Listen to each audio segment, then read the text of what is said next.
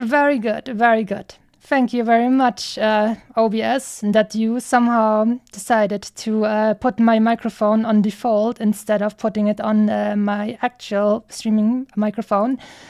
But anyways, thank you guys for telling me. But also, I'm just gonna pretend this never happened because it's OBS's fault. Frickin' hell!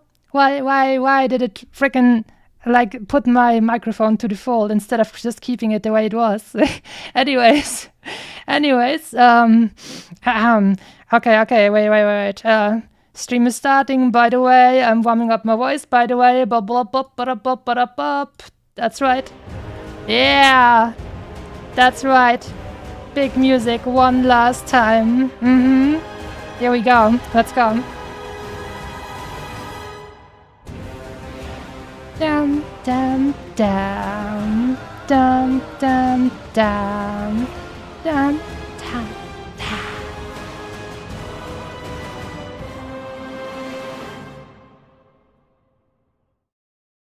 All right, friends, thank you so much for being here. This is the first time I'm saying my intro today because the OBS totally didn't reset my freaking microphone for absolutely no reason. So thank you guys so much for being here. Today is gonna be great. It's gonna be tasty and beautiful because today we're gonna play to level 60 or we're gonna die trying. It's gonna be very good. So thank you guys for being here in such a numerous freaking amount. I'm very happy about that. So, good day to you guys. Not one more time, but for the first time, obviously, today. That's right. Perfect. No scuff. And that's why it's gonna be all right. We've come a long way from level 1 to level 21, and then from level 1 to level 58 now, but today I'm gonna play until the end, so to say. So, hope you all had a good weekend so far, and now I'm gonna start the good stuff. So, thank you guys very much. Railgun, Bangalta, Johnny Cat, SwitchX Gaming. Thank you guys for being here earlier as well. Just in the second that I started streaming, imagine that. Crazy. Good thing. But here we go. Finally, it is time to jump into the gameplay. We are, of course, as always, jumping into it in Orgrimmar. Here we are. Alright. Today, our first thing we're gonna do is level up. That's right, because look at that tasty Grizzlebutt XP we got over here. Tasty XP bar.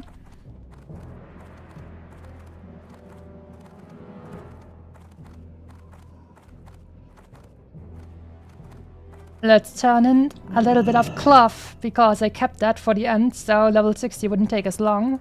In these trying times, a simple donation of cloth can go a long way to I have to get the stuff out of my bank. Whoopsie. Cloth goes a long way to making garments and bandages. Both important That's right. for the war effort. Very important for the war effort, that's right.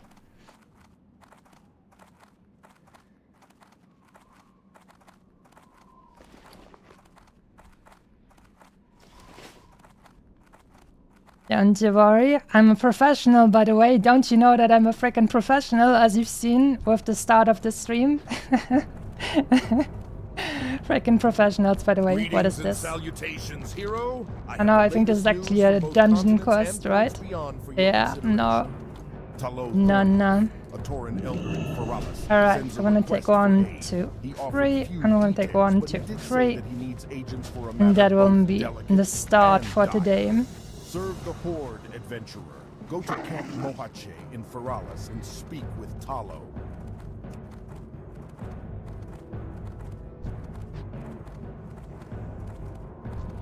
Run. what I've been thinking about for the first time today, by the way, and not while I was muted, because I'm never muted, of course. Because actually, I mean, technically I wasn't muted. It just was that OBS reset my microphone. That's why it took so long to get this thing working, because I was like, wait, what? I'm not muted. What is going on? What is the problem? But I thought about the fact that it took me more than 200 hours now, and it's crazy. I didn't think it would take this long. Alright, okay. Wonderful. Wonderful, bam. Alright, friends, I just got level 60. Stream's over. Thanks for coming. Goodbye. Just kidding, it's level 59. There you go. Alright, we're putting one more point into Enrage. And the final point will then be at max level. And Rune Cloth as well. Some tasty XP. We're starting off strong. Here we go.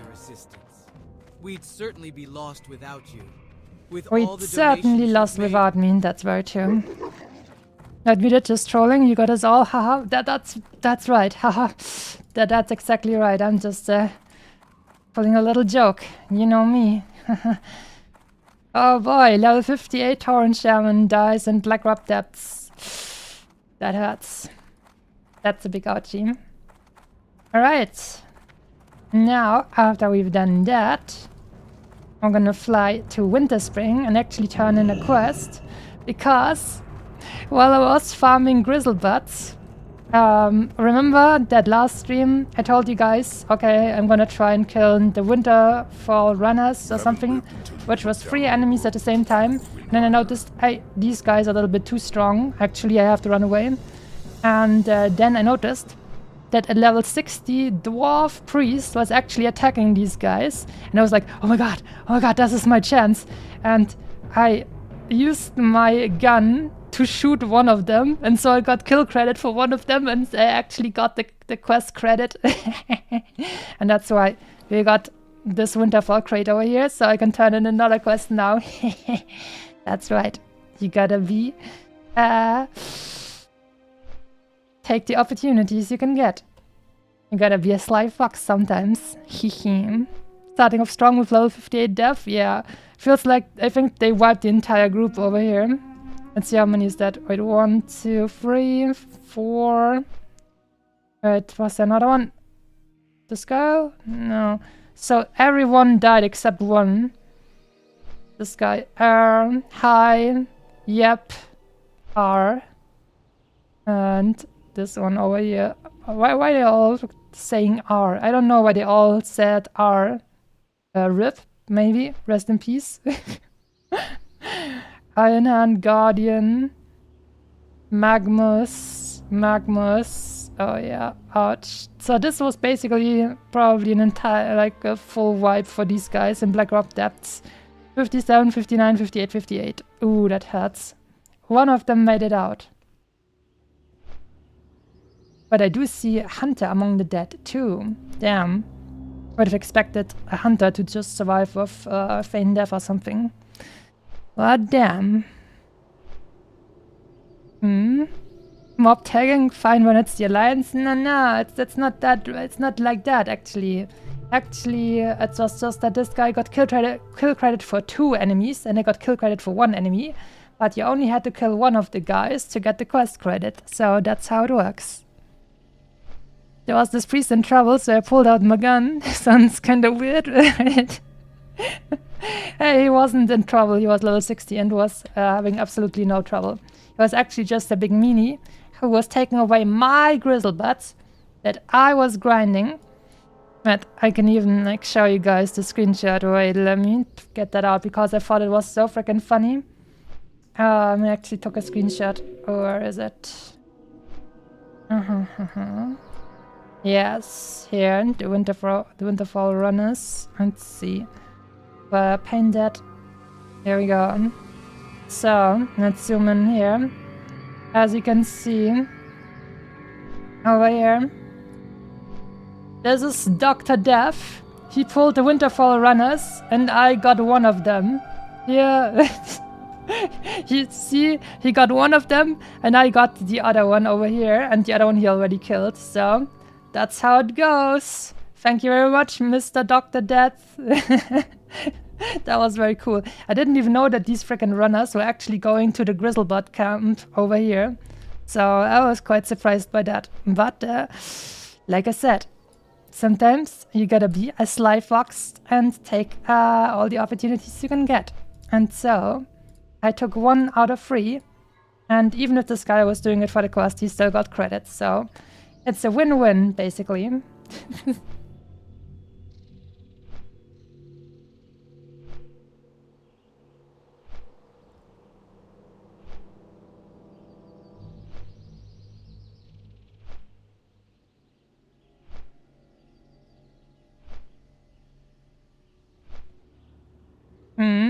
Oh, I understand. Doesn't understand it all. It's fine, Jenny Cat. It's fine.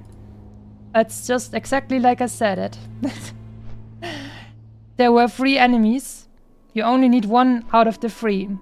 So I took 1 out of the 3 that this guy was killing. And we were both fine. That's all there is to it. Nothing to understand there. Just good teamwork. That's right. We're being a good neighbor. That is all there is to it. Perfect. Perfect. The way it works is that if you deal damage to an enemy, that is now bound to you, and you will get the XP and the loot for killing that enemy. But I managed to pull out my gun and deal damage to 1 out of the 3 fast enough so that the priest wouldn't deal damage to him. So, fine. I just sit here and watch without understanding anything? Don't worry. It's fine. It was just 200 hours of stuff. We still have our War Chief's Blessing world buff as well. So maybe we'll start off with a bunch of Grizzlebot fun. Also, I'm definitely gonna have to be careful as well, because still, there's a bunch of people who die, and at some point we're gonna have to get to that part of the quest where we're gonna get attacked or something, so we're gonna have to be very vigilant. Very vigilant. But I've got Potion and Fear, and I've got Shield Wall, so that should be no problem. We're gonna be fine, don't you worry.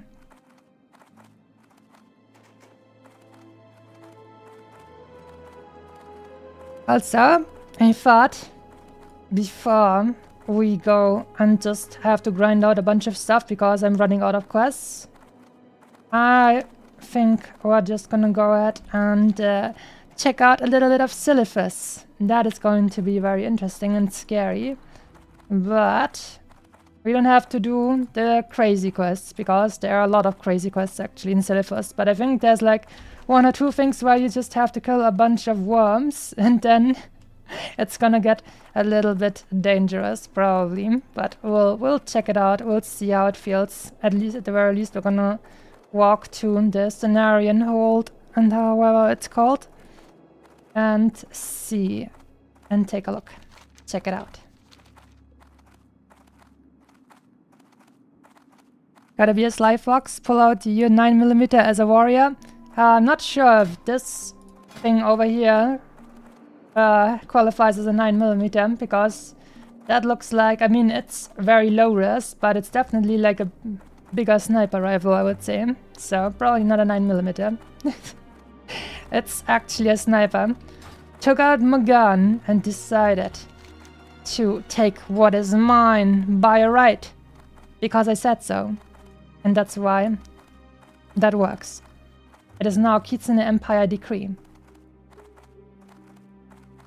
Ah, what a beautiful weekend we have. Lots of fresh meat in the devlog. Let's read a bit of that. AoE farming? Not anymore, you're not. Last words, AoE farming. Well, guess we knew how that turned out. And see, do we have anything else? Any other last words? Hi. Oh yeah, that was the guys who died in frickin' Blackrock Depths. Last words, Crescent Staff. Wouldn't really take a lot of time to appreciate that loot, I guess. Let's see. Can't close the quest? Don't worry, my dude. It's not important anymore. And do we have over here? That was everything. So far, at least. AoE farming Sasugane? Yes.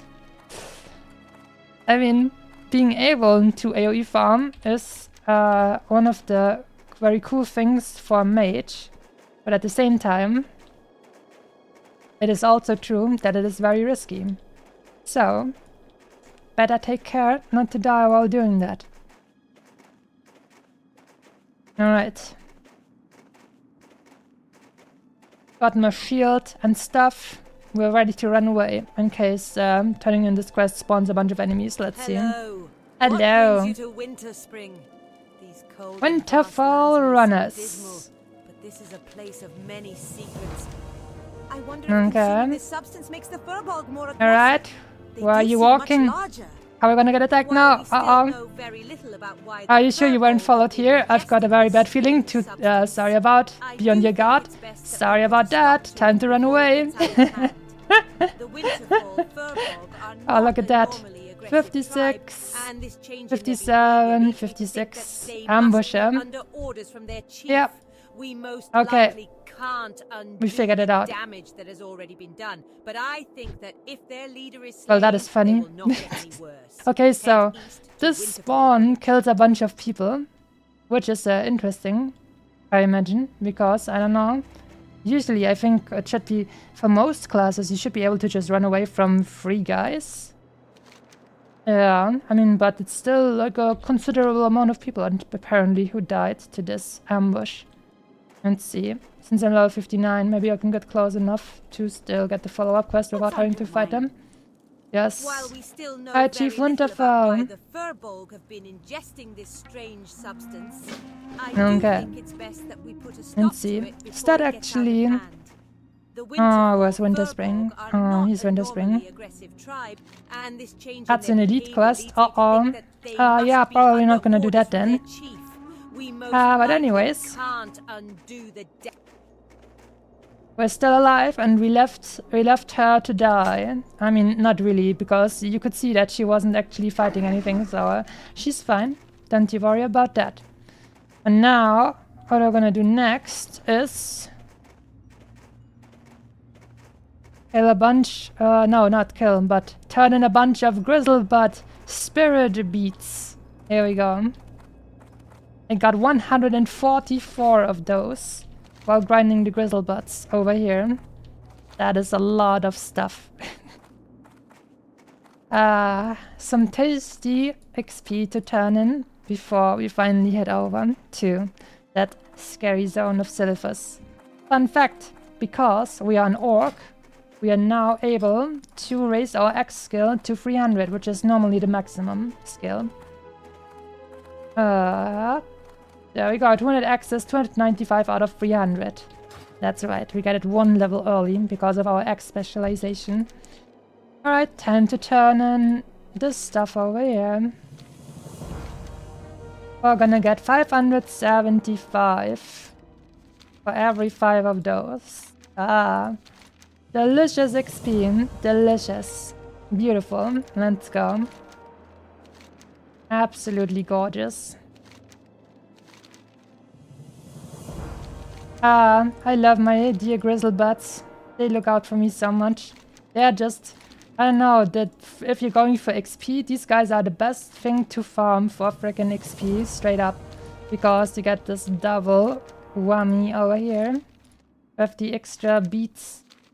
I mean, we had like 150 or something, so you have to realize how many of those guys are actually freaking killed. Because you don't get spirit beats for every single kill. So I probably killed at least 300 or so. And that's just recently for 58 to 59. Imagine how many Grizzlebutts I freaking farmed in this entire playthrough. Definitely over 1,000. The Grizzle side. The Grizzle side. But I only did it for my Grizzlebutt friends over here in the Timbermore Hold.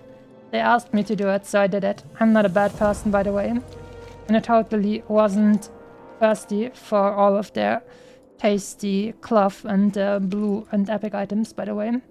That's right. I'm a very good person. I just did it because they asked me to. Alright. Now we have that match. Can you even see that? You can only see a little bit of the rested XP we have behind my tails. But I have, let me show you, I have 1, 2, 3 boxes of XP now, actually, behind my tails. And then we have 2 boxes and like 20% of another box in rested XP. Alright, let's see. Let's actually go ahead. Should we use our War Chief's blessing to just start and get a few of the grizzle buds? Because the traveling time to go to Silithus is probably going to take me 15 minutes just to get down here. So it's probably better if I just use this stuff over here. And then we're gonna go down. Scenarios over here as well on Twitch. Good day to you. Hope you're doing well.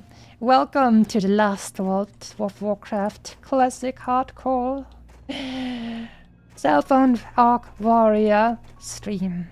Damn, that is a mouthful.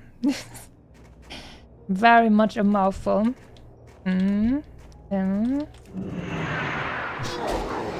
Alright, friends. Give me some of that tasty level up stuff. Defense and axe skill. Here we go. Here we go. On Twitch, and also started a hardcore run for the LOLs yesterday. Oh boy. What class are you playing, Scenario? Oh shit, Moonflare, no! Yeah.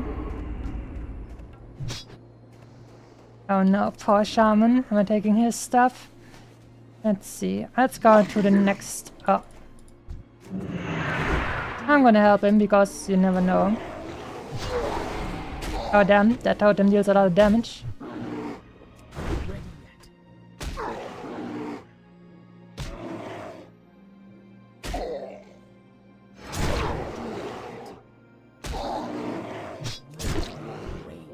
Alright friends, help yourself. Oh, Scenario is playing a paladin, PE skipper and cellphone, so you don't insta-hate me for PE skipper subclass.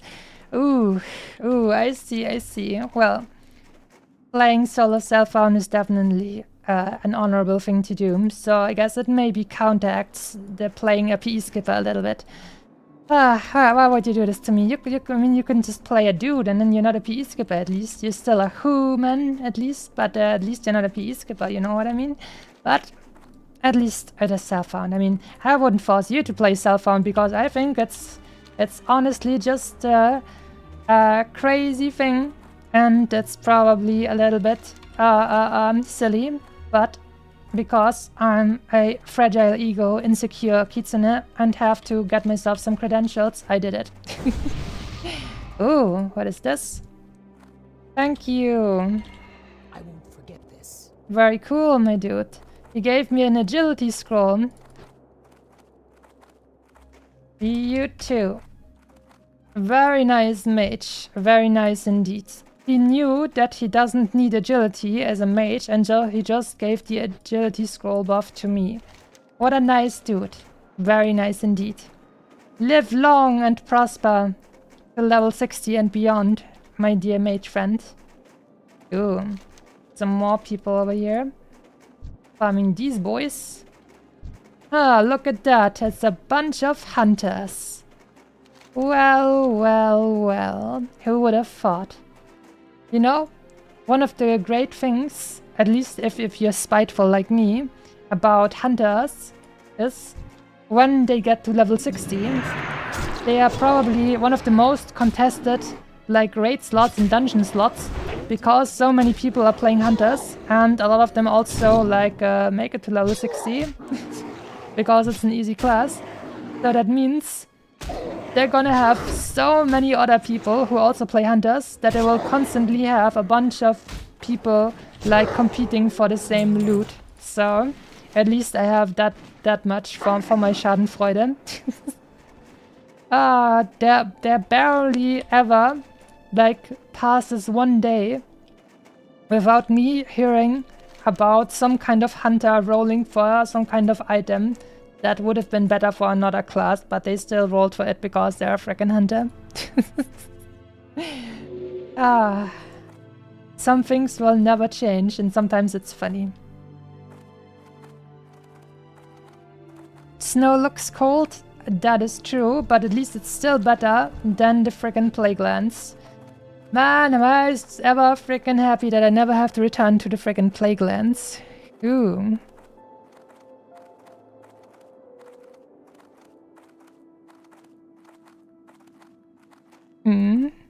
I was like, well, why not start another HC playthrough? This character almost ended.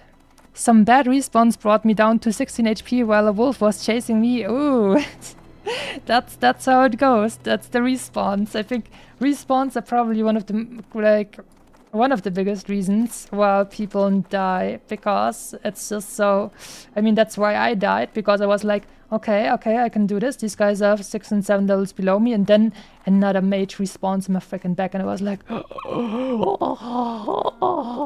my god. Yeah.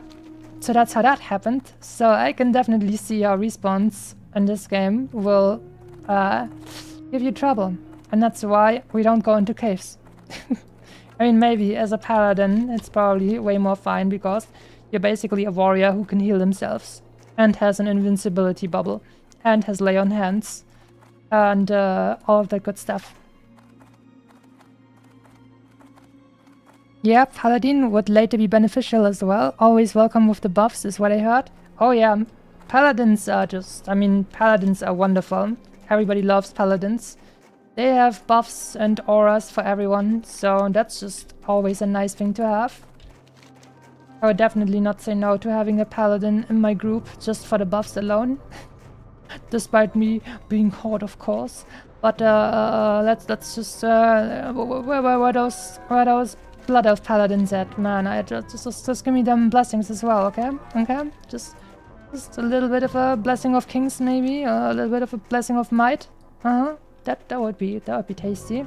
I'm just saying, I wouldn't say no to a little bit of tasty buffs. Just saying. Alright. 23 minutes left of the War Chief's blessing. Let's do what I've been doing for 10 trillion hours already. Getting a bunch of grizzlebuts killed.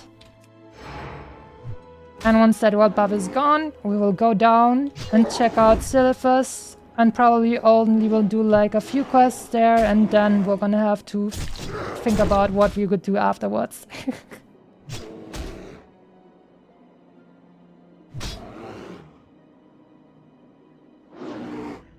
Like, yesterday I was watching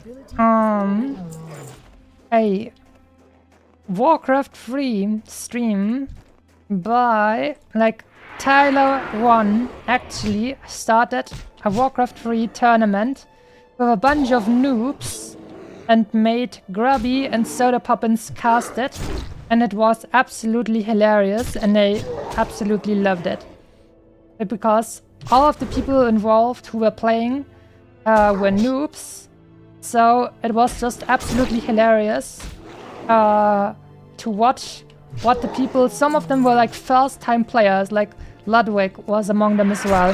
He was a first time player. It was so freaking unfair because Tyler had already like started, I don't know, doing a little bit of practicing for it, and a bunch of people just had absolutely no training and just went in there with no knowledge about the game at all.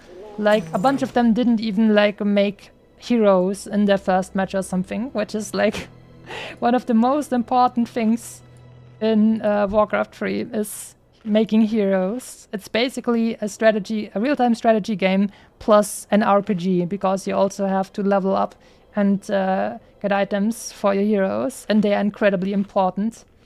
And it was just absolutely magnificent. It was so much fun to watch. I loved it. It was beautiful. So much fun to be had.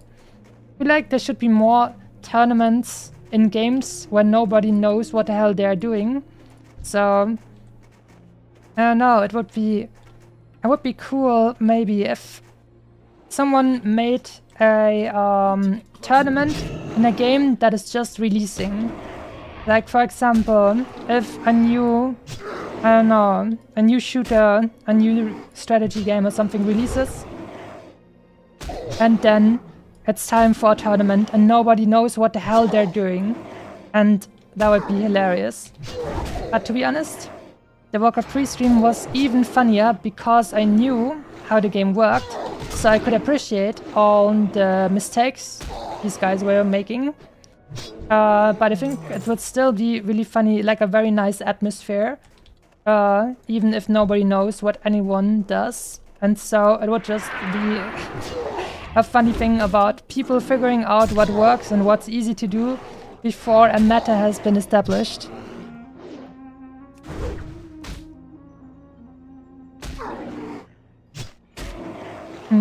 Paladins don't only have Bubble and Lay on Hands and healing, they also have another Bubble skill. Ah, yes. Right, what was that called? I think you wrote it. Blessing of Defense, something like that. Yes, exactly. But can you do that on yourself as well? I think there's like a downtime. If you use like your bubble, you can use Blessing of Defense for 1 minute or something like that. Maybe 30 seconds. I think it was something like that. I'm not sure because I think I've only ever played Paladin in Classic Era until like level 30 or something. But I think it was something around that. If you would walk past me ever, I would buff you. I mean, if that worked, if you want to buff a Horde character as an Alliance player, if that worked, that would be cool. I mean, we're playing on a non-PvP server after all, since it's hardcore mode. But it would still be funny. But I mean, one of the funniest moments so far was a priest hunting me for like 30 seconds to give me power word fortitude. He even whispered me like, wait. That is a very nice person. Like, aggressively nice person, actually. That is cool.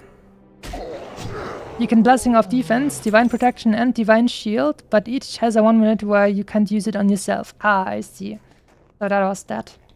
A 1 minute cooldown, basically. Or not really a cooldown that is shared, but more like a debuff that makes you not be able to use any of the others, and you've already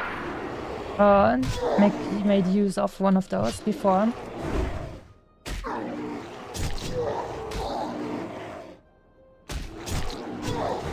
Tasty times. Don't you worry, my dear Grizzlebutts. I'll probably return at some point in this stream, because I'm pretty sure we're gonna run out of quests. Because I've checked out Silithus just a little bit, and it's a very like dangerous place. It is very dangerous. So we're not actually gonna go too deep into it, to be honest, because that just invites trouble. And unfortunately, we're not a rogue and we're not a mage and we're not a hunter. So a bunch of these things will like definitely kill you. Like, for example, something I've never known before. I've been like with my shaman, who I leveled, my only other level 60 character I've ever had. I was in Silithus for a little bit, but I didn't even know that there's actually a big patrol of riders in Silithus. I think it was like in the southwest or southeast or something, where like eight enemies at the same time are running around on mounts, basically with 100% extra move speed. And these guys, it's absolutely ridiculous. Like, these guys will just come and instantly get to you, and there's no way to like run away from them because they're so incredibly freaking fast. Like, and if there's 8 enemies that are trying to hunt you down, how are you gonna survive that? That is crazy. I mean, I recently tried out like killing 3 enemies with retaliation together, and it got too dangerous for my taste, so I decided to run away. But damn, boy. And I just checked over here. My fear ability with 3 minutes cooldown actually can't fear all of the enemies that would be attacking me from that patrol, from these rider patrols. Because it says, causing the targeted enemy to cover in fear. Up to 5 total nearby enemies will flee in fear. So that means I can, like, at most fear 6 people. Like 1 cowers and 5 will get feared away from me. So that means I couldn't even fear all of the enemies that would be running towards me in that case. So always gotta be hyper mega giga vigilant there. And I don't wanna, because I'm just a freaking warrior. These guys come riding towards me with freaking mount speed. I'm gonna have to turn around and run in like a way that they won't actually aggro me, but sometimes I don't know if I'll actually have enough reaction time. Because you've seen that these guys, like freaking the draw distance in this game, I don't know, I can only see enemies spawning up to here, and up to here I already can't see any enemies anymore. That means I have like only like probably 4 seconds from spotting these guys to try and run away. It's like I'm playing freaking World of Warships and I have a bunch of deep water torpedoes coming my way. I only have a certain amount of actual like time I can like use for some reaction time. First I have to spot them, and then I have to have enough time to actually dodge them too, and that is not a guarantee, and it's pretty damn scary. Also, how about we just drink some winterfall firewater, because these guys are actually dropping that if you kill hundreds of them.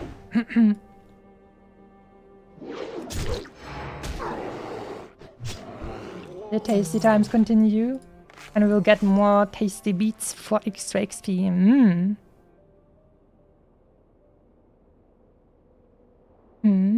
Oh, Scenary.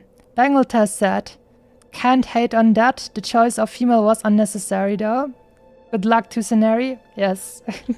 Good luck to your hardcore playthrough, self-found paladin.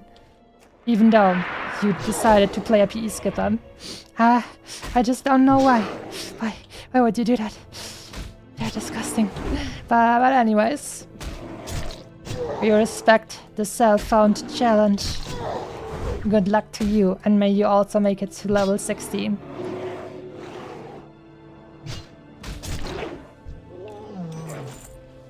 I guess it would make sense, like, if I wanted to level up any character, and I just wanted to do it while watching a bunch of movies or something, I'd probably also pick either Paladin or Hunter or something like that. Because with those guys, I can just put on a freaking, a video or a movie on my second monitor, and then I could just decide to... Damn it. Wanted to stun him before he gets us here. But then, like, from a Paladin gameplay perspective, it would be so incredibly chill, because you literally don't have to do anything. You click one button, which is like your sigil, and maybe one judgment button or something like that, and then you just wait for the auto attacks to finish and handle the rest, which means you have a lot of time to not look at your freaking bar and instead look at your second monitor to watch a nice movie or some, of course, a beautiful stream of your favorite streamer of choice, obviously. That's right. But also, and on top of that, you can even, you have a bunch of oh shit buttons, which are super freaking chill. So that sounds really nice, actually. I think since I'm an insecure Wutsune, obviously, I had to do it with a warrior, just so I can prove to people, yes, I can play a 20-year-old game, by the way. But after this, like, once we're done with this challenge, I'm like, I will do whatever I want, and however freaking cowardly and easy and simple it is, I will say, doesn't matter, because I have already done this challenge beforehand. Let's go, baby! I'll be free to be the most lazy, the most cheeky, and the most just cowardly as much as I want.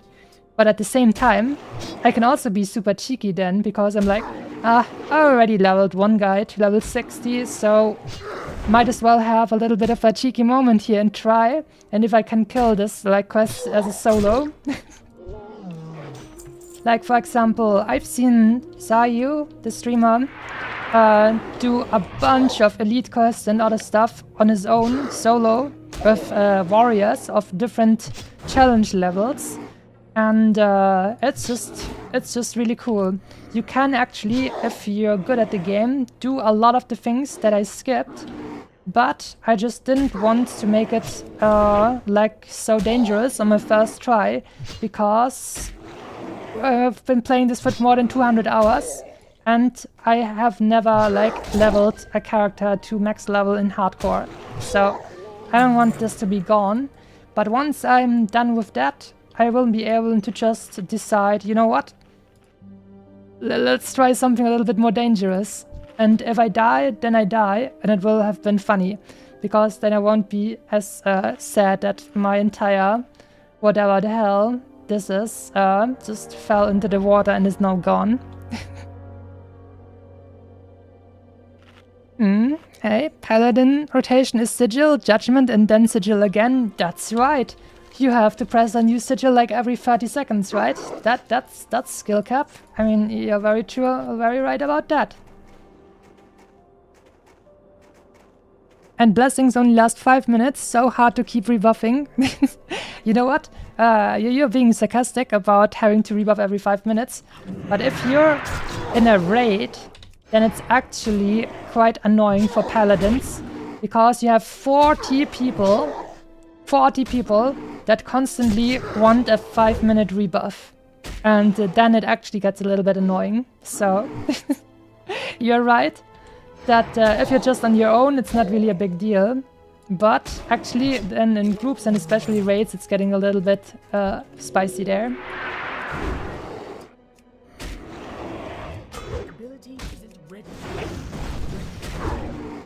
8 minutes left of the Great War Chief's Blessing buff. It's crazy that these guys are still beating the shit out of me, to be honest with you. Level 55, by the way. Green, and I'm level 59. They're still parrying me, they're still critting me. Like, something I've learned while playing this character to this level is actually that in the past I pretty much underestimated how small the escalation of power is actually.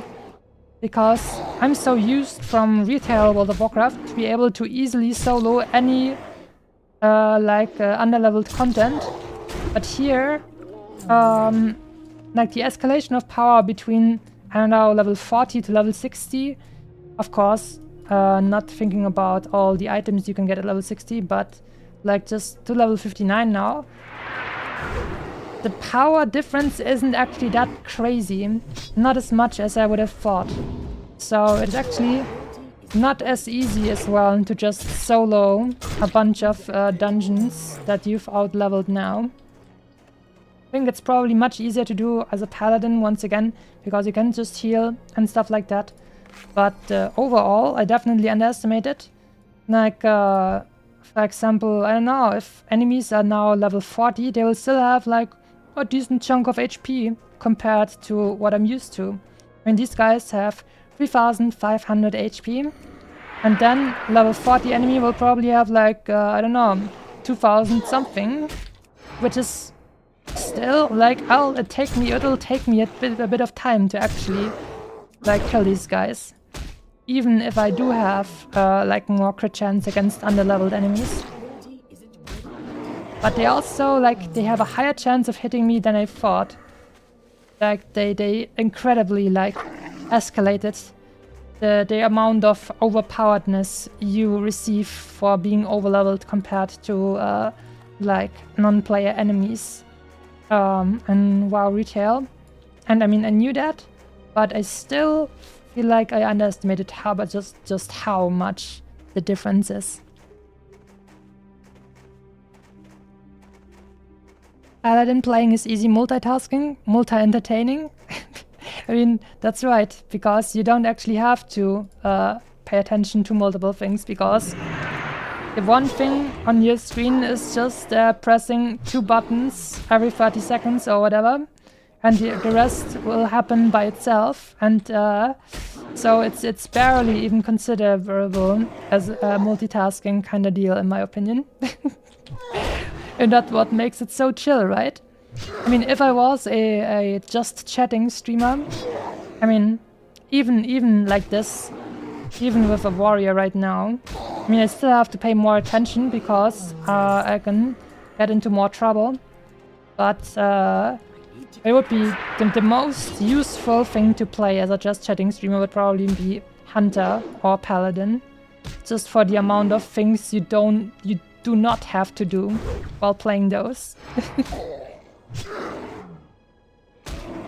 You play this class not for the things it can do, but for the things you don't have to do. At least in Classic. I'm not sure how Paladins felt in the Burning Crusade. But at the very least, in World of Warcraft Classic, it's definitely like Paladins, damn. Wow.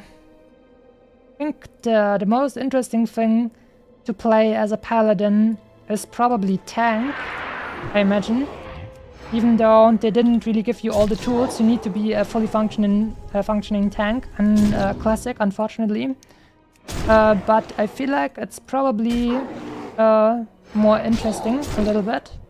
And I mean, healing is healing, and Paladins don't really have a big amount of different healing spells. Like, how many healing spells does a Paladin actually have? They have the normal Holy Light, which is like the long cast time heal. They have Flash of Light, which is their fast heal, like 1.5 seconds or something like that. And then they have like I don't know, Holy Shock or something, which is their final talent in the Holy Tree. And then, I mean, it's not a normal regular healing spell, but technically it also heals Lay on Hands, but that's just a cooldown, basically, I think 1 hour cooldown, which heals them for your max HP. But yeah, do Paladins actually have more healing spells in Classic than just those 3? I mean, regular healing spells? Holy Light, Flash of Light, and I don't know, Holy Shock or whatever that's called. That is actually hilarious to think about. It's literally just a 3 button spec for healing. And I mean, of course, then sometimes you can also like dish out a Blessing of Protection or something like that, but just your normal healing rotation, so to say. We can't even call it a freaking rotation. But I think tanking is probably the most interesting playstyle for Paladins in terms of gameplay, even though I've never tried it. But it sounds like kind of more interesting. I don't actually know how that works. But something that I've heard people say, which I found very interesting actually, is it would be cool to be able to play World of Warcraft Classic, but with the talent changes that came with the World of Warcraft, the Burning Crusade expansion. So basically the pre-patch changed talents and abilities and so around, and it enabled actually a bunch of specs that didn't really work well before, like for example Balance Druids, Moonkin Druids. It enabled them to actually also be like pretty viable at the game. Because right now, the trouble with Moonkin players in raids, I believe, is that they just don't have enough mana. They run out of mana extremely quickly, and then they just don't deal damage anymore. Which is, of course, like a big bad thing. Because if you're a damage dealer that doesn't deal damage, what are you? Useless. So that is one of the problems. And also, I mean, we would also have to change around maybe some of the itemization as well in order to make it work, because if you're playing a Feral Druid, you actually, if you're max level, if you're level 60 and you're playing a Feral Druid, you have to go into this level 30 to 40 dungeon, Nomarigan, and you have to do it and grind a certain boss in a low level dungeon just because it has one weapon that has like a bunch, it has 3 uses. Like it has like an effect that you can only use 3 times. And that means, and for some reason, because it's like fucky freaking math in this old game, but people figured out if you use this, you have basically your best in slot weapon. And it's a level 30 freaking, I don't know, or level 35 weapon out of a freaking dungeon. So you basically have to solo run this low level dungeon a bunch of times a day in order to farm this weapon. So you can you have like, I don't know, you have to like use this weapon freaking 5 times per raid or something like that. And you need this in order to be viable, which is hilarious and stupid and annoying. So if Blizzard actually wanted to make the at the moment troll specs viable, they would not only have to change the talents and a little bit of the abilities, but also the fact that they have no items that drop for them pretty much. Which is like a very bad really thing. This is just, imagine your spec is a meme spec because you don't have enough mana to do anything. And then on top of that, you don't even get items that work well for you. Nice, let's go. So what I would propose is, if they wanted to do this change with getting the Burning Crusade talents that pretty much help a lot of the specs to actually be viable, then they should also like maybe add some new dungeons or something where these guys, like all the meme specs, are allowed to actually get some new items that aren't overpowered, but at least they work. They make their class at least a little bit viable. And on top of that, I think they should do the same thing they did with Burning Crusade, which is that when you get your tier items from the raids, like the tier armor sets, you don't actually only get them for one single spec, because for example like shamans and druids in this game in Classic only get armor set for healing spec, and they don't get it for enhancement or for elemental. And in Burning Crusade, I think it was, that it started, you got one item, and with that item you could actually decide whether you wanted to get the damage armor set or the healing armor set or the tanking armor set or something like that. And I think they should just add different versions of the tier sets on World of Warcraft Classic for the different specs, for the meme specs as well. I think that would be a good deal. Yeah, what do you want? Yeah, what do you want? Frost Saber tuning, wait, what? This got me 1 gold, 50 silver. Leatherworking thingy. Damn. Nice, nice drop. 1 gold, 50 silver for nothing. Alright. Alright. We made it this far. Time to now teleport to Orgrimmar. And then we go bam and we fly to frickin' Silphus. Gonna take a little while maybe.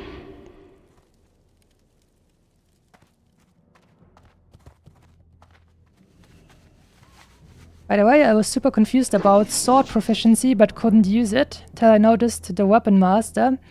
Ah, wait. Oh, so paladins start with hammers in like 2-handed hammers, right? And you don't... That's funny that you don't actually still have to go to a weapon master to learn swords, because it feels so iconic actually.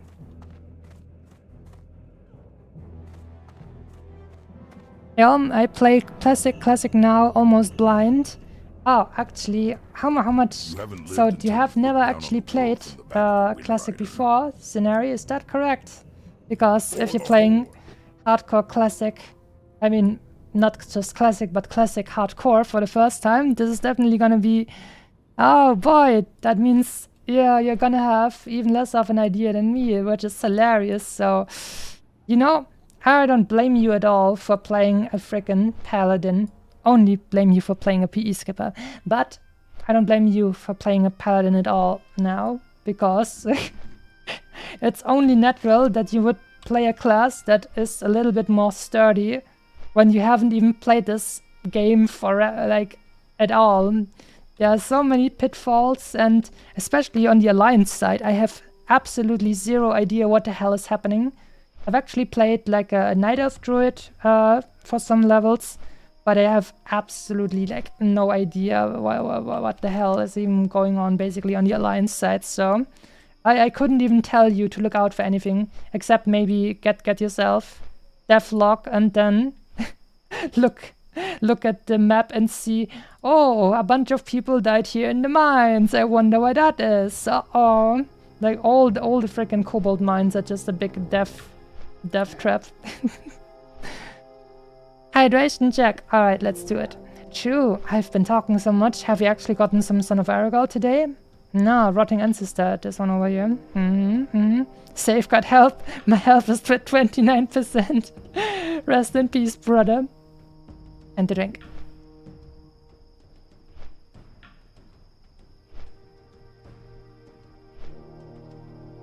Never played Classic before. Not going with devlog. Oh boy, so you don't even know like a bunch of the red zones, so it's gonna be even more spicy. Good luck to you, and report back to us if anything funny happens. Ah. Like, I thought about the fact that I definitely, like I said, I have maybe a bunch of other games that I want to play now, since I've marathoned Hardcore Classic for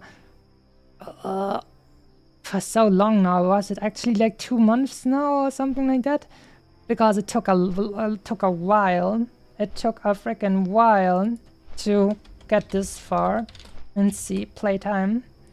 Yeah, 9 days, 12 hours so far. Let's get that calculator. Here we go. Okay, 9 times 24. 216 plus 12. So now we're at 228 hours. 228 hours! Oh my god. Damn. I mean, as you can see, we also like skipped a bunch of freaking quests. But you gotta do what you gotta do. You wanna stay alive as a self-found warrior. And that's how it goes. I like the spice. Alright, then look forward to that, because, I mean, you already got a little bit of spice, right? Because, wait, let me scroll up. I think you said you were like at 24 HP. 16 HP you've been so far. So yeah, you already got a little bit of spice, and it's only gonna get more spicy from now on. I mean, you said you're not using devlog, but are you using any add-ons in general?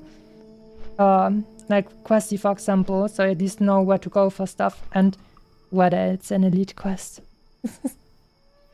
Because, I mean, actually, I think paladins probably can solo a bunch of elites, because you're just standing around, you auto-attack the enemy, and you only use your sigils, and if you need heal, you heal yourself, and sounds relatively chill. So far, no add-ons, I see, so just a purist run. Damn, that's nice. Good luck. That's a decent playtime, Lamau, yeah. 228 hours. And we're not even completely done yet. Yeah. Ooh.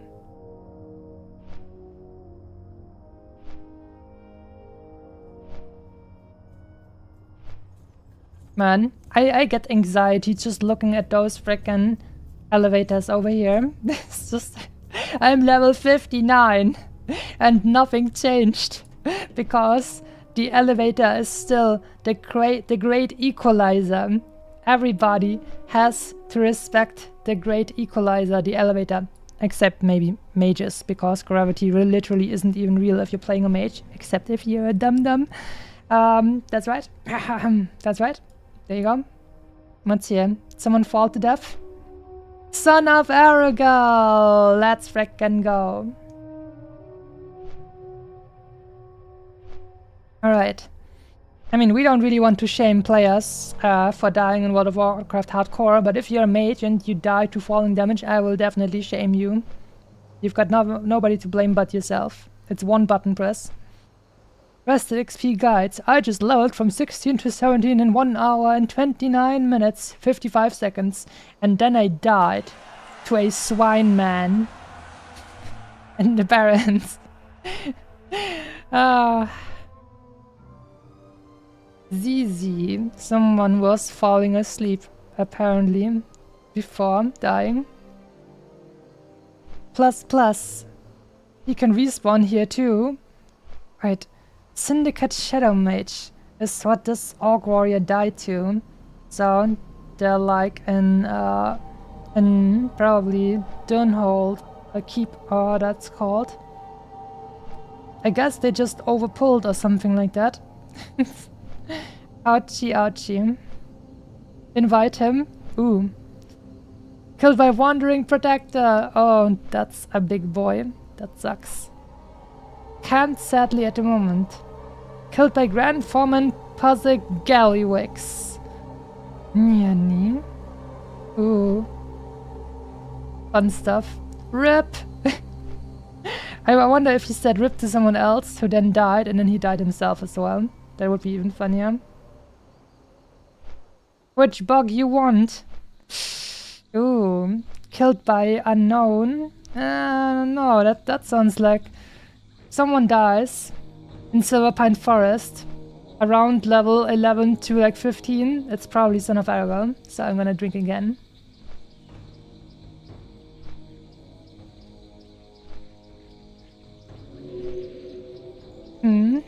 Hey, I gotta make up for the PE skipper subclass. I guess that's true.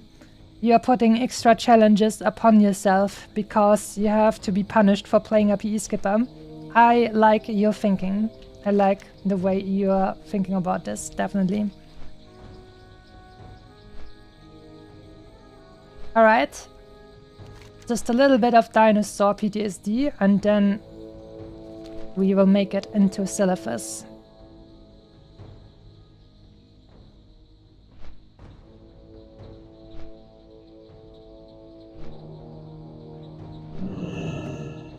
Alright. Alright.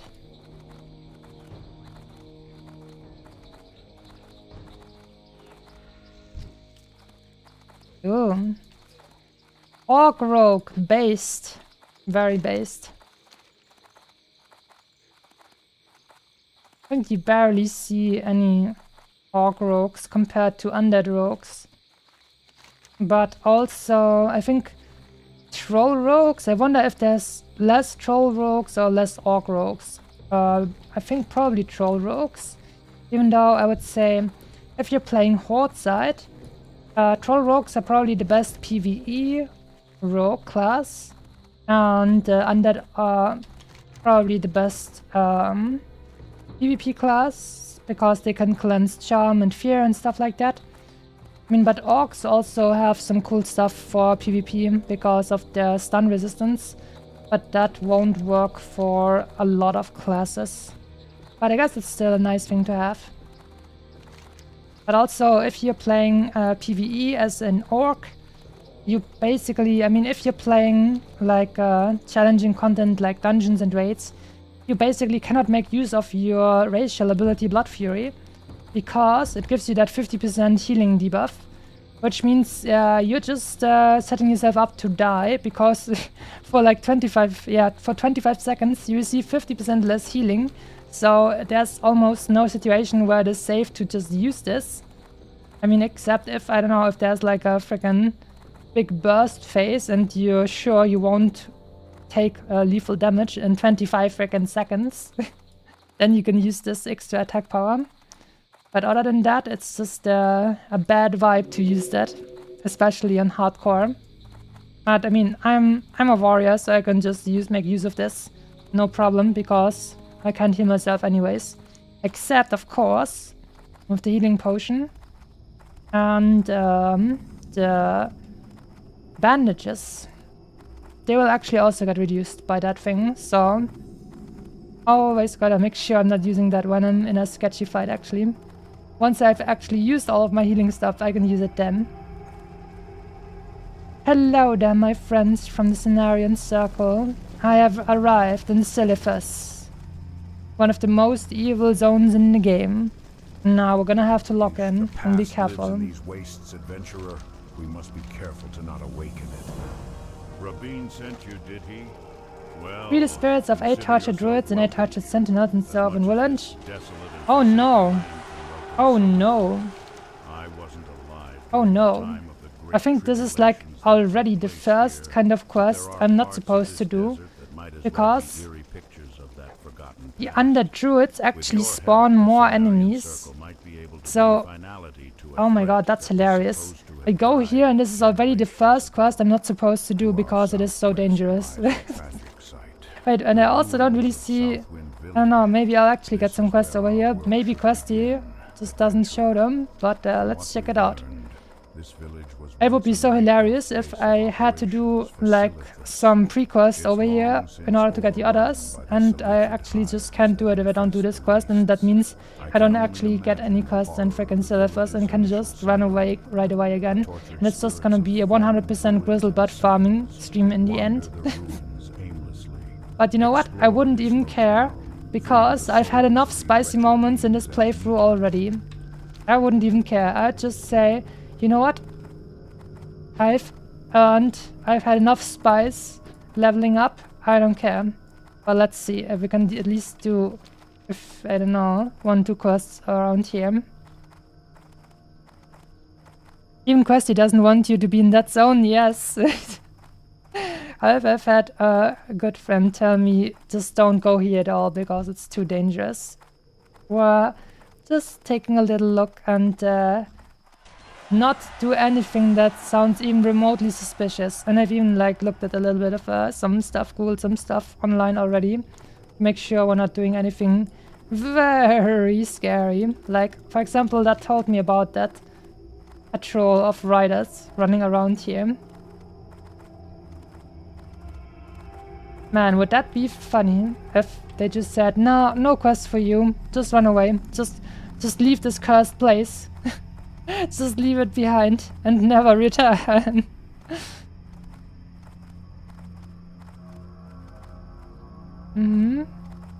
Also, I've seen a dev clip of someone right-clicking this innkeeper over here, and for some reason they were like at war with the Cenarian Circle. Let me check.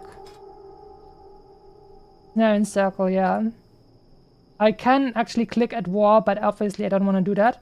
But they right-clicked this innkeeper, attacked them, and then these level 60 elites with 24,000 HP all ran there and started killing them. So,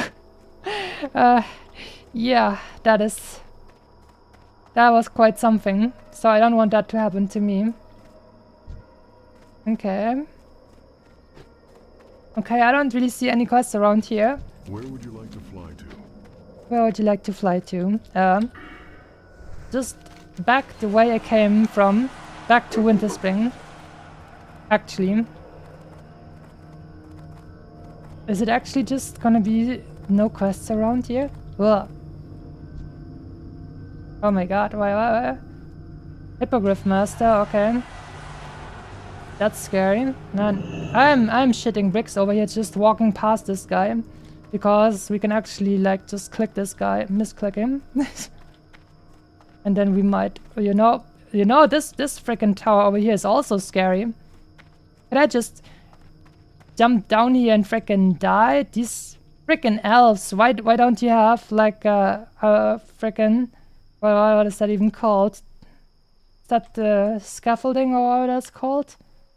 I'm not sure actually, but this guy also doesn't have a quest, so actually, people just don't want me to quest in Silithus, apparently. I have no idea how that works. So, guess this is gonna be a grinding stream after all. I guess then that would mean that we're just having some fun and talking about the good old times while we're getting to level 60. I literally don't know what I have to do. Is it really that just this quest over here unlocks all the other ones? I'm not sure. Let me at least see. Let me at least see that one.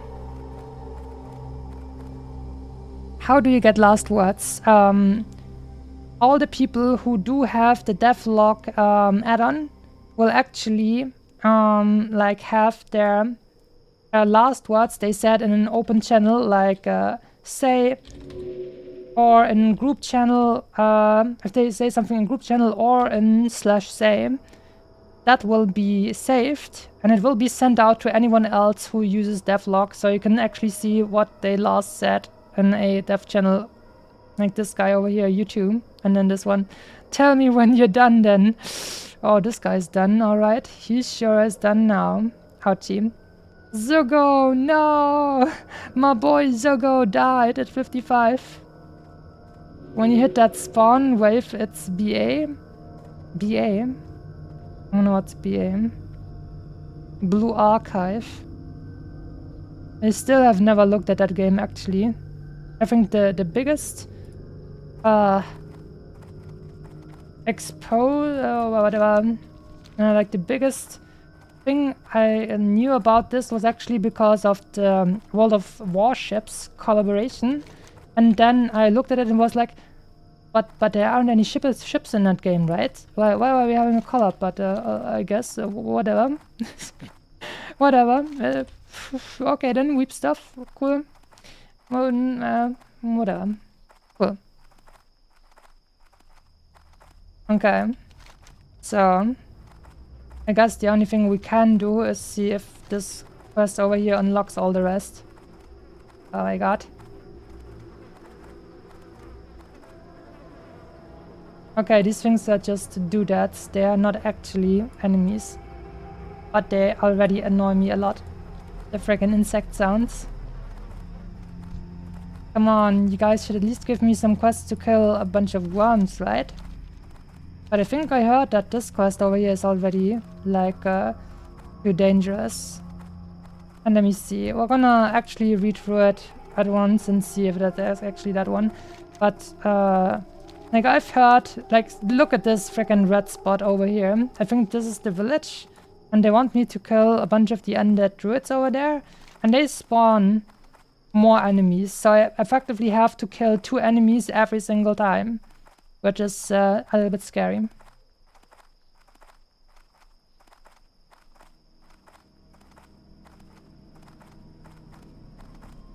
No way. Nice weather. Level 57 Orc Rogue dies by drowning in Stormwind City. This guy must have been trolling because... What the hell? He's in the enemy capital city and he drowns. This guy must have been trolling. He should have just waited until level 60 until he, like, trolled. Okay, let me read this quest again. To our southwest lies a tragic sight, the ruins of Southwind Village. This is where our work should begin, yes, I mean. From what we've learned, this village was once a night elf base of operations for Silithus. It's long since overrun by the Silithid hives that infest the wastes. I can only imagine the horror of the village's initial sundering. The tortured spirits of fallen druids and sentinels wander the ruins aimlessly. Explore this locale, freeing the souls of these wretched beings as needed. Okay. Kill them, and then return. I'll at least... Oh yeah. This is exactly this one. This is exactly the one. I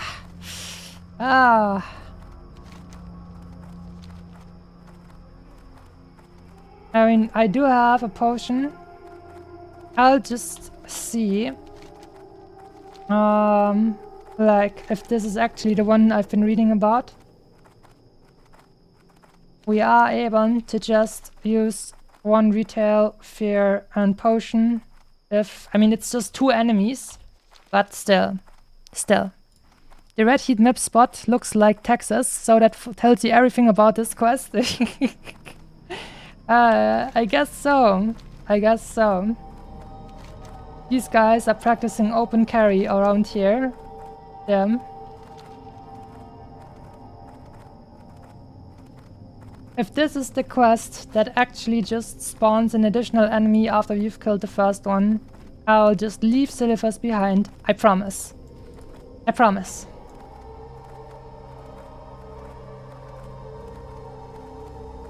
Also, I've heard there are also roaming elites around here, so in general in Silithus, so I promise it to you guys now. This is actually the evil quest that spawns multiple enemies after you've killed the first one. We're just gonna leave it and we're gonna go back probably to Winterspring or something like that. Okay, friend, let's see. Orchard Druid. Okay, we're not using Blood Fury because we might have to use our frickin'... No. Oh, the undead guy can still heal themselves, damn. Ouch! Oh my god, that caster damage! That's a lot of damage! Oh yeah, oh, this is the quest. This is the one.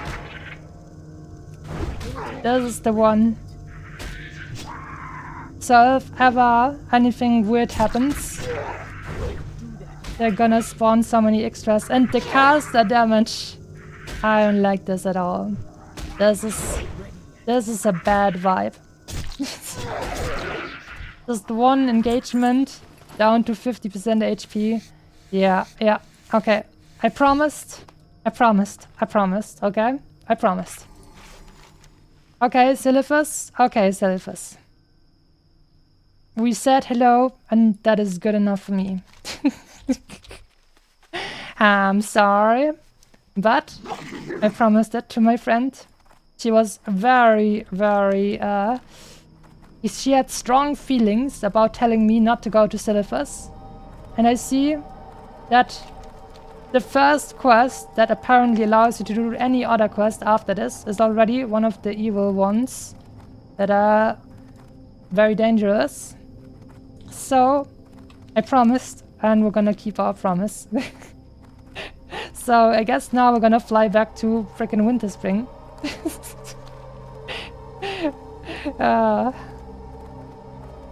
Is there really no other thing that I've not done yet, actually? Is there like one more Nephanus quest I haven't done yet, I think? And where was that? Eastern Plaguelands. Yes. Okay, no. Okay, I guess I just didn't accept the quest. Wanna tank full Blackrock Deeps run. Sorry, don't want to, but good luck to you guys.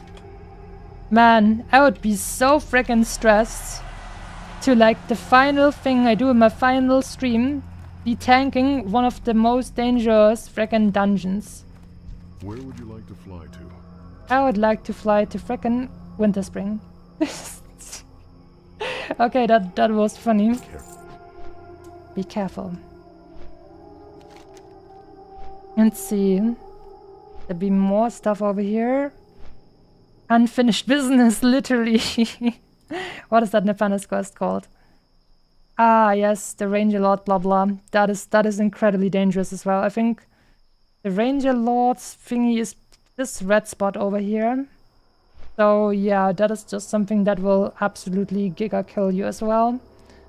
So I guess we're just gonna have a nice and beautiful just chatting stream today, and then we walk back. Well, anyways, that's nice too. I guess Texas told me, hey, you're not welcome here, and I said, you know what? Okay, that's fine. You do you, and I go back to my grizzle butts.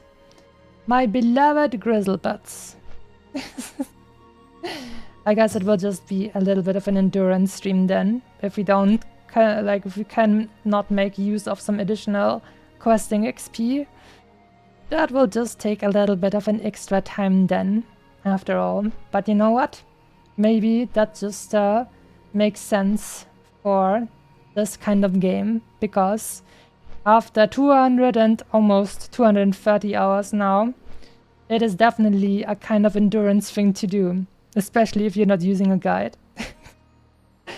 I have to think about this. If actually I used a guide, I'd probably have spent at least 50 hours less, I imagine. At least 50 hours, I imagine. Because look at all the quests that are now green that I still have over here. And my freaking quest log and stuff like that. Kept a bunch of low thingies and others here as well. And now it's just... Yeah. That's just some dangerous stuff.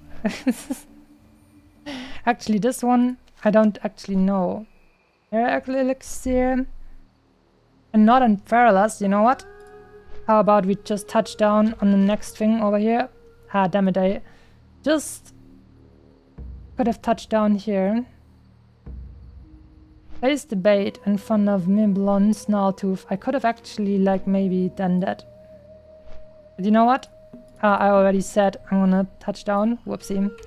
Well, anyways. I guess now that we're flying away, it takes more time to get there than it would take to, the quest probably doesn't even give me as much XP as I would have gotten if I just kept flying and then killed more stuff and Winter Spring in the meantime.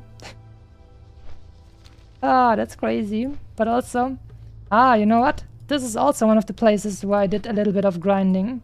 Killed a bunch of these centaurs over here. It's making me nostalgic now.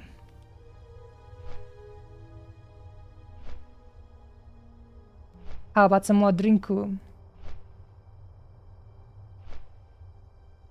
So yeah, I think one of the things I was talking about before all of this, once I think when Son of Aragorn interrupted me or something like that, I'm still not sure what I want to level next, but I think my highest chance of what I want to do next, if I want to play more World of Warcraft Hardcore, is probably gonna be a mage, because mage is basically the hero class of World of Warcraft Classic. You have incredible capabilities and quality of life options. It's just gonna be, gonna be the biggest whiplash you can possibly have. Going from a self-found warrior to a non-self-found mage, all of that freaking convenience and power and safety we're gonna have is gonna be freaking off the charts. So that sounds like a good deal to me. Like I said before, we have a bunch of games I would maybe like to spend some time with again after this big marathon. But I still feel I don't know, trying again, maybe with another class now. And with less stuff to go through. Don't forget the mana gem. Yes, and Robe of the Archmage as well. Level 1 Blizzard. You know, one of the funniest things about that is when people were talking about the pirate software stuff. And then they just showed a clip actually that I didn't know. I hadn't seen it before.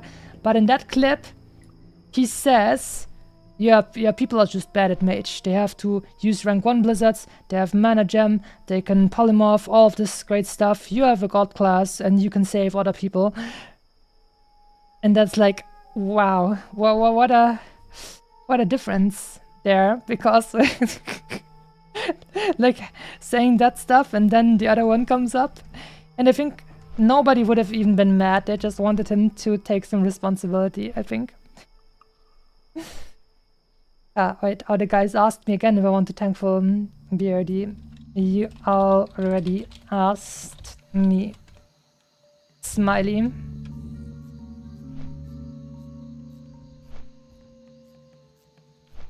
The Mao, yeah, it looked really bad for him. Yeah, it's just... I mean, I wasn't... I don't know, I feel like I wasn't as, like, how do I say this?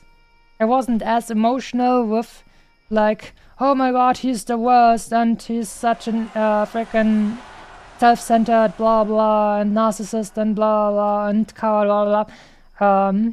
But I still think after hearing that, like, clip, that is pretty damning. It is pretty damning to just have that clip of you, and then in the next situation where you could exactly use all the stuff that you were talking about, not using it, that was rough. That was very rough.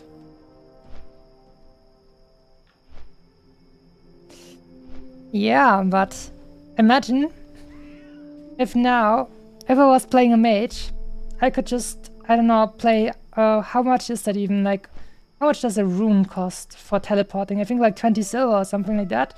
I could just now pay 20 silver of my 380 gold, and then I could instantly teleport back to frickin' Orgrimmar from where I was in Silphus over here without the quests. I would have, like, I could have, like, just saved so much time with that. It's crazy. And I wonder, like, if you play a warrior, you get constantly asked by people if if you want to tank, like a dungeon or something like that. That will definitely be not the case anymore. I mean, mages have, like, great utility for dungeons and stuff like that, as we learned about. You can do good things with a mage. And also their maximum damage rotation is literally just one button. So you don't even have to learn any rotations when playing a frost mage. You can just press one button and you'll be fine. So it will probably not as easy to find groups. And also people will probably constantly ask you for water and food. But there are worse things, I guess. If I remember correctly, then mages actually when they learn a higher tier of food and drink that they can conjure up, it will actually just be two items when it's new, and then once they level up, they, like, increase the amount of food and water they can conjure up in one go. So I guess I'd probably just give people who ask me for its second tier stuff, because it doesn't take as long. But I don't know, maybe, we'll see. If I think it will actually probably depend on how nice people are asking. If someone just opens up trade and says nothing, I'm gonna say, what do you want? What do you want me to do? I just realized that, oh my god, that's, I didn't even want to go back to the pirate situation again, but it's just, you play a mage, they open up the trading window. What do you want me to do for you? This is what we're gonna say to that. But if someone just asks nicely, like, hey, could you please give me some water or something, I think then I'll just do it, because it feels nice to be able to help people. And I've played this entire playthrough over here without actually being able to, like, trade with people and maybe give them some stuff that I could use. Also, we just had a level 60 and a warlock die to a searing ghoul in the Western Plaguelands. My dude just died to the same thing Zaryu died with his level 59 warrior. Last words, 15 gold-ish for me, he gets Giga Neck. Well, I guess now it doesn't matter anymore. Ah, Mega War is here as well. Good day to you. I'm gonna get home from work and watch you ding 60. Alright, then have a safe trip home, and we'll welcome you once you're there. Pirate is now playing Path of Exile 2, quit both MMOs? Oh damn. If you say both MMOs, do you mean, I mean, obviously the one is WoW Hardcore, But the other one was that Ashes of Creation, actually. Because I haven't actually heard... I mean, the only thing I know about Ashes of Creation is that it is still like a thing that is getting still in development. And he had some involvement with that, and I don't know really much about that. I just heard it. But was that actually like the second MMO you were talking about? Because I wouldn't understand why he would stop that as well. We have a raid quest. Oh my god. Thanks, but no thanks. That's probably for Blackrock Spire or something like that. Alright. We're back in Grizzlebutt territory. Who would have thought that it would go this way? The other is Ashes of Creation, and it looks good. There was Ego Situation too. Oh, I see. Ouchie. He pulled him up, killed his DNG, and denied fault. What does DNG mean in that game?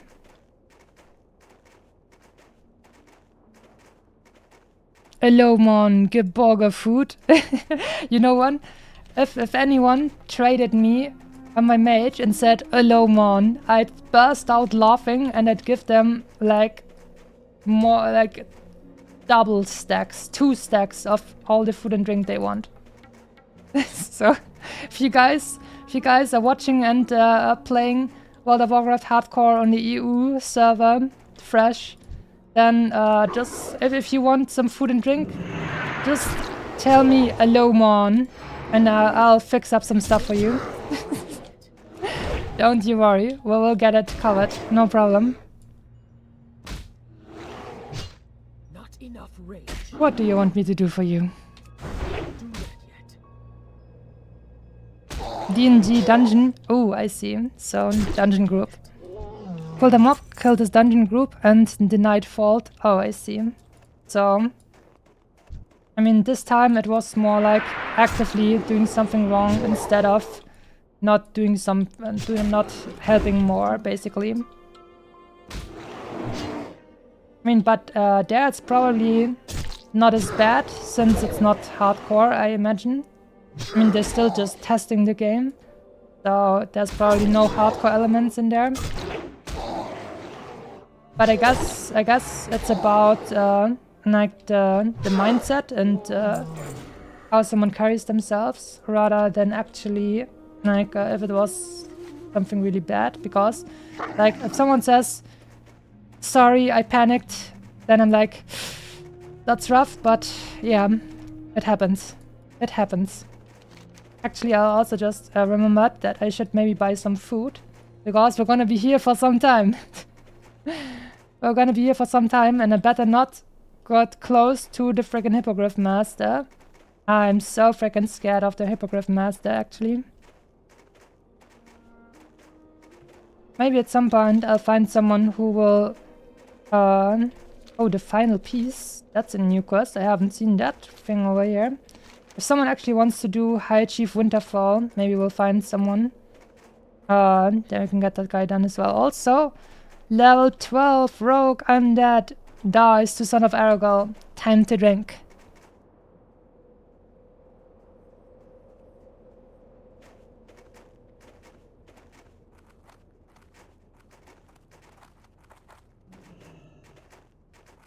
Alright, how about some food?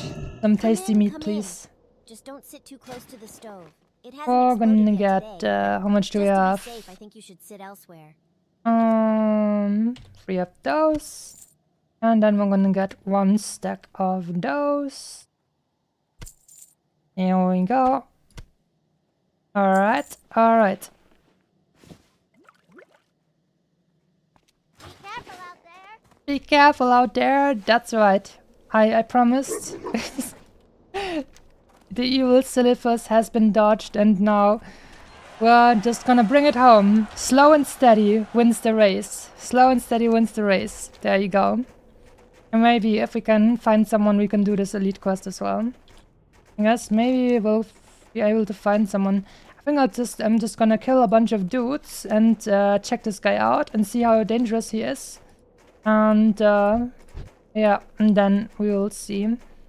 Because I think a quote-unquote normal elite enemy will have like 7 to 8k HP. But if they have more than that, then it feels a little bit scary. And we're probably not gonna do that without a healer. Other than that, I don't know if we probably had like a mage or something. Then it'll probably be fine. But let's just see how strong that guy looks. And then we could maybe go ahead and get some extra tasty XP. That would be very nice. I would appreciate that. Because now you guys can get ready for the big endurance grizzlebutt grindy stream. That's what I get for not playing with rested XP or another guide add-on that just tells me where to go in order to do it more quickly. Ah, another self-found friend. Salute. It's funny that she's still here.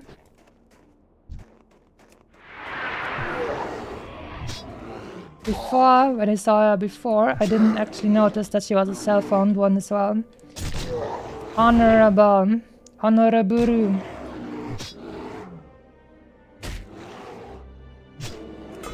Okay, once you have this guy, I think I'm just gonna check. I think the enemy, the elite guys should probably be somewhere around here. You see that? We can actually see this cat over here, this feral druid, who is attacking an enemy. Right, actually it wasn't a druid, it was just a hunter battler. But we couldn't even see the enemy they were attacking because of the draw distance in this game. So much for that Silphus rider patrol that can just run you down and kill you in a matter of seconds.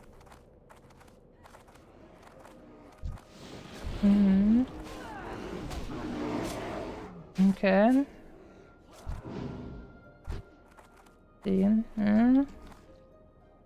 Okay, this guy is not alone. Okay, so he's a normal elite, quote unquote, but there's also some other dudes with him. Okay, so we can maybe like look for a group to kill this guy together. Okay, General Winterspring. Any group for, and now we're gonna go into a quest log on Winterspring. High Chief Winterfall? Question mark. Okay.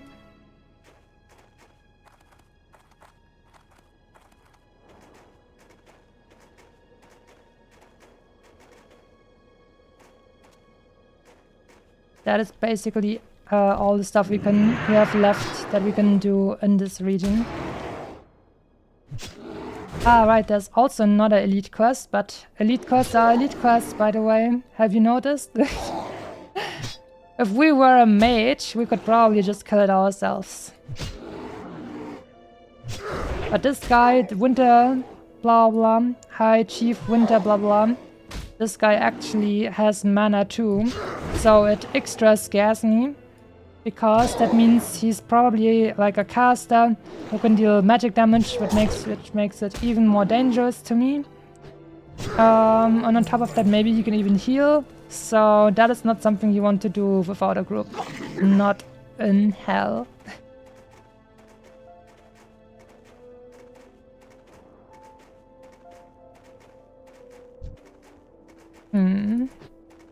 We have a bunch of other people who will take away my grizzle butts. Will probably change over to some yetis. But grizzle butts are of course the best. Because they also give the beats which give extra XP. Oh, son of Aragal.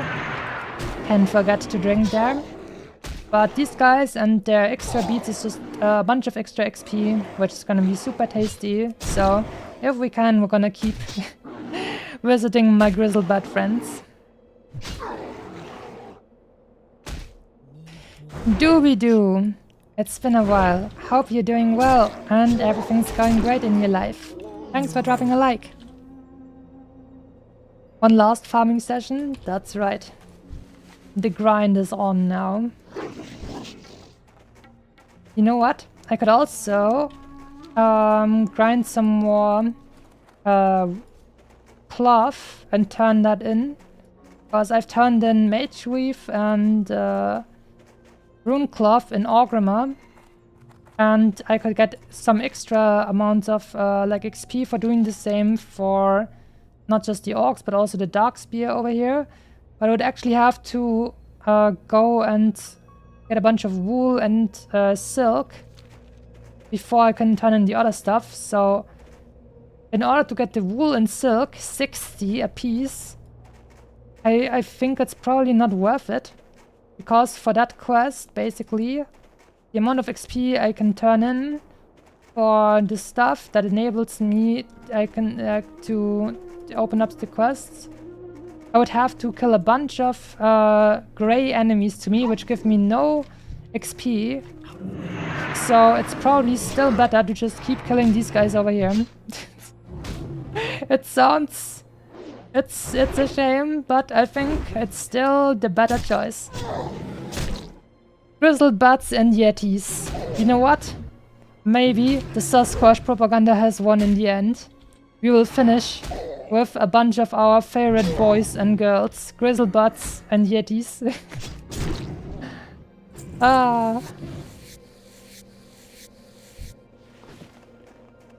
And even so, I will never probably make use of this gold.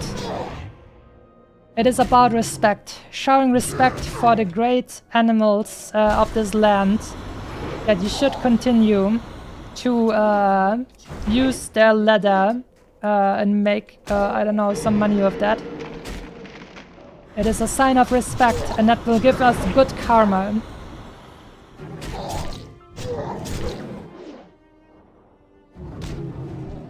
Shall grind? Yes, yes. This is gonna be our life for a little while now. But when the end is here, I do have a little extra thing in mind. So don't you worry, we're not just gonna grind to 60 and then log out and say goodbye. We have a little extra thing then, once we are 60. A little extra thing. Nothing crazy, but it's gonna feel very good. But until then, we're gonna have a little bit of a just chatting stream over here. Reminisce about the good times while we eat freaking yetis and tell them you shouldn't have listened to that Wendigo stuff. The Sasquatches were actually right. It was never propaganda to begin with. The Sasquatches were actually right. Oh no. Wait, who was at fault now? Was it actually the Yetis or was it the Wendigos? I don't even know my propaganda anymore. By the way, it's currently World of Runcraft, Divine Tome Quest for Paladin. What?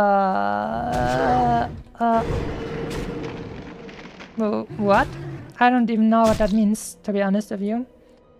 But I've heard that on the Season of Discovery Classic test realm, they are currently testing a quest that is like gonna have some tie-ins with the Ashbringer. So I'm actually interested to see what happens there. This is gonna be hopefully very cool. I think that's also something that should come with Classic Plus. I mean, Season of Discovery is Classic Plus, but it's not a permanent server. So when I say Classic Plus, I'm gonna talk about something that is not just an experiment, a timed experiment like Season of Discovery, but what I mean is a permanent, altered Classic experience server, basically. So I definitely think that a Classic Plus permanent server should include a quest line to cleanse the Ashbringer, and that should then be the final strongest weapon you can get in World of Warcraft, in my opinion, in like Classic Plus. I think the cleansed Ashbringer should be a legendary, and it should be the final best weapon you can have in the game. I know it will favor humans again, because it's a sword, but it just has so much history and stuff, and it's such a nostalgic weapon for so many people, and it has lots of history, so I think it would be a cool thing for that to actually be the be all and all. I've heard actually that the corrupted Ashbringer is actually not the strongest two-handed weapon you can have for like paladins and warriors. And instead it's like, what is that, like Might of Menethil or something like that? It's, I think, a hammer that you can also get in Next Rammers. And overall it has like better stats for the two-handed weapon people. But I think it should be the Ashbringer. That would be so cool.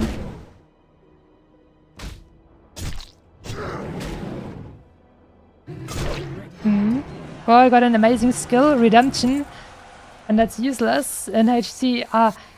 That's the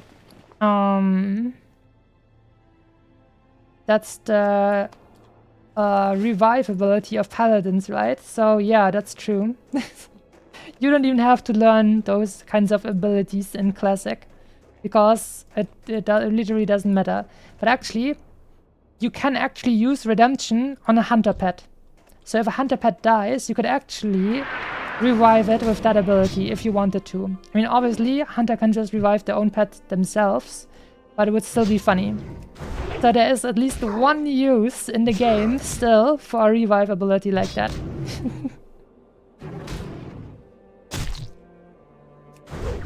So I guess if someone was playing a druid, they could actually use their battle res in order to revive a hunter pet if it died in combat. So there's actually a little bit of use there. You know, maybe in some kind of situation it might come in clutch. If, I don't know, you're a druid and a hunter and you quest together and you're trying to kill an elite together or something, and then the hunter pet dies while tanking, and you revive the hunter pet in fight, it might actually be useful. Cleanse the Ashbringer, best in slot for paladins, gives them Crusader Strike. Disgusting, but would be low accurate. Cool. I mean, it should definitely... I don't know what kind of special effect it should have, but it should just be, like, objectively...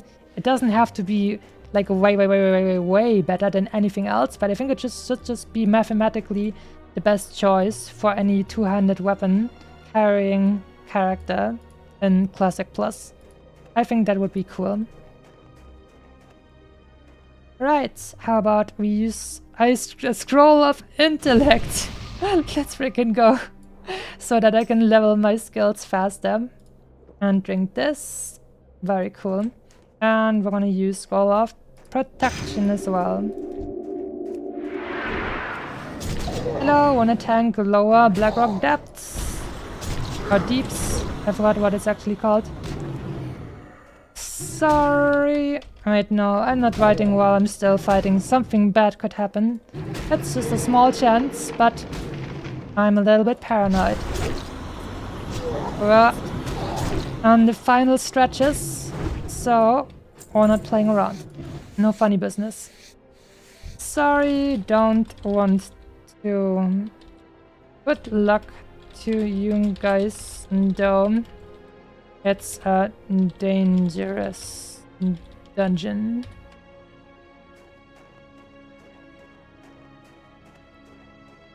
I think at some point I'm gonna ask again if someone else also wants to do the elite guy again.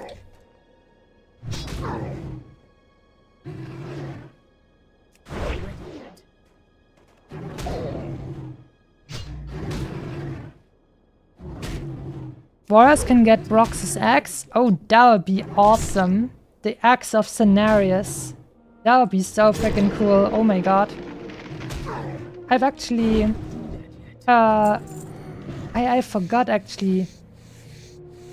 I did read the War of the Ancients book series while I was in hospital, but not this time hospital, but a few years back. And I don't remember why that was actually. I was a little bit younger back then. And then I asked my mom, hey mom, can you like get me these books? That would be cool. And then she was of course the best mom and brought me the 3 books, the War of the Ancients trilogy books, and I did read those while I was just bored in the hospital. That was nice.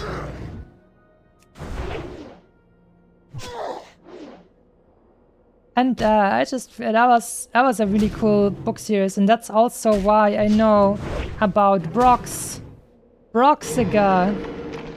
brother of Saurfang. That guy was an absolute god. Like, wow.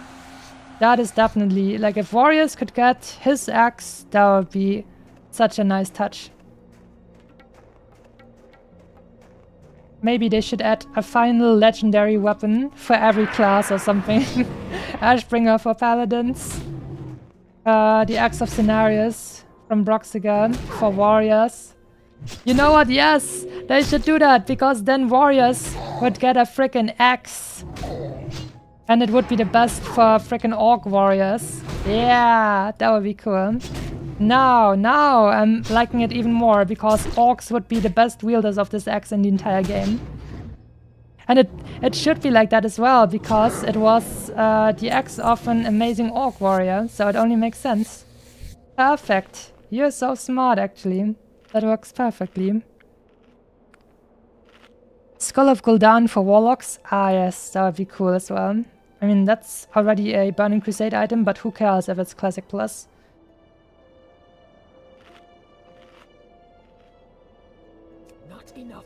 Not enough rage. Cleansed Ashbringer, best in slot for paladins. Ah, I already wrote that. Read that, I mean.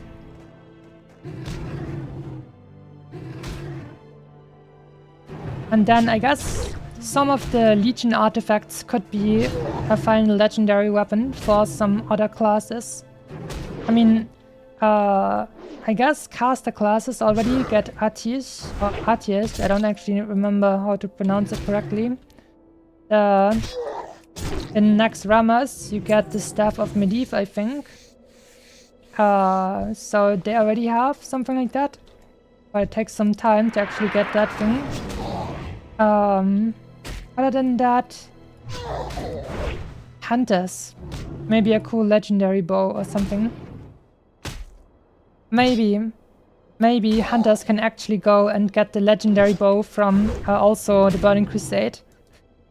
I mean, once in Classic Plus, we should get the Blood Elf regions anyways, and then maybe there will be a questline for Hunters to get that legendary bow.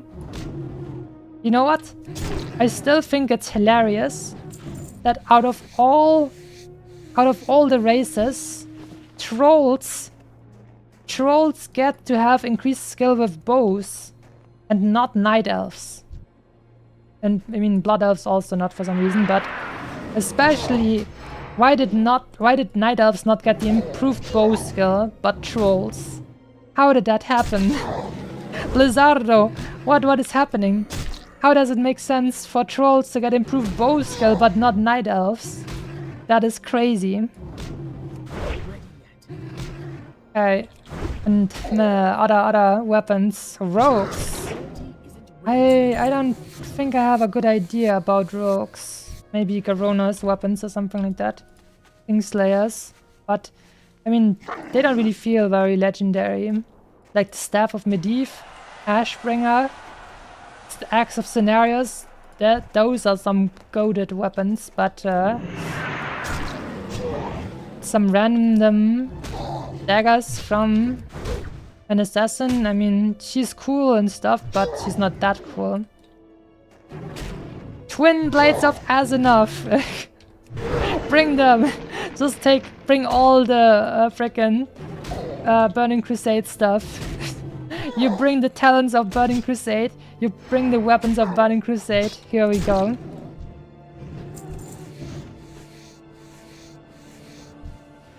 But you don't bring the Draenei. You just give dwarves access to Shaman, and then it will be fine. No space goats with squid faces. I think space goats would just not fit well for the classic feel. But Blood Elves obviously would be perfect. They're already in the game. They're already like on the maps. They're just only enemies for now, but it would be perfect. Just give me more Blood Elves, please. Please, I just wanna play Blood Elves, please. Blizzardo, please. Just bring us freaking the good stuff. Them elfies. I wanna taste the elfies.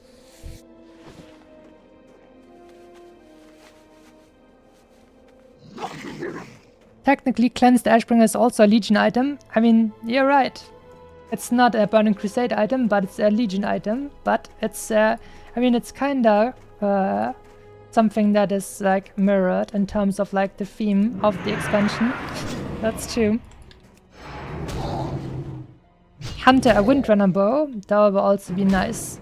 Maybe you can just go and like get a quest line to find Sylvanas' old bow or something where she died.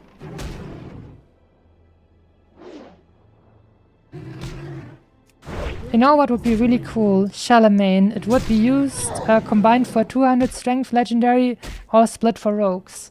Oh, that would be cool. That's true.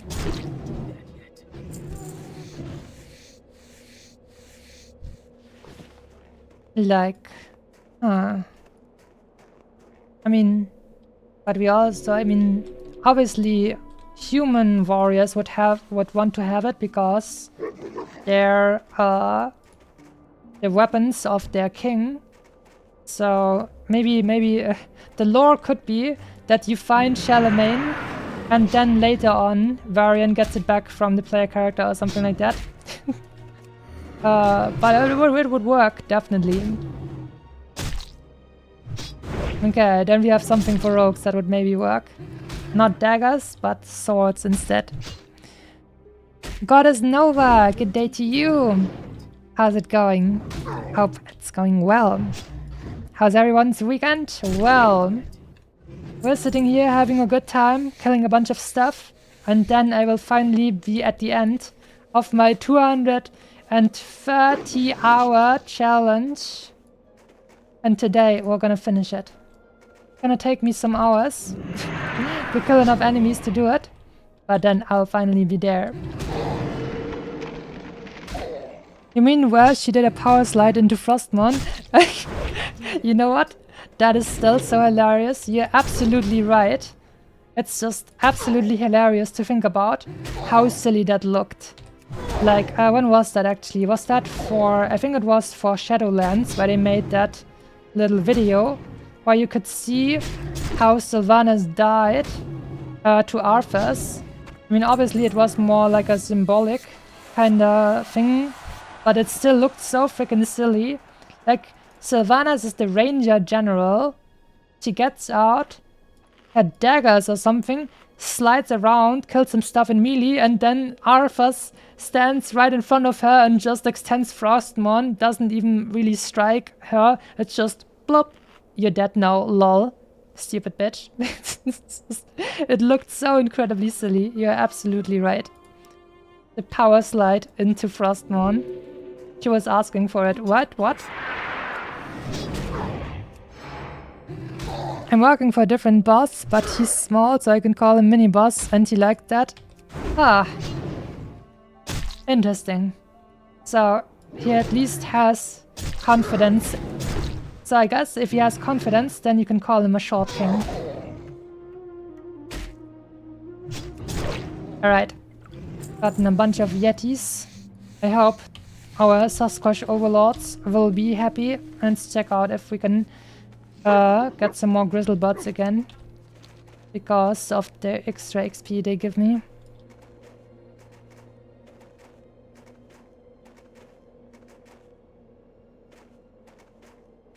For Charlemagne, you could even play it off as Varian is dead in Classic Plus. I mean, you wouldn't even have to change the lore if you just said, okay, the player character finds Charlemagne after it was like thrown away when they kidnapped Varian, and then later he just gets it back because Classic Plus will never advance into Wrath of the Lich King anyways, so it doesn't matter. Oh no, an evil hunter is still getting my stuff. Are you a bot? Fluffy, okay. First bot check has been passed. We actually gave your pet a name. But, okay, there's still some grizzlebots over here. It was a correct display of the usual hunter player in raids, died randomly in melee range of the boss. You're so true, like, you're so right, actually. This is classic frickin' hunter. She didn't even have her pet active. Skill issue. Should have just tanked Arthas with her pet. Why didn't she just feign death? That's right. Look at that. We're gonna review Sylvanas' death clip now. You know what? Yeah, I wanna do that. I'm gonna go to a safe place and we're just gonna have a parody death clip review of Sylvanas' death. Let's freaking go. This is the kind of stuff we need in order to spice up the grind. And we're gonna do it. I'm just gonna quickly run back to Everlook so I'm safe. And not run into that enemy Flight Master, so she insta super kills me like all of the people who make up this red spot over here. And then we're gonna give Sylvanas a good death clip review.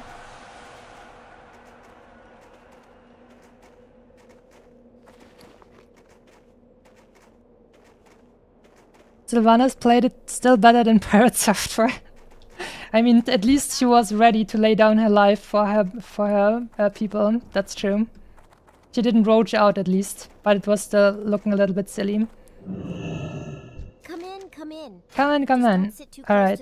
Yep. Bop, It bop, hasn't bop, exploded bop. yet today, but Tasty. just to be safe, I think you should sit elsewhere. Okay, we're just sitting down for a moment. And all right, let's go over. What? Yes, over here. Let's see. We're gonna search for Shadowlands Sylvanas cinematic. No, that's not the one. What? This is the one. No, this is not the one. This is the one. Arthur's called Sylvanas cinematic. I don't know what the official one is, but I'm just gonna look at the re-upload here. Alright. First, we're gonna watch this, and then we're gonna review it and see what she could have done better. Everything. Spoiler. Alright, Sylvanas. Oh no. Take her! Run! Run! At least she gets the people out. You're completely right. Okay, she sees the enemy. She jumps into melee range. And uses her daggers.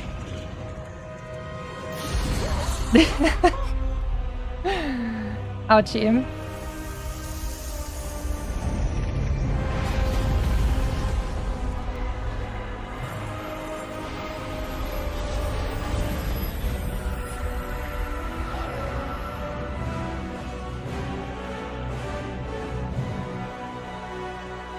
Ouchie.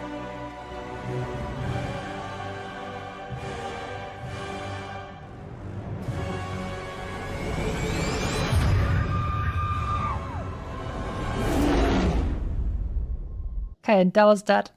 Okay, so as you can see, Sylvanas first up. I mean, we're in classic era over here, which means I don't think you have Lone Wolf in classic.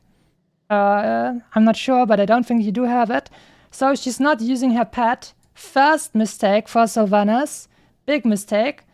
Okay, she goes into melee range to hit a bunch of these enemies. Frickin' uses her bow in melee range. Bad call. You have a dead zone as a classic hunter. You have a dead zone in which you cannot attack with your melee weapons, and you also cannot attack with your bow, so you should not get close to the enemy, just use your superior range and stuff, your ranged abilities. Then she gets out her freaking weapons, goes melee hunter, which is not viable in classic. It's just she's trolling, she's not dealing a good amount of DPS. Look at this, and now she's right in front of the freaking boss, okay? She does not use feign death. She does not like use aspect of the cheetah to try and run away and stuff. She's not using her ice trap. Bad call. Like nothing. Feign death, ice trap, something like that. Run away. Even if you don't want to use like feign death to just keep laying down. If you want to run away, you can still use like feign death to get out of combat and then use your ice trap. She's not even doing that. So bad call. She's not using a pot over here. He just gets one shot by the boss. No pot. Wear healer, by the way. Just, oh my god. Absolutely. I'm sorry, but she should definitely uncheck her box at being called a sweaty because, I mean, she had good intentions, so I don't want to be too mean to her. But my god, what a bad play. Gets into melee range.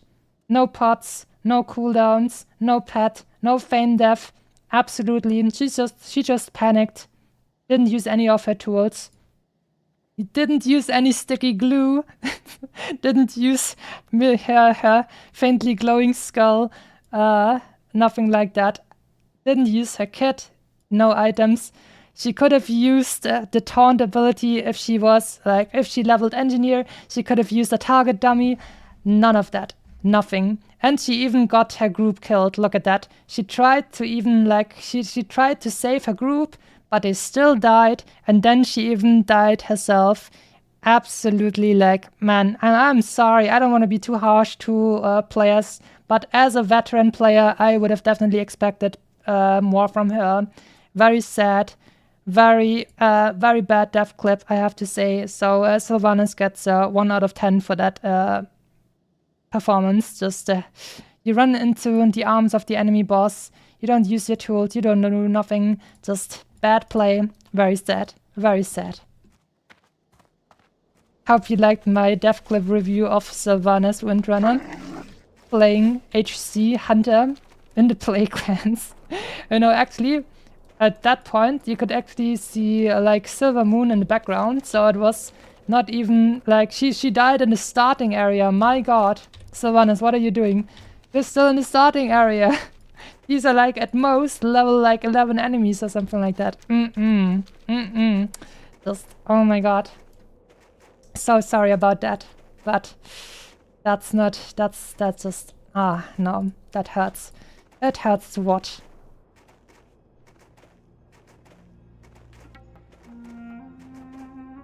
She just ran past the tank, she trolled.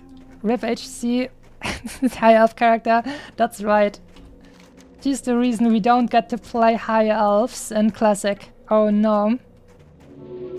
Washed. Sylvanas was just super washed.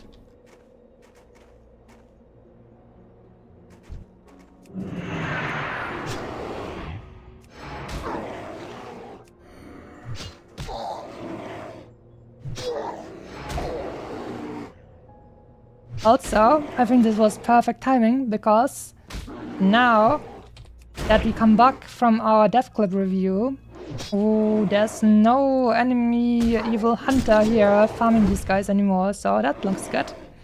Bunch of resources left for us. Typical hunter, yes.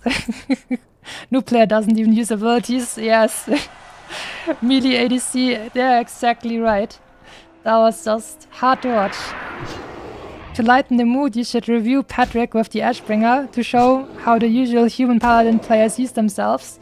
Ah, I've seen that before, that's true. Oh no, who's this? A PE skipper, no! They would come back to haunt me in my last stream. The PE skippers would come back to steal my grizzle butts from me. No! Chaos Sonic, good day to you. How's it going? You just missed the part where we went and reviewed Sylvanas' death clip. That was good content. OMG, found green mace, 4 more DPS. Yeah, this is why playing self-found hardcore, I mean self-found in general, but in hardcore especially, feels so good. when you get those random drops, you're like, oh my god.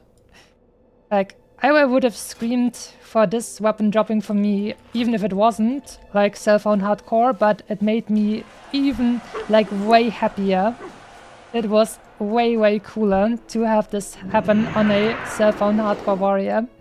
It just enhances everything when you get some good drops.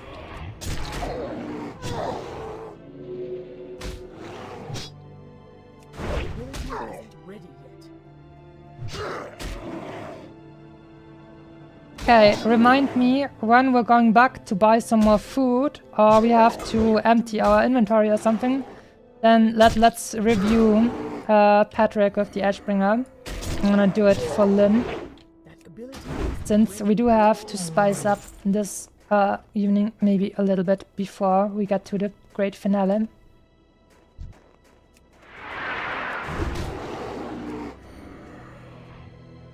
I've recently talked to a friend about why I think that Paladin players, at least classic Paladin players, are, let's say, annoying personalities. I've talked about the fact that like people gravitate towards Paladin who are often very self-righteous. People who are not actually righteous, but self-righteous. And they feel too high and mighty to feel like to play a warrior, and they actually just want to have the warrior experience, but they also are very full of themselves, like, I am justice, I am so righteous, that's right, I am so amazing, that's right. That's the kind of feeling I have. At least warriors are honest about the zug grind. They just want the unga bunga, and that's fine.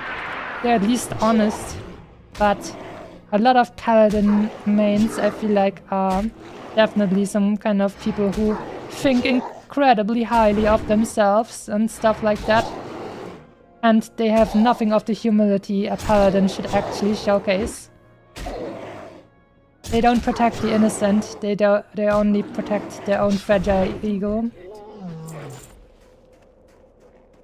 Except Scenario, of course. I mean, despite Scenario is playing a PE skipper, so that's a little bit sussy, but you're of course the exception, because you're one of my treasured viewers, obviously.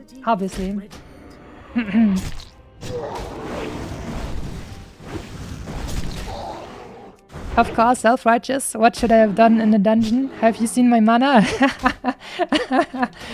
I guess he wasn't a mage main after all.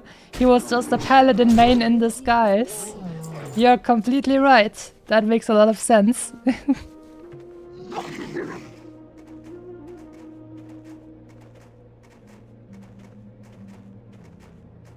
Alright, since we killed all the grizzlebuds over here, let's ask again if maybe someone wants to do any group for blah blah blah High Chief Winterfell?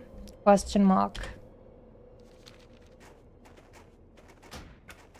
That guy, like, getting that quest would probably shave off, I don't know, at least half an hour of playtime that we would have otherwise had to do and just killing stuff, I imagine.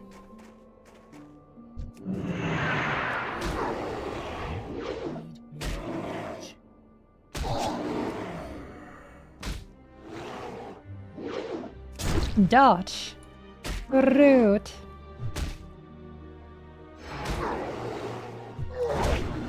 I hope you can see another amateur Warcraft 3 tournament stream.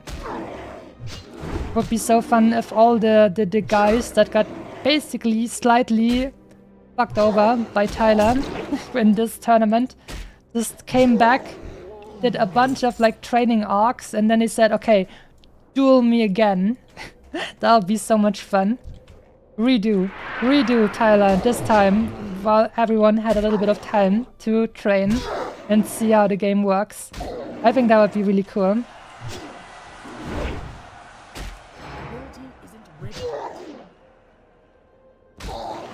To be frank, I almost died in the first 6 levels on my paladin cause I actually jumped in a group of kobolds someone pulled and he was about to die.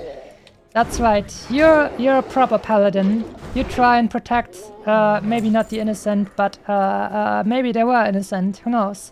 But you're trying to help other people, and that's what paladins should actually do. Like, in Warcraft 3, Uther Lightbringer told Arthas that you're not supposed to be vengeful and you should be humble and stuff like that. He said that to Arthas. So, like, if any Paladin players feel very self-righteous, just tell them Uther wouldn't have liked you. You're not a true Paladin. You don't have the character.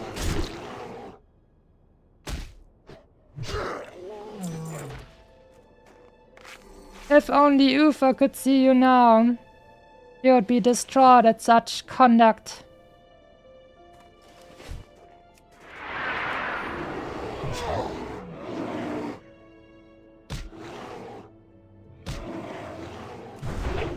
Like, Uther's arc also felt very weird in Shadowlands. Like, I stopped playing Shadowlands after the first raid. Like, my guild and we managed to kill, I think, what was his name, even Denethrius? We killed Heroic Denethrius for the first time, and then killed him a bunch of times, and then a bunch of people didn't really feel like continuing playing the game anymore, because Shadowlands just turned out to be a little bit of a sad kind of deal. So I don't actually know what exactly happened in the later parts of the story with Uther's arc, but it definitely felt weird that Uther's soul was like torn in half, right? When he died, half of his soul was eaten by Frostmourne, and the other half went to the Curians in the Shadowlands. I mean, I'm actually one of the people who say I'd rather just pretend Shadowlands never happened, but we're currently discussing that it felt weird anyways, so we're already like in that kind of mindset. So I don't even know why Uther was like part of the Dark Angel guys and decided, you know, things have to be changed around here. Oh no. People can be innocent and stupid for sure. I mean, that's true. Lots of people who are innocent are stupid, and some of the people who are stupid are not. But one does not really interact with the other. So I'm sure there's a lot of, I mean, for example, and sometimes you're just not stupid, you're just inexperienced. And that's definitely an innocent trait, right? People just get a quest to get into those cobalt mines, and then they notice, oh no, there's guys respawning, oh no, and then there's even more, oh no, I'm gonna die. And in that case, it's actually really cool to be a paladin. You have a lot of tools to actually help others. As a warrior, basically the only thing you can do, at least early on as well, is just attack the enemy and try to keep them off the other people. But a paladin, like, you can heal the people. You can, on top of that, also like do the same thing a warrior could do and attack them. And later on, you also get a bunch of spells that can super save someone, like Lay on Hands and Blessing of Protection. Like, paladins are really great saviors, actually. At least they have it in their kit. But not always is it getting used like that. Heal, Stun, and Blessing of Defense, yes. Also, Lay on Hands, yes. Like, the stun is also something that I forgot. You're completely right. There's so much like nice stuff you can use and just be a very nice person as a paladin.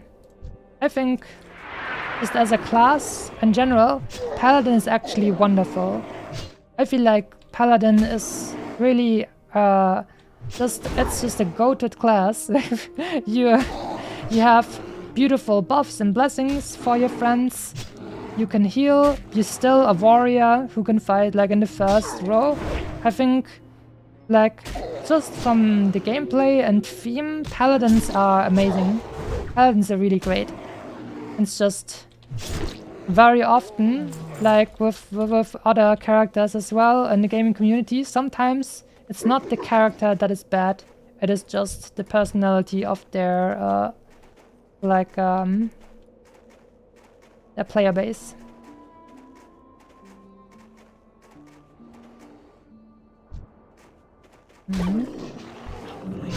Yeah, what a nice hunter. I thought she would just shoot this thing and take it off of me.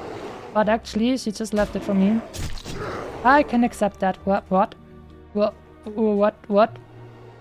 Why did it just reset? Niani?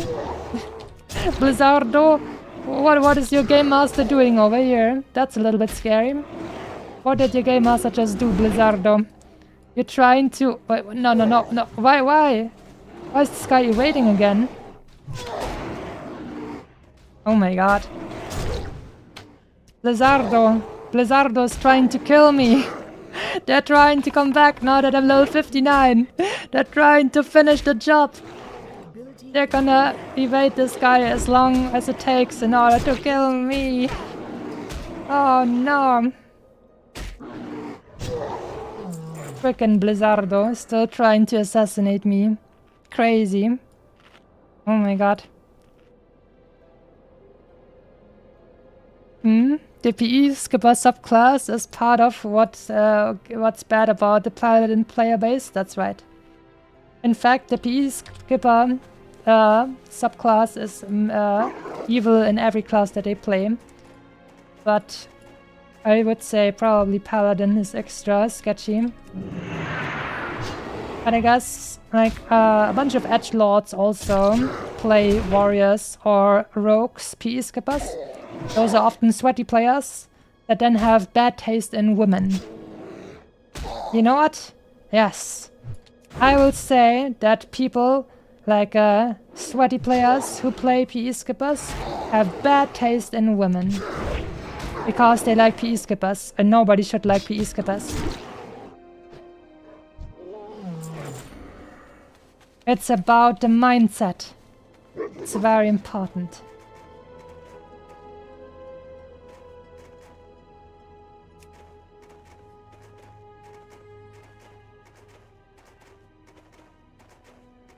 Oh. One of the enemies glitched in here. 20-year-old game, Blizzardo.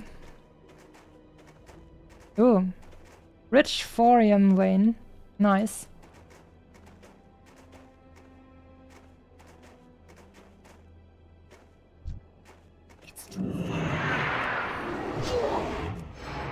I honestly don't know why that, oh damn. Bad situational awareness, Lana. I honestly don't know why that other guy just kept resetting. That was very weird. And now that is definitely Blizzardo trying to kill me.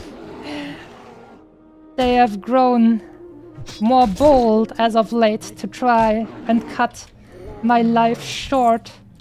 They do not want to see me actually get through with this challenge. They have fattened me up with all those tasty, rare and epic spawns. And now they want to take everything away from me again. But we can't let that happen. Blizzardo. Don't do it. Don't do it. I'm telling you guys, I'm appreciative of the great luck that was gifted to me. I'm not a bad person. Don't do it, Blizzardo.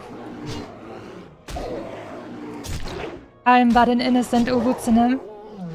You know what? Maybe the GM who keeps trying to kill me is maybe a PE skipper enjoyer, and that's why he does it. That's right. An evil PE skipper enjoyer. That is probably them.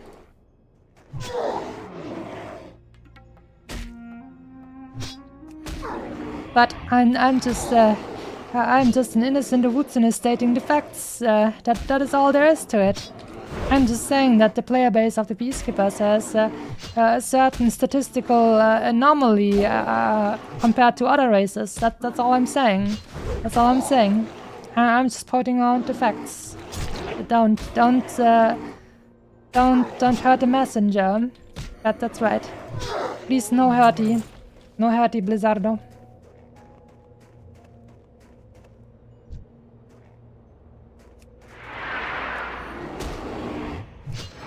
And this is definitely gonna get and become an endurance stream. Because, oh my god, this is gonna become a brain rot stream.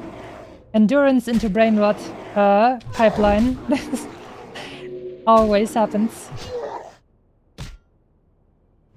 And these days I'm already a little bit extra sleepy.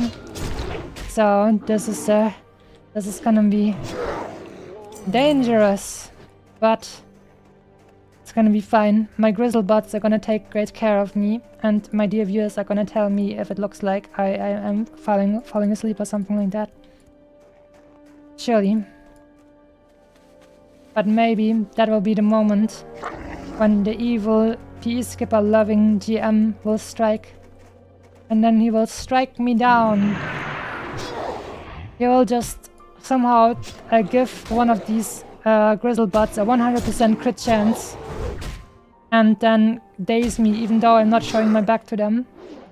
And then they're gonna spawn a bunch of enemies around me. And they're gonna be like, nah, you're not getting out of this. You've gotten so lucky with your drops, I can't let you walk away like this. You don't deserve it. Please, Blizzardo, I'm just trying to have fun over here, please.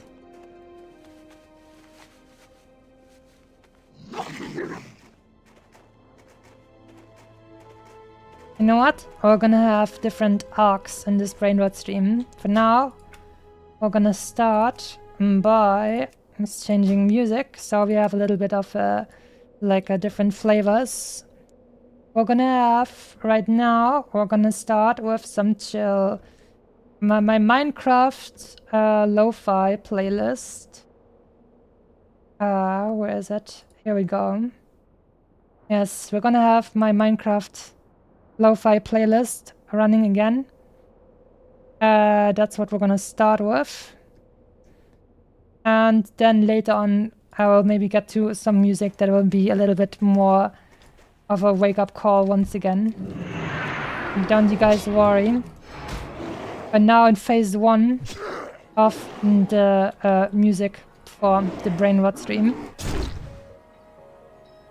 Right, and also have to remember, first time I head back to buy more food or turn in a bunch of stuff from my inventory, we're gonna have to review Patrick getting the Ashbringer.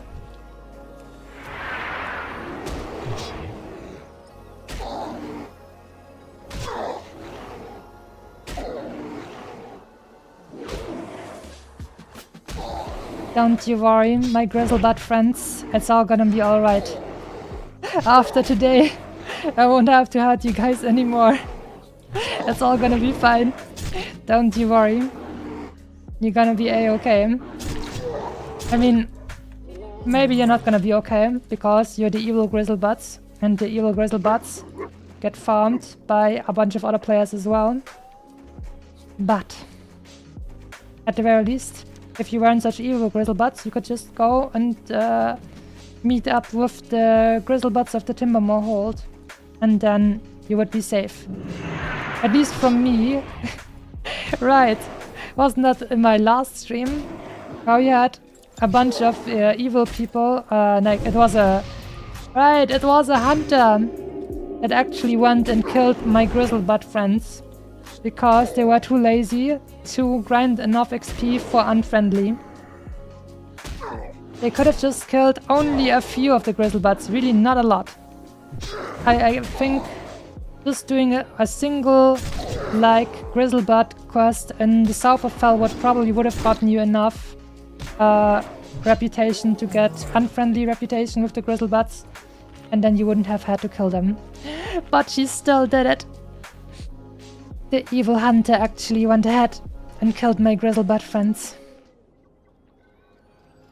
Man, this is gonna take some time.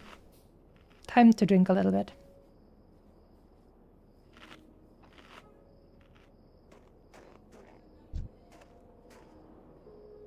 And the rogue fell to death at level 32 and 1,000 needles. Phew. I was taking a little bit of time to check if it was a fun name, but it was just it was just a name. Of course, I had to say I'm gonna play until we're done today, because today I'm still sleepy. Not as sleepy as yesterday, thankfully, but I'm still pretty sleepy today. So, this is gonna be some harsh endurance, at least. I mean, I guess if we're not getting any Sisyphus quests, we'll at least have some difficulty rating in that way. Because I'll have to actually make it through this, even though I'm a little bit weak. Alright. But it's fine. We have the lo-fi music. I feel like keeping talking currently draining a little bit of my power, which is unfortunate. Maybe we're gonna have to do... I think often it's like you have like a phase where you get a little bit weaker, and then once you're through that, you can get a little bit more awake again. Once your body has adjusted and said, okay, guess we're gonna do this again.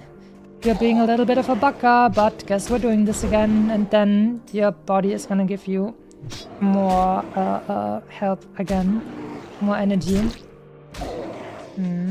What is this quest? Not enough rage. Charota. Looking for member, wanna help? If we do more quests next, that would be cool. We do 2, that would be cool. I'm just saying. And what is that actually? I mean, I'm gonna see what this looks like. I don't want anyone to roach out on me on an elite quest or something. Man. Imagine if they roached out on me on an elite quest or something and then I die at 59 now. Come on, that too will help. What class are you? Troll priest? Oh boy, a priest! That can actually help. Alright, let's do it. If a priest heals us, that should be cool. Alright, shaman and rogue. Alright.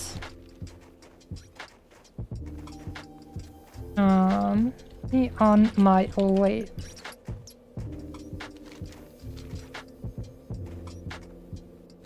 I guess it's probably gonna be an elite cat, which is gonna be probably a little bit scary damage. But we have a priest and we have 2 others. Shaman and rogue, okay. This should be cool.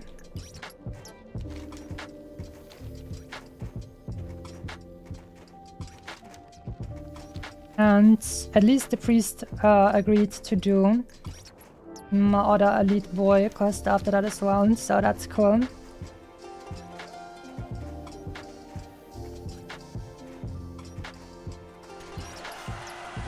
Cool. The priest even said they will switch to holy instead of shadow for healing. Ah, beautiful.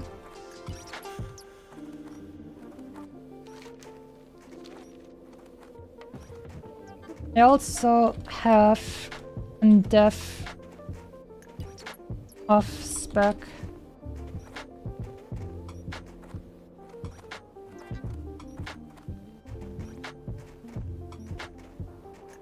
You know what? We're just gonna use my defense off spec as well then, because that just means we're gonna be super safe.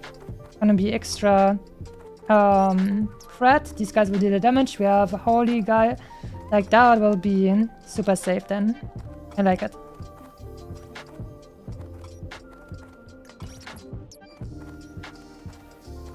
We're just chilling. Some nice people. We're gonna get our elite quest on this guy as well. It's gonna be great.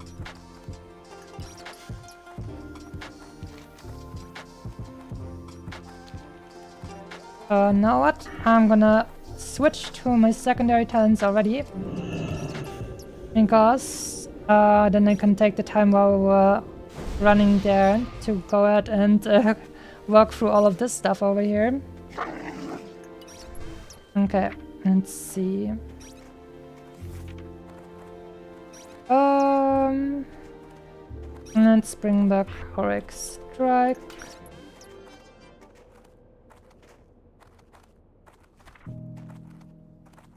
And yes, also revenge is important.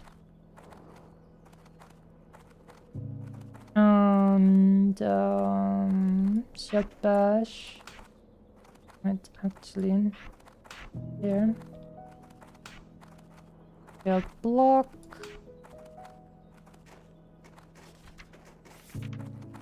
Yeah, I think this is... Oh.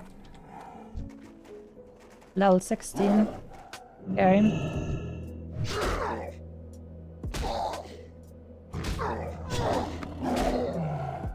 I'm on my off-spec at the moment.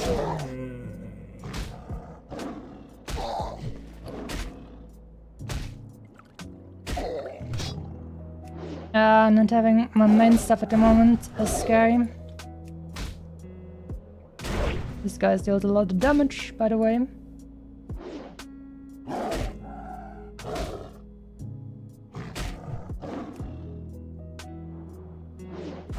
It's just being freaking defense spec at the moment. Not having my bars ready and all of my talents spent. This guy deals a lot of damage.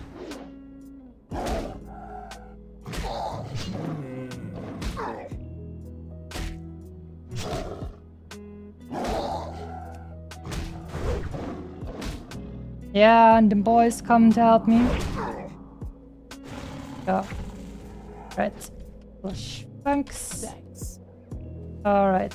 I think Execute was missing from the bar as well. Okay. And let's spend some more of those things over here.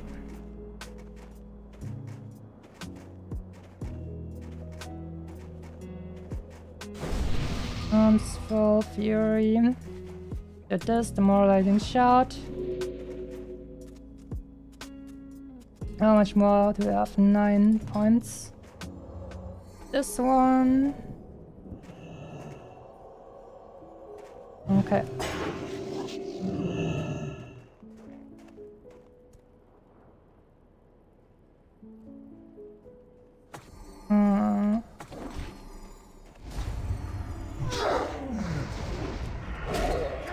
Where's my Thunder Armor? That's gonna be very important. Oh, damn. Didn't know this thing also had that.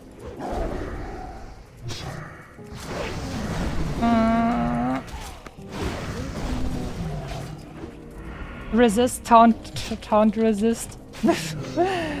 Oh my god.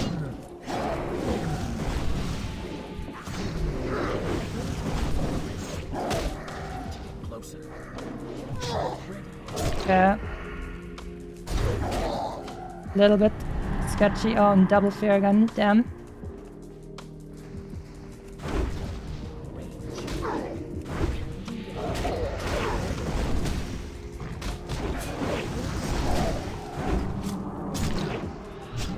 Okay. Damn, that fear is pretty damn scary. That was definitely good to respect two of the frickin' defense stuff. Also, why did they take away my frickin' battle shot? That stuff is ridiculous.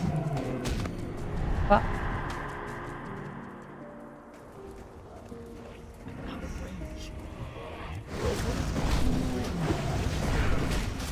this is a very scary quest, damn. Alright. Greedo. Alright. Phew. That is a scary quest.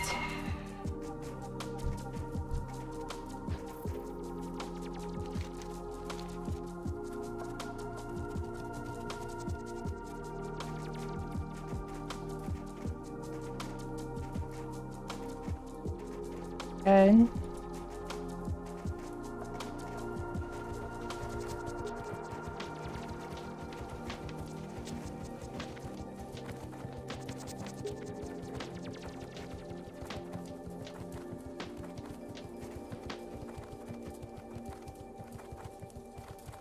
Yes, we're going to High Chief now.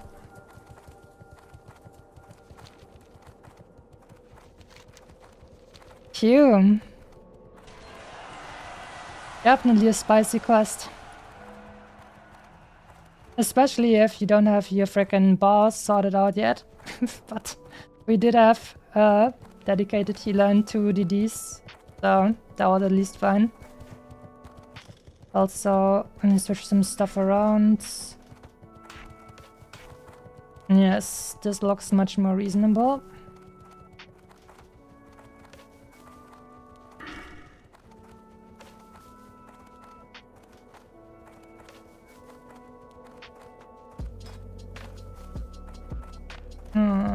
How much do I have? 7. We have 7 left. This one. An improved battle shot for the boys. 1 left.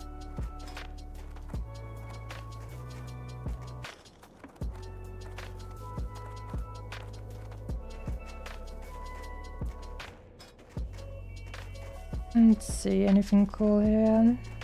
I guess a stun can always be useful. If it's only us two, I guess I should go back to arms spec. Or the enemy will never die.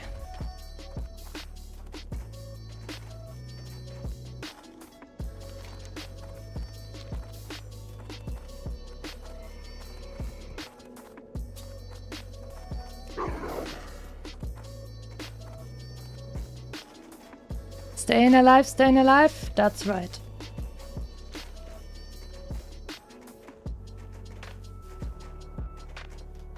Alright. And then we will respec to arms again.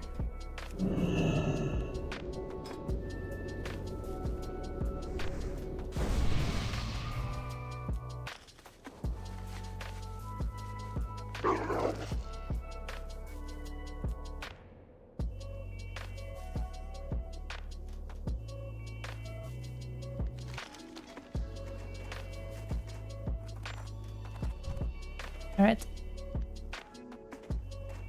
I think we can just walk up here, this mountain, and then get there right away. Just wanna stay away from that freaking flight master.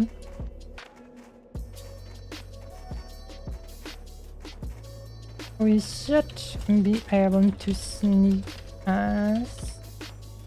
in there from above.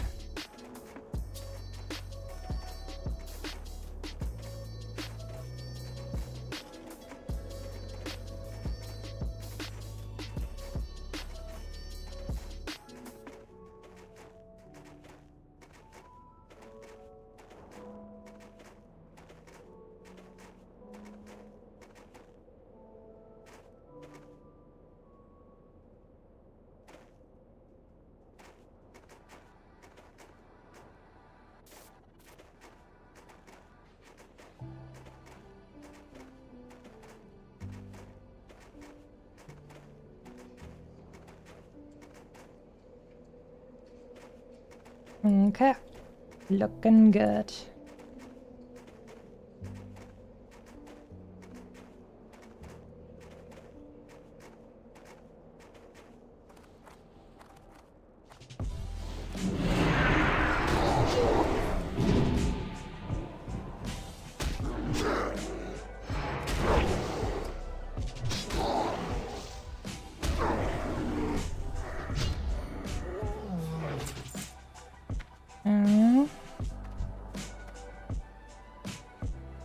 We'll start with retaliation for damage and threat.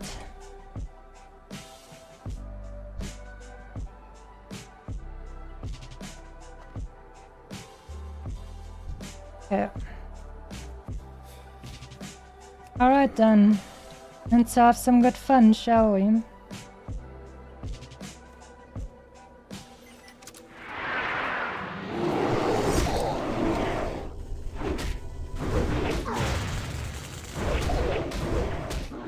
I'm gonna kill the small ones first. Nice heal. Okay, that guy's dead.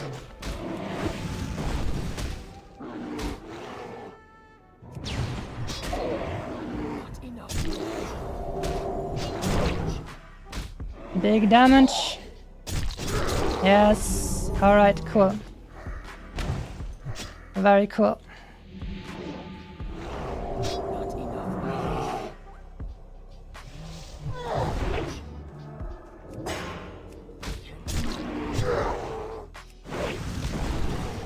I'm a better tank in my arm spec than I am with my defense spec, just because I'm more used to my inputs here. Alright. Thanks a lot. Taboo! Taboo! Nice. So in the end, we were able to make another friend.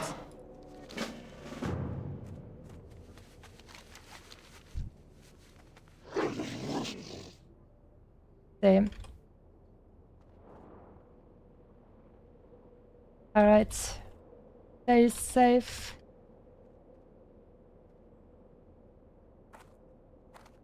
Very nice, dude. Proper healer. Alright.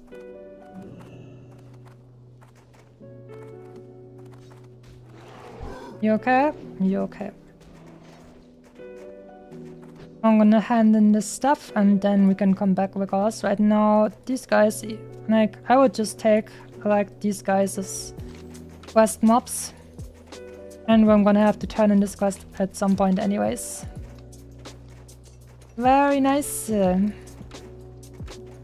That was smooth. At least the boss fight. The second one, because the first one was a little bit scuffed because I didn't think they would take so many skills off my bar for no reason. Like, for example, why did they take away my battle shout on my defense spec? Was it because I'm using rank 6 there? But because, like, when I got my dual spec, I was on level 40, so I definitely had my battle shout. So I am just confused. It also took away my thunder armor for some reason. They pulled a bunch of stuff off my bars, so I was not really prepared for that.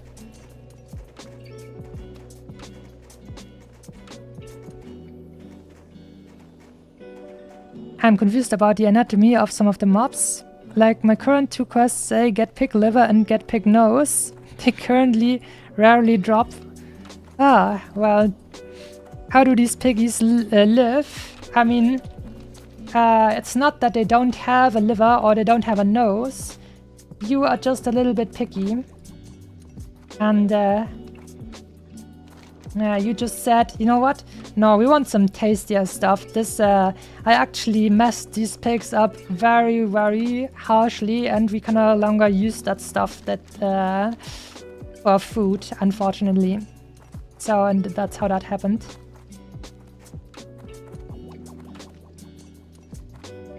Mr. Vyvan telling me about the warrior life. You know, that's true. I think it was you who made a clip in the past, like when I was only like level 6 or 5 or something like that.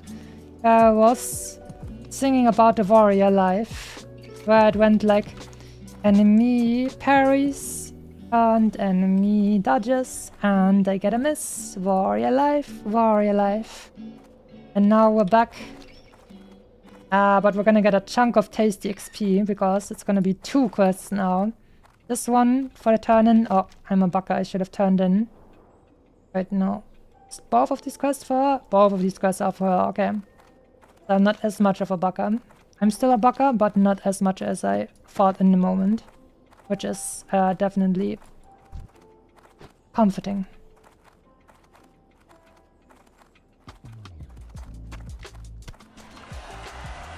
We got that chill Minecraft music going on.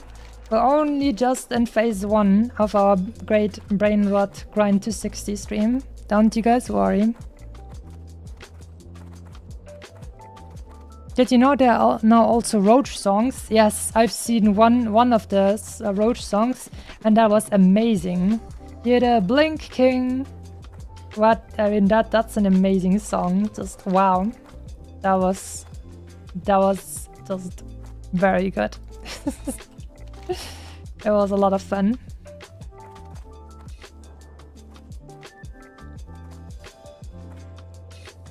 We've been staying alive for quite some time. 230 hours! And it's gonna take just a few more hours as well. But we chillin'. What a comforting thought that we can actually stay here in this most beautiful high-level area, in my opinion. For the end. Apparently there's a war about the Roach page. I was checking the wiki. They sometimes edit it and set Pyrus' picture in and then admins delete it again. Oh. So you mean on Wikipedia or something?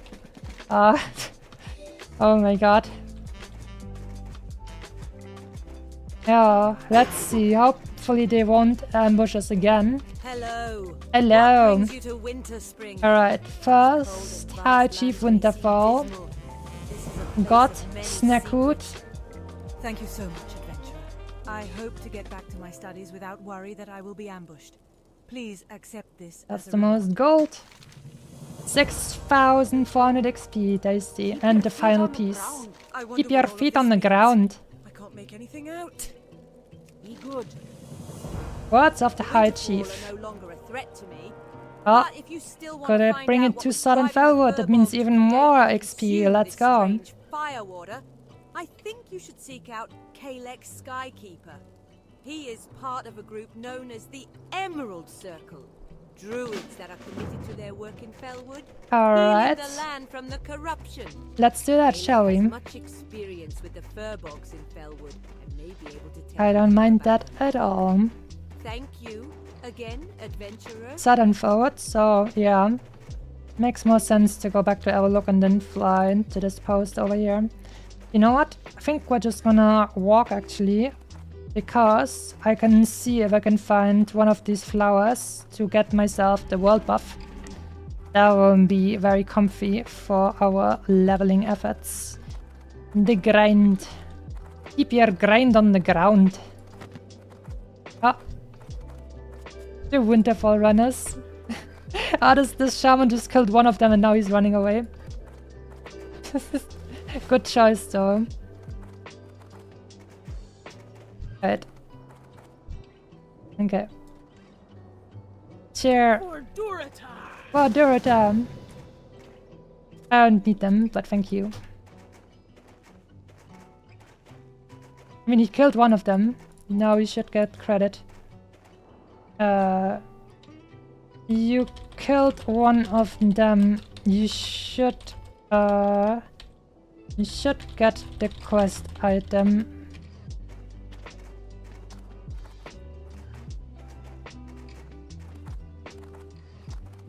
Cutest Momo EU, good day to you! Also here on Twitch, on the last day of the Warrior Challenge. I mean, technically it's gonna be 2 days if you count the fact that it's almost 12 AM and then it's gonna be a new day. But I guess the last session, the last episode. It is the last episode for my hardcore self on Warrior. Nice to see you too. More tasty XP from those grizzlebutts.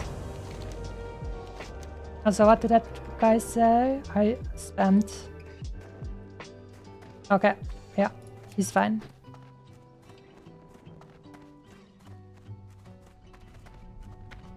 We chillin' with my beloved friendly grizzlebutts over here. Ah, what a good feeling. I've spent so much time with the grizzlebutts. And now they will see me off to my final challenges too. You know what? By getting these quests done, we are now almost at 50% until 60. That helped a lot. That is very nice. Last session, gonna do another class after. I'm gonna play some more games, but I'm probably also gonna play another class afterwards. But I'm not gonna marathon it as much as I've done with this one. Here it was very much about, okay, I've set myself a goal and I want to finish leveling a solo self-found warrior in WoW Hardcore Classic. And afterwards I'll probably try out Mage because it's gonna be the biggest whiplash. the most, like the strongest and most convenient class in the entire game versus the most annoying class to level as a warrior.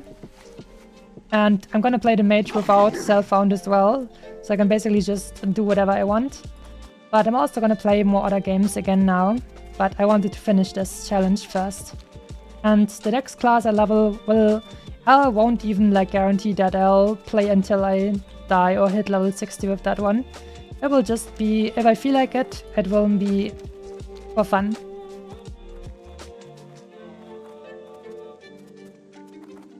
Most OP till they are out of mana.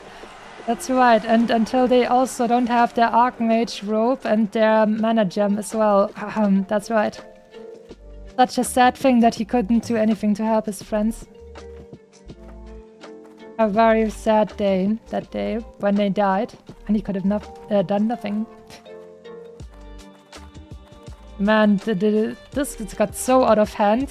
Like, a friend posted me a clip of some League of Legends official caster making a reference to that while they were like casting an official esports game in League of Legends. Like, he said something like, "Oh, but the jungler is roaching out like a mage that is blinking away," something like that. This is making way more waves than I would have imagined. It's pretty crazy. And I gotta be honest, I think it's actually unfortunate because it's just gotta hurt. I mean, I definitely agree that, you know, like, Pirate didn't do the best he could, and that he wasn't very like what is that called? He should have been more accepting of the fact that he could have done more. But I still think he's getting too much hate for all of this.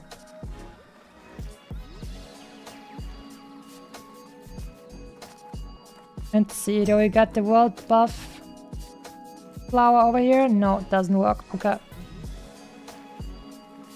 Didn't I also post that in your stream?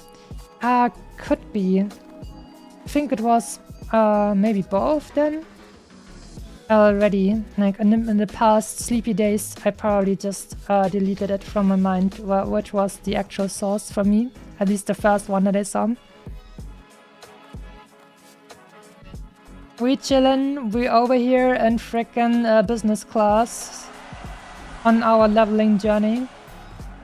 And world buff, where flower? I don't see it over here. Maybe it just has to respawn. But there's other places. Over here is another one. And then here. And then down there. We'll hand in the level 59 quest. That will be tasty XP as well, hopefully. And probably also follow up, because what are they gonna do if not give me a follow up? A breadcrumbs quest to nowhere.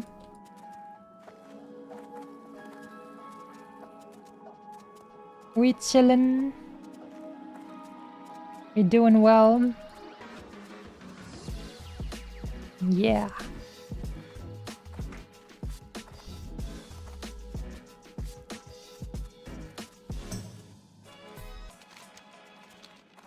I still remember, like, with this character, I also had like a spicy moment where it was in Hillspread and we were at the fields and one warrior was like running away from some mages and stuff, and I tried to help him, and I think he did die actually, and then I had to run away as well, and those evil frost mages of the humans actually got me pretty low as well. But you guys were like saying, "Oh, why didn't you use a healing potion? That was too close for comfort." And I was like, "Oh, I mean, I felt like it was safe, but you're right. I still should have used it just for safety, because do stupid things win stupid prizes. And healing potion you can always get again, but you cannot regain your life." I remember that. One of the spicy scenes. Oh, With that, a hunter trying to tame a pet. Cheer! Taboo! I think for a moment she looked at me because she was afraid that I could have like messed up her attempt to tame this. Because in order for a hunter to tame a pet, they have to keep channeling their tame ability for like, I think it was like 10 seconds or something like that. And the enemy has to be focused on them, and otherwise it breaks. So if I had attacked that pet, I would have messed up her attempt to tame it. And so I think for a moment she was scared, but I didn't do that. Oh, wait. Now I forgot to look at if the sunflower over here is okay. Wait, I'm layer 1. No time on layer 1. Let's check it out. Also, she wrote that she smiles at me. Yay. That makes me happy. You know, those are the small things. Wait, let me show you guys. I cheered at her, and then she smiled at me. And here we have a bunch of the characters, like Bamba Layla is the mage of the Grizzlebot village. A troll mage. I added her to my friends. Just to remember all the people who were nice to us while we leveled. Ah. Okay, no gold buff flower over here as well.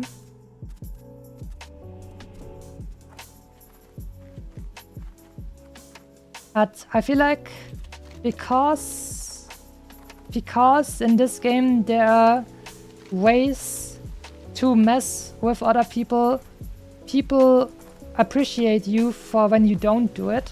And that's also one of the nice things. Like, only if you have the capability to do bad, you can be appreciated for making a choice to be good, so to say. And that is also a happy thing. So, we were able to make the hunter smile. Even though she was a hunter, but I'm not that bad. I'm not that bad. I'm just salty sometimes, but I'm not an evil person. I have a very squishy core. Very squishy. Here, let's see. Okay, this world buff flower also doesn't work. Can I sell some stuff? Yeah.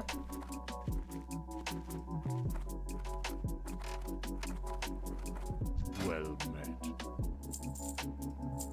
Tasty, tasty. And now, time to go to the south and hand in the other quest.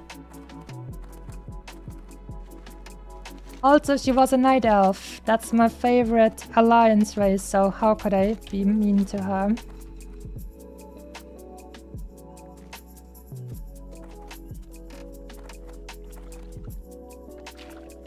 I just want my horde elfies back, please. Lizardo, please. Classic plus. Blood elves for the horde. Just add the frickin' Eversong woods to the normal map of Eastern Kingdoms. It has to work like that. It's perfect. Please. Please. Worgen and Gilneas for the Alliance. Eversong Woods and Blood Elves for the Horde. That would be so good! And if they don't want to add Paladins for the Horde, like I said in the past, you can just give Blood Elves warriors instead of Paladins and it will be no biggie. No world buff flower over here as well. Guess there's still too many people around who also take that.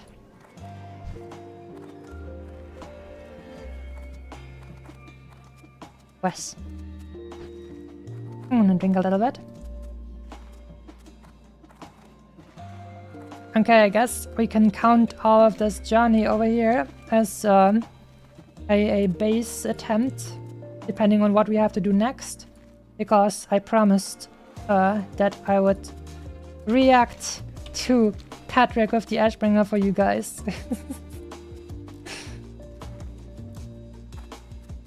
It's just a really great freaking video, and I guess a bunch of people have maybe not seen it yet, but it is just great. To be honest, if Classic had Blood Elves, I would have joined the Horde. Sorry, Masami. It's fine. It's fine. Many people feel like that, and many people are, I would say, surprised that I'm still playing Horde, despite them not having Blood Elves yet in Classic. But, like I said, it's about the bros and the Horde. My good bros. Bro. That's what I would be without you, bros. Bro.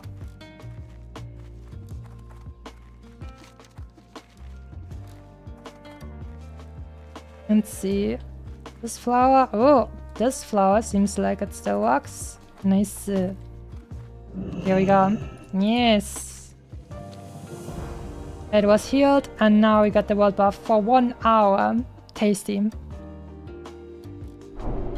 Okay, maybe I'll do the video watching after that world buff ran out, because it's a very good world buff and I want to use it.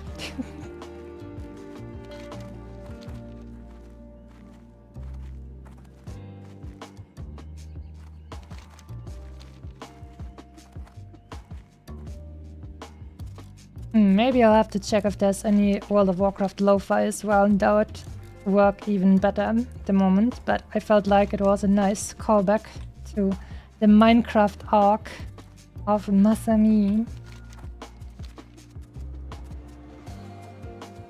This is the World of Warcraft HC arc. Like every time when I'm like super sweating a single game, I would call that an arc. We had a Cyberpunk arc, we had a Monster Hunter arc, and stuff like that. Alright, friend, how's it going? The Emerald Circle is friendly to all, Orc. What can I do for you? Yes, if you let me examine this for a while, I might be able to translate it for you. When I'm able to look over this fully, I will send word to you. Thank you for sharing this with me, adventurer. Very little is known about the Winterfall Furbolg. Oh, 6.4k XP. Nice. So, and maybe they're gonna send us a letter or something. Okay, guess that means we're gonna go back to the Grizzlebuds now. With our tasty world buff, and still half an hour of Prayer of Fortitude left. Nice. Alright, I still have frickin' 5 feathers I can turn in actually with this guy over here, and that will be 550 XP.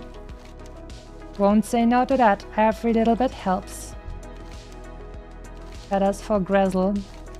Grizzle the Grizzlebud.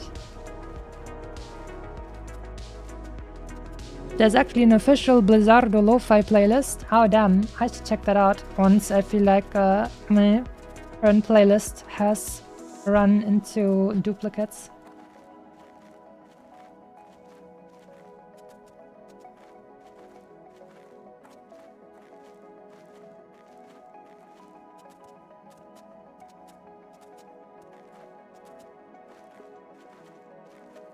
Okay, now we're gonna go to the Blood Venom Post, or what that is called, post.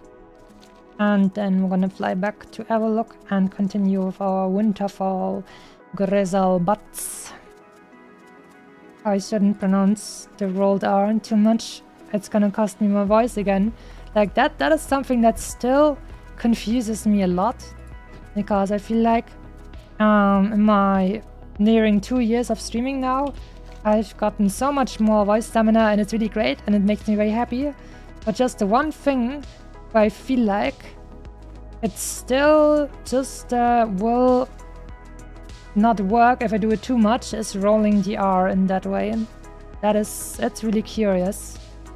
I'm not sure why that is, but apparently that is just the final boss of using your voice. Apparently, I think I probably just don't use that part in my everyday, like talking too much. And that's why it's just a little bit extra. I guess that's what it is.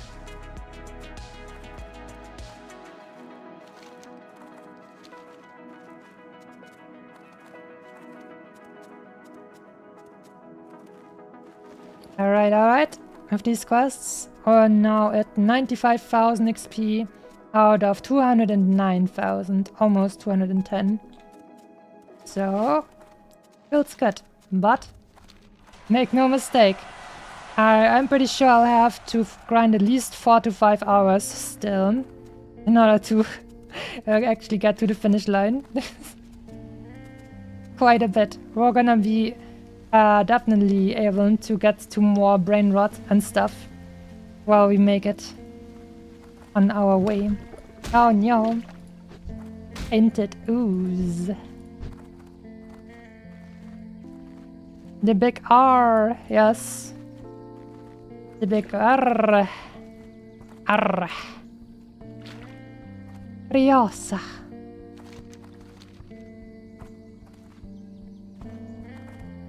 I am not allowed to pretend that I'm an evil aristocrat empire person who rolls their R in order to sound more evil. Unfortunate.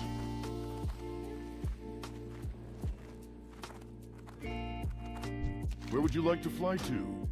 To Everlock, please. Thank you very much, my dude. This music is way too chill for frickin' Felwood, but you know what? It's quite nice because it gives me that kind of vibe that, you know, it's time. We've basically gotten as much quest done as we maybe can. Maybe we can get another elite done or something like that, but we're definitely now in the end game, really. Last stream, almost last 50%.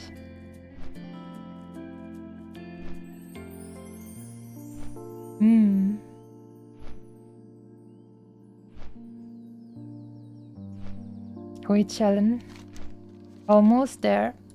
Slow and steady wins the race. Almost there. But rolling your R's will not win you the race. It will only like incapacitate you the next day. So I'm trying not to do that too much. But sometimes it's fun, like when pronouncing grizzlebutts. But I'm just not gonna do it too much. I will just use American R for grizzlebutts mostly, and then sometimes we're gonna use grizzlebutts when it sounds fun.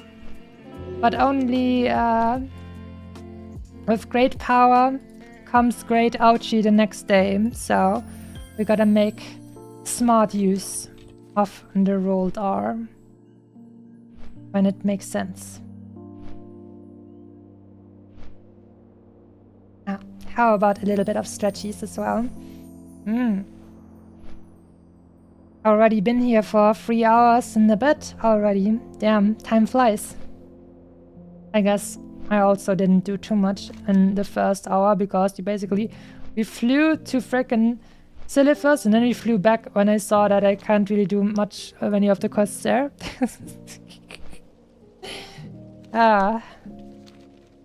But doesn't matter. We chillin'. Won those good spirits. For as long as we have to. On a Saturday. Enough time to go. Just gotta stay vigilant for a little bit longer. But at the very least, we don't have big T-Rexes running around here that will super eat my face. So that's cool. And I guess the later we go, the more efficient our farming will become, because there will be less other people around that might compete with us for the grizzlebutts.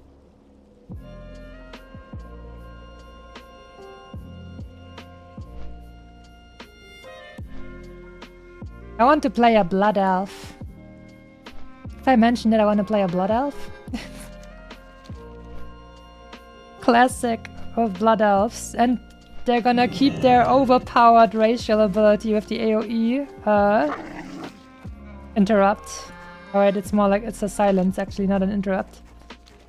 You can use it as an interrupt, but it is even better than just interrupting. It's an actual silence. It is really strong. I want that. Gimme. What class should I play? I mean, if Blood Elves were to be introduced to World of Warcraft Classic Plus, with their normal Burning Crusade racials, then what class should I actually play? I think, like, they actually don't have really anything that favors magic stuff, even though they're like a super amazing mage race canonically. So I'm guessing I would probably maybe even look for something else, even though mage is very iconic for them. And I guess, yeah, you know what? Mage is just feels so nice. And then you can go, like, Blood Elves, I think, have as a racial improved skill with enchanting, which is amazing.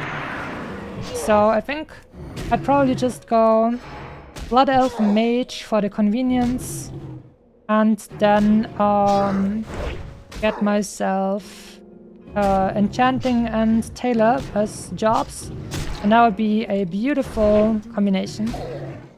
That'd be very chill.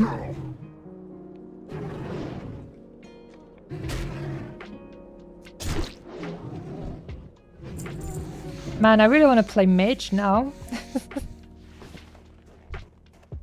But gotta make sure I'm not too into the thought of playing mage, otherwise Blizzardo will come and strike me down and tell me, what, you don't need to level your warrior to 60, here, let me kill it for you, and then you can play your mage right away. So we're not gonna do that. I appreciate Miyasumi very much. She still has to make her mom proud, and as such, we have to keep on going.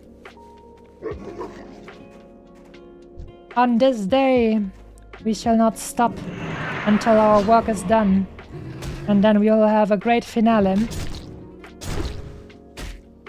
It's gonna be great. Just you worry. Yeah, just you don't... just you... wait, what was I even trying to say there? Just wait and see, I guess, and don't worry, is what I wanted to say. Oh, the brain rot has already taken hold. The fox brain is already mixing up words again. Putting a bunch of words in the blender and see what comes out. Blended Tsune has stricken another victim. Succumb to the mage evil. Yes, and then we're gonna be AoE farmers and stuff. You know what? I feel like it would actually be justified to nerf mages in Classic Plus, so that they cannot hit infinite enemies anymore with their AoE farm. Because,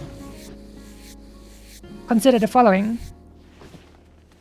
I'm currently playing WoW Hardcore, which means if a mage AoE farms and messes up, they die. It's a high risk, high reward thing. Other classes cannot do it, but it's still very risky. But if you're playing on a normal server that is not hardcore, there is no risk. Mages can just keep AoE farming dungeons and outdoor regions as much as they want. It's basically, you're basically playing a cheat code with how much stuff you can just easily farm with mages, because you don't even have the risk of dying. So it is just straight up overpowered. It is economically overpowered to play a mage in World of Warcraft Classic. So I think it would be... I think it would actually be justified to nerf the AoE abilities when it's too many enemies for mages, because they're basically yeah, it's just ridiculous. No other class can farm as crazily like they do. Hunters are still pretty great, farmers as well. But the reason why so many bots are using frickin' hunters instead of mages is because it's so simple and easy.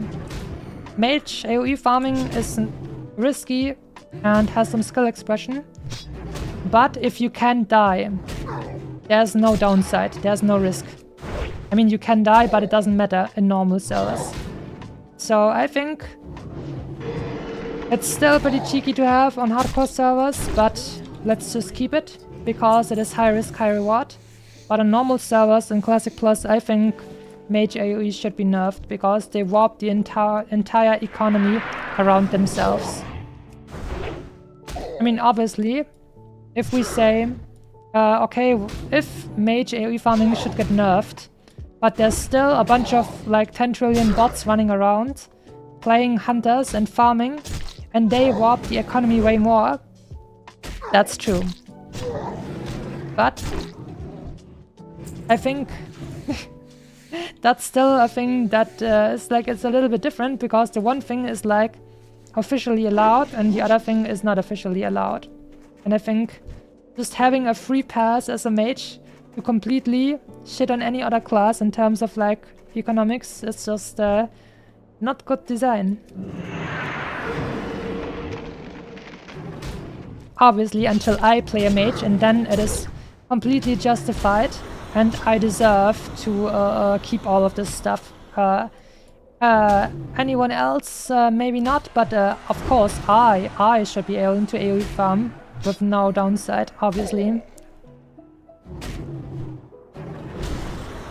I already adapted the mage mindset. Here we go. Man, I love that world buff. That is some tasty, tasty damage.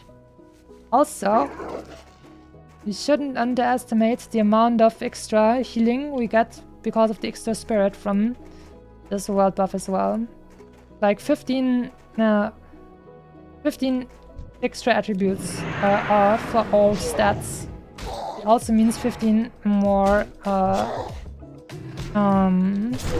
spirit, which is more regeneration, which is nice. Sorry, don't want to.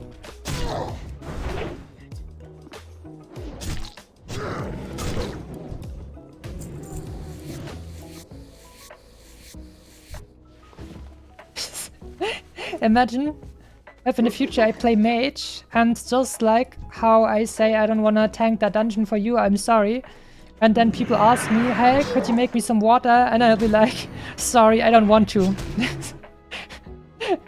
It will not be for fear of death or not trusting other people to not kill me, but it will just be, sorry, I don't want to, lol.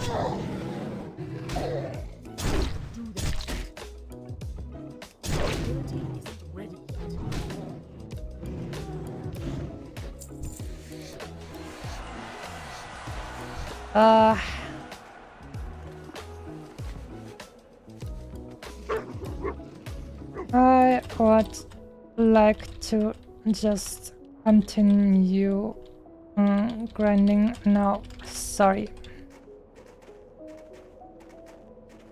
Halfway already? Yes, almost there. I mean, actually halfway should be 105,000 or so.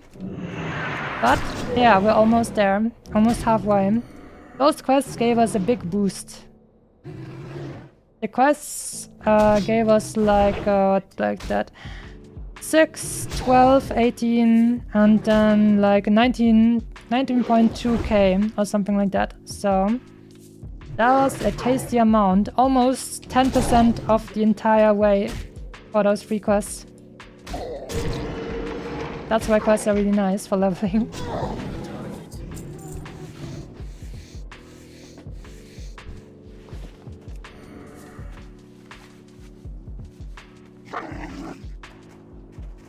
Did you lose your helmet? No, I actually just decided to not show it. In Classic, you don't have the option to transmog, like make your gear look different, but you can actually decide to display your helmet and your cloak or don't. Like helmet and cloak are two things where you can say I would like to display it or not display it. I'm currently looking where that is here. Shell, helmet. Helmet is still here. Still here. But I just decided, okay. It's looking a little bit like it's actually with the white color. It doesn't fit as nicely and neatly like some of the other stuff in our style, and I think it looks nicer if you can just see my green skin, my orcish green skin, because I also have my green shoulders, and then the rest of my gear is pretty much like brown, red, orange tones, so I feel like it harmonizes better like this for style.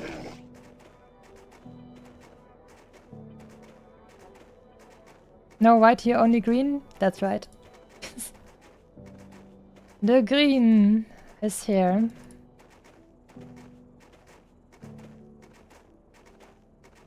Blizzard is targeting me because of your truth broadcast, mustn't me? I'm very sorry. You're only hearing the truth from me, and that's why people don't like it. They will not like it. The Sasquatch Mafia, they don't like it when someone tells you the truth about their propaganda, and then they send some goons to attack you. Unfortunate. But that just means that we are right. The Sasquatch propaganda, they don't like us, that just means we are right. And they are afraid of us. Oh, does this guy also have the epic axe? Inspect. Yeah, epic axe and Seraphil. Flash wave as well. Damn, that would be nice. But I'm happy enough to have my rare axe. Obviously epic would be even crazier, but nice stuff. Nice stuff. Okay, looks like people are still grinding them grizzle butts over here, so I think I'm gonna go back to the Yetis again.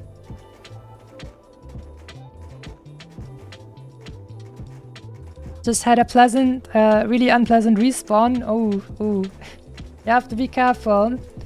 The Blizzardo GMs are now on their way to try and kill you too, not just me.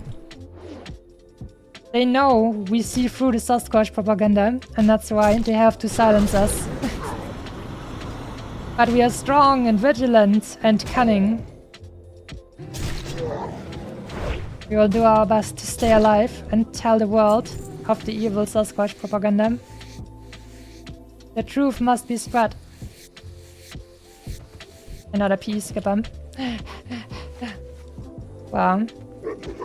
See, this is the kind of name I would expect from a PE skipper. Bad taste. Very bad taste.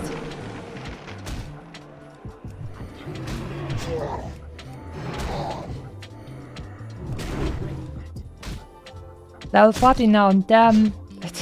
It's happening so much more quickly on the lower levels, that's crazy.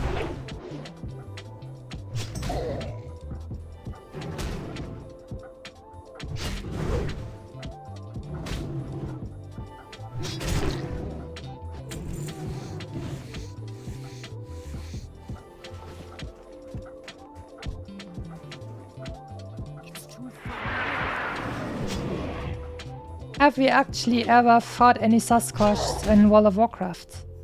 I think they only have Yetis and Wendigos actually. But in Warcraft 3, they do have Sasquatch, and they have like the same models as the Wendigos. So maybe the Sasquatch are just pulling the threads like in the background. In World of Warcraft, they're not as open with it as they were in Warcraft 3. They decided they will manipulate everyone from the shadows. As expected of the Sasquatch propaganda machine. They don't want anyone to know that they're actually controlling everything. Sasquatch were jungle mobs? Ah, I see, so they are actually in World of Warcraft 2.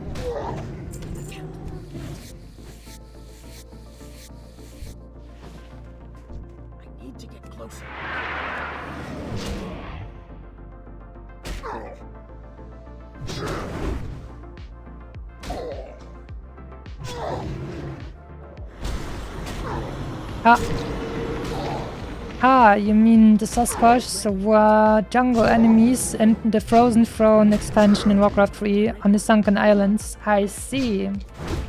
So that's where they were.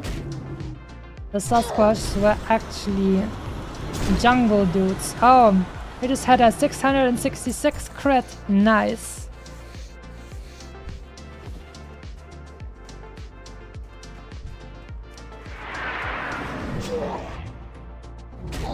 You know what? We're just wasting time basically by skinning these guys after killing them. But you know me, it would just be bad karma to waste a good leather hide. Splatter.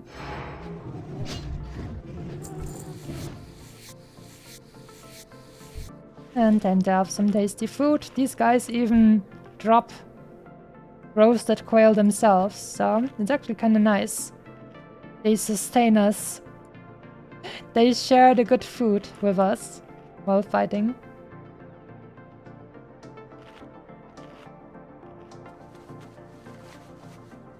I hope we're gonna be able to get back to my grizzlebutts again soon. Just because it feels so good to have the extra XP through the beats. 575 for every 5 beats we turn in.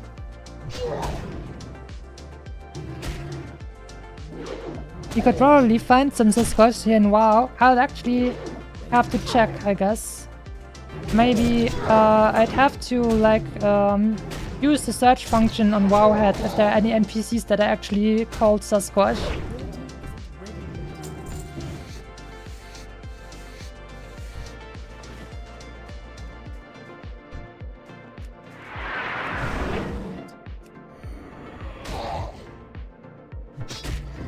Tasty times will be had. We're nearing the halfway point. It's really gonna take a little bit longer, isn't it? I'm just now realizing. I mean, I'm not just now realizing, because I mean, I've already talked about the fact that it's at least gonna take another 4 to 5 hours probably of just straight up grinding. But I feel like I knew that logically, but not emotionally. But now it's slowly sinking in, starting to sink in. We're gonna be here for a little while, and hopefully we're gonna be able to do it with the grizzlebutts. But like I said, the deeper we go, the more time we will get to spend alone with the grizzlebutts, and that will be extra beats and extra XP.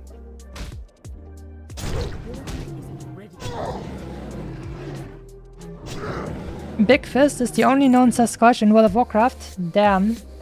And this... So you're telling me this one single Sasquatch pulls all the threads in the background? Damn. What a guy. No wonder he's called Big Fist. He's the big dude in the background who's actually manipulating the entire world from the shadows, making up all the Sasquatch propaganda. Yetis and Wendigos are not ready for it. Sasquatch are just using them against each other.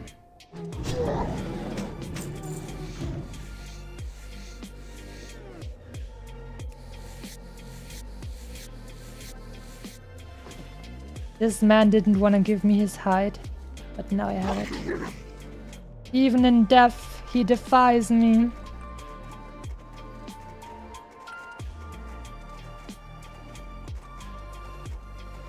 Let's see how the grizzlebutts are doing.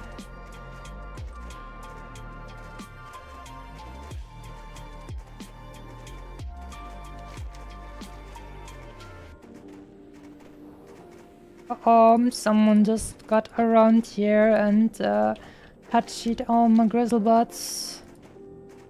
That's not good.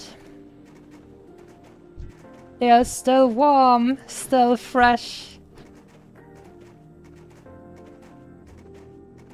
I guess that other orc warrior also is grinding to level 60 at the moment.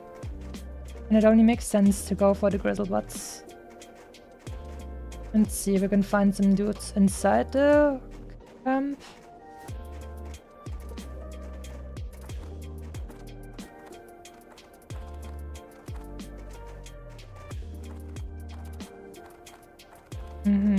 They are fighting at the moment. Oh, a level 16. Oh damn. Oh damn, I missed. Okay, but this guy is actually not coming with him, so that's cool.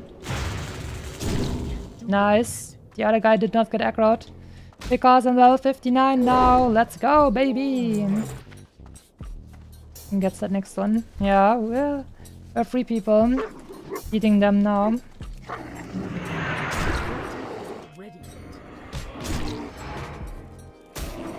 We're gonna eat a few of those boys around here. And then back to the Yetis. I'm sorry, my Yeti boys. I also prefer the Grizzlebutts, but at the moment there's a lot of competition. So we're gonna have to use you guys instead. There can only be one at the top. Yes, that's probably why there's only the one Sasquatch. Mr. Big Fist controlling everything. Makes sense. Only one big boss, Big Fist.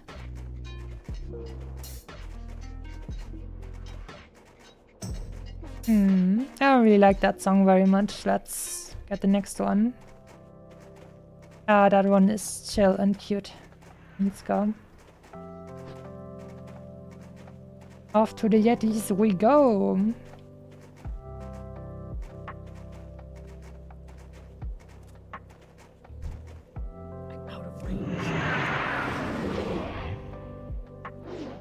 I'm sorry, my Yeti bros. I know you have been watching many clips of the Wendigos doing many bad things, but it's actually just AI generated stuff that the Sasquatch want you to believe. By keeping the Wendigos and the Yetis fighting, the Sasquatch can take all the credit in the background. They will keep staying strong. As long as the Yetis and the Wendigos keep fighting each other, they will never unify and attack the greater evil, which is the Sasquatch, together.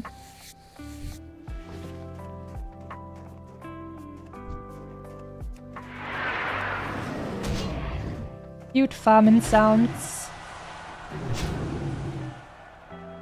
Oh no, don't stop with that song yet. I like that one. How long is that taking still? Oh, we still have like 40 seconds or so. It's cute. Should have been a longer track. That is a really nice track. An hour version. The final X review ASMR.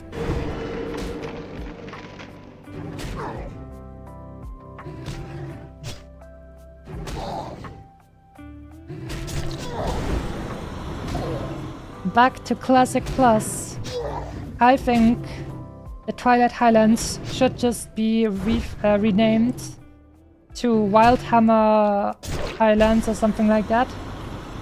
Because of that like dwarven clan that lives there. And Grim Battle should become a dungeon, just like in Cataclysm. But without all the Twilight blah blah. Nobody likes the Twilight blah blah.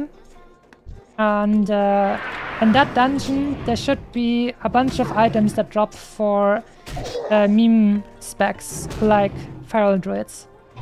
Feral druids need to get like a bunch of items, like if you're wearing this stuff you will gain, I don't know, 200 attack power while in bear form and in cat form. Stuff like that.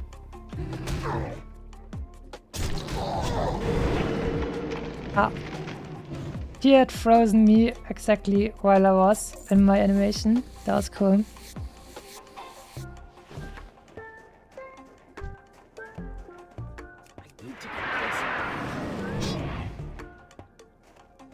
Come with me, my dear Frodo, I mean Ice Crystal Yeti.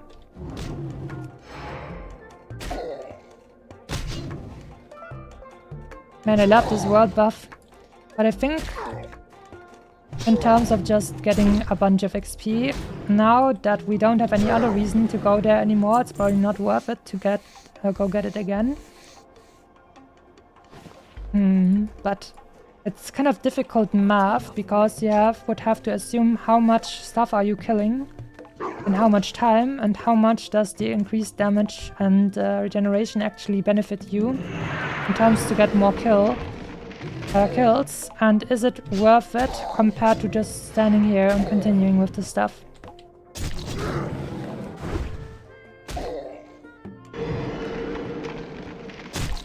If it was Grizzlebots who were fighting, then it would be no contest. Them extra beats.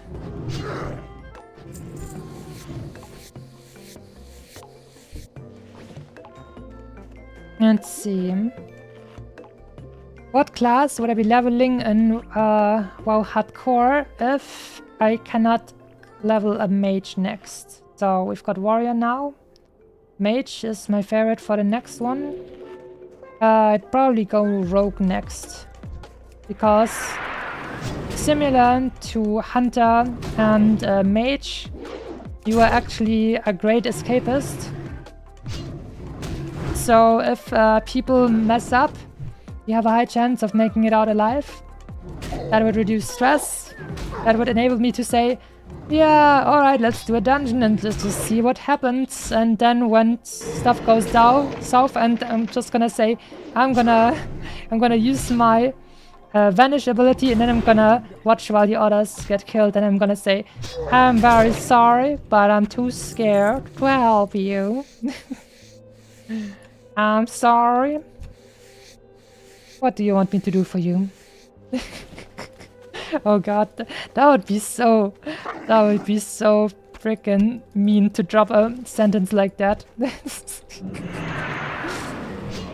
I wonder, like, if they knew about the whole drama with Pirate, and then they heard a sentence like that, I wonder if they would, like, laugh or cry about it. With what mana should I help you? That's right. As a rogue, I don't have any mana. What was I even supposed to do?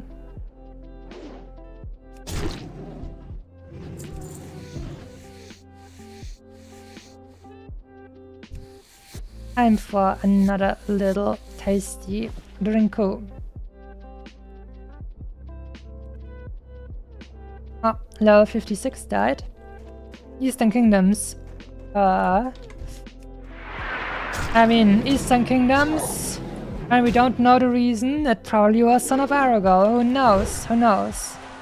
So, the Drinku was just thinking about all the uncounted kills that Son of Aragorn gets, but we just don't know. We were never able to verify. Oh.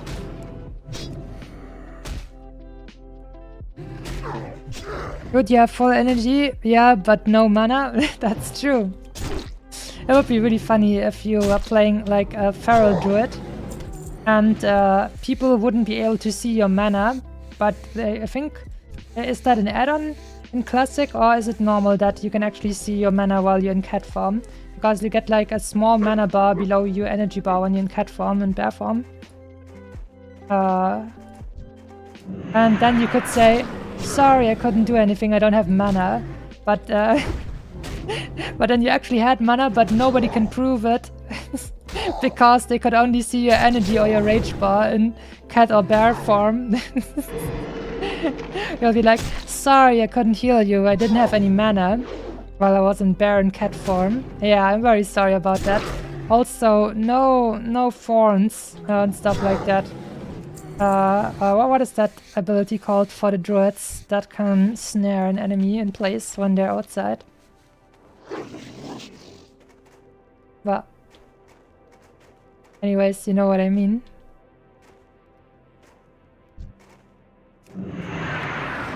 I think the options to save other people are probably limited as a rogue.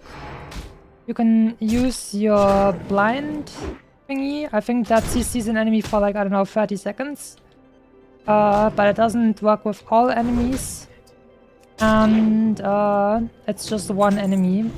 It's not like you can just slow literally infinite amounts of enemies with a level 1 blizzard like mages are able to do. Another reason to go Frost on Mage. Frost is just so good. You also get to like get a bunch of anti-resistance for your spells, so you can even attack enemies that are way above you in level, which as a warrior would be an absolute shit show, and mages just go, yeah, I got like 6% less chance for these guys to actually resist. And on top of that, I can even go into the frickin' arcane tree and get even more anti-resist. Also, this guy just walked over here and looked at his boy and now turned around. He was like, yeah, I'm not doing that shit. I don't want to die. You roach! Cannot just let your friend lie down there. Should have used your ice abilities. You had full mana, Ice Fizzle Yeti. It would have been okay if you just said you were panicked and you didn't think of it. Use your mana gem, Ice Fizzle Yeti. Where's the stun?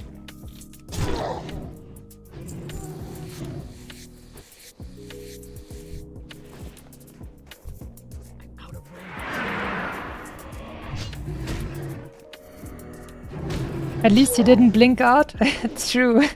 Multiple times too. I don't have no mana. Blinks out multiple times and then stands around watching, basically proving that it was unnecessary to blink. Ouchie. And man, it hurts. I'm not even one of the people who are like especially like hyped about bad-mouthing him. That just happened so easily, I guess. It just happened so easily. I'm sorry.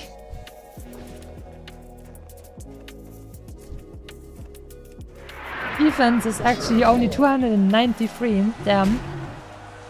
I need to let people hit me way more before I can level up my defense again.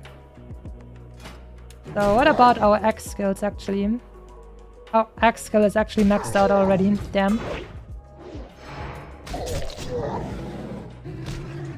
Alright, now we're officially at the halfway point. Halfway point has been achieved, baby! I like Pirate, but the best you can do is make the meme of the situation. Yeah, I think I agree. Should have said, sorry my dudes, I didn't do as much as I could have there. And then just own it. Like, like going into the next dungeon and then saying, I have full mana right now, you guys. You can trust me. Stuff like that. I think he would have even been able to farm that himself. We just had acted a little bit differently. Oh, we got one Grizzlebutt over here. Ripe for the taking. I could actually like use my swap to Berserker stance and a Berserker Rage way more often for farming.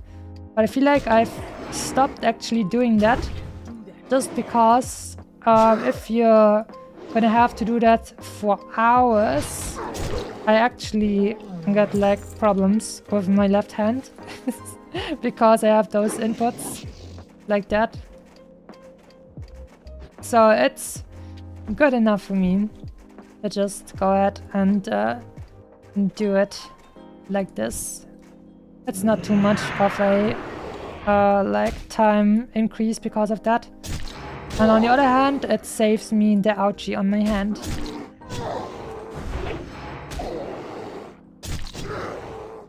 Slow and steady wins the race. Double dodge, damn.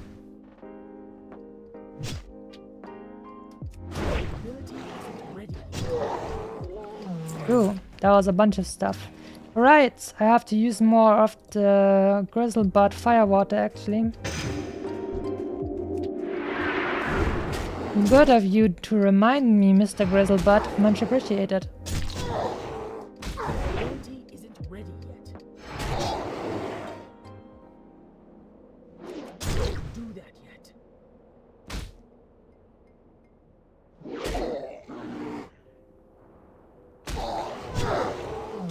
Yes, more beats, more X-ray XP. Tasty.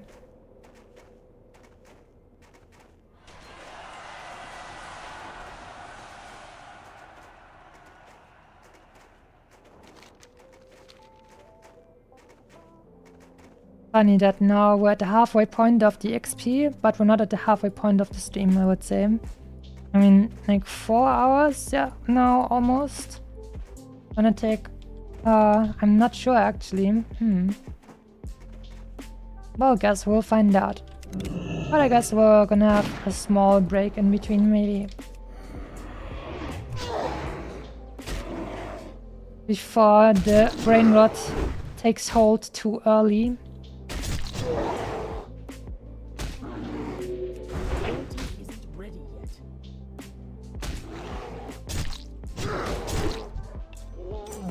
I just hope I won't be too brain rotted in the end, that I forget about some of my special stuffies that I wanted to do in the end. I'm sure it's gonna be fine, just think of it. Think of your tools, Masami, think of your tools. You've got everything you need. It's gonna be great. It's gonna be cool. Just maybe a little bit late into the evening.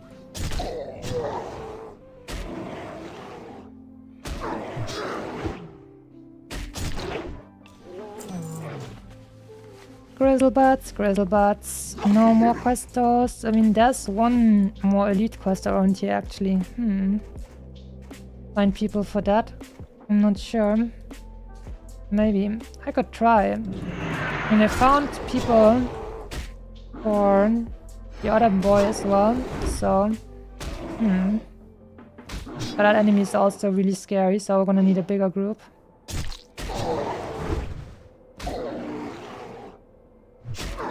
We already had 2 elite boss quests, but only one of them I actually got credit for, which is a little bit of a shame.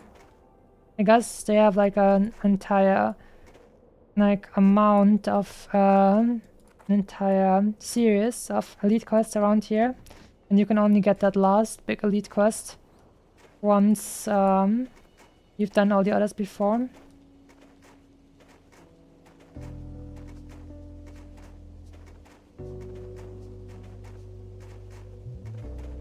This song right now reminds me just a little bit of Minecraft music. At least until the beat sets in. I guess lo-fi is a little bit like Minecraft music, but with beat. Oh no, this guy actually had a CC up.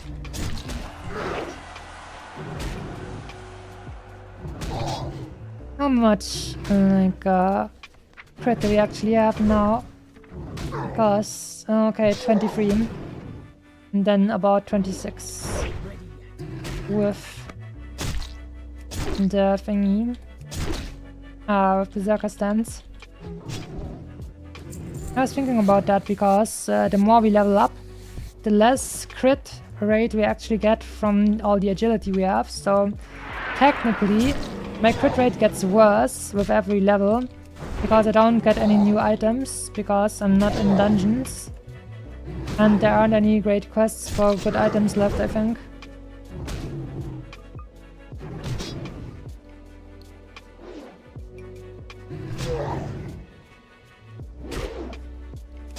But back in my town, preparing to drive home. Oh damn, that still takes a little while longer. Well then, have a good trip home, Megawa.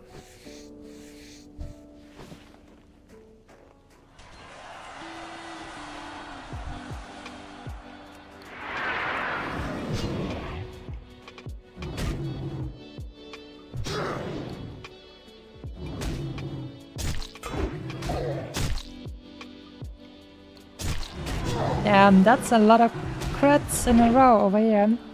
Very tasty. Another one. Another. And another. Damn. Feels good. I'm gonna use one of my bandages. Just so I can make use of some of this rage before it's all gone.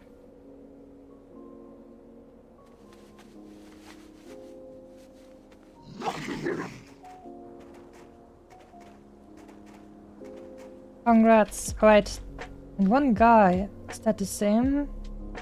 The priest? Yeah. I didn't even notice that the guy we did that elite stuff together with, that troll priest, was actually in my guild too. I didn't even notice. Oh boy. That's hilarious. The oblivious fox brain.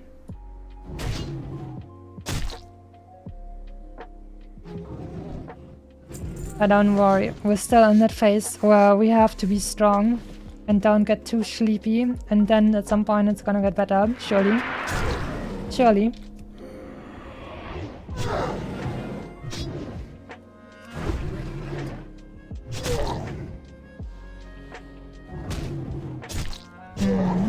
He's down Torrent Shaman. Let's see actually. I'm gonna kill one more.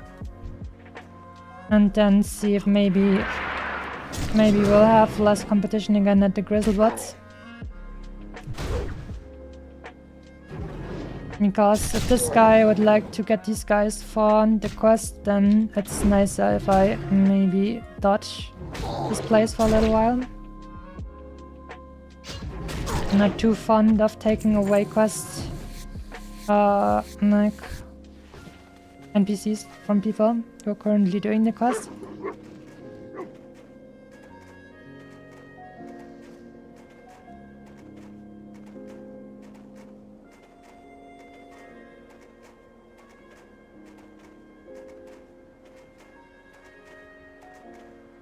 I wonder what some of these level 60s are doing here actually. Are they actually just here for the reputation for Timbermold? I mean, some level 60s are still questing, because once you hit level 60, instead of the XP, you get some additional gold for doing the quests. Oh no. Grizzlies, Grizzlebutts. Oh jeez, all dead around here. Oh, there's level 60. Why are you still grinding these guys? They are my tasty XP buddies.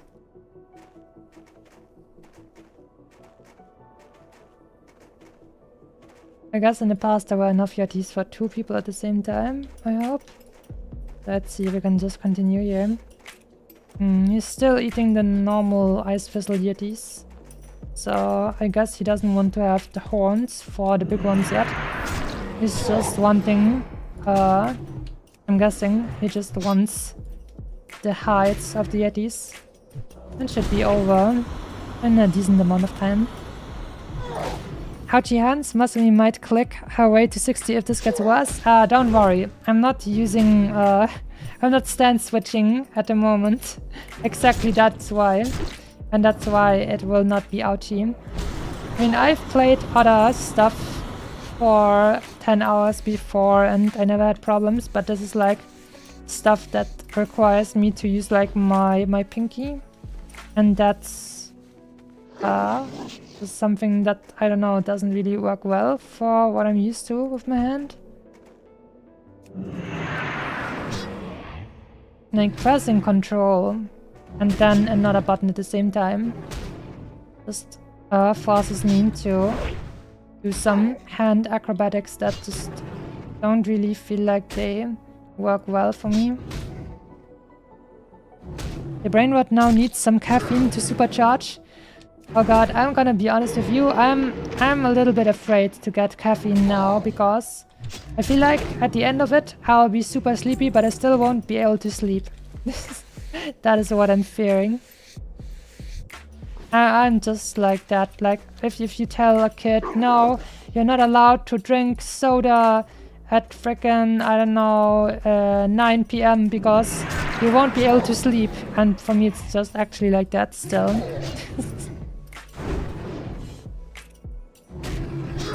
But if I get so sleepy that I get it gets dangerous, then I guess I'll have to use those evil elixirs of the that will keep me awake. The elixir of awakeness. The great energy crash, yes.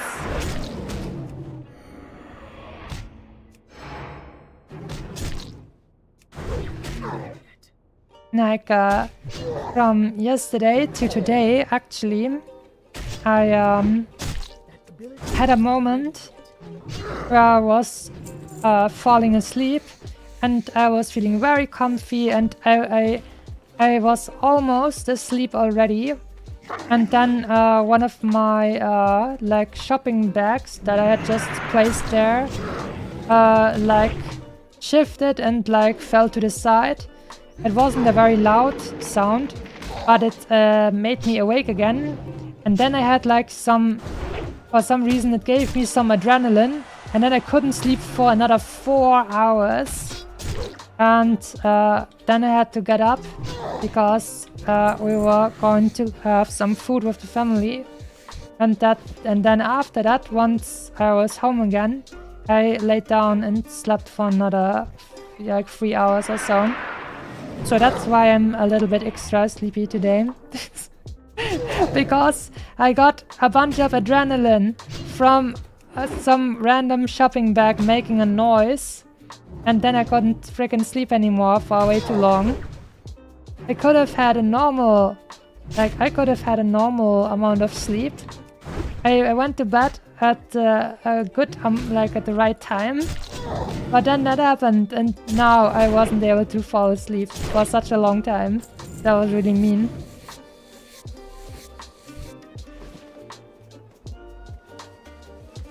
I'll let you talk and keep my driveless silent. Alright then.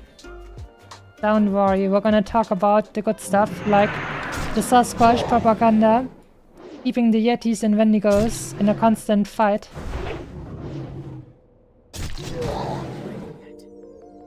Man, I don't want to lose this frickin' buff, it's great. It's such a great buff. Maybe I'm gonna ask a Gildy or something to invite me into a different layer at some point. Because I want to get away from that farming shaman.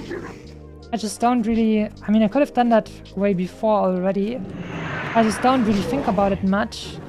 Because I'm not used to having to actually deal with layers.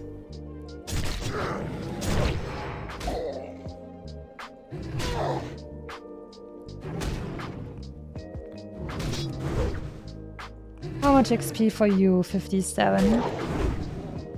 298. Almost 300. Pretty tasty.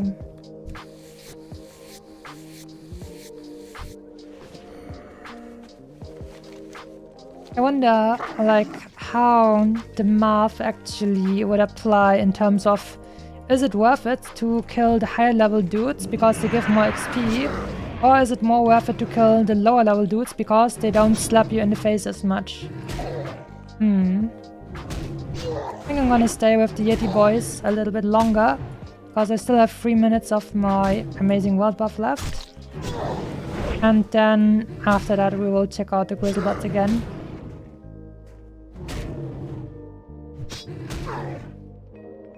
Also maybe taking a small break in between somewhere there.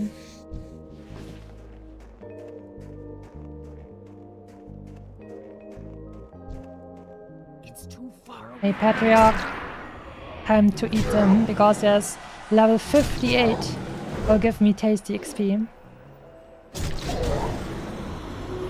We're still getting so many crits, I love it.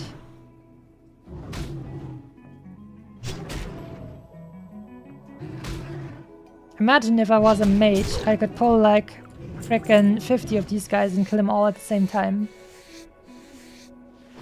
It would be pretty spicy, because if they ever get too close and stun me, then it's insta-death. That would definitely be rather spicy and funny. I think if I play a mage in the future, I'm gonna make it like a point to jump down any great height, just so I can prove that gravity is not real when you're playing a mage.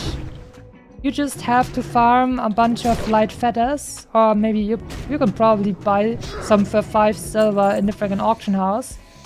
And then you can just use slow fall as much as you like, and you're never gonna die to gravity. Gravity is a lie that has been made up by people who aren't mages. I mean, you could even, I think you can even blink in order to save yourself from a fall. But that's a little bit spicier because it requires better timing. But using slow fall is incredibly easy and straightforward, and there's nothing you could do wrong there. It works for like 30 seconds or something. Keeps you safe.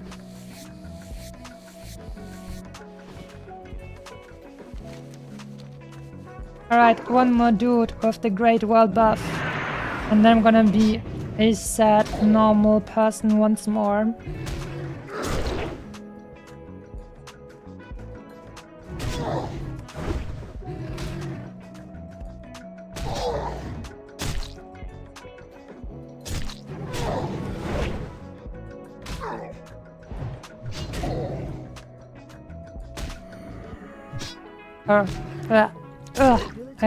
I wanted to say something, but then I had like a small yawn reflex there, and that kind of interrupted me. That was interesting. Rand resets in 1 minute. Just time to teleport back to Orgrimmar to get that world buff as well. Well, you know what, maybe I should take my little break in Orgrimmar and hope that someone will give us the world buff. That would be hilarious.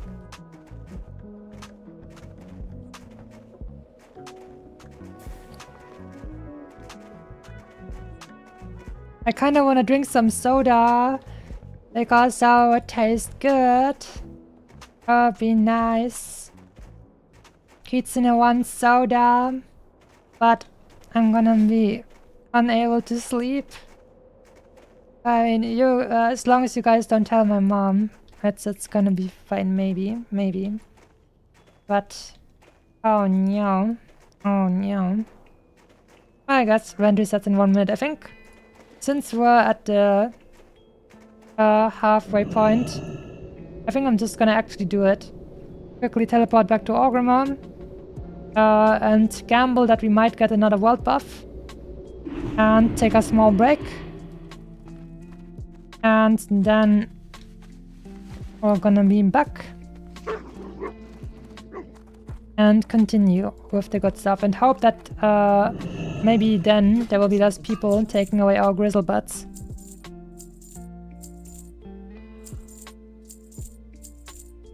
Alright. Okay. Also, I don't want to sit around in that, and I'm gonna be scared that maybe someone will, I don't know, aggro Gammon and then Gammon will kill me or something like that. And where's a chill hangout place in Orgrimmar? Except the inn. I mean, that doesn't make sense.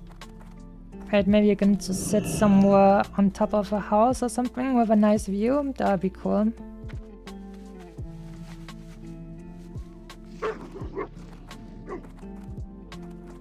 I think maybe we're gonna just go up here and then look down.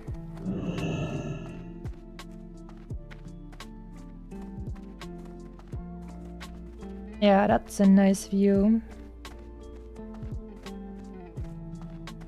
I'm gonna sit on my trusty wolf.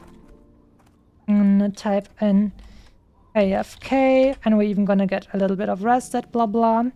Alright, then now it's gonna be the halfway checkpoint, small break time, maybe 5 minutes at most, probably like less, but we'll see. Alright, top. Be right Baku West.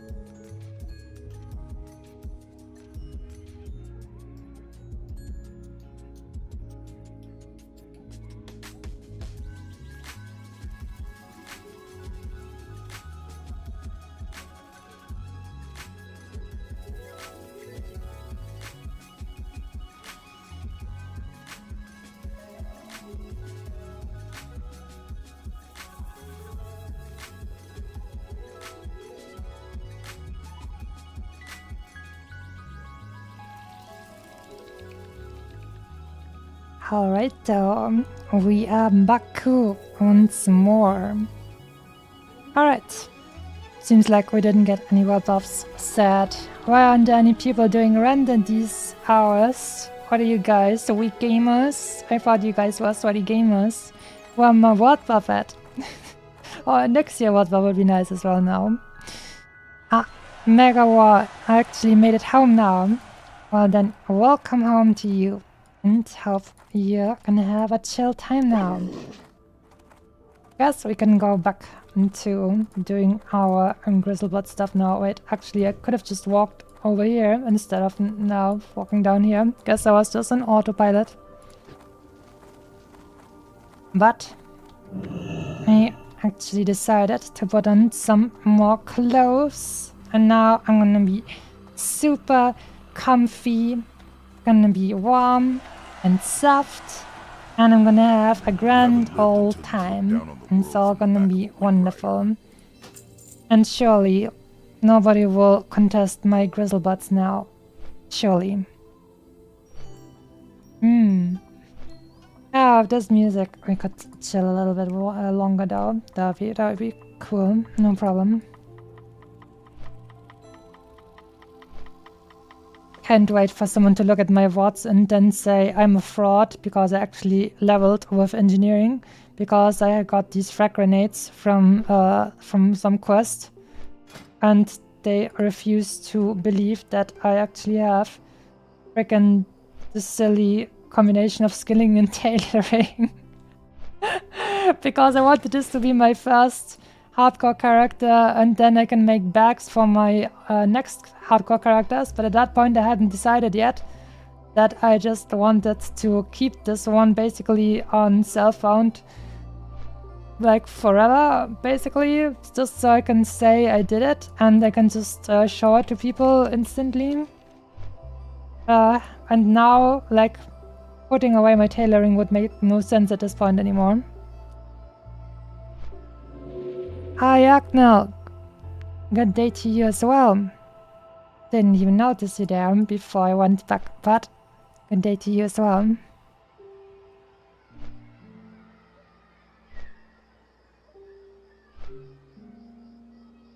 And also, thanks everyone for welcoming me back. Being a paladin is hard when some people are lemmings in a trench coat.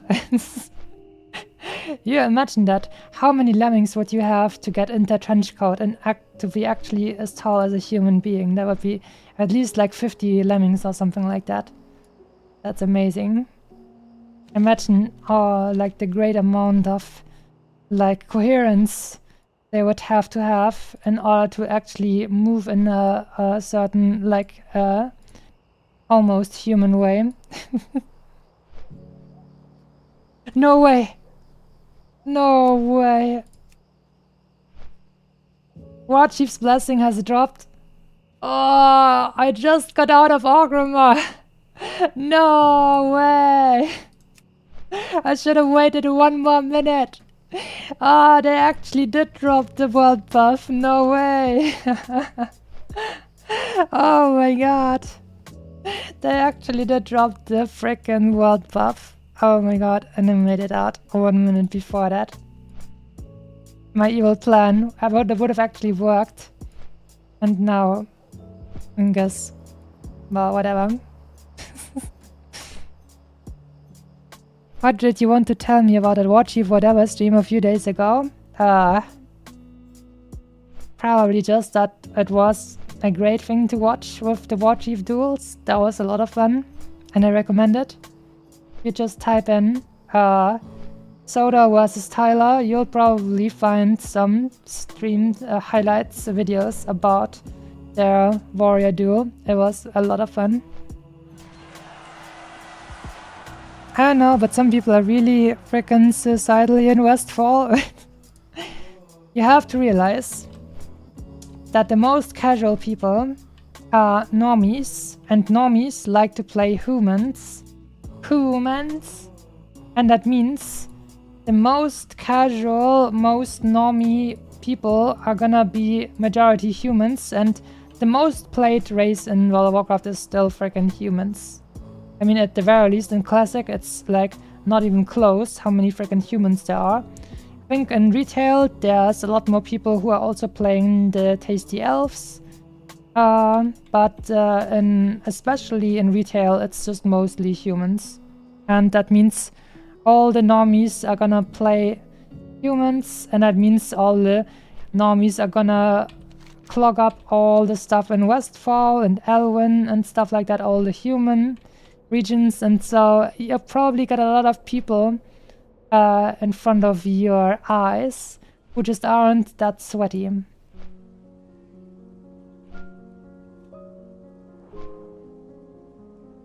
With the way you were talking at the time, thought it'd be exciting. Yeah, it was exciting. It was an amazing thing to watch. It was really cool. The War Chief duel for War Chief of OnlyFans between Solarpuppets and Tyler 1. That was very exciting. I mean, you can, if you want, you can go back and check out my stream VOD on YouTube. Where I basically commentated while they were fighting. But you can also just watch some stuff from big streamers as well.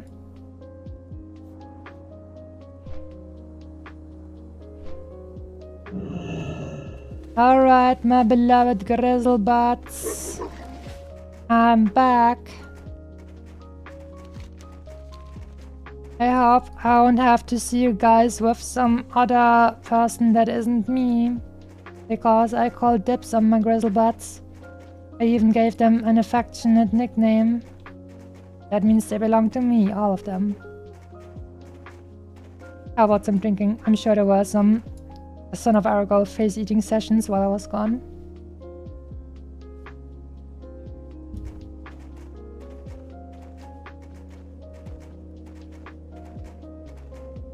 Ooh, yes, this is looking very nice. My Grizzlebutts are here just for me. Let's go. Let's drink some fire water. And some extra stamina. Here we go. Let's go. These guys are level 57 as well. So we're gonna get good XP. But I think they're also, decently strong, so I might have to eat more often than with the Yetis. Ooh, I got a little bit of a whoop-foo-foo moment because I thought, oh, is this gonna be another rare drop? But it's just grey. Still tasty money though. I mean, rare drops are also just money to me because I'm self-found. But vendor money.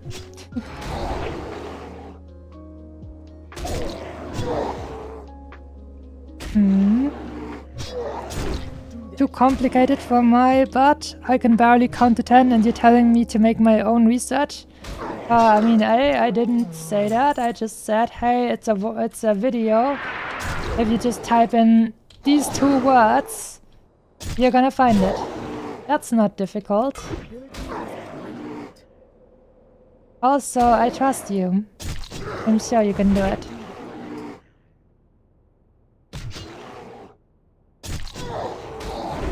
That's a lot of Grizzlebutt Archie. Let's use another one of the bandages so I can get up to speed once again quickly.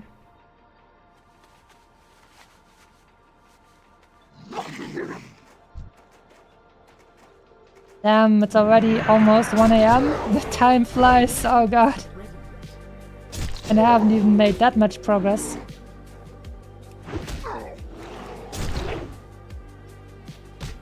Okay, we're locking in now. We're going with the maximum speed now. As long, I mean, it's not my fault that there were other people taking my Grizzlebutts. So it's only natural that I didn't level and grind as quickly as we could have because some evil people were taking away my Grizzlebutts.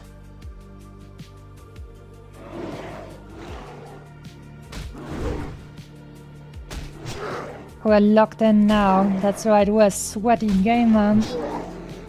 We're not gonna take no for an answer. We make things happen, that's right. Oh, something like that, how these people feel about themselves. or something.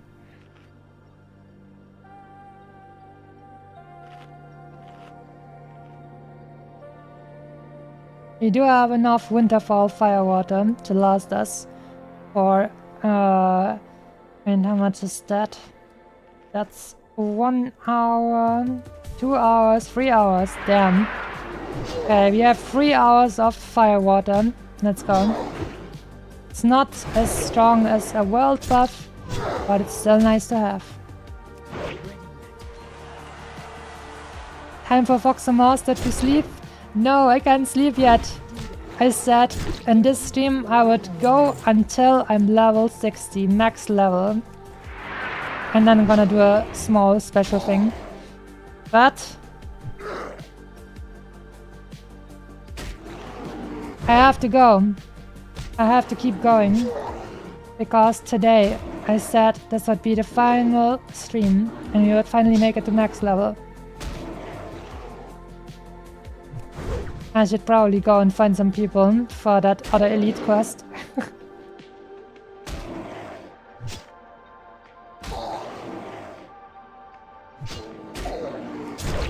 But it doesn't matter. It doesn't matter.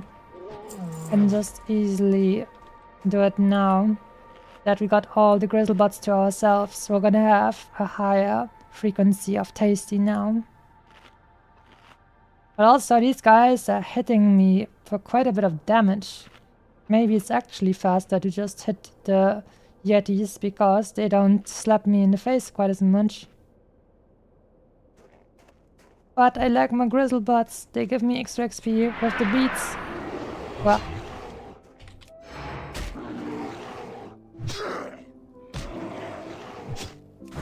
Also I forgot I wanted to check if I can find some World of Warcraft lo-fi stuff actually while I was gone.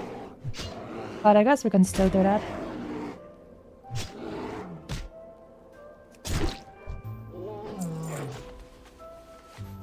Committed to reach the peak, I see. How long you think it's gonna take you from now? At the very... I think it's probably gonna take me... Oh god. It's gonna take me like 4 hours. Yeah, probably around 4 hours or so, I would assume. Oh god. Oh god, that's a long time. That's gonna be like 5 AM. Oh my god. Oh no. But I don't think about it and don't tell my mom. Don't tell my mom.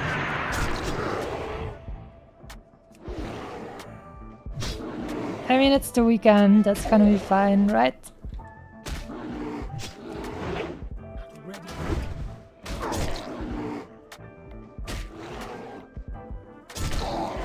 Once I'm done with my round over here with these grizzlebots, let's check out if we can find some cool World of Warcraft lo-fi.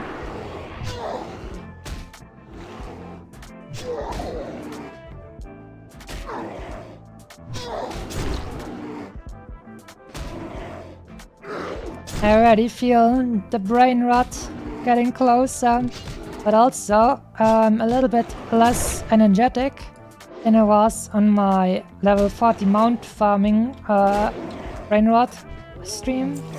So I'm not sure which power is gonna be stronger, the power of brain rot or the power of sleeping. We will find out. What have you done? I've done nothing. I mean, we did 2 elite quests with some dudes, but that's it. I'm gonna miss these streams. I mean, we're still gonna stream, just maybe a bigger amount of variety. But it's not like I'm gonna stop streaming altogether. I'm just gonna stream some other games as well, and then sometimes maybe leveling some hardcore mage. Man, I can't wait to be a mage and have teleports and portals and be able to just conjure food and drink and have basically 100% chance that my enemies won't resist all my attacks and stuff. It's gonna be so comfy. So freaking comfy. Yay.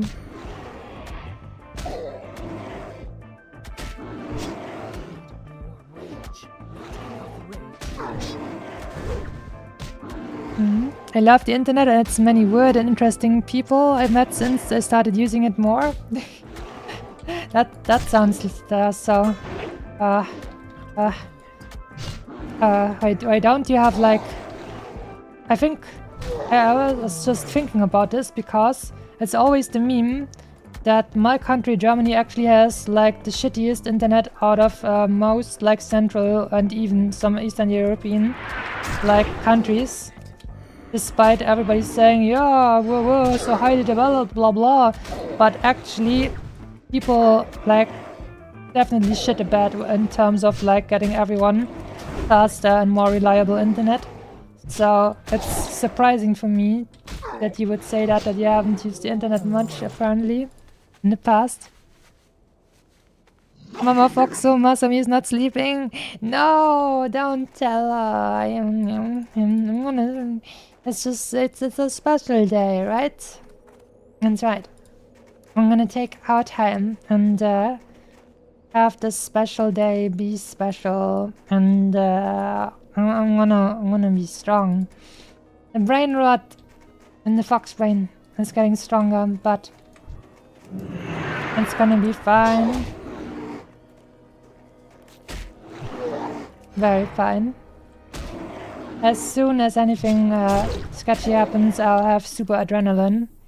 And then I won't be able to sleep for another 12 hours. Once this stream is over, I won't be able to sleep. Just because I'm like, oh wait, maybe I'll actually fall asleep instantly. Because I finally feel like, it is done, it's over. I'm like Frodo, who has finally like dropped the ring into Mount Doom and destroyed the ring.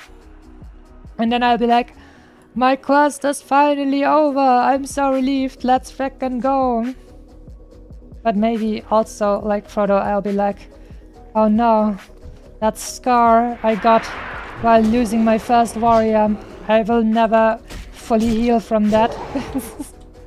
Who knows? I can still feel the kobold spells. The scar is still there.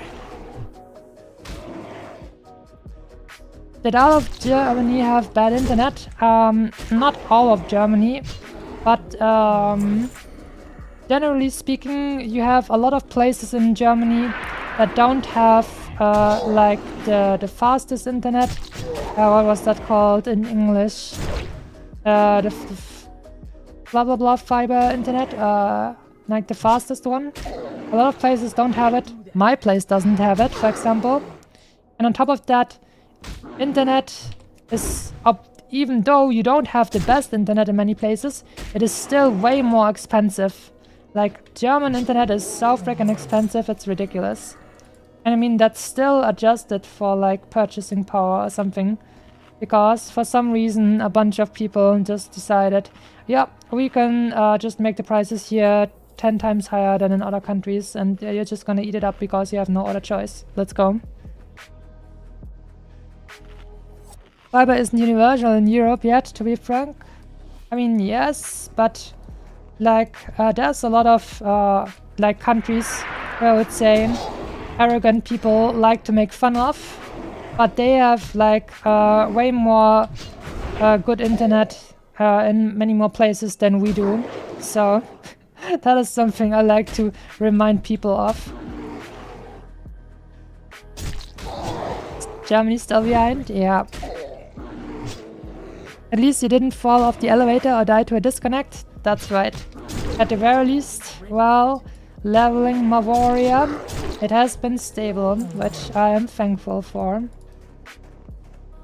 DCs are definitely one of the worst ways to go. Because then it's not your fault. I feel like if it's not my fault, it's even worse. Because if it's my fault, I can say, I could have just done better. And I will learn from this experience. But there's nothing to learn from if you had a DC. I mean, what are you gonna learn there? The thing you learned is buy better internet, but you can't actually. Yay! There you go. Should have bought the better non-existent internet.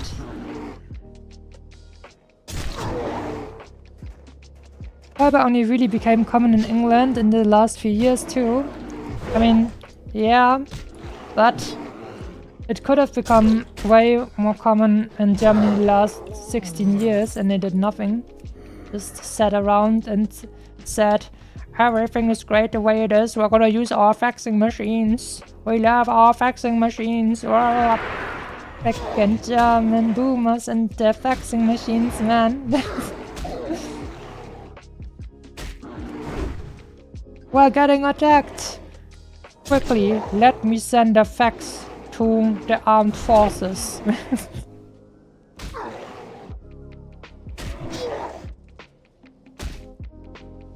I pay $80 for 300 MB. That sounds absolutely ridiculous. Oh, what is going on there, Johnny Cat?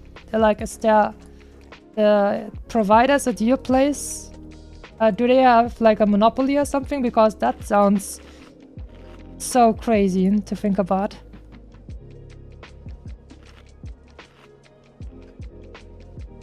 You sure as hell enjoy teasing me about it. What? I didn't really say, haha, you died to a DC. I would never do that. That sucks. I didn't tease you for that, definitely. I mean, I tease people for elevator stuff though. That is true. But I mean, elevator stuff is like, you know, elevator stuff is elevator stuff.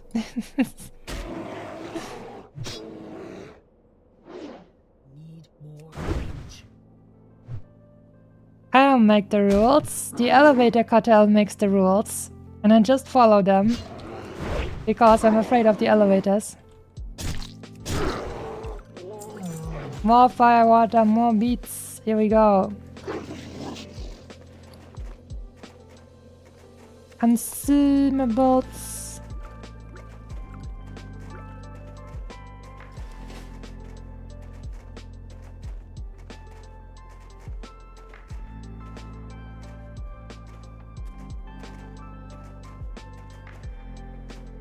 And Grizzlebud respawns. The perfect frickin' rhythm of going back and forth. Let's go. I'm allowed to use my perfect optimized grinding route now. Let's go. By the time we killed the Grizzlebuds on top, the Grizzlebuds on the bottom have respawned and vice versa. Now we can finally get into full steam ahead. Fax machines? Here I thought only the Japanese still use them. Oh no. The Germans love their frickin' faxing machines and it's gruesome and it's terrible to look at and think of. Like, I mean, I'm of course 212 years old, but in my life, in my long life, my over 200 years of life, I have seen a lot of progress made in terms of technology, and it is horrifying for me to witness that the humans in Germany would still fight progress this much when, as someone who is as old as me, can see that progress has always been part of the world. And especially in the most recent 100 years, it accelerated quite a bit. And now they are still trying to fight progress and keep everything the way it is. But the world will never wait for them. And they should just let go. The faxing machine should be dead by now, but they're still keeping it alive with their unholy magic. It's unnatural. What you're doing is black magic. It is irresponsible, and it is gruesome. The fax machine has served you for long enough. It should be able to rest now. There's no reason to make the fax machines keep working until the present day. Just release the fax machines. They're already basically dead. You're just necromancers. The German boomers are necromancers. Tech necromancers. Oh. Oh, Johnny Cat, I apparently misunderstood you. You pay $80 for 300 megabytes of speed per second and unlimited thingy. I thought you paid $80 for 300 megabyte a month or something, and I was like, wait, what? A month or a week? That is crazy. Like, what the hell? So now that you said it like this, I can see that it's much nicer. To be honest, I could imagine you hope my paladin dies. No, I have a very squishy core, and I don't actually like wish bad stuff upon other people. But sometimes I'm just a little bit cheeky because I have the cheeky in me because I'm a fox.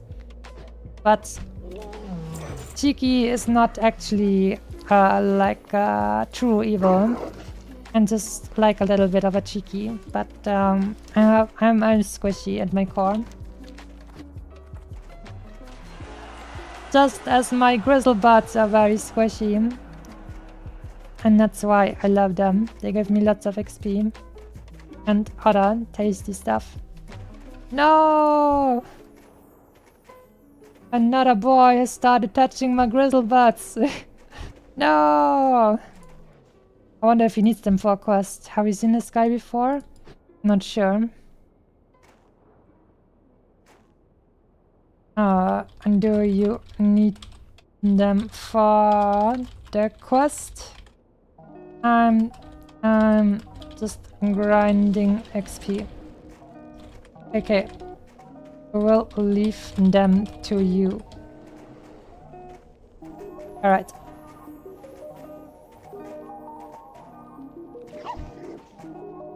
Then we're gonna have a little Yeti interlude again until this guy is done. Oh, fire water ran out.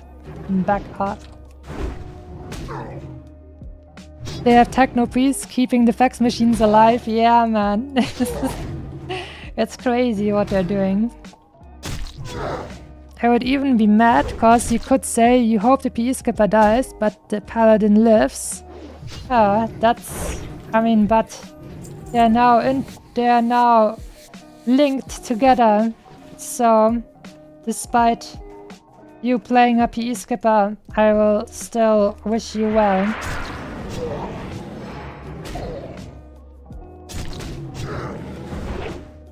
I mean, you're also playing like cell phone, so it's even more honorable.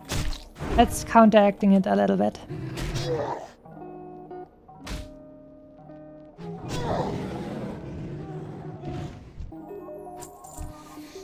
I use more data just watching this stream? Yeah, I imagine. Johnny Cat watching Masami in 140p to save his 300 megabyte. I mean, you're laughing, but like my at home I have unlimited, of course, as well. But on my phone I don't like. I have a limited amount of stuff actually. I should maybe check if I can get a better like a better contract for phone internet at some point.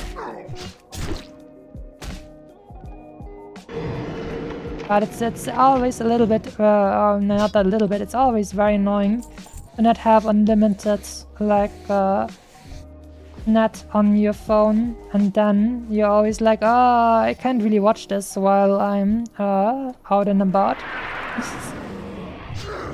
This is gonna tank too much of my traffic.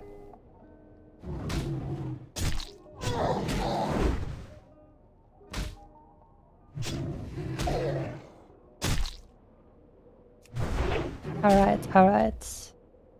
After this boy, we will check out if we can quickly find a little bit of World of Warcraft lo-fi actually.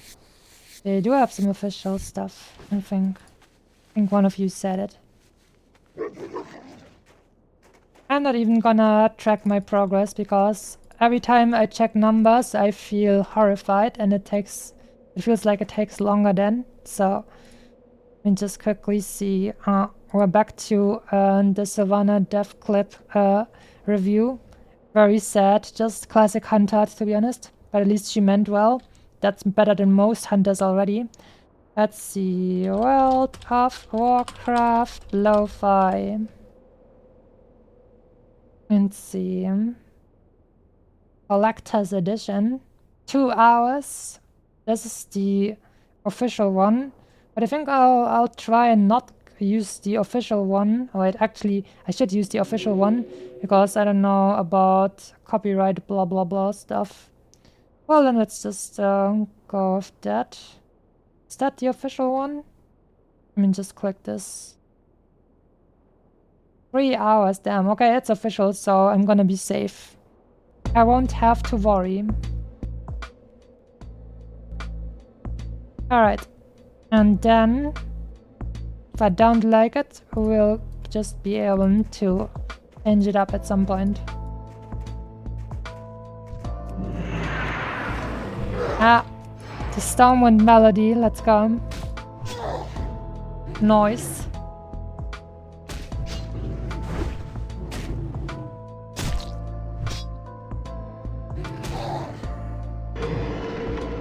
Oh no, the CC. Look at that. What a gamer. This might actually take longer than 4 hours, who knows? Because a little bit slower than I would be if I just super no brain grind it out while just watching a second thing on my monitor. But right now I'm also trying to keep talking. But whatever, it's gonna be a little bit of an endurance kind of deal, but it's gonna be fine. We have good people with us. Don't you worry. And once I'm able to turn in 500 Grizzlebutt beats, it's gonna be so satisfying.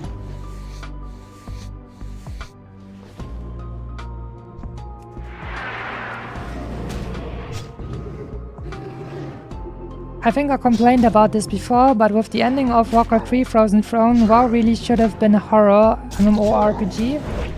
I mean, if you watched my playthrough of the Plaguelands, it is. It definitely is when you're playing through the Plaguelands on hardcore. That stuff gave me anxiety all the time. I don't think I've been as anxious in any region as in the Plaguelands while playing hardcore. That stuff, I'm thinking about that and now my chest hurts a little bit. I'm probably a little bit too crazy about this stuff, but man, Plagueland stuff was definitely that was hard to take. This freezing ghouls, man, had pulled anything more than one of those guys, probably would have died. With their crazy CC all the time. That was scary.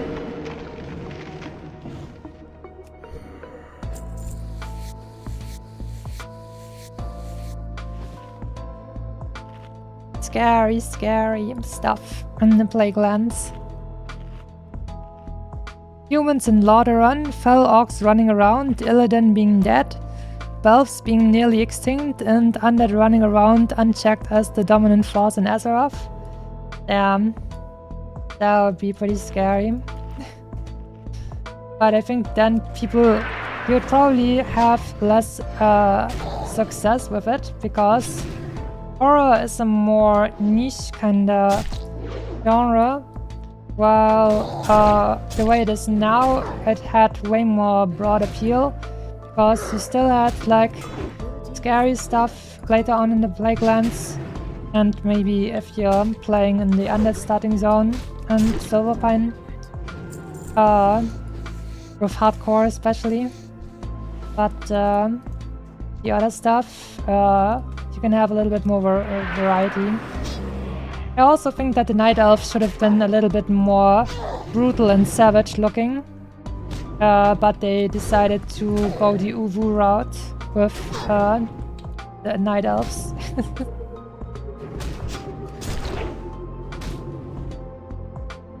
We don't go to the Plaguelands anymore? That's right, we don't. Plaguelands are big scary. I hate them, Plaguelands, precious. Me hates them. There would actually be a few more quests probably in the Western Plaguelands, but it's so freaking scary, man. Western Plaguelands are super scary. Maybe I should watch a guide and then see if there's any like quests I didn't know of left in the Western Plaguelands. Scary. Yeah, it really seems like those Yeti boys are going down pretty quickly. But they don't have the same the Grizzlebutt beats. And I can't turn their leather scraps into bandages like I can use the rune cloth from the Grizzlebutts.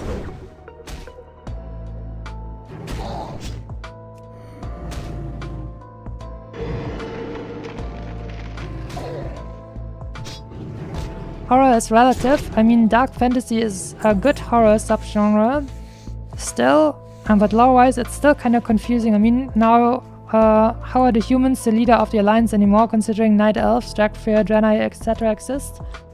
I mean, it's because the humans now are mostly Stormwind humans and not the Lordaeron humans. Basically, all the Lordaeron humans got fully extincted. Or turned into the Forsaken, or turned into the Scarlet dudes. There's like, I'm always surprised how many Scarlet Crusaders they actually have running around. Like that definitely feels a little bit crazy how many like Scarlet Crusaders they always like use in the different stuff. Like what? In Wrath of the Lich King they had like an entire city and like port in the north with trillions of freaking Scarlets. Still, I thought most of them would live in the Plaguelands and then probably most of them would be dead as well. But damn, bro. The Scarlets are kinda like roaches as well. They just keep living somehow. Maybe because they're religious. They have a lot of children as well. Who knows? Let me see if our rogue Broody is finished with his quest and now we can eat the others. One Grizzlebutt's back. How many beats do we have? 16.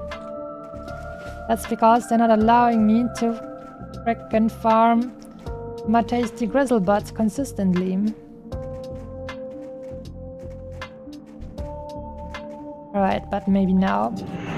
Now it looks like we have them all to ourselves, hopefully.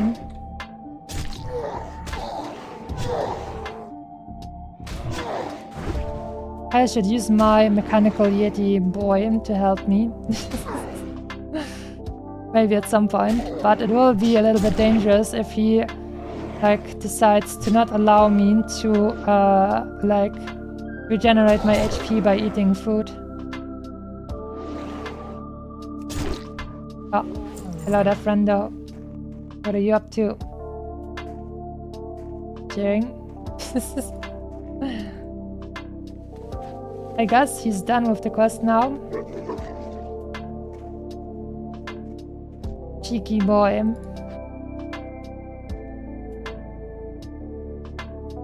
You done now, friend? I do still need more of those guys because I want them. Okay, cheers on me. What are you up to, friend? You're sussing me out a little bit. Felt like he was pulling some of these guys towards me. Okay, now he's attacking this thing. Okay.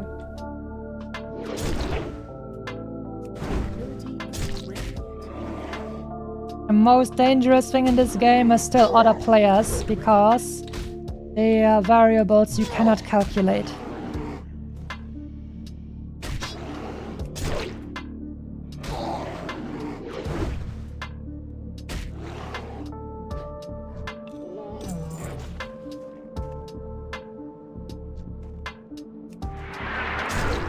Ooh, carrot.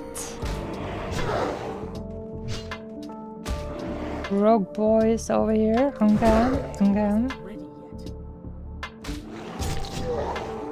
Gotta keep an eye out for some cheeky people, but sometimes people are evil cheeky and not just squishy cheeky like I am.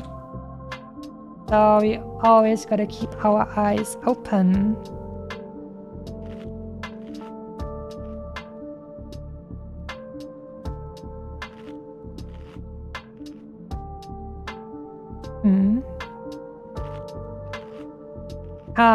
You mean talking about the humans being the leaders of the Alliance? It's like a kid giving orders to his great-great-grandpa. Yeah, that's true. I think it's probably because the humans probably are the most numerous race inside the Alliance, and that's why they get to have like the High King of the Alliance. But I think it's definitely true that we should feel like the Night Elves have a much bigger, like, counselor position for the Alliance, because they are 10,000 freaking years old. From a practical point, it's like me giving you, a 212-year-old fox, life advice. That's exactly right. I already know all the life advice. That's right.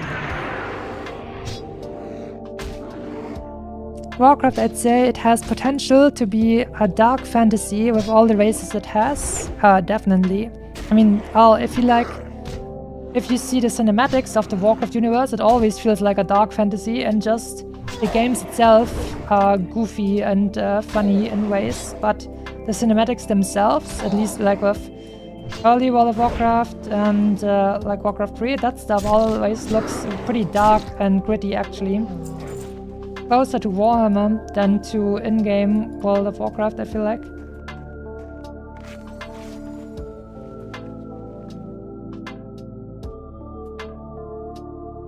The Nagas at least give me the vibe of how they were presented in that one trailer in Warcraft 3. Oh yeah, the Nagas look awesome. I think the Nagas are at least close to their coolness factor they had in the cinematic in-game as well. Because they didn't like make them look cute. They are allowed to look monstrous, and it's pretty cool. They used the mana gems. Oh boy. In my opinion, Illidan's story and twist and Legion played well into the dark fantasy. Oh yeah, I think it was really cool that he blew up the frickin' Naru. I was like, screw you, Narus. What are you trying to do to my edgy boy? And then he was like, I am my scars. And I was like, yeah, let's go.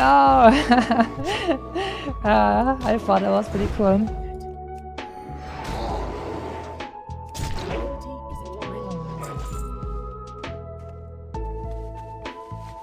I guess I just disillusioned myself. Diablo 1's Tristram was just really great vibe-wise. I've never played any Diablos before Diablo 3. I checked out Diablo 3 though, and I heard that people say that Diablo 3 was a departure in vibe from the first two, which were more dark and cool apparently. The games themselves are too colorful and filled with vibrant stuff. The lore itself is pretty messed up, but the looks are just so pretty, it cancels it out. Yeah, I feel the same way. Like I said, all the cinematics look freaking gritty and amazing and cool and stuff like this, and in-game is more comic and funny. Comedic and funny as well. Diablo 1 is amazing, especially with Hellfire. Ooh. It was a departure, but it was still fun. Diablo 3 probably. Diablo 1's Tristram theme. Yeah. I've heard that before, or at least I think, because they've reused it. And I think that was then the Tristram theme. Like this, it's hard to describe, and it's also difficult to just reproduce. With my mouth. Listen, ring, ring, ring. Ring, ring, ring. But with that instrument, I don't even know what instrument that was. Mercy for Fox Brain.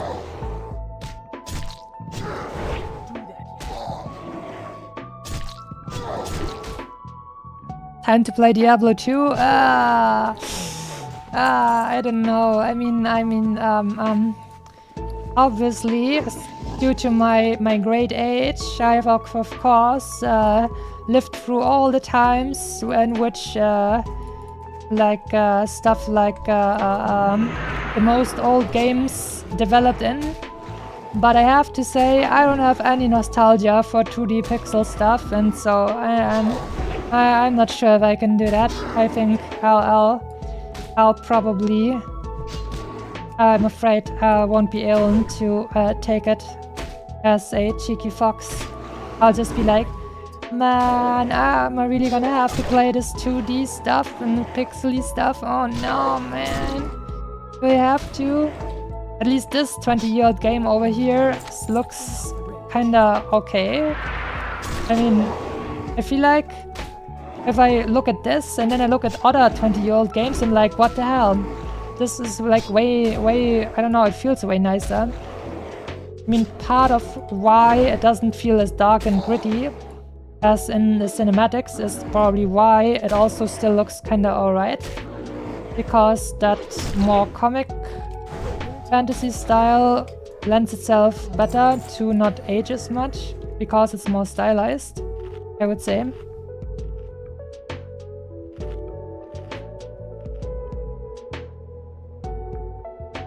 Diablo 4 does a great job stepping back into the vibe, but the other things it is up for debate. I see.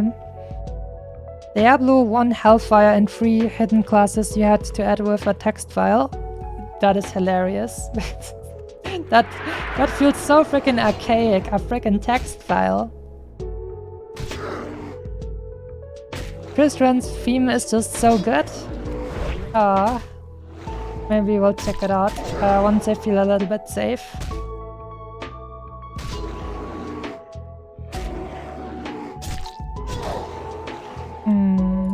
Let's see.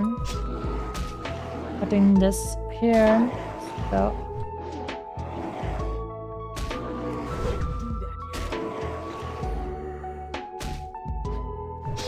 One was the bard, using the rogue model and could wield 2 one-handed swords. Second class that was added with the text file was Barbarian. Oh, they didn't even start with Barbarian. What were actually the starting classes in Diablo 1 then? What could you actually play if it wasn't like Barbarian? It feels like Barbarian is such a iconic and simple thing to have, I guess. That makes sense.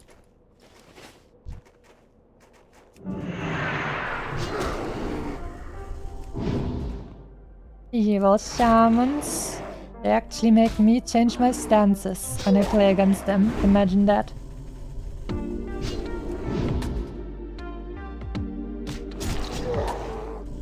Next card will be interrupted. We have intercept. Let's go.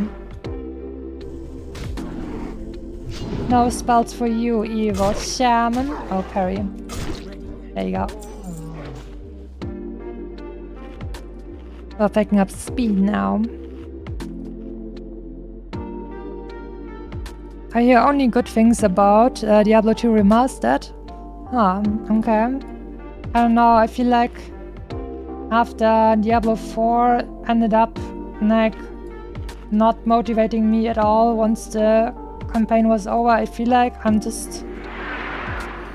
not sure I will like any action RPG with asymmetric view at all, even if they're like have a nice gameplay, I guess. I feel like I just kind of turned off by the asymmetric view now, and to me it's more like, why should I play an action RPG with that kind of view when I could just have a 3D view, like third-person view? And if I need to play in that isometric view, then I would rather do it for a real-time strategy game, I guess.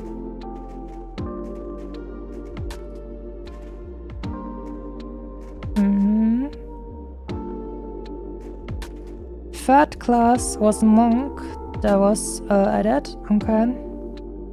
Rogue, Warrior, and Wizard weren't the starting classes in Diablo 1. I see. So what were the differences between Barbarian and Warrior then?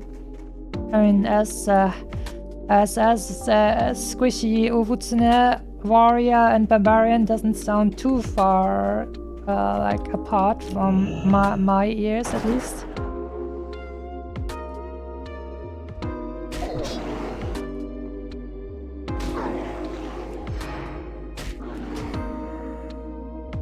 What about Dawn of War? Have you played the first games? I think I've tried one Dawn of War at some point, but I don't know which one it was.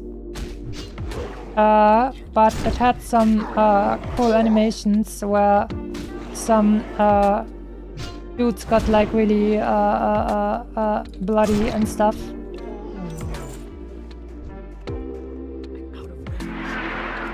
I think the Necrons are really cool. I don't know much about Warhammer. I only watched a few lore videos about the universe, but I think the Necrons sound really cool. Also another 666 damage crit. Here we go.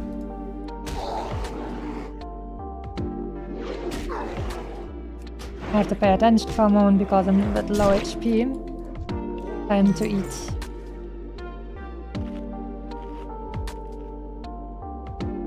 Couldn't answer, I was fighting for my life. Yeah, that seems about right when you're playing hardcore. The irony is that all of those characters end up in evil lore-wise. Oh, you mean the characters that were not initially in there and you had to add them with the text file? A person just let me die to a Harvest Watcher. Oh no! No! Scenario, no! That's actually pretty sad. I hope it didn't hurt too much, since it was only still in the lower levels, but I think it always hurts a little bit. So, sorry about that. But I'm sure they let you die because they are evil humans.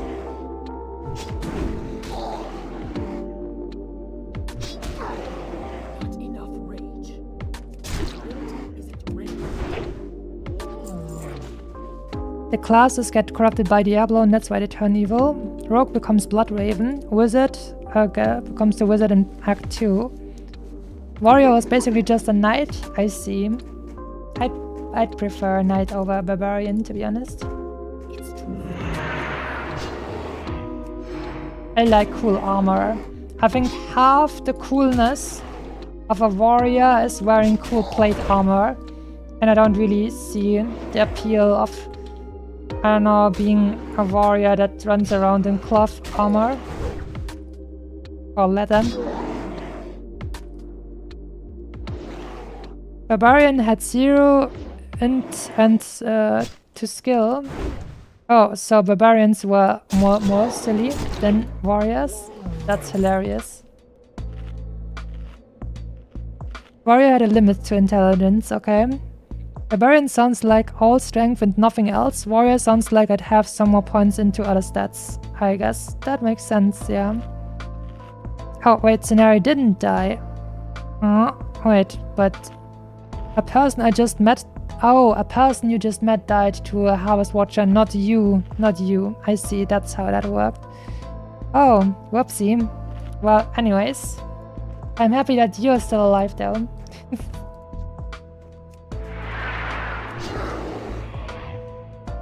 I know Dark Crusade was the better one. Those ones came out with Dark Crusade. Oh.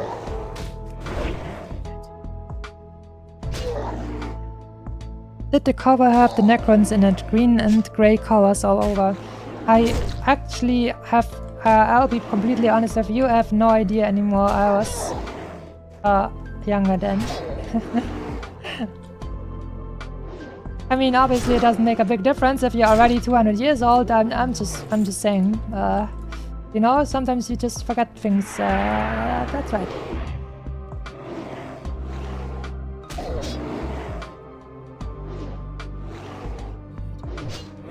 Wow. Why are you saying this, Mega War? Why are you saying I might be kinda dumb? That's mean. Even if I'm fox braining, I'm still a much better gamer than most normies. I'll have you know that. I'm just chilling at the moment, and that's why I'm not super tryharding. And but if I did, then it would be super no problem. By the way, I just go into my overdrive mode, like I did when I played my 11 hours non-stop no breaks Fatalis stream. That's right. Ha! You gave me another opportunity to talk about that, even though I tried not to be so freaking full of that all the time anymore.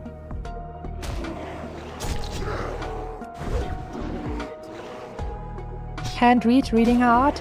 Nyani. I can read.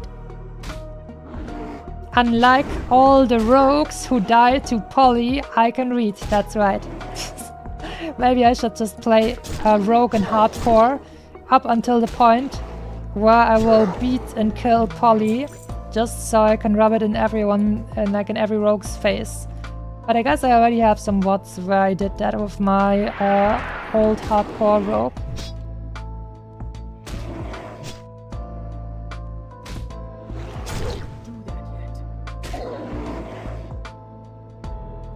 Yanni. Great Fox has a lot of points into wisdom, but not too many into intelligence. What do you mean? That's not true. I can be very smart. I'm just very sleepy today. We've been talking about this. He's so mean. Maybe you should sleep though. Nah, don't worry. It's gonna be fine. The best thing I can do is not look at the numbers and just keep going, and then I'll be fine. I always feel like if I'm doing some exercises for fitness, I am always doing much better if I don't keep track of the numbers and just try and do it for as long as I can. Because if I keep track of the numbers, it feels like psychological torture to me. I don't want to have to keep counting. It hurts my brain for some reason. I don't like it. And then if I don't pay attention to that, I feel much better.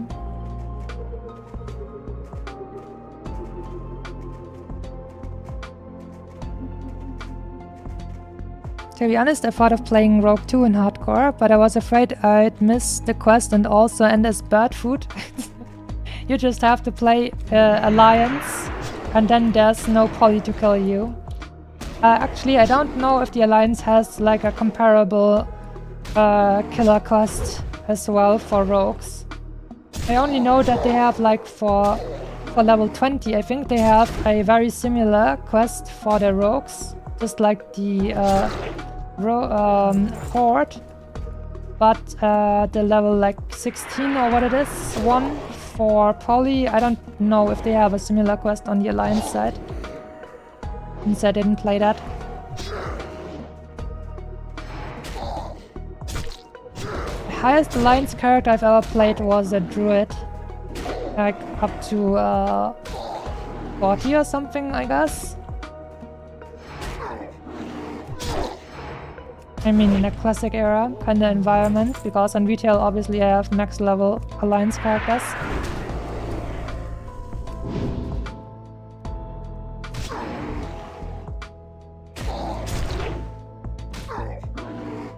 Don't you want to cast again, Evil Shaman? No? Okay, cool.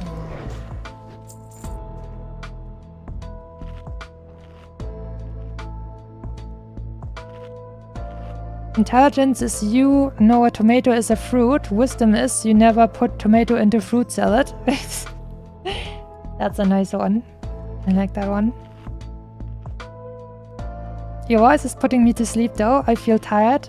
Ah, that's cool. I think it's nice if people feel like comfy enough to fall asleep, so I wouldn't like blame you for that at all. I would more like feel happy that I can be a source of comfy for other people. You're not helping your case about being smart by saying you don't like counting. That's not the same. Like, if I wasn't able to count, then I'd be dumb, but I just don't like it. And specifically, I mean, counting isn't really that, I don't know, it's pretty whatever for me. But specifically, when I'm exercising, when I'm doing physical exercise, I don't like counting because it keeps me in the moment, and that makes it more difficult to to get through the physical exercise because I'm constantly like kept in the moment and I cannot space out, and in that way like think of something else than actually feeling the pressure and the ouchie of exercising. So it keeps me basically from spacing out. That's why I don't like the counting while exercising.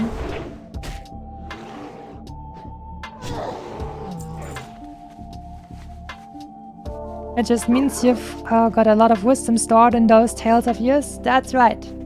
Lots of wisdom. Fox's voice be precious ASMR to help us sleep when? I don't know. I always felt a little bit weird about actual ASMR. I feel like accidental ASMR is fine, but targeted ASMR feels a little bit weird to me because it feels a little bit parasocial, like, am I gonna talk to you? I don't know. Maybe if I was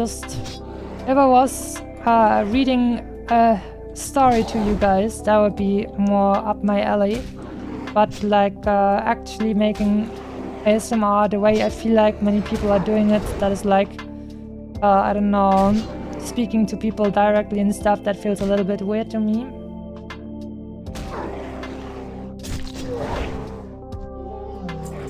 Makes sense. I mostly just train by doing field work at the countryside. Yeah, I think in that case you're just working and you keep working until the work is done. And that's something I can appreciate. But like I said, if I have to constantly say 1, 2 reps, 1, 2 reps, and then I don't know, until I have like, I don't know, freaking 40 or whatever, it just reminds me of the fact that, I don't know, my body's hurting, and that's kind of really hard to take for me. I usually just, like I said, I try and space out, so it doesn't affect me as much. But if I keep counting, it's like it stops me from getting my headspace into a comfier place.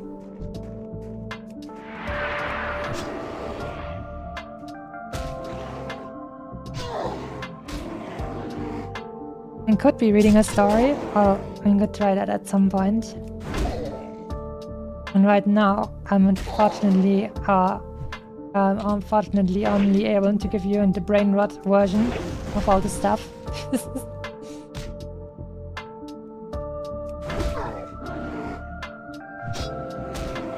To be frank, counting does kind of work against me in exercise as well, because I keep feeling like my body is like only aiming for the top number instead of going for the extra. Let's see.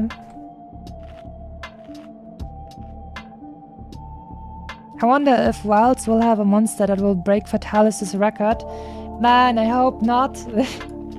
I don't think, I don't think it was like a good thing to do. Like, I should have taken more breaks. I mean, having an endurance stream can be cool, but I definitely should have taken more breaks. Like, I literally did, I don't think I took a single break while doing the Fatalis stream, which is not healthy.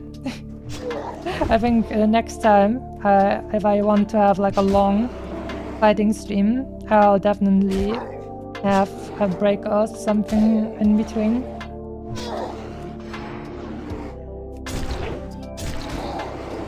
Our team.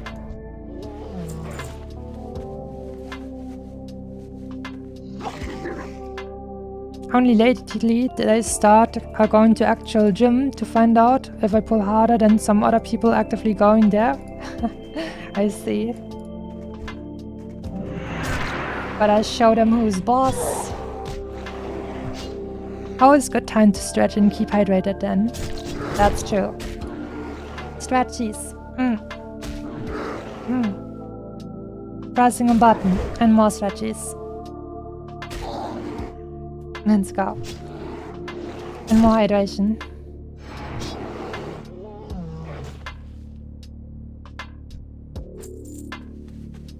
Don't you worry.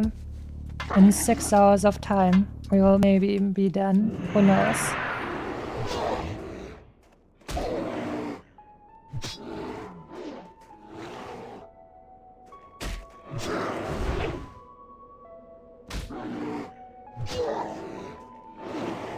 Should just go find a group to kill a bunch of enemies in a dungeon with and not do any bosses. But no, that would be too scary as well. One bad pull and then things might go south. Here it's one bad pull and I either drink a potion and run away or just kill them. But dungeons are scary and other people can mess up. Especially if it's so late. Because the Uvutsune actually can work well even if she's sleepy. She'll just get a little bit of adrenaline and then it's all good. But many other people cannot function like that and so they cannot be trusted. But I can trust myself. That's right.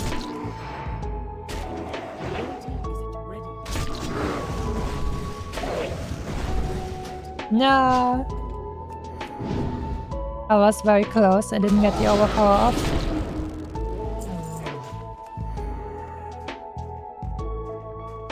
Mega was calling it a night. Alright then. Thanks for saying hi. And I hope you're gonna have a good rest. See you soon.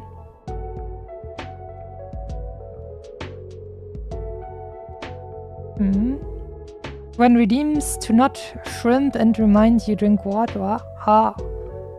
I think redeems only work if you actually have like the stuff unlocked for monetization. And I'm not really looking for the monetization. I mean, I did get the statistics to be allowed to start the monetization, but I don't really want to do it yet because I'm still basically at this exact same point as when I started.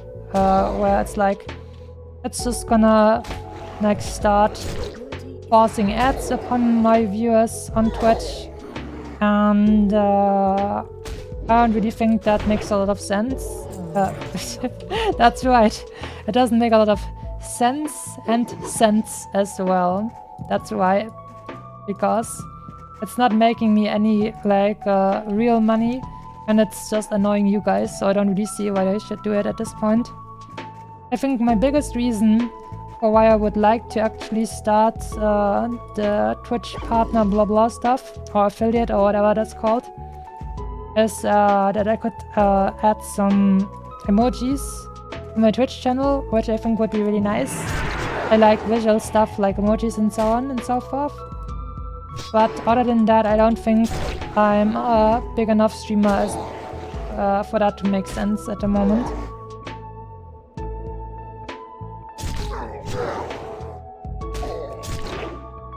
A lot of people go for Yagnel instead of Airy for some reason.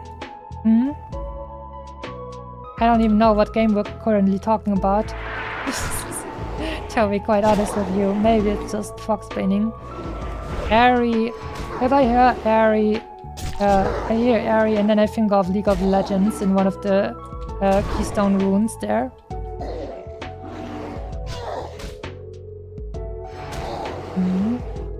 Uvutsune never to blame, of course, that's right.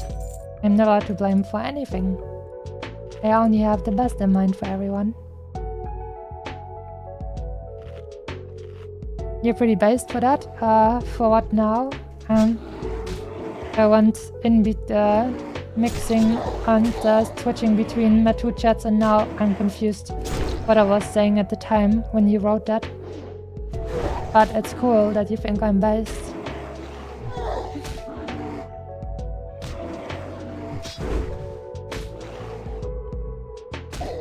Maybe the Twitch monetization, blah blah.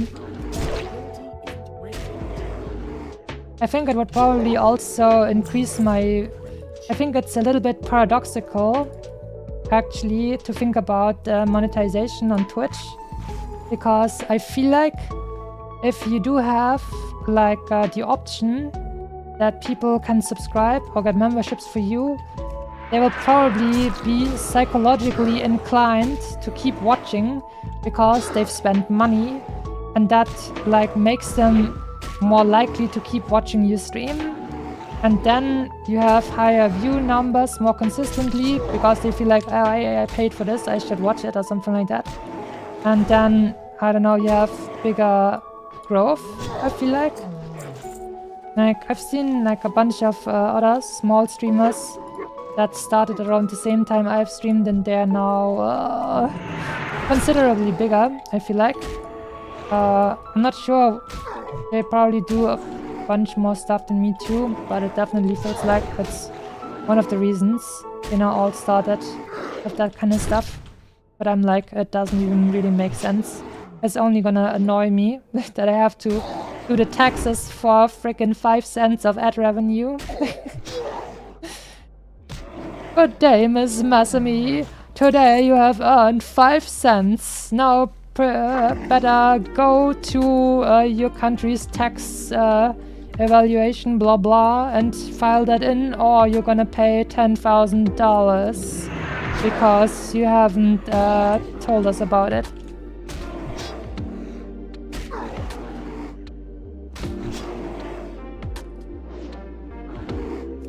I see. Your name. People are pronouncing it.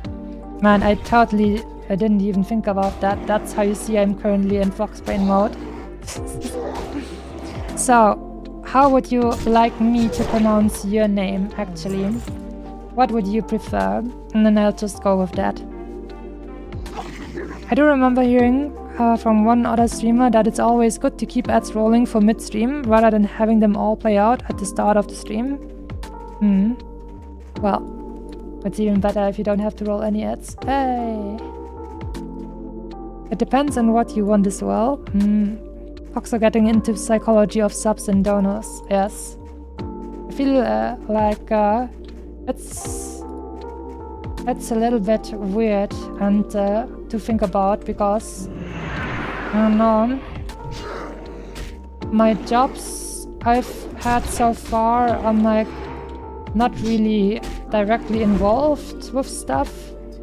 Like for example, I've had my mini job on a laboratory, and I've had a voluntary social year, the place where you do some what is that called? You're basically a nurse, I guess, for people with physical and mental disabilities. That's what I did for a year as well. And I also have like another mini job at the moment where I'm just doing some data stuff, I guess. Nothing crazy. And it was never really that, like, people put money into my hands and then I have to interact with them, so to say. Like, I have it feels a little bit weird to think about that it might work like this in the future with Twitch and YouTube. But it's like, hey, you just got a donation of $10 or something, and then I'm like, oh, that feels a little bit weird, but thank you. Like, I'm basically living off of tips while being a waitress or something like that. It is a strange thing to think about for me.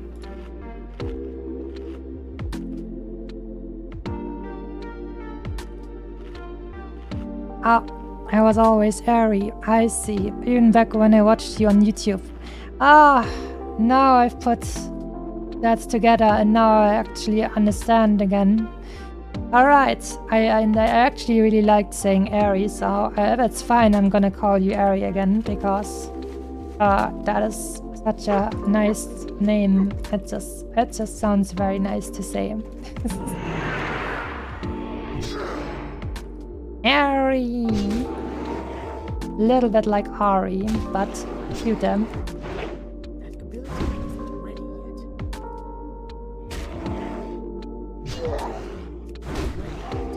yet. Better text those 5 cents, boys. That's right. I'm quickly gonna get into a little bit of anti-Sasquatch propaganda talk, so don't mind me. But isn't it funny that a bunch of super corpos basically don't pay any taxes or barely any, and then poor little Owutsune like me actually has to get scared of having to do a lot of work for their taxes and not feeling like it's not even worth it to make that money in the first place. Isn't that interesting? But we're not talking about that because the evil Sasquatch propaganda is just gonna make everything sad, and we were only talking about nice things on the stream, like laughing about Fizzmane's misfortune. And when people die to poly because they can't read. Or the people who didn't pay their respects to the elevator cartel.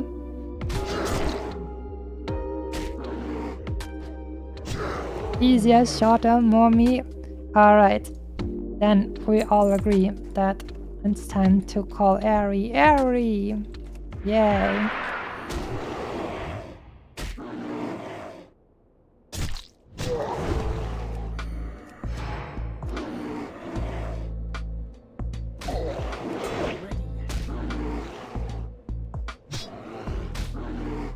Says, cutting me out. I'm gonna get them creds back. Let's go.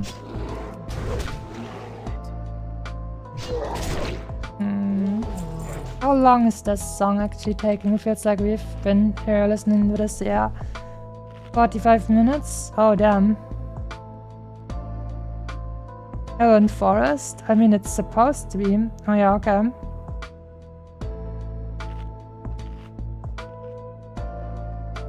Okay. I guess we can maybe change over because it's now not changing anymore. Shadowlands Lo-Fi remixes. Shadowlands, Maldraxxus, Bastion, Ravendruff. Okay, let's just go with the 4-hour compilation and see how it sounds.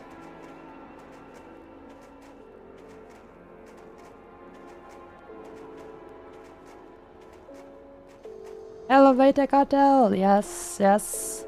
Even if I should turn level 60 soon, we always have to pay our respects to the Elevator Cartel, or they will take us.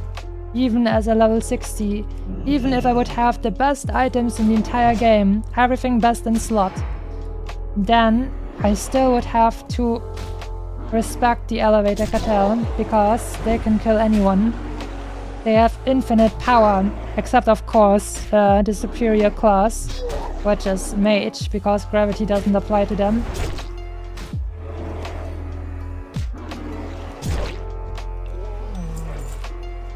How many beats do we have? 32. Damn. Remember when I showed you guys today that I had more than 100 beats? Damn. But doesn't matter, we're now locked in for the best efficient speedo. It's going great. I thought the background music was just on repeat. Yeah, I feel like that happened like that. I thought it would change around a little bit, but it actually was like a 4-hour video with mostly the same, I think. I think I'm making this just a little bit... Oh, wait. A little bit... it's difficult because... let's keep it this way. Do you guys feel like the music is alright like this, or should it be a little bit more silent? A little bit quieter?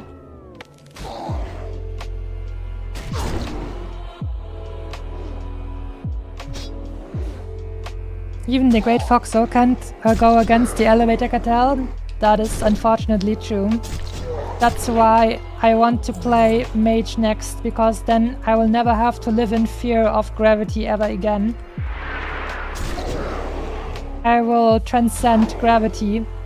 The only way to ever feel safe from the evil fangs of the Elevator Cartel.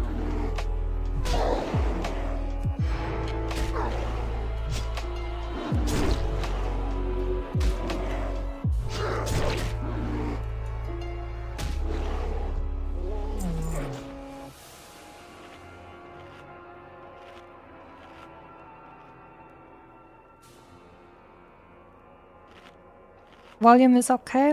Alright, and then I'm happy.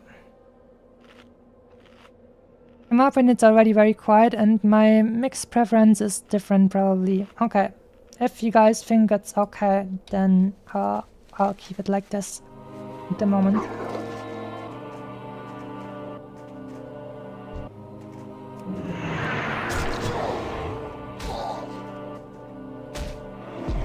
Maybe at some point, if we get closer, I'll mix in the Rock 3 Orc music again as well. That'll be cool.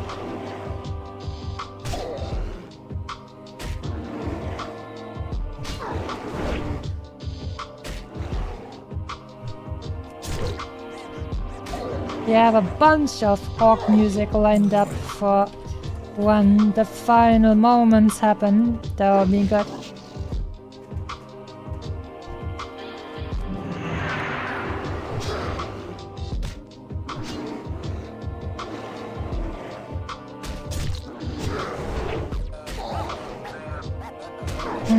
I've just thought maybe I should have some, I should do some math actually, thinking about the beats, because they give me 575 XP per 5.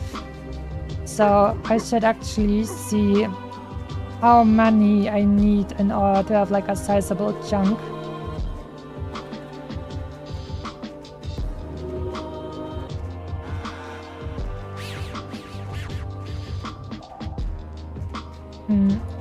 Which music is that one? Is that yes, that is the one for Ravendreth. Let me see. I think over here I'll probably be alright. Let's see. I'm running out a calculator. Okay, so 5 beats are 575. So 575 times 10. It's. Let me think about this. And this is like weird math. How about actually divided by 5? And yes, that means one beat is 115 XP. Alright, now I have basically what one beat is worth.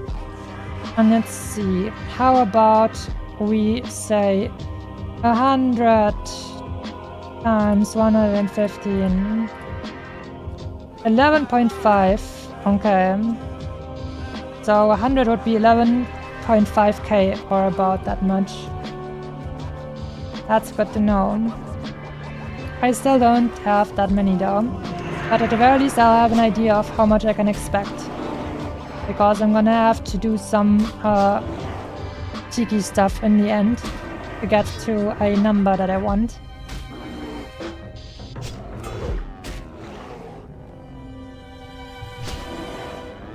Great Fox is prepared to celebrate when the time comes. Yes, it's gonna be good. And for now, we have to lock in once again. Gonna be good. And you guys worry.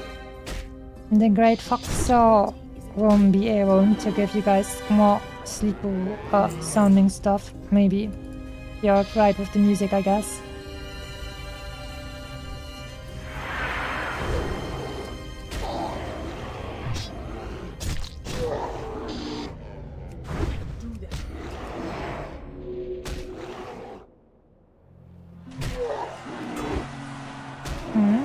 now comes another one of the low 5 thingies. Maybe this time it's gonna be Ardenweald.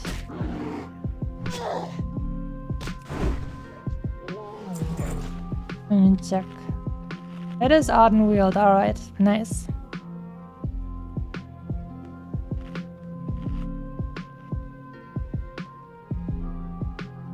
Don't you worry, my dear tasties.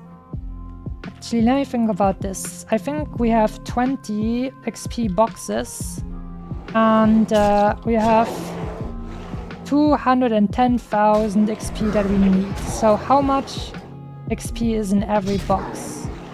210 divided by 20. Okay, I'll check that out on the calculator as soon as this boy is big dead. And we have another beat, let's go. Okay, and give me back my calculator. Okay, 210,000 divided by 20. Okay, so one box is 10,500. Basically, 100 beats are basically one extra XP bar. Okay. Good to know. And I'll know how much I'll get.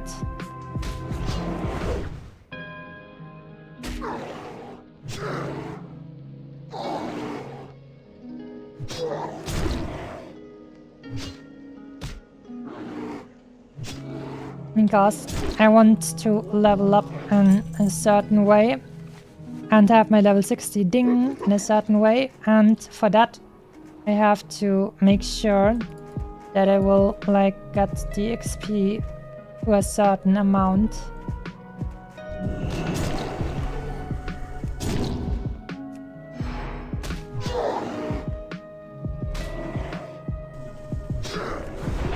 I'm gonna tank this one. Archie. Goodbye, evil shaman. The shamans are especially evil because they make me change my stance. Unlike the other boys.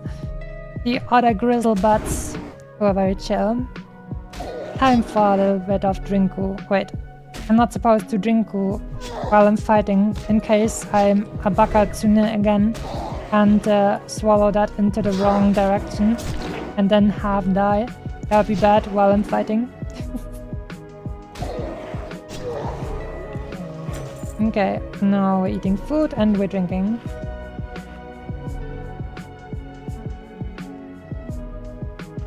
Alright. No problem. We're optimized, by the way. Super optimized. Won't find another optimized fox like this.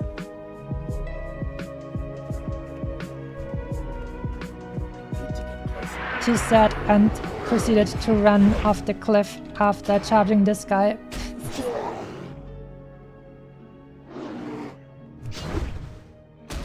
Man. I'm looking forward to the housing coming in WoW Retail, actually. I already want that stuff. I want to make beautiful elven houses for my beloved elfies. I want to have like a big house with lots of elven stuff and lots of beautiful elven trees as well. I'm gonna make some high elf blood elf. Sindore, Queldorai, Sindore stuff. Gimme, gimme, gimme. Beautiful elfy stuff. And it's gonna be good. Aren't shamans like half the population of orcs? I wouldn't say. I mean, every race gets a lot of hunters because a lot of people play hunters in general. And then I think orcs are probably incredibly popular for warriors. I would say rogues and warlocks are less popular for orcs. But shaman is probably up there. But I wouldn't say half all the orc players are shamans. But I'm an orc shaman, to be honest with you. So I fall under that category. And shaman was my first max level.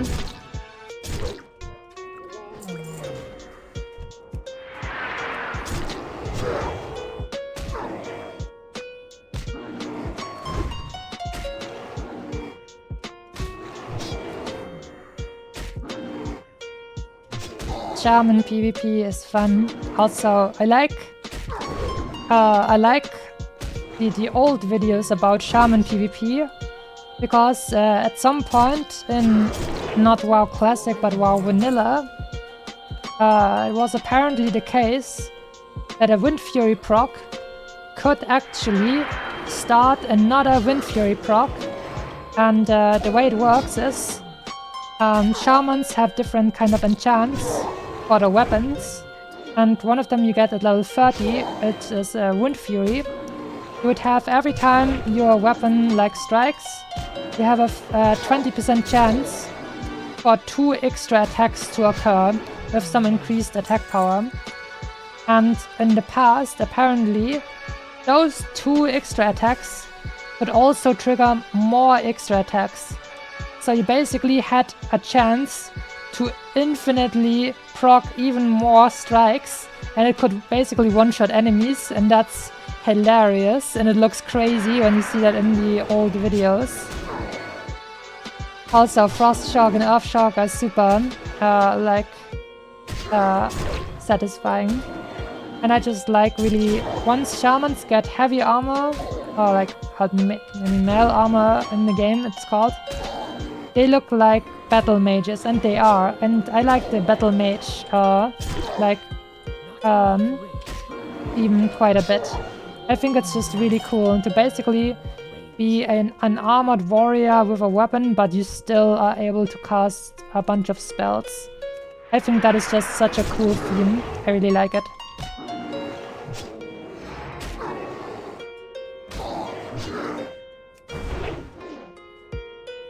Housing will be expensive, at least it is in Guild Wars 2. I mean, I really don't know how they're gonna handle it. They have like a bunch of different ways to get inspired from different other games and stuff.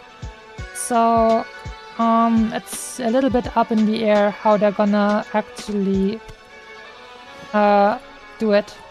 I think they're gonna make it so it's easy to dip your toes in. You're probably gonna get a small building plot really easily right off the bat, and I imagine then afterwards they make you play a lot or even pay money for some really big stuff and other stuff. I feel like this track was a little bit more less chill than the other tracks. Frickin' Bastion, guys. These angel dudes feeling frickin' self-righteous once again. But that way they made their music way less comfy. Shamans used to hack the system then? Kind of. But there were a bunch of these things, I think, in the game. Like, I've watched a video where they talked about the fact that in the past, like, I think paladins had like a talent that was called revenge or something like that.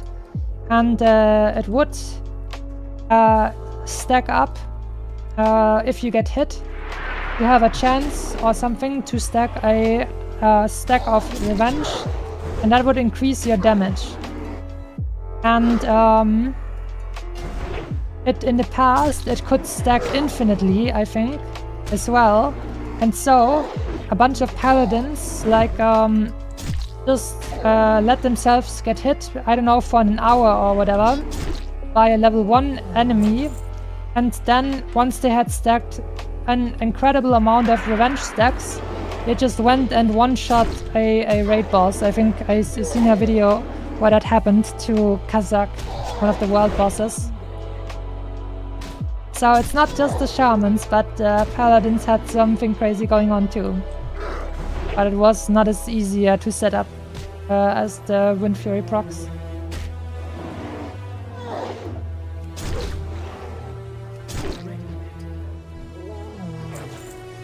The Reckoning Bomb, lol. Number 1 Paladin soloed Kazakh. Yes, I think that's probably what I was talking about. I don't really know the name of it.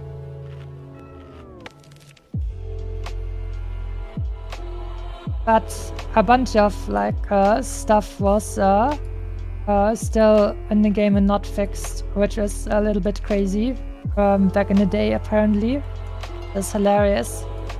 Right now, we're playing basically the version that the game was in just shortly before it got the patch for the next expansion. So basically, World of Warcraft Classic is the patch, the most patched version it was in its history.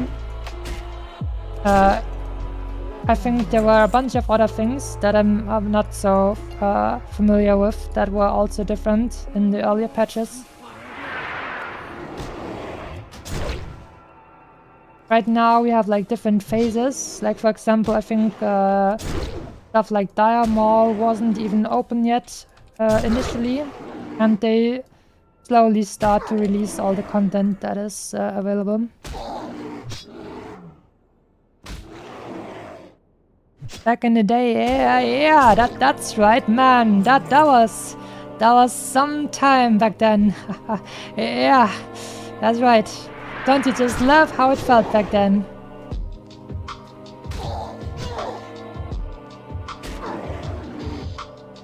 No, sorry, I meant it was just 1 paladin, not a bunch. They hotfixed Reckoning the next day. Oh, I see.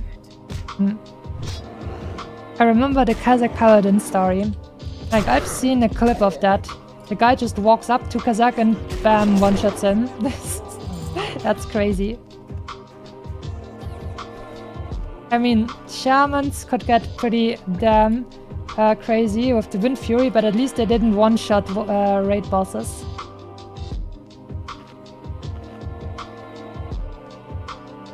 Oh no. Yeah, I found a Tauren boy over here. Hopefully it doesn't take away my grizzle butts. It's gonna cut down on my leveling speed. I think at some point I should also maybe go ahead and sell some stuff before everything fills up.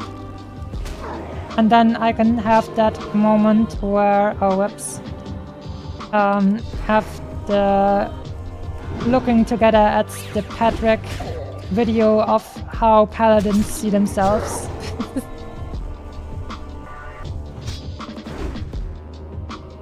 Right now. Alright. Still have the presence of mind to use Blood Rage and then to interrupt the enemy when they're trying to heal. Yay, let's go.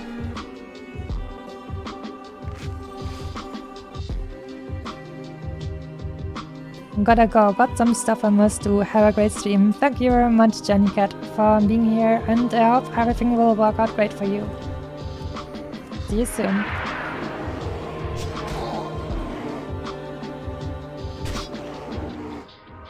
Good luck with level 60. Sorry I haven't been watching recently. Don't worry about it. I'm always saying, just watch if you feel like it and you have time. There's absolutely no pressure around here. I want people to be comfy. Except if they're fizz mains. Just got a new job after 4 months of searching. I can finally relax and watch you now. Damn, that's an amazing achievement. I hope it works out greatly for you.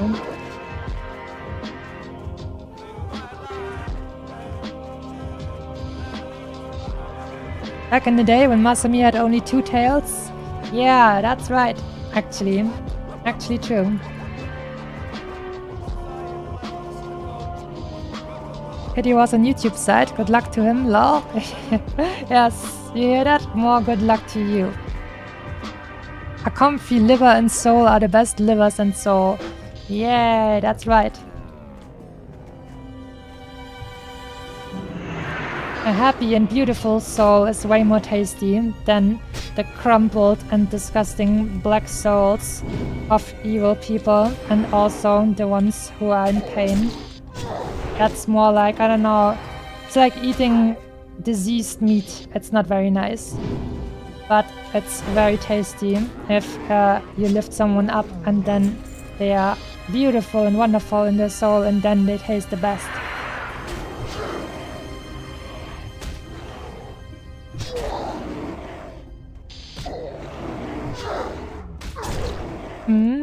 Or no souls, that's true.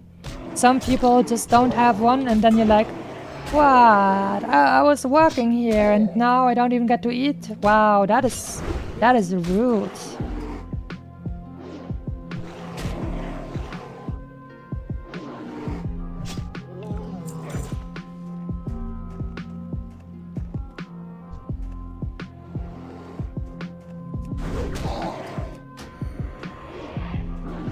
We're back at the Den Watches.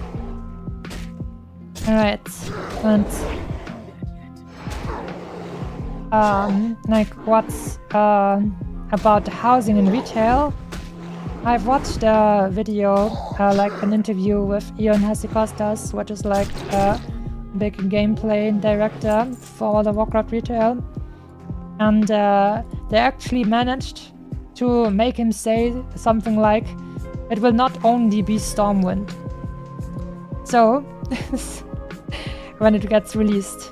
So I'm assuming he probably gets to have places, maybe neighborhoods or something like that, that are styled after some of the capital cities. And my hope is that, I mean, they will probably expand on the system in the future, but not release it with everything available, I assume. But I hope, since the next expansion is to play a big role about all the different elf races, I hope they take that as an opportunity to not only like make Silvermoon make it look much nicer than it has been, but also they're gonna take that opportunity to also give you the elven aesthetic for your housing as well right away. Because if I have to build a human house for my elves, I'll do it. But I'd rather have an elven house. And nice elven trees and everything nice and elven beautiful. Comfy elven stuff. I'm gonna make it look high class but still very comfy and soft. With lots of flowers.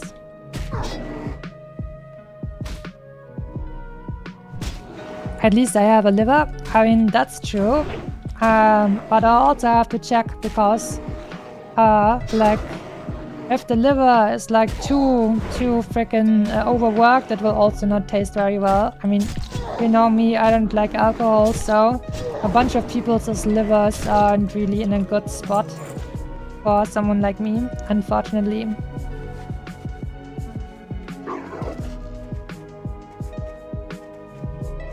Then I'll be like you just had a little bit of a biting session and then you're like finally at the liver and then you're like, wow, this doesn't smell so good, this smells like lots of alcohol, I don't like this, oh no.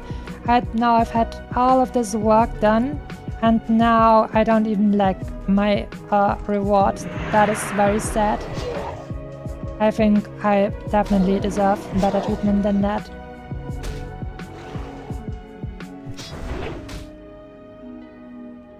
And Kitsune deserves tasty livers. I mean, it's always not that nice to be honest, because I don't really like the taste of the liver itself. But that tasty vitamin B12 though.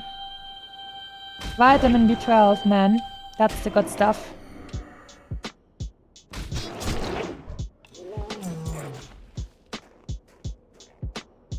Alright, we're gonna skip this one because the Bastion people are evil and they sound too, I don't know, something that makes it less comfy for my ears.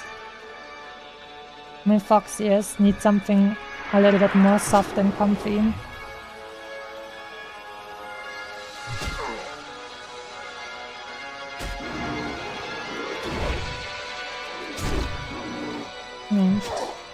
Okay, yeah. We made it to the point where it switches again. For the other 3 regions, they are fine.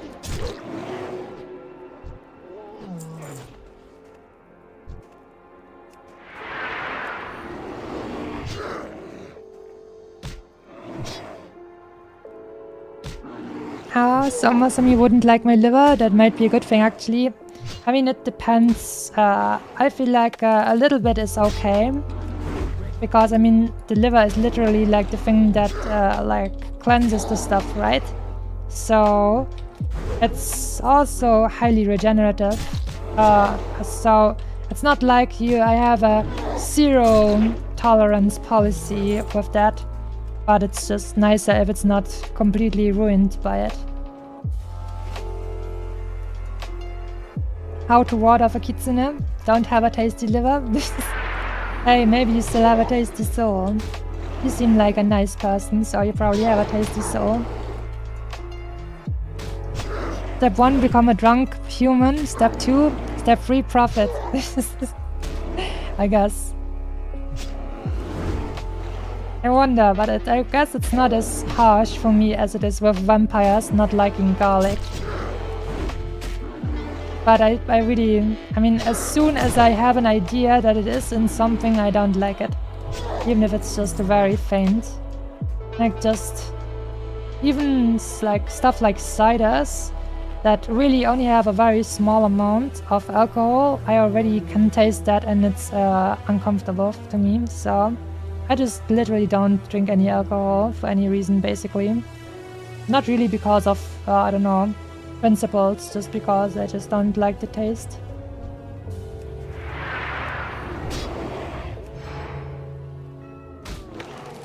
But if Musashi-sama told me I should try something, I'll try it.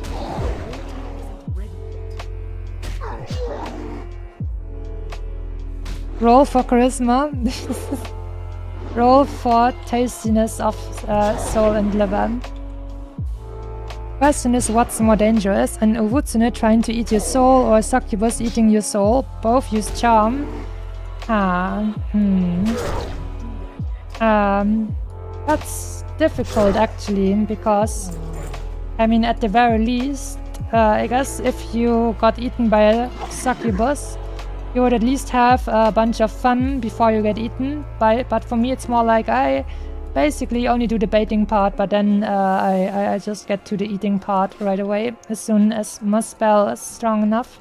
So, sorry about that.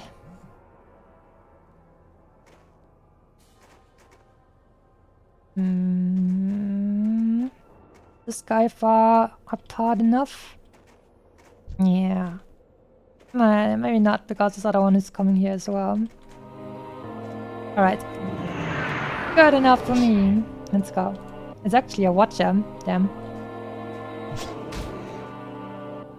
Maybe that's why he was walking around so much.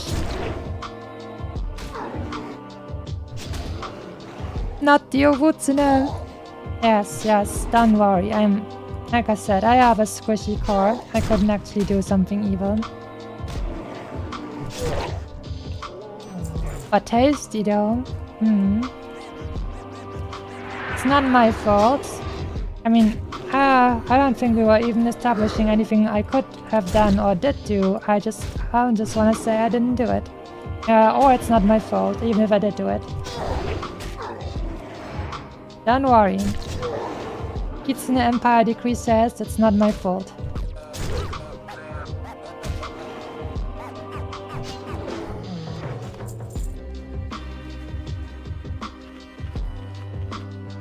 No pre-entertainment then? That's right. We go straight to the getting eaten point, unfortunately. I mean, at least I guess it will maybe feel cool, because like the magic is, you know, that's a little bit like a rush of stuff and so on and so forth. But I'm not actually gonna do anything, because I'm like, no! I'm only meant for Musashi-sama, so I'm only gonna use my body for baiting, but not for doing anything other than that. I'm sorry.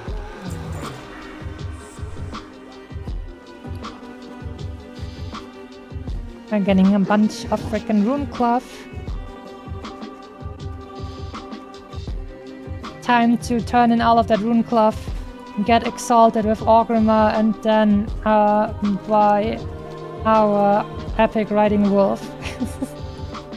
I think it would still cost like 800 gold, so I am only halfway there, even if I would have exalted with Orgrimmar.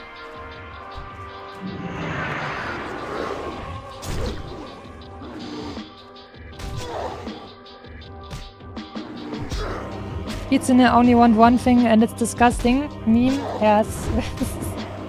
That tasty soul and liver, unfortunately. It's not my own fault though. Like, my doctor told me that in the past I had a vitamin B12 deficiency, and so I had to swallow some pills to get that back up to a normal level again.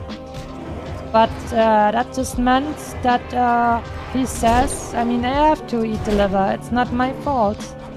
It's just that apparently, I don't know, I didn't eat enough other foods that would give me a good level of that, so it was important. And liver has just the most amount of vitamin B12 because it is actually stored in the liver, and that's how that works. I don't make the rules. I'm just someone who has to play by the rules, and but I didn't make them. I'm sorry. Looking forward to that no-skip PE expansion. The day when the PE skippers would actually be turned into a playable class and not something as disgusting as they are now and always have been. That would be incredible. My friend had a B12 and iron deficiency from not eating enough meat. That's right, that's what I'm talking about. Like, people are saying like, oh no, you're eating people, oh no, but I have to eat more meat. It's important. I also really like meat, but meat is pretty damn like expensive, so how can you blame me for eating readily available meat like human? That just makes a lot of sense. And you can then also taste the tasty soul on top of the meat. That's like a double tasty.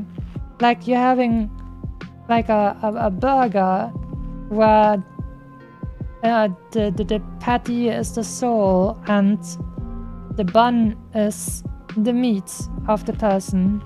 It's like really nice. It's really nice.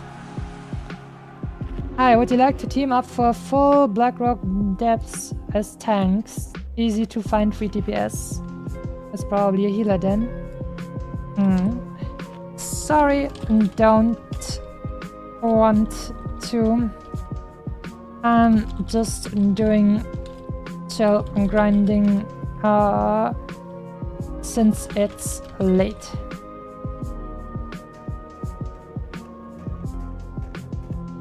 Alright, we're making great progress now, I feel like. We're locked in. And we are surviving and getting more stuff. Tasty, tasty.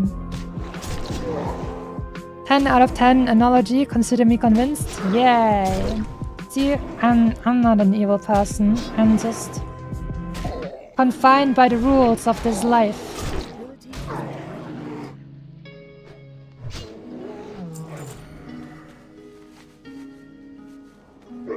Mount costs as a paladin, not in this economy. I mean, as a paladin, if you want to get your epic mount, you still have to get some special ingredients, I think. I'm not sure actually what warlocks and paladins have to like bring in terms of ingredients to get their epic mounts. But I think in total it doesn't really measure up to the total gold costs of a normal epic mount as well.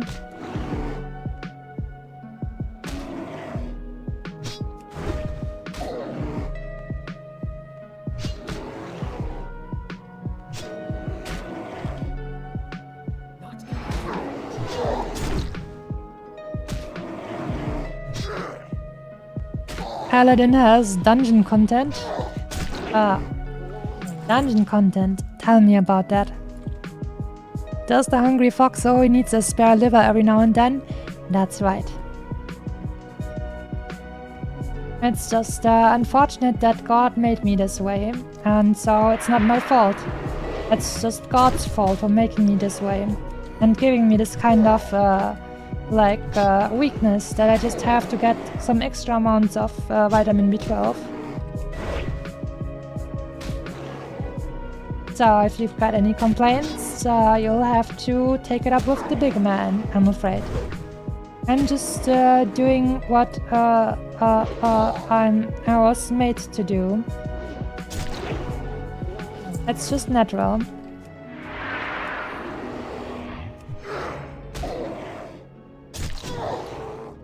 Alright, once you've have eaten all of these grizzlebutts over here, we're gonna have a small moment where we go back to our look and sell some stuff and get some more food maybe, and we're gonna watch the Patrick Paladin video. I think that is a very nice idea actually. Also, we're gonna skip past the Bastion part of the music again. There you go. I just saw a short video where people said it's a lot of dungeon running to get enough stuff done. Yeah, I mean, if you feel safe enough to run dungeons, that it's much better than just straight up grinding. Because the dungeons also have quests.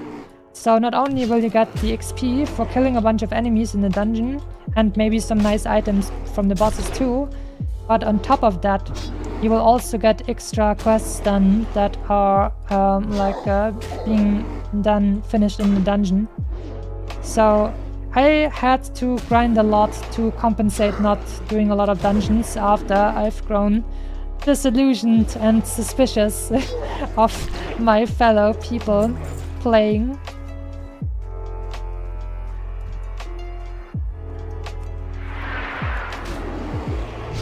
They are dangerous, and I just had to make sure that I could get my credentials without issue. It was too dangerous to do it like this. But in the future, once I already have my my cell-phone warrior as an achievement in the back of my mind, I will be able to be more chill about everything and be like, yeah, that sucked, but it's fine. I already showed what I can do.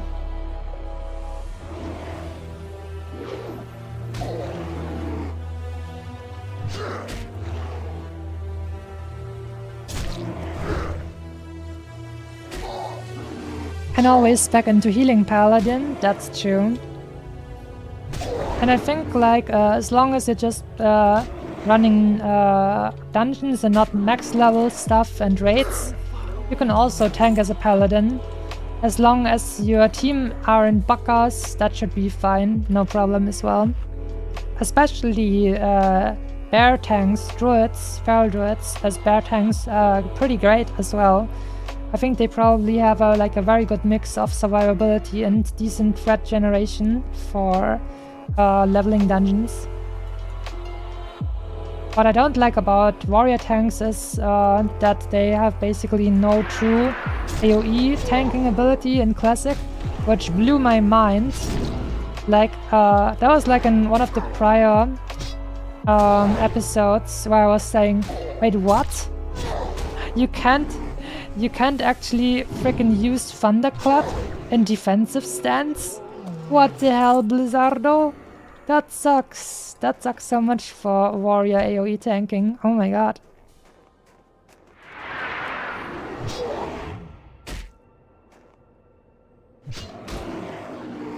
Alright, after this one, I'm gonna head back for Everlook for just a moment. Beware me running out of mana. No taunt as a paladin, that's true. But you only get taunt if your team are buckers. If they don't give you time to maybe put some threat into your enemy. Which of course happens. And especially, I guess, in how hardcore you don't want to take chances like that. But I guess if they pull aggro, it's their own fault. I think the only places or times when you will actually get in trouble is if some enemy boss actually has a ability that is decidedly, like specifically a threat drop, which means you have to get all this stuff, you have to get there again and make them attack you after your threat was dropped.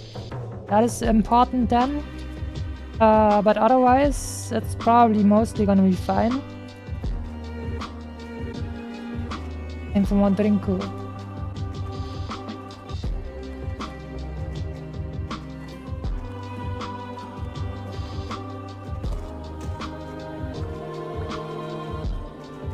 This is a lot of rune cloth.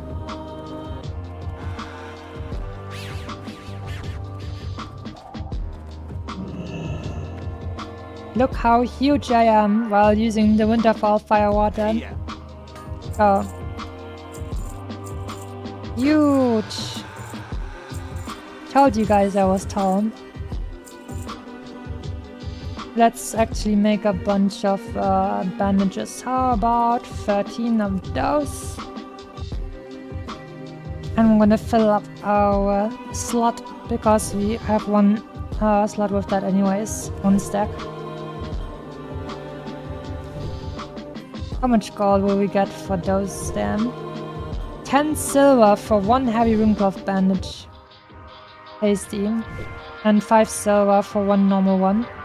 So, okay. One stack of those will actually be 2 gold. Oh. 2 gold for one stack. That means 2 stacks of those. Ah yes, that is actually more than the runecloth itself. Let's make a little bit of that. Just for the satisfaction of being able to see that it's actually 2 gold and you can just sell it and it's actually 2 gold. That is tasty. They're just turning it straight up into gold. Rune cloth into gold. Direct conversion.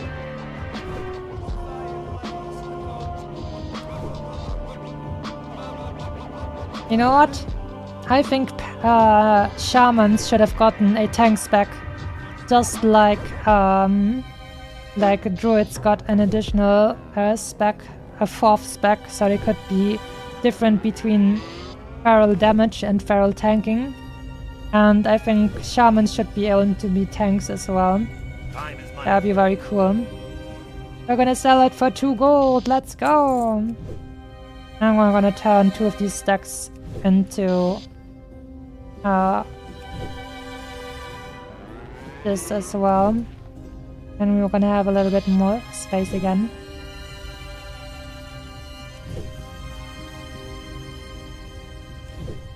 So satisfying to just straight up see a bunch of gold. We're actually making money over here. Don't you worry, I will just have to turn all of my cloth stuff into bandages, and when we sell that, I'll surely have enough money for my epic mount. Surely.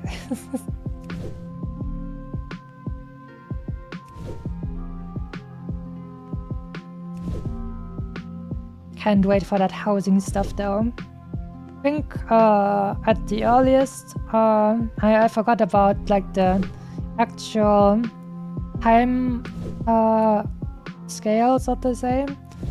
But I think people said the earliest we'll see more expansion stuff for the next one for World of Warcraft retail will probably be during summer or something at Gamescom. Expansion reveal and then probably more of a look on the housing system as well. But I definitely cannot wait. Oh damn. How did she die? That scares me. I don't wanna die. Why is she dead in the frickin' like in the inn over here? You're supposed to be safe around here. Matt. Let's just take a moment because wait, I'm gonna have to go and check out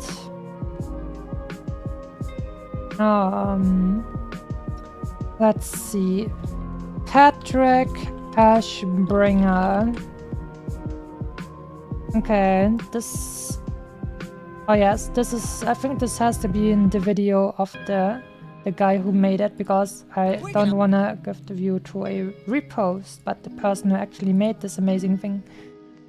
Okay, one moment. You're gonna be a... Stop now, and now I'm gonna check this one out. Okay. Alright. Friends. I was tasked with showing you Patrick the Ashbringer. Because Lynn in chat said that it is a good display of what paladins feel like and what they think about themselves, after I talked about the fact that I think the paladins are too self-righteous. Alright, let's see.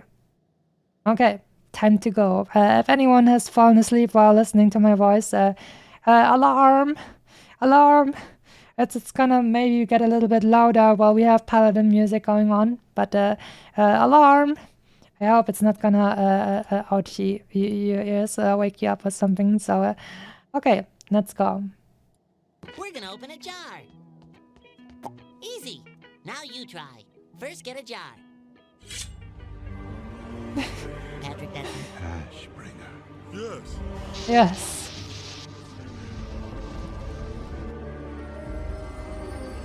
Here comes the holy light.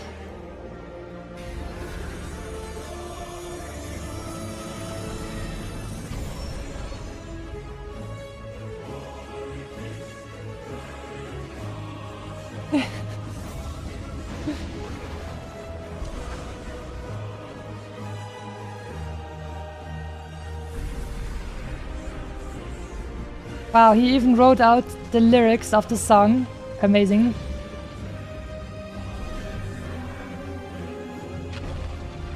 And he's wearing the tattoo armor set as well. Let's go.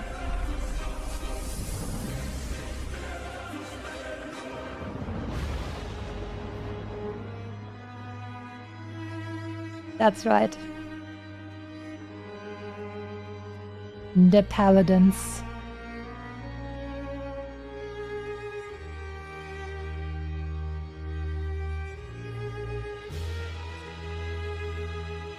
The Holy Light has chosen you as a paladin because you are the most righteous and the most pure of heart and the strongest to dish out revenge, the vengeance of the Holy Light upon those who would strike down and act against purity and justice. But you are a tool of all that is holy and just. You are vengeance. You are the dawn. That's right. That's what you are as a paladin. How could you not be righteous? You are justice itself.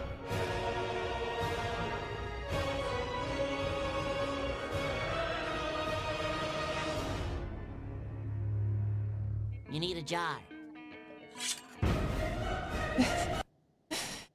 And that's how that goes. Thank you for suggesting it, Lynn. That was good fun. I hope you liked my improvised speech about that you're the be-all and end-all and the most amazing thing, and justice itself as a paladin, of course. Alright, let's see. Should we switch over to some more music now? Let's see. We had a bunch of Shadowlands stuff. Should we head to another era now? That was phase 2, basically. Now we're entering phase 3, and then phase 4 will be all the... Alright, wait. How about phase 3 will be the Warcraft 3 Orc music. Let's see if I can find the playlist.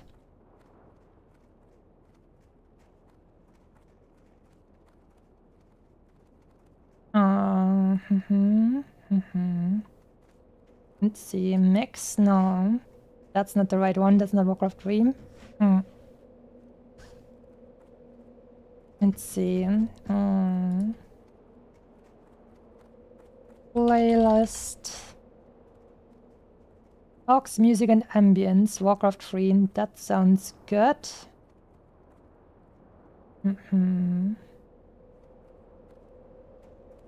Alright, that also shows some background stuff. Let's just go with Warcraft 3 Races OST. That's probably, it's gonna include all the other music from the other races as well, but Warcraft music is pretty cool. So let's do that. Alright. Guess we're starting off with the human music, and then the orc music will come later. Peak. This exists with Frostmourne too? Yeah, that's true. That's also cool, but I think the Paladin one is even funnier. SpongeBob is pretty different from what I remember. Yeah. I mean, it has changed. Patrick the Pure is now cleansing the land. That's how that worked. I used to tank in Molten Core as a warrior. Single targets were fine, but I hated groups. Yeah, when I got into a dungeon tanking with my character over here, this warrior, I also noticed, what do you mean there's no AoE abilities to tank AoE? That's so annoying. Who thought this was a good idea?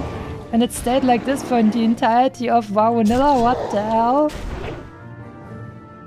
I'll have to check the class design of the Burning Crusade, but the vanilla tanking design for AoE, that is so annoying. Damn. No Thunderclap for you, protection. Warriors. That is crazy. Goodbye, Grizzlebutt. What the hell? Why did they make me run into the middle instead of to this guy? That was scary. I was like, oh no, I'm running more than I should be. Now I feel wide awake. That was weird.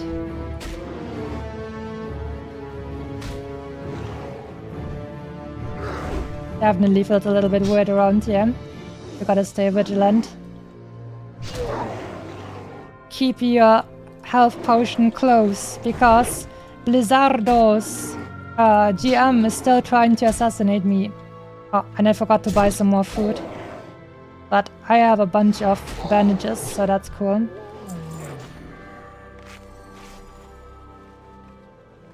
Man, human OST is always so good.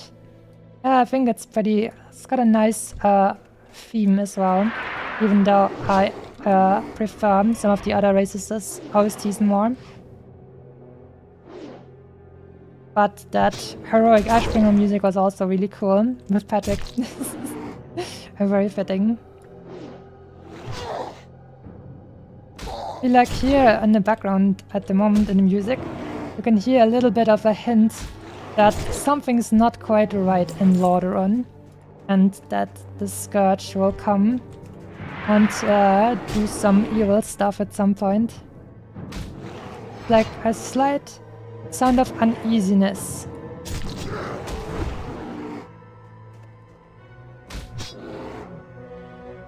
SwitchX Gaming. Which episode was that in SpongeBob? One of the best ones, I can tell you that much. If SpongeBob was like that always, I probably would have watched it. I mean, I think SpongeBob is probably pretty funny. I have nothing against SpongeBob, I just really didn't, I don't know, actively seek it out.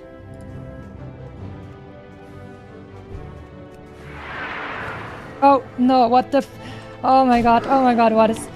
Did they break my freaking charge? What is going on here? Blizzardo, you're scaring me. I don't want this to make me run into a place where I shouldn't run. This is scary. Maybe I'll relock or something. Like that is a little bit weird and scary, if I'm being honest with you guys. Definitely weird. This might get me into trouble as well. I'm gonna try with this guy again, but that feels very weird. They did something weird to me. Blizzardo, what have you done? Okay, this one looked normal at least.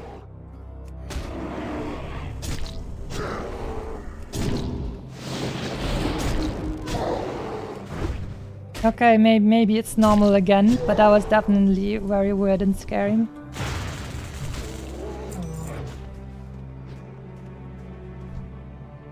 Hello there, boy. Boom.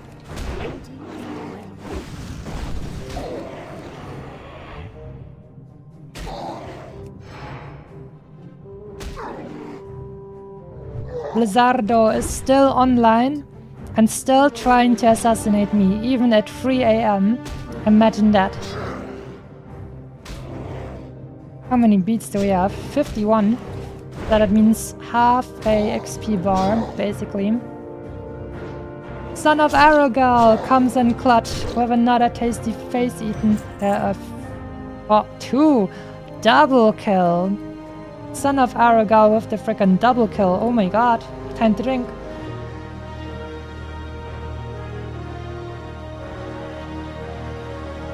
Double kill. Kill. Night Elf is the better one, in my opinion, but hard to deny how good the Blood Elf OST is in Frozen Throne. Ah yes, like the Night Elf music is really cool in Warcraft 3. I feel like it feels so distinct and like in that way, which I don't feel like it still is in World of Warcraft, and I really kind of missed that. I don't know who actually was the composer for the Warcraft 3 music, but I really love how distinct it makes all the different races' music feel. Blizzardo is always trying to kill the Great Foxo, that's right. That's why we have to bring our challenge to an end today, so we can finally be free from the assassination attempts of Blizzardo. The evil boys, still trying to do evil things to us.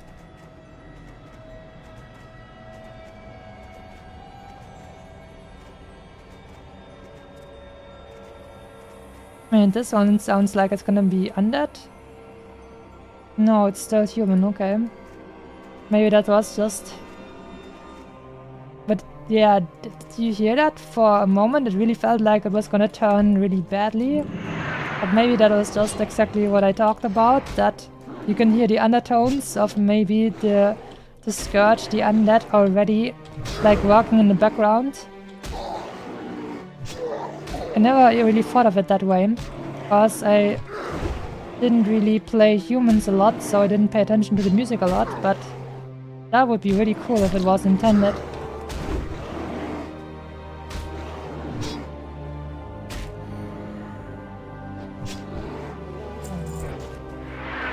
Alright, at the very least my charge seems to work normally again. But this, Blizzardo actually sabotaged my brakes on my warrior charge, so that was very weird. They wanted me to have an accident on the road. This one obviously has a downtime like that and then goes back up. Yeah, exactly.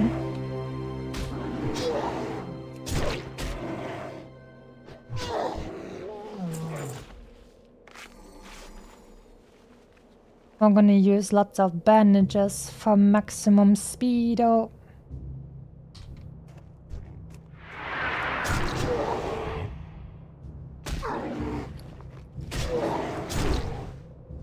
And still make more than 40 extra bandages if we so please. So let's make use of that and increase our tasty farming time. Or, I mean, decrease it, I guess. Increase our speed. Speedo.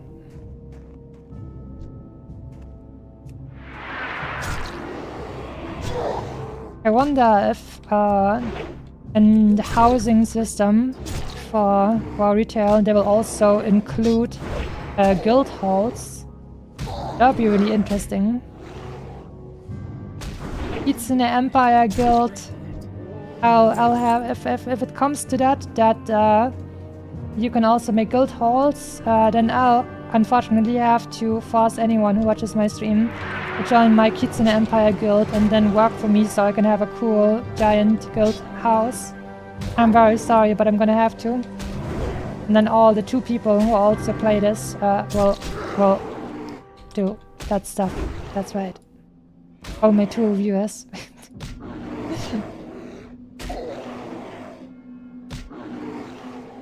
And then I'm gonna say pretty please, and then I'm gonna say I don't really want to play this game. That seems kinda meh. Watching it is okay, but playing it is kinda and I'll be like, that makes me very sad. I wanted to have my own guild hall. Ooh, goo.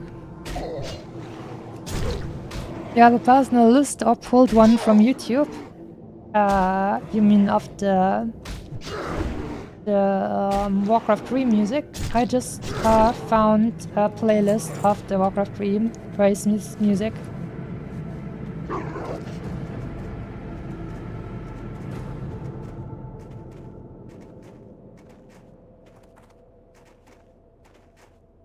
And just basically just typed in Warcraft 3 orc music playlist, and then it showed me a playlist with all the different races' Warcraft 3 music together.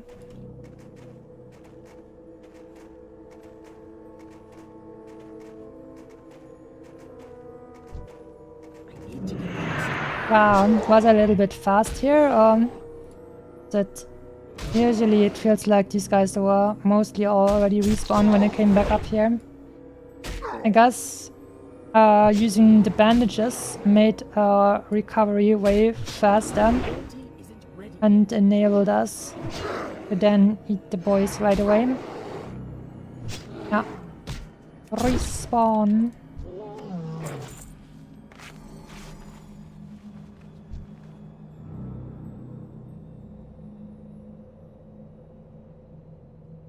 So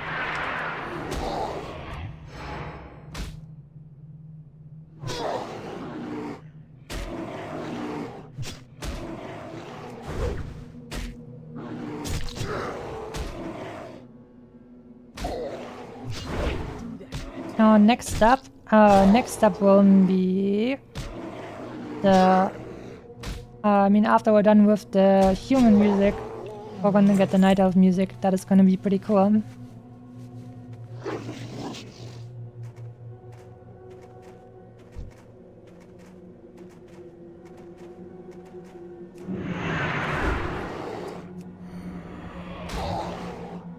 We have so many freaking healing potions, look at that.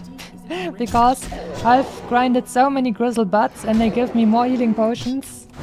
It's quite comfy, to be honest, because you don't have many healing potions, you might actually have second, feelings. You might be second guessing your use of them, but now that I have this many, I can be like, yeah, let's just use the one for safety, no problem.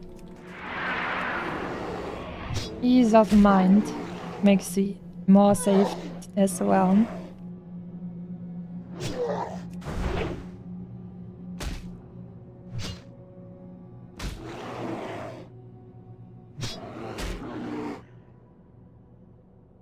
Feels very good that we're it looks like, oh wait, how much is that left? 1, 2, 3, 4, 5. Let's say this is an entire one. 5.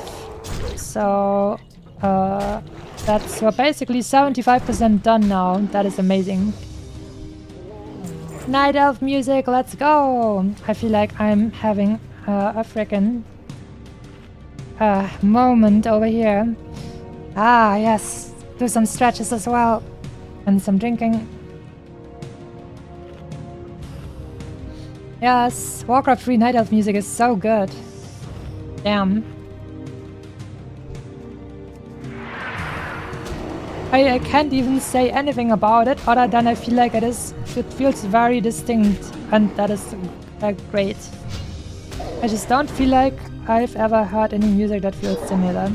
Oh, there's an orc hunter.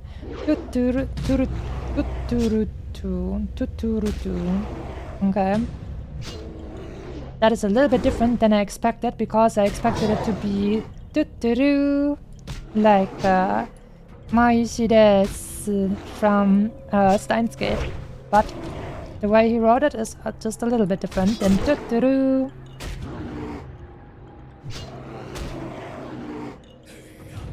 Night of Drums go hard? Yes, they do.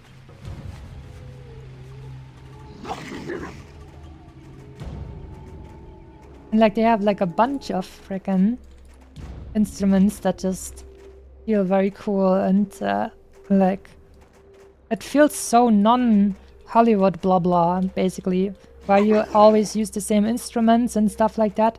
And don't get me wrong, I like myself some Hollywood blah blah sometimes in the right moments, but I also like to listen to something new sometimes, and that is so different. I love it.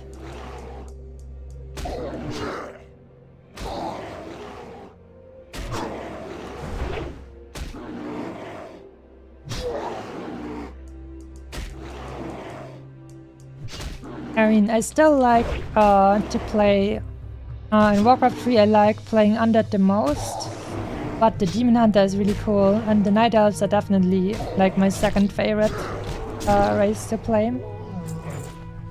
They just have such a cool theme going on.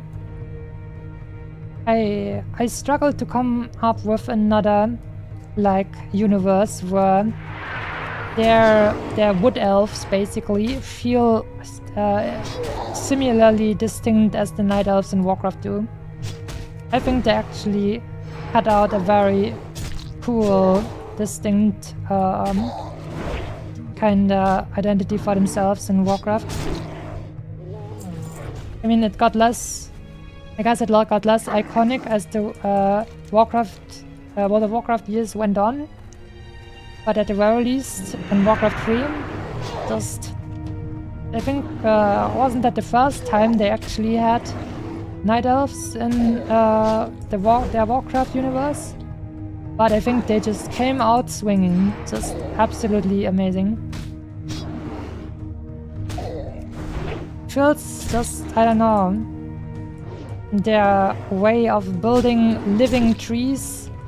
The ancients that are then also able to fight and stuff, and building with their little wisps and stuff, and that mix between Night Elven army and nature spirits and stuff. It's really just really nice.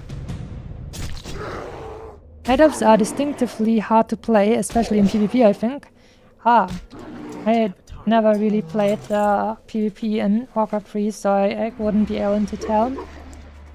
But at the very least, just from a point of like theme and playing them against AI, I definitely would say they are my second favorite race. I like their chimeras because they have like they're spewing lightning. That is so cool. I love lightning.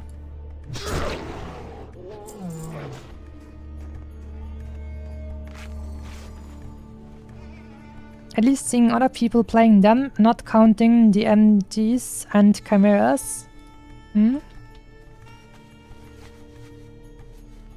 So you mean for you, it's more difficult to play Night Elves? Like I said, I don't really have any PvP experience in that game, so I wouldn't be able to tell. But I feel like you're probably right, because I've watched a bunch of like tournament matches of Warcraft 3 with Gravi too, and I feel like there are more human, orc and undead players in like the highest skill bracket compared to Night Elves. I'm always kind of really happy to see if a Night Elf is also playing at the highest level, because I feel like you don't see them as often as the other races.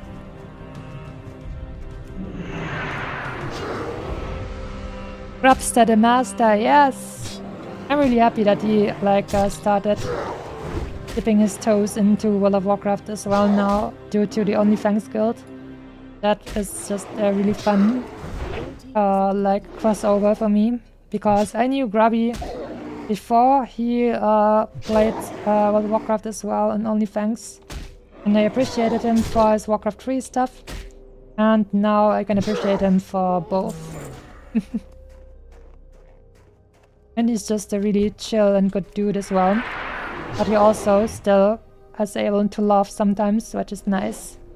Like when he was watching the race intro video for the trolls and was laughing because they almost got cheese-sided by freaking Murlocs.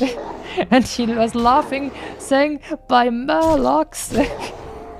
Yes, that was hilarious. And of course, me as a professional troll hater, that was also very funny for me, because I was like, that's right, the trolls almost got genocided by freaking Murlocs. At least the ones that are in the Horde now, in the Dark Spear. You saw the latest tournament on YouTube with the League players trying Warcraft 3 for the first time? Yes, I watched that. That was great. It was absolutely hilarious, because even though I'm very far from being a proficient Warcraft 3 player, I know mostly how all the races work. I know what units they have and abilities. And I've watched also a bunch of world best players have matches against each other. So I'm at least, I know how the things work and how a match is supposed to look like. And it was so incredibly funny to watch that stream. Like, people just absolutely having no clue what they were doing. It was, of course, sometimes sad for them, but it was so incredibly freaking funny to watch it. It was hilarious. Like, especially also stuff like them not being used to the minimap, and like Summit not noticing that Dantes had built a freaking necropolis like in the middle of his own base. It was hilarious. These kinds of things. And then them also like not using any freaking heroes and stuff, where you're like, oh, this is not good. This is not StarCraft. You gotta use your heroes. Uh-oh. I hope they're going to redo the tournament and every one of the players gets a little bit of time to practice, so they can actually be a bigger threat to Tyler. Because the way it was set up, he was basically the only one who had like a little bit of training with that game before, because of Grubby, I think. So it was a little bit sad. That was just, it felt very unfair for the others. But it would be really cool if they had like an opportunity to put in some more like learning hours and then got their revenge on Tyler.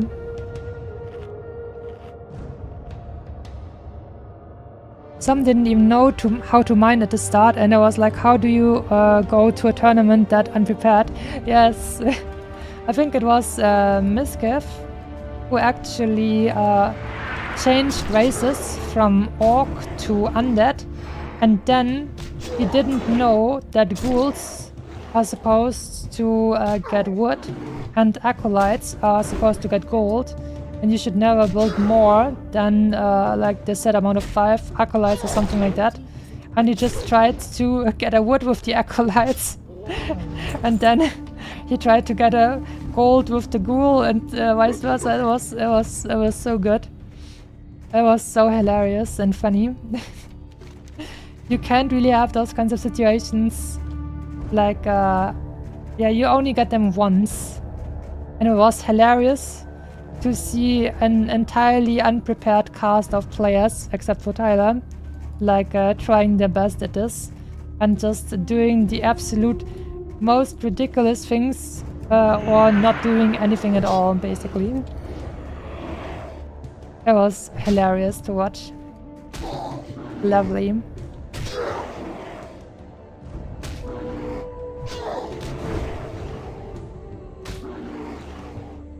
There goes made noise, sorry, welcome back. Maybe the dogs noticed a few evil kitsunes sneaking closer and now they saved you. Because kitsune are afraid of being bad, evil doggos. A good dog saved you. Oh, right, I actually still have scrolls of agility. Damn, I didn't even know. He's dead.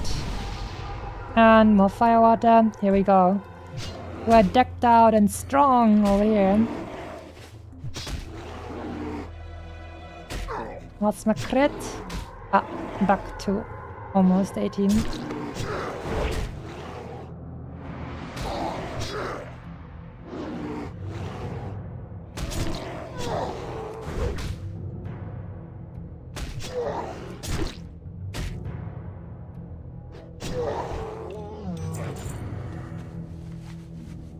Ella was just the most prepared one. I do want to see if he's gonna go against Grubby in 2 years' time.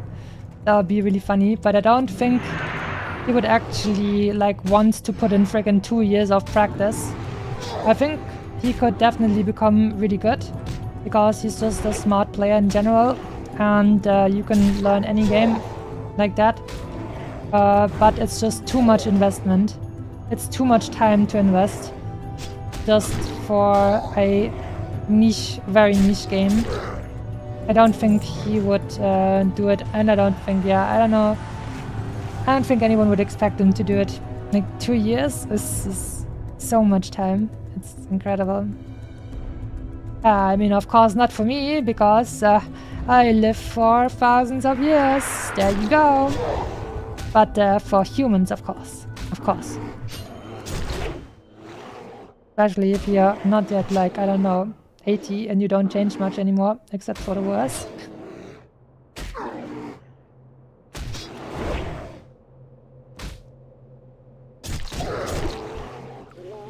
Oh, are we orc music now? Oh boy. Time has come for the orc music. Alright. This is what I've been waiting for from my orc girl. Let's go.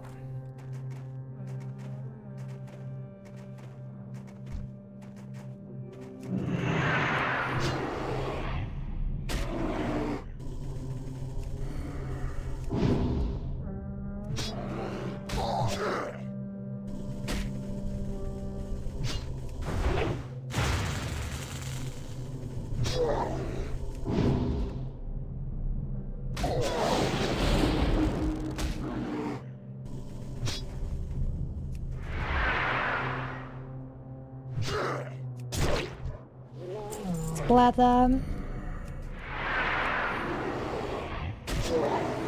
This one is taking a little bit of time to ramp up, but gonna get some more cool orc music soon. Just don't you worry.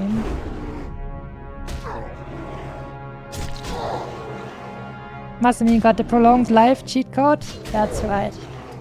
But that's also why I'm of course only want to do the best for everyone in the long term, because I have such a long view and of stuff, and that's right. And that's where wisdom takes you.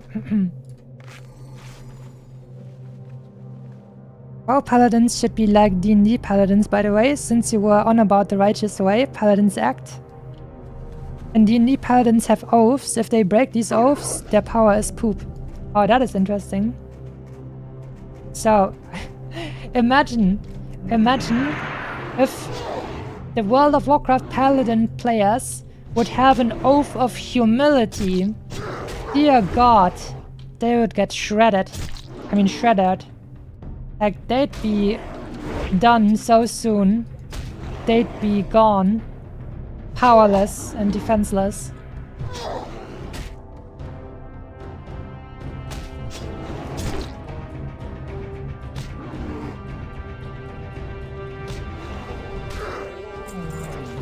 Are orcs the ones that taught me that just because you look big and scary doesn't mean you're a monster?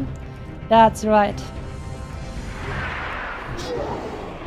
The orcs can actually be good bros as well.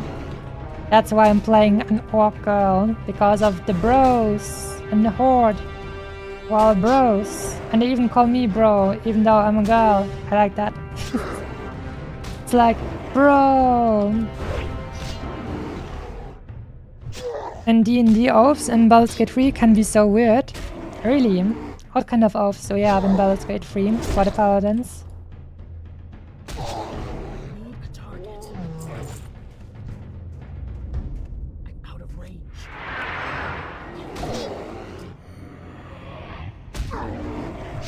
Ability isn't ready yet. Have an oath of humility, they get smitten on the spot instantly. That's right. Well, respawn.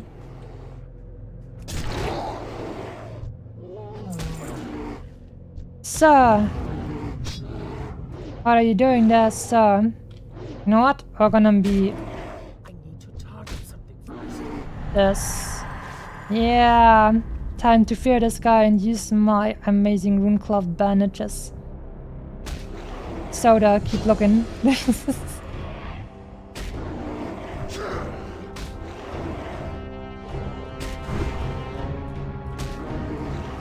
Masami just wants to be one of the bros. I mean, it's good to feel like you have some bros that are actually like some bros. And you know what I mean?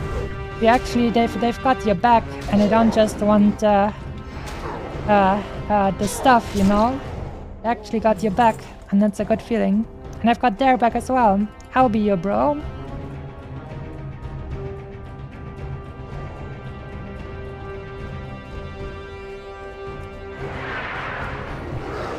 About the Baldur's Gate 3 oaths. Like, I get attacked by goblins from an ambush. Seeing those goblins try to ambush others, broke my oath because I ambushed ambushers. That is hilarious.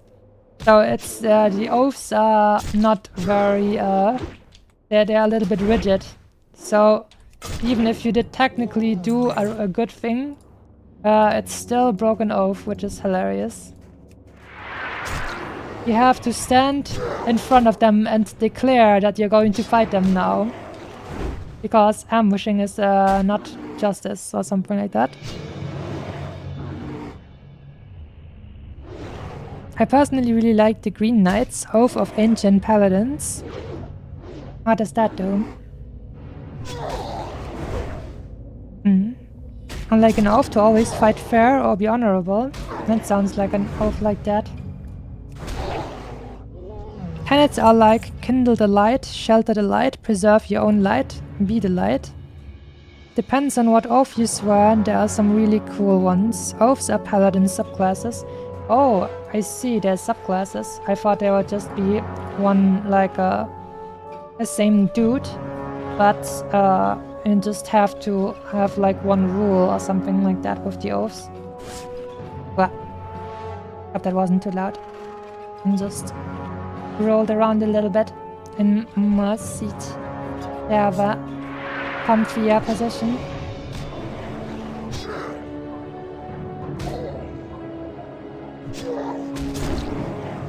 Orc music, we grind in. Let's go.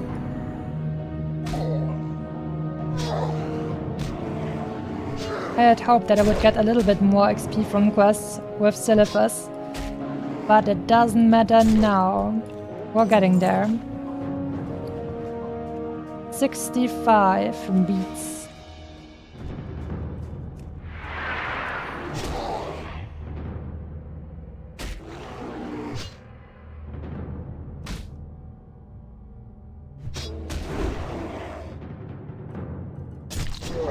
The Green Knights are basically nature's wardens paladins. Oh, that's interesting. So they're a little bit like Night Elf pals. True! I just thought about the fact that we still don't have Night Elf paladins in the game. Which is weird, because I thought like they could probably explain it with like being a Knight of a Loon or something and then being a Moonlight paladin. That would be pretty cool. It's been an amazing long journey since the stream of this was from November 21, now January 18 and 25. Been a cool chill time for me. I wish you luck to level 60 tonight if you finish. Alright, thank you very much, SwitchX Gaming, and hope you're gonna have a good rest now. Thanks for being here, and good night to you.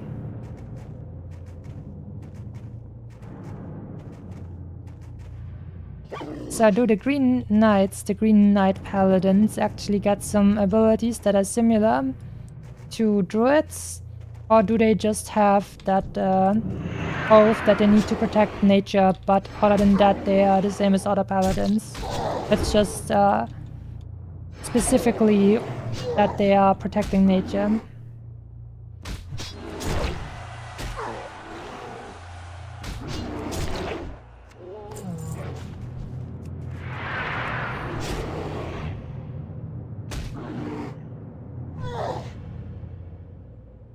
Revelune takes paladins. Yeah, kinda weird there's no Night Elf paladin, but guess it's because they still hung on to the motive that they are sneaky and not that clunky. But they do have chunky warriors. But I guess if we're talking about a Night Elf warrior, they're probably more like the shield guards or whatever they're called, sentinels. So they're more agile still than like a full knight, maybe.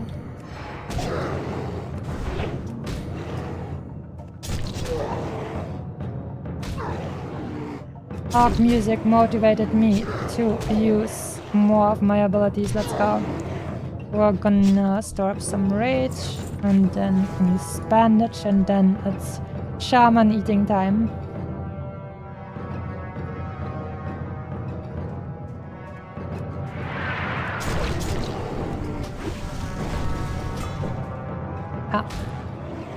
My combo was too late, but we actually resisted the spell.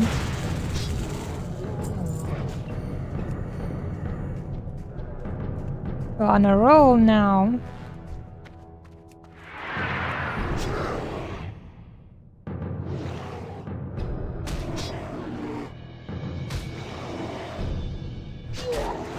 If you tell me paladin, at least I imagine big clunky hammer time. I feel like if you were just talking about maybe a night elf with, I don't know, a sword and then some, it's instead of like bright holy light, they are like moonlight knights. I think that could work. Bunch of purple light effects instead of the golden ones. I think that could look pretty cool. Work complete. Yeah. Yay, ARC music. Let's go. I think Arthas and Ufa are my only reference for paladins. Oh, and that's not a lot. But I feel like since in World of Warcraft we recently, how recently was that actually? At the very least we got a bunch more races for paladins now. For example, also Tauren. So I feel like I have, we're currently, at least in World of Warcraft retail, more open with who can become a paladin and stuff like that, and for what reasons, and what like deity you're basically praying to in order to use the light.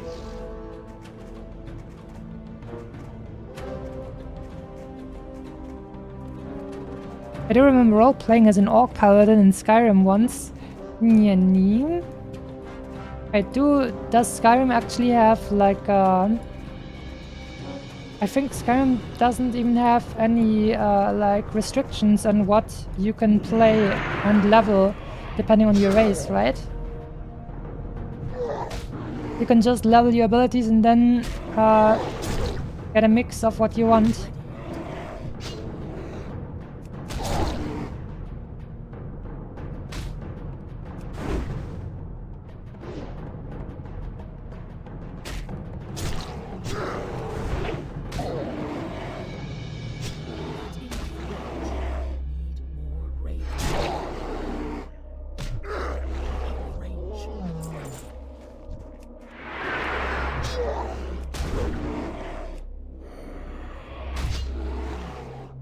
You deal 20% extra damage after getting crit. That is so tasty.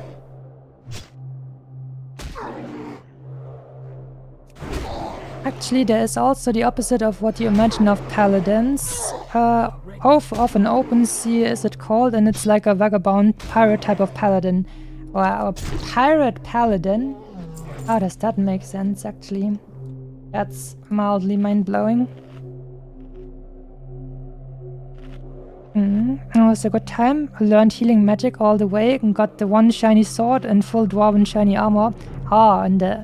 In the Skyrim Orc Paladin playthrough.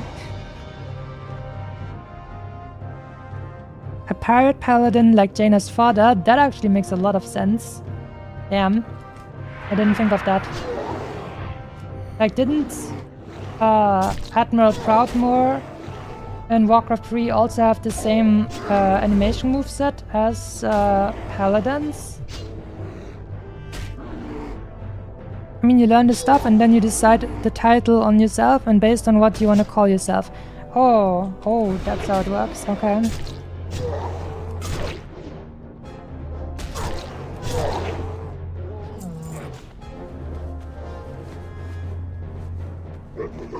An Orc Paladin and an Argonian Berserk.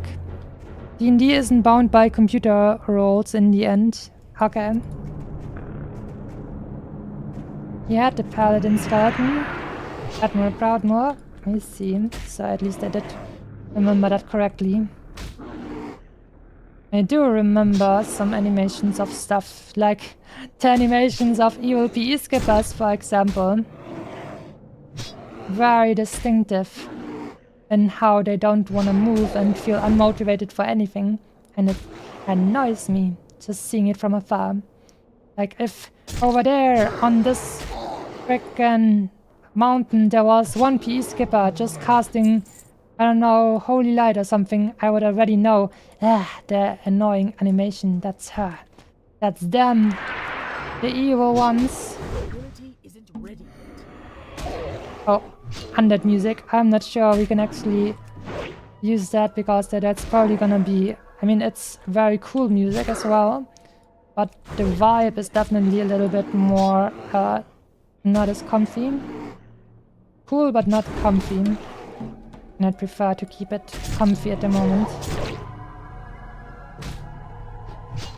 Let's sit down, have some food, and then think about maybe different music. Cool.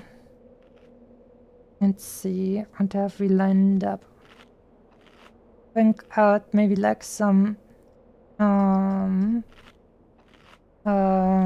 Genshin Impact, Dragonspine.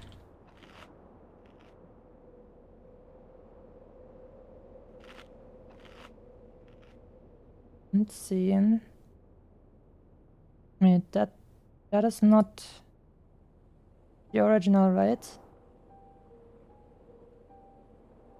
No, it is not the original.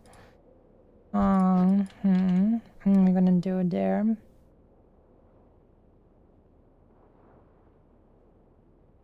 Maybe someone else made a playlist of that? Well, first we're gonna have to finish this shaman over here.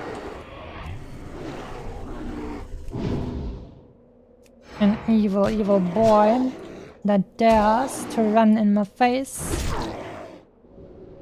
Oh, no healing allowed. Goodbye. But how about just some chill music anyways? I made a small playlist before for a different occasion, but that would still work over here. Yes. Beach music while we're up on the freaking snowy mountain. That's a little bit weird though. But how about just some Inazuma music? Yes, I think that could be cool. Inazuma music, because the orcs also have their blade masters, and so they also have Japanese themes, so it works. That's just how I'm gonna spin it, and there you go. I can do what I want.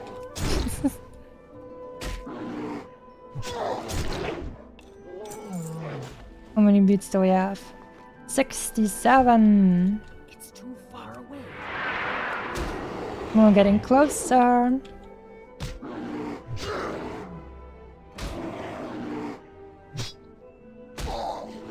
Not enough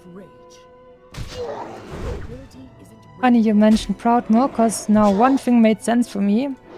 Jaina's dad had the monsoon spell where he summoned lightnings for every enemy approaching. Open Sea Paladins have Call Lightning, which does a similar thing. Oh, that's funny. Oh man, I feel so small now that my frickin' firewater ran out. Gotta bring that back. That actually gave me a little bit of adrenaline, because I was like, oh no, what is happening to my character? I look so small.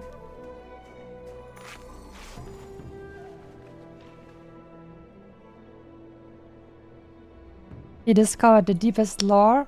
Yes, funny how we're all noticing some patterns and stuff.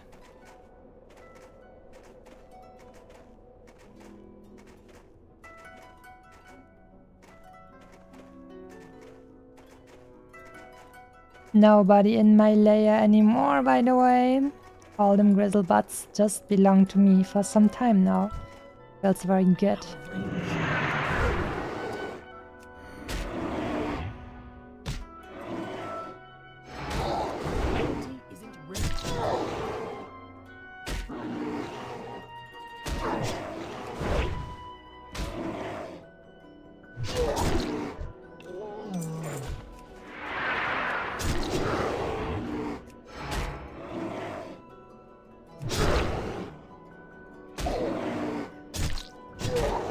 Tasty crats, always much appreciated.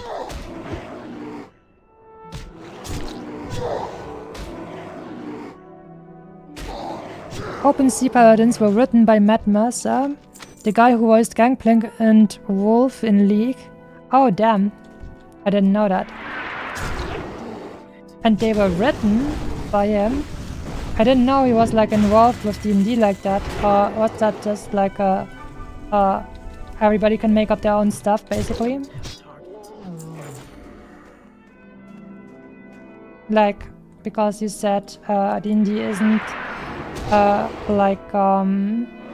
shackled by just being in one PC game or something like that. Mine was wrong about Gangplank. Wolf, I'm 100% certain. People also made Uwutsune as race. Yay, that's good. Uwutsune race is very good. I wanna play those. What are some like abilities and stat things you have as an Uwutsune? I would like to know that.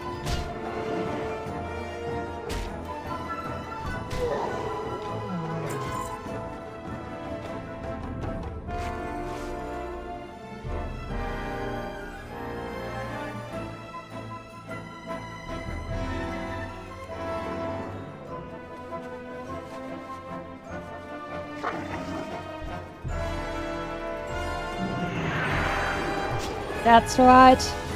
Time for our second wind. We're eating those grizzle butts. Tasty.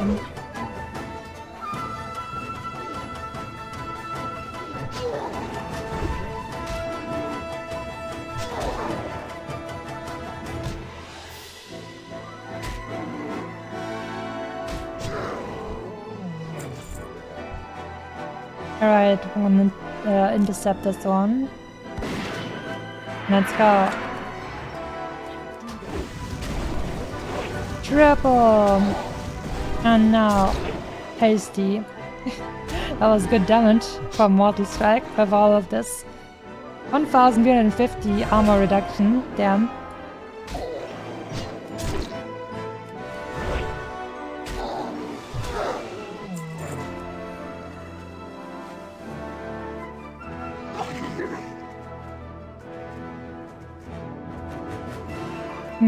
Can send you an Instagram link of one example I liked someone wrote their kitsune race.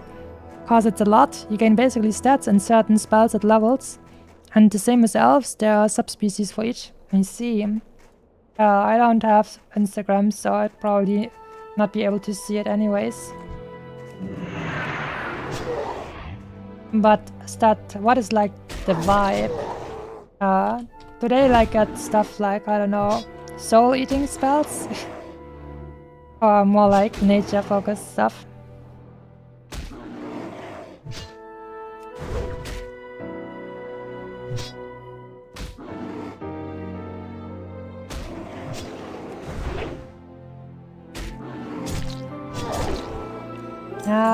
Playing different games with beautiful music is so nice.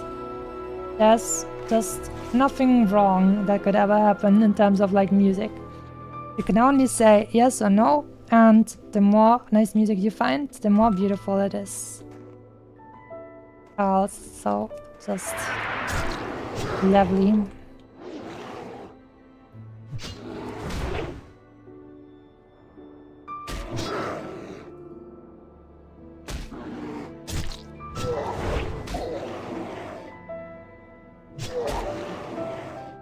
We are not yet in the range where it's getting spicy in terms of where you have to make the right choices to not level up too soon. But we're getting closer and closer. I mean, I did say, I think at 12 AM or so I said about 4 to 5 hours, and it's looking more like at least 5 hours. Because it's now soon 4 AM and we still need a little bit of more stuff. But thank God that we have the grizzle buds, because otherwise I'd have to grind even more and they give me extra XP.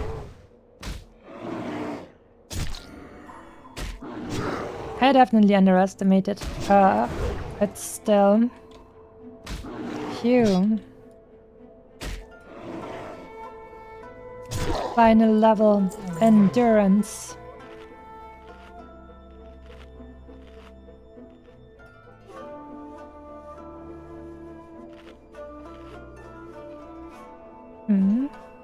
Mad Mouse had a lot of experience writing sailors. The more beautiful the OST and the sadder or more tragic is bound to become rule of thumb. It depends, I guess, but yeah, I mean, beauty is also like about emotions, and of course, sometimes big emotions can be very tragic as well. I usually have to stop myself from listening to too much tragic music because I love that dramatic and emotional kind of vibe, but it's also not always the best to just keep like wailing in those feelings and stuff, and sometimes it's better to feel comfy than the big sad. But it's definitely something that I enjoy as well, thinking about that and feeling a lot.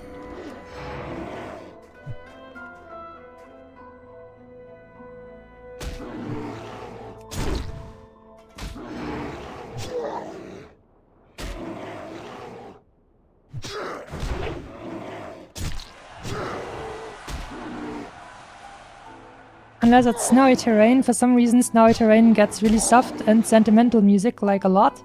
Yeah, that's true. Because it feels like feels like the world is calming down a little bit. And basically, like taking some time to sit back and have all the chill things happening. But gonna do this quickly enough. Oh damn.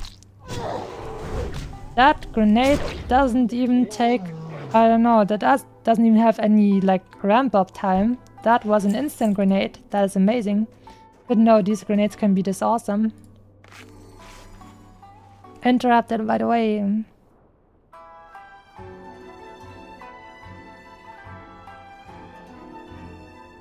Wutsune from the example alike are basically into the trickery. Shapchang Nyani, that I don't know that word. Dark vision immune to getting charmed by magic, that's right. Tails at certain level is from Kitsune herself, and then there were 3 subspecies. I see.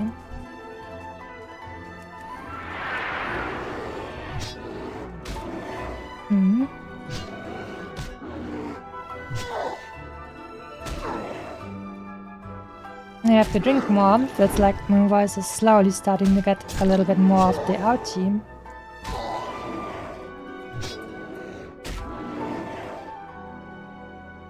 Oil up the voice so you can keep spouting the cheeky.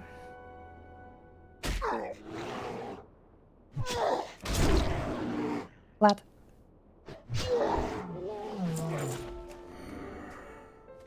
Next up, another scroll of agility.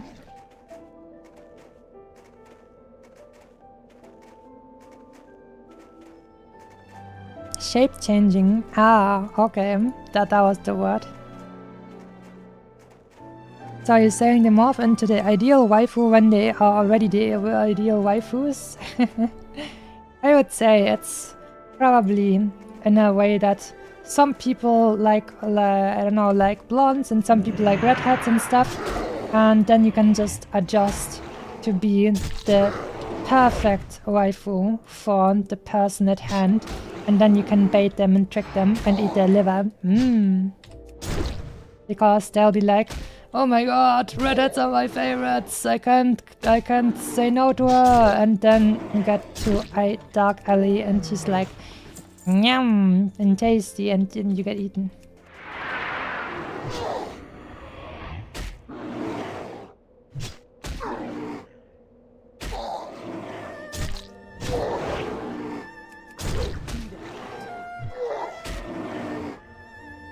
Commit a crime as one person, then look like another. You gotta see the options. Ah, that's true as well. I was only thinking about the eating part and tempting people, but that's cool too. That's true. That's like, was that also in Skyrim? Was that another, like, Elder Scrolls game where there was that Grey Wolf dude or something like that? In the Thieves Guild or something like that. And if you wore his headgear, then all the crimes you were seen doing while wearing this were attributed to the Grey Fox guy or something like that, instead of your own fault, which is hilarious. Best is, you look like one of your party members to commit crimes, get them into trouble, and sit back and watch the drama. Oh no, but that's very mean. But maybe they were mean to you before, so I don't know, maybe you were just getting back at them. Hopefully it wasn't too big of a crime. Did you do a Skyrim gameplay, by the way? I did not play Skyrim on stream. It's like, it's been so long since I've played Skyrim myself.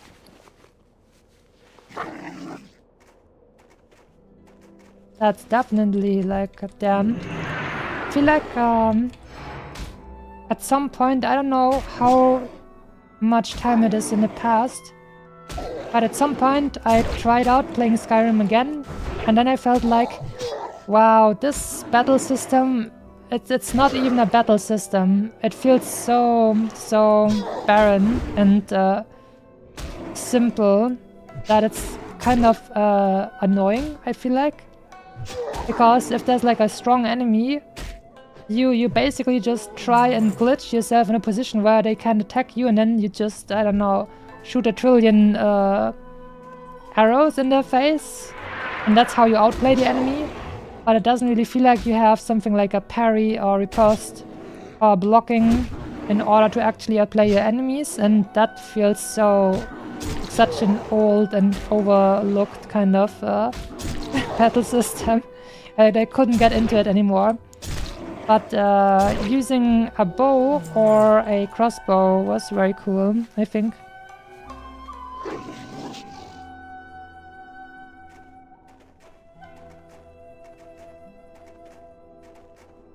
Considering it now or nah? Yeah, I don't think I can do that at this point. I think I'd just feel like, you know what, I don't know. Maybe, if anything, I'd have to make like a crossbow build, I think.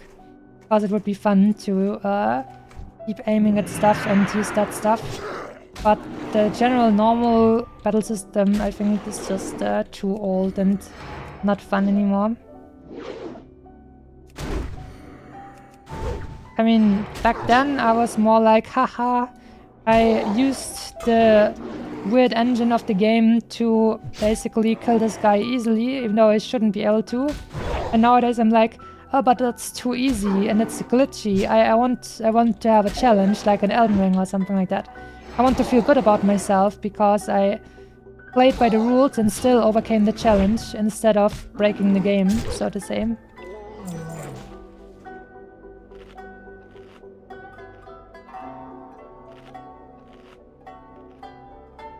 Or mid-fight you pause and eat 50 cheese wheels? Yeah!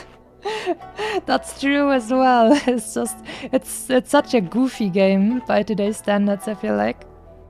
I really liked the atmosphere with the mountains and northern lights and stuff. Because like I said, I'm a mountain person who likes mountains.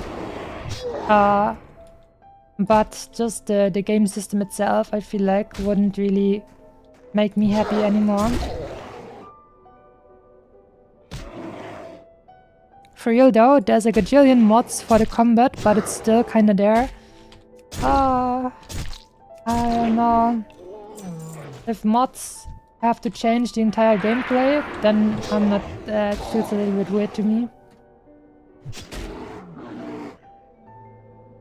The Witcher is a better option combat-wise, I imagine. Like, my big brother always told me I should also try out Witcher, it's a really good game. And I was just like, I don't know, I don't really know if I can play Geralt, it just doesn't feel like me. I really like having like customizable main characters. And that would be a little bit difficult, I guess. Like, Geralt is definitely a cool dude, but I think it would be difficult for me to get into that. But the next Witcher game, where you have Ciri as your protagonist, maybe that will be more suitable for me. Mountain Fox, so yeah, that's one of the reasons why I also like Japan's geography so much, because it's like you have the seas and you have a bunch of mountains as well, and that just feels, I don't know, the mountains and forests and the sea just feel like they speak to me in a primal way, and I really like that. Mountain Goa, what do I? That's not true. Mountain Fox, that's right. Mountain Fox, not a goat. We have space goats in World of Warcraft now, the Janai, but no mountain ones. Freckleneck, good day to you. Starting to say hello at 4 AM. What a time for that entrance.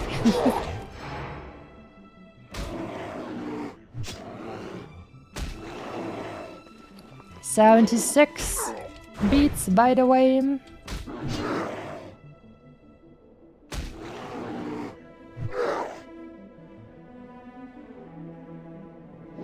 And only a little bit more than 3 XP bars left. Or maybe, wait, is it actually? I think it's actually probably pretty accurate, just 3 more bars.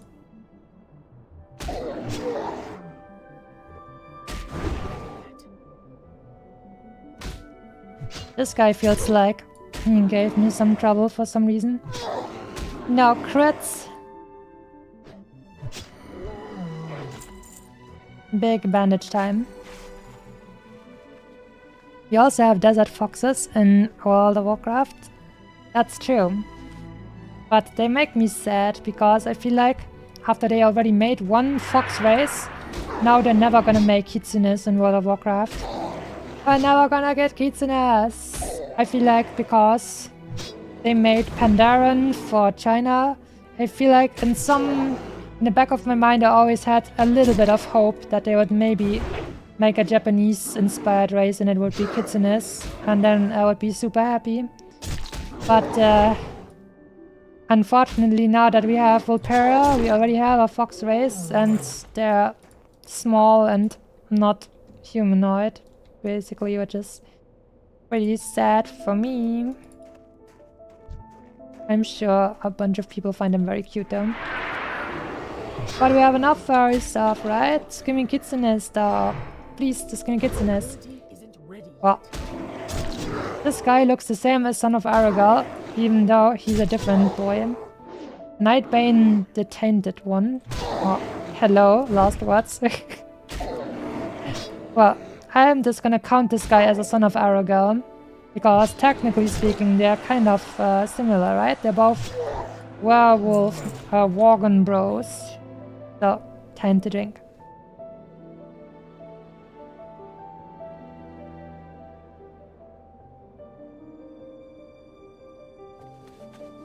I just dislike that the foxos are too small. I also dislike that they are furry. Unfortunately. I just don't like the kind of in-between mix kinda characters. I think animal foxes are cute and I really like kitsunes who like have only the ears and the tails. But everything in between for me is kind of too uncomfortable. Foxes are cute and kitsunes are beautiful, and everything in between just doesn't work for me. I don't wanna have frickin' fur in my face. Whether it's because it's my fur or it's because I'm kissing someone who has fur, I don't like that. I also don't really like the thought of kissing someone with a big beard or something like that. I know it's annoying for men to have to shave every day or something like that, but at least, I mean, it's okay. It just doesn't have, as long as it's not a freaking jungle. I don't think I like that.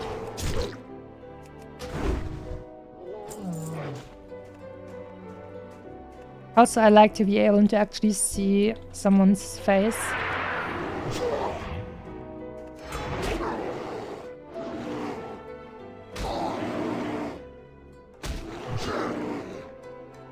Should pronounce the hello as the Star Wars hello.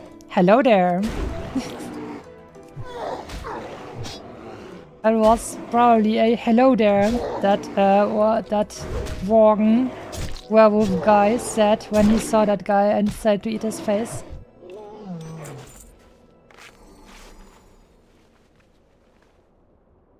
Are you saying you want human female with fox ears and tails as your glorious kitsune model? No, not World of Warcraft human females. In other universes, that's fine, but in World of Warcraft, that's evil. They should have, if anything, they should be Blood Elf models with fox ears and tails. I could live with that. Or maybe even Night Elves. But I think they should be a proper new race instead of an allied race, which is like a mixing of stuff they already had. With nice, beautiful new animations and they're gonna be gorgeous. Yes, and we're talking about that while we have currently the beautiful Inazuma music in the background. Yay! Beautiful, beautiful. And they're gonna wear kimonos and stuff. It's gonna be amazing and beautiful. Yay! I'm gonna sell Winterfell Firewater. It's gonna be my whole business project. Price level 45. Yeah.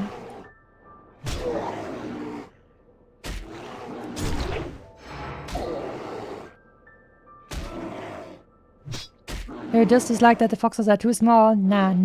Like I said, it's also about the too much fur part. I can understand. Uncanny Valley? Yes, unfortunately. Ripped dwarven beard? Well, I have to say I'm not a dwarven enjoyer anyways. I mean, I like dwarves, not romantically, but I like dwarves because they are cool. That's why I like dwarves. But I not like them like I said, romantically.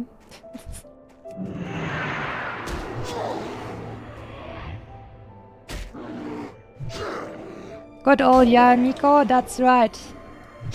He's really cool. The kitsunes. Lovely. You know what?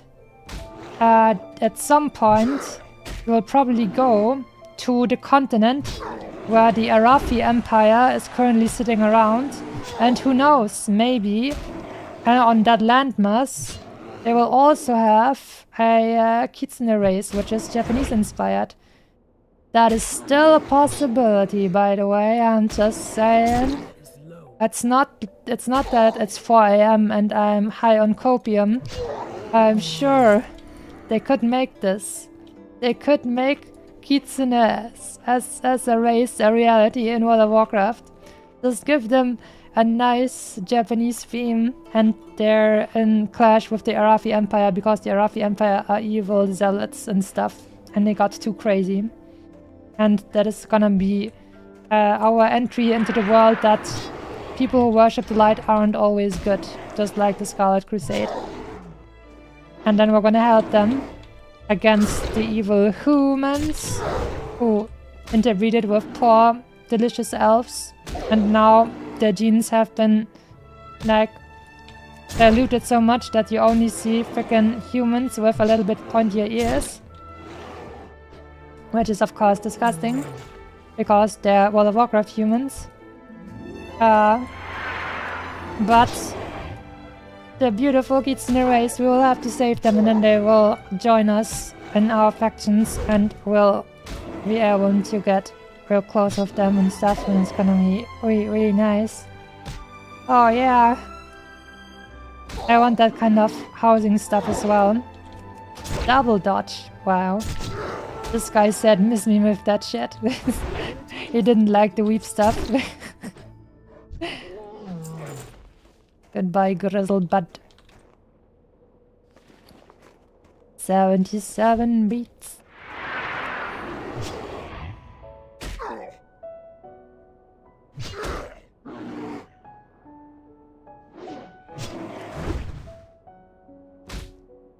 Hope dies last. Of course, you're right on copium. Yes, I mean, at this point, you gotta be on a big amount of copium to actually believe that they would make a race that is so distinctly, especially for me. But they could still do it. Everybody likes pretty races. Everybody would love that. People play a bunch of, like, pretty races like the elves. People like that. People like elves. And it would be like the people who are grumpy and say, I don't want another elven race, we already have enough elves. Then you could say, well, they're not elves, technically speaking. And then they'll be raging and I'll be like, yeah, I love these guys so much. Blizzardo, if you actually want me to keep paying my subscription for World of Warcraft, you better give me a Kitsune race. I'll just be happy playing a Kitsune and making beautiful housing stuff. Good enough for me. I'm gonna turn into a just chatting streamer who just sits in their beautiful World of Warcraft house and talks about how pretty those Kitsunes are.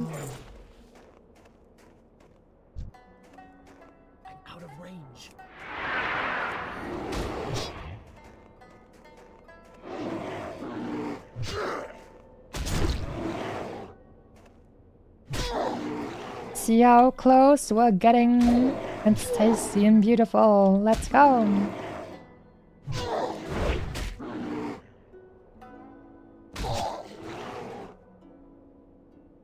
And remember, we're getting basically an entire box of XP just for turning in the beats. The Grizzlebud beats. Spirit beats, actually. You have 77, and I need like 100 for one entire box.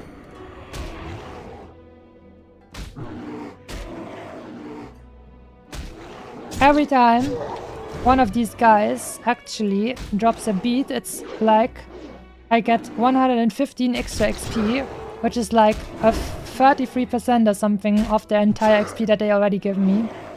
Even more if it's one that isn't as high level. So that is actually really nice value.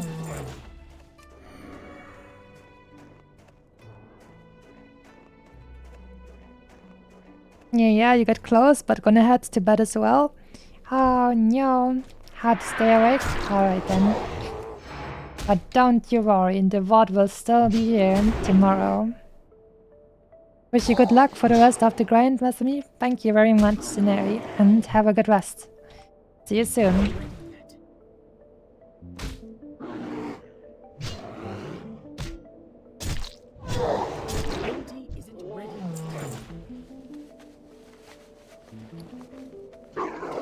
Listening to Inazuma music and speaking about kitsunes gave me an dangerously high amount of copium.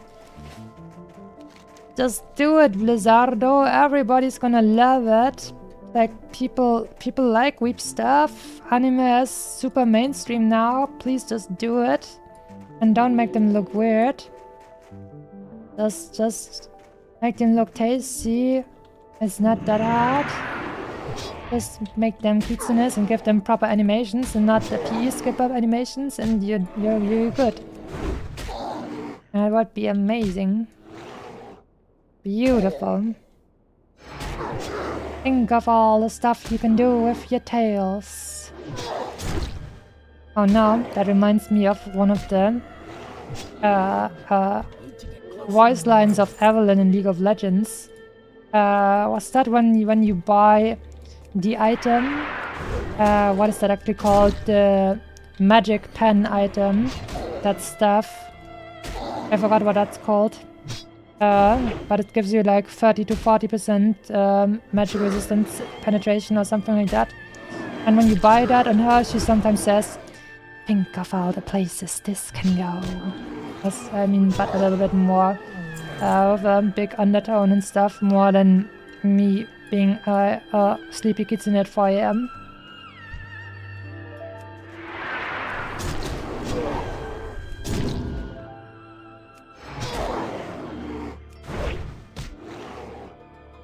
Void stuff? Yes, that's actually the right one. That's actually the one I was asking for. Miss. Oh no. Go.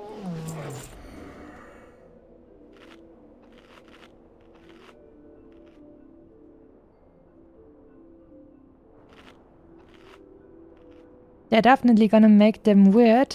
No. I mean, they've made a bunch of elves and they're not weird, so I have faith that they could make them nice.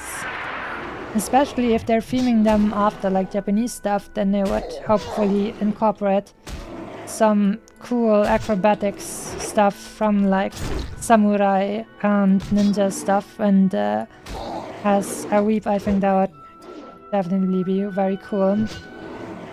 Like, imagine if we could have cool like samurai stuff as well, and then on top of that we got tasty kimono kitsunes. That'll be really good. Keep an eye on her, not wanting Ubutsune to fall asleep to see that she has to start anew so close to the end. Don't worry about that. I still didn't even drink any soda. And if I actually got close to falling asleep like that, then I would just do that. And I wouldn't be able to fall asleep for another 12 hours, which would be bad, but it's gonna be fine. I am strong. I am strong to, like, when you're asking me to finish walking on a silly baka path, I will finish the baka path. You can trust me.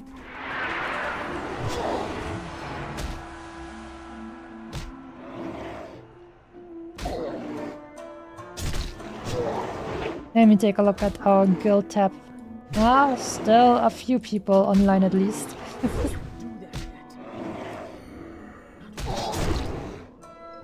Still a bunch of people playing, even at 4 AM. Even though it's a silly thing to do.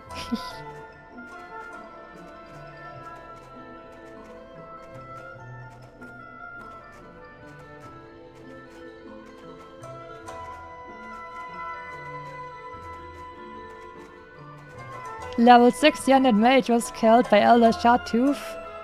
Mage could rest in Winter Spring. Oh boy. His last words were level 55 priest. Oh my god. Lost his level 60 mage. Oh my god. That's rough.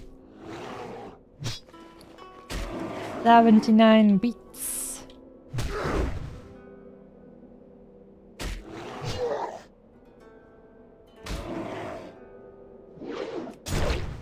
The 5-hour prediction was actually probably pretty accurate. Damn. That ability isn't ready yet. Because right now we're looking at me getting almost an entire XP bar worth of XP from all the beats, which means we're basically almost on the last box already. We're still finishing up this one. We have like 80% of this one, or 70. And that means only one more, about at least one more. And then we'll be golden.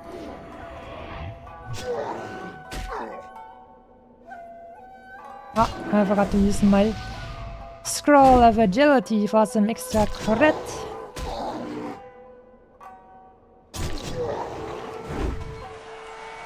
You hear that, Foxo? Don't get sleepy now. Ah, don't worry, I'm not sleepy at all. Like when I would actually get super sleepy is like when I have trouble keeping up my head or something. I've had moments like that before, but it's not like that. I'm locked into the bugger mode, so I will be strong for a little while longer.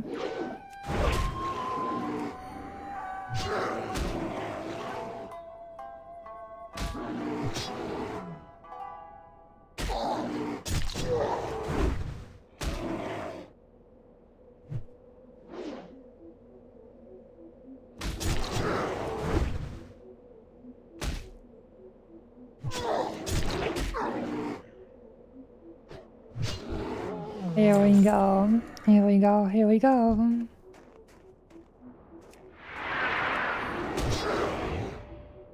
Not long anymore, friends.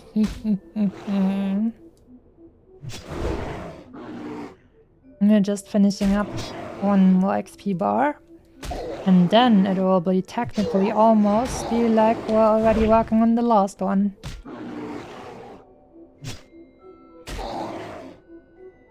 Bless my grizzlebutts. My beloved dear grizzlebutts.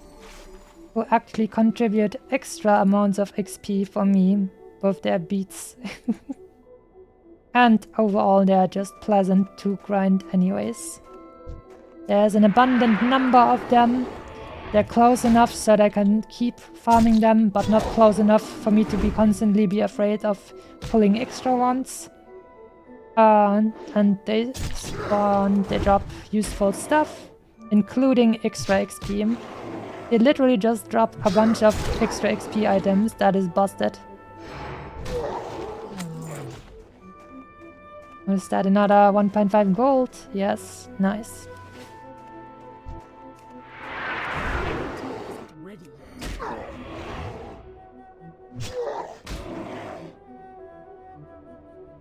I wonder why these guys are called Ursa, actually. Like, Ursus is like the Latin word for bear. So, I guess Ursa is actually the female version of that name. So, a femme bear. So, but usually, I feel like in the past in Warcraft 3 and World of Warcraft, they called the strongest warriors kind of Ursa or something like that. Like the big boy warriors, so that's interesting for me how that works. Maybe they are just the big mama bears who protect the others. That maybe makes sense.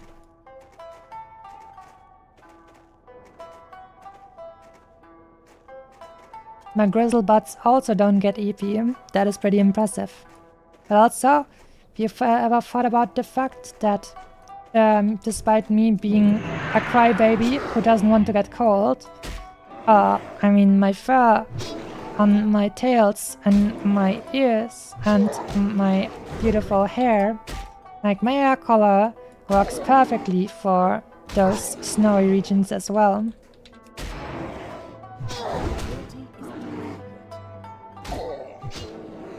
And in summer, that like look of my nice hair is also useful because it reflects the way away from me.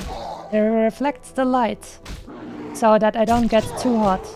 And that's why I like it more in summer. Like ice bears have actually, under their white fur, ice bears have black skin, and the way their ice bear hair actually is like formed, it actually reflects light on top of their, like into their black skin. And because their black skin is like black, that means it absorbs more of that like light's heat. And so that's how ice bears are both very good camouflaged, well camouflaged, and at the same time they don't get as hot, as cold. And that's why ice bears are so freaking high tier.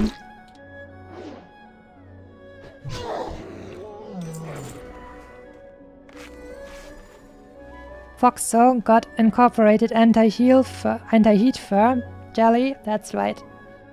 Just the only whoopsie thing about that is that I'm still a very pale gamer, and as such, I still have to use like sun.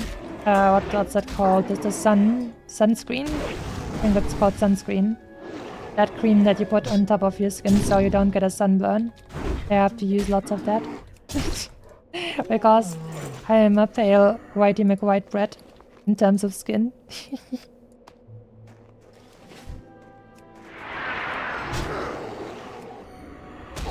But it's fine. That just is all. It was just a small little whoopsie when my evolution said, "Yeah, you know what? You're just deflecting the light, but also on your skin." But it didn't work out that well.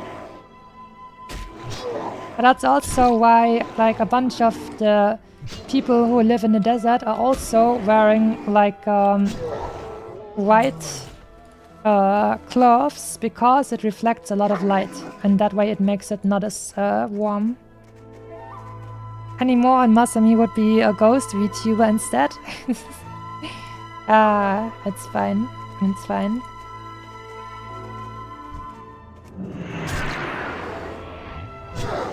But I could never be a ghost VTuber because touch is very important to me. I'm a big snuggle person. I like cuddling and that kind of stuff, so I have to be someone you can actually touch, otherwise it would be very sad for me. If I was a ghost, then I would be like just something that you can't even touch. Nothing corporeal, or whatever that's called. So in order to be physical, in order to be happy, I need to be physical, and in order to be physical, I need to be not a ghost. That's why that would never work for me. I like snuggles.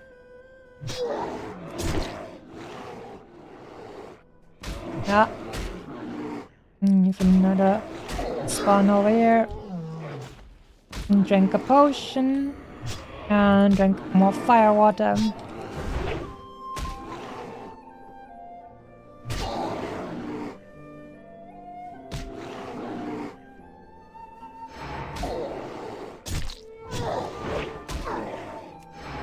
I'm also gonna get angry, not just you, Mr. or Miss Ursa.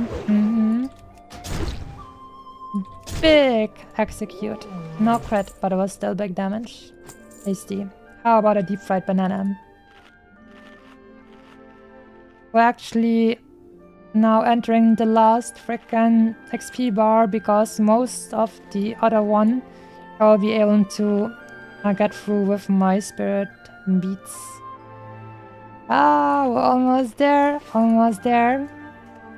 Happy, happy, I'm getting a little bit excited. Yeah, and nice music as well. We're a warrior, standing atop a snowy mountain, dueling the bears. Look at that. I never thought about using that kind of perspective. That looks very iconic.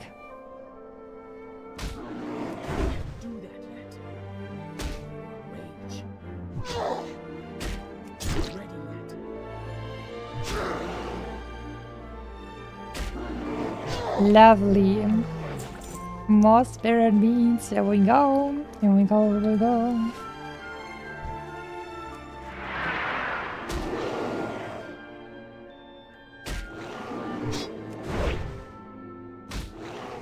The 4 AM tsunami is still here. Still working towards our goal. And soon we will be there. And it'll be great.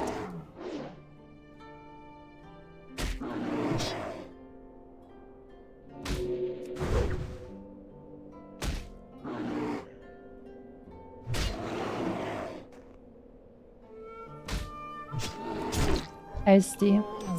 And another beat, that means extra XP. Let's go!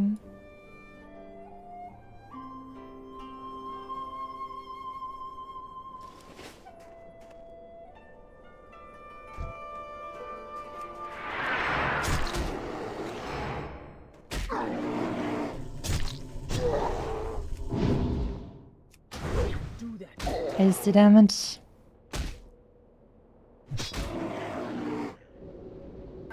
Nope.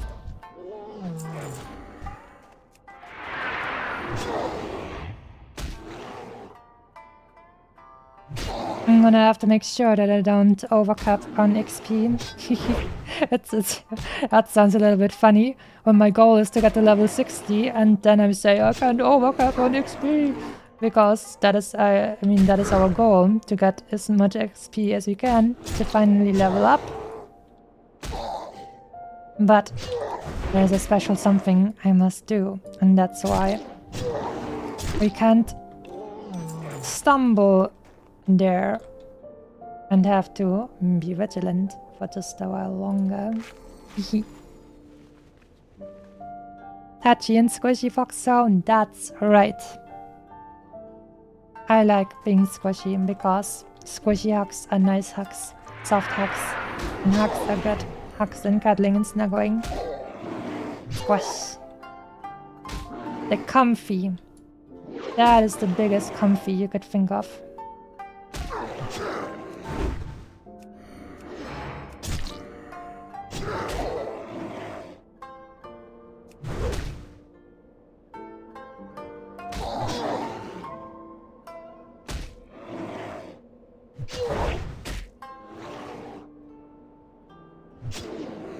Mr. Wyvern is still here as well. Good evening. Good evening. At this point, it's probably actually evening for you too. Because of the time zones and stuff. Because for me, as you can see over here, it's 4:30 AM. But we're getting so freaking close now. It's amazing. Goo. Here we go. Here we go. Here we go.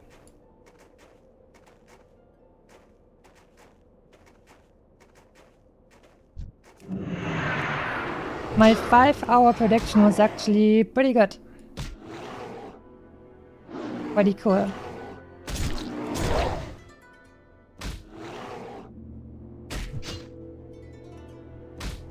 The grind must go on until we have enough tasty to eat to level up, and then the special part will begin.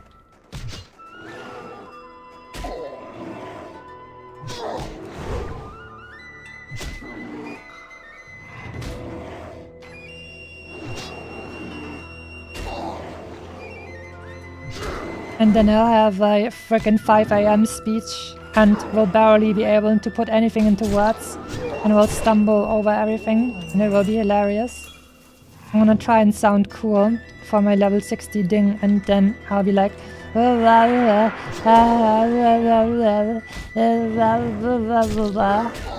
it's gonna be great. Don't you worry about anything. I've got it all covered. Mostly. Mostly.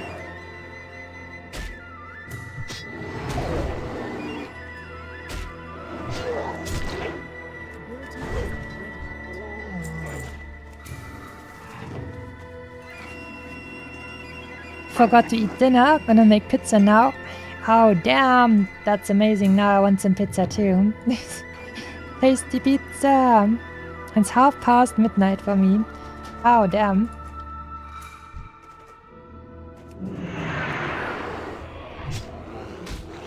So, you're not quite as silly as I am. That is good to know. But it would still be fine.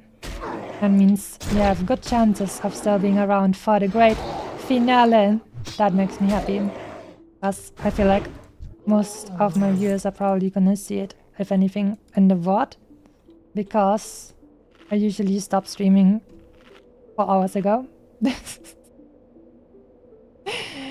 So the people who are usually watching me are probably going to bed all together. But who knows, maybe I still have a bunch of nice lurkies with me as well. But I never check the numbers, so I'll just speak to everyone as usual. But no matter if I would have 100 or 0 people watching, I would still just pull through with it and do what I wanted to do. Not quite as silly? Ah, maybe just a little bit. Who knows? Who knows? That's for you to say. But a little bit of silly is also nice, right? Can't just be super serious and stuff and all the time. That would be boring.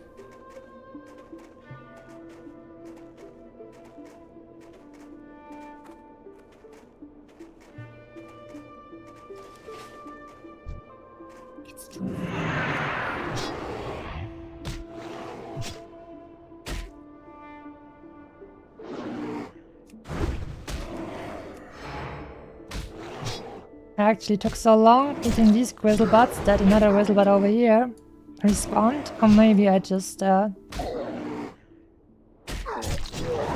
decided to move on before actually taking this one. I think that was just a little bit of a mismatch with the respawns probably. 91 freaking spirit beats. Oh yeah. We almost, or pretty much since I think the spirit beats are a little bit more. I was like 11.5k XP and 1 bar is 10,500. So we're basically already there with getting an entire freaking XP bar just by merit of turning in the beats.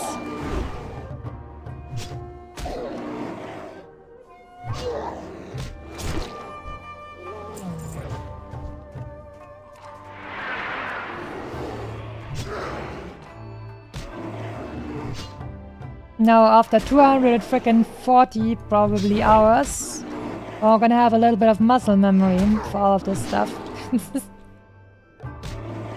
Muscle memory for just running in circles and eating grizzlebuds. But don't you worry, all the important stuff I have in my hands. It's no biggie. Also, the amount of food I actually got also turned out to work out pretty well, considering that I also made all of these bandages. So it actually turned out fine in the end. You know what? How about I get out my beloved mechanical yeti now, because the boy reminds me of my beloved late boy, the mechanical Grinch. And now we shall have him as our reminder with the last few moments. He's gonna help us in his natural habitat as well. This guy just respawned and he's already running there and attacking them. This is so silly and I love it.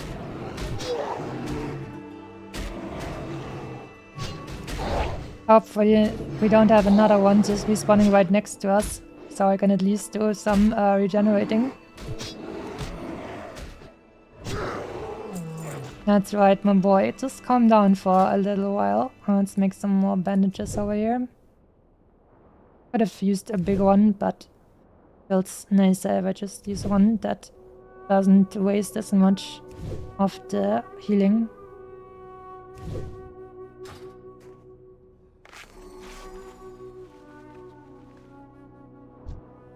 The mechanical Yeti, actually 2100 HP, Giga Chat.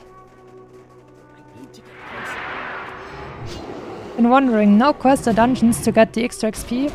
I don't want to get into dungeons because I don't trust other people. And I don't want my entire work to be gone because a single dude decided it's time to mess up. And hunting the only better method to farm XP. I mean, I pretty much ran out of quests that are actually my level. So, usually, if you follow a guide, you can actually do it so you basically have a very efficient route that will always give you quests. But I played without a guide and I just looked at where stuff is on the map and made my own way.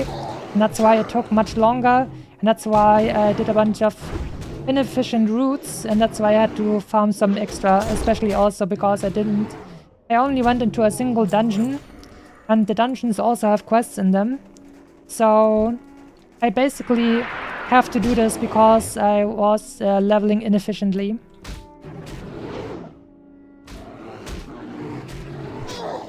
The population of Den Watchers is never going to be the same after today, as this entire Grizzlebutt frickin' tribe got super decimated. In Felwood, there are also a bunch of these dudes. But Winterspring is much nicer than Felwood.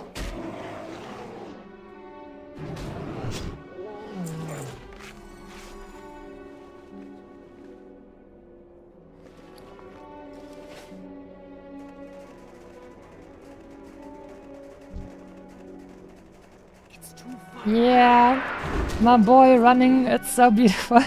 I love the way it looks. That sped up animation, it's just hilarious. I love it. My boy.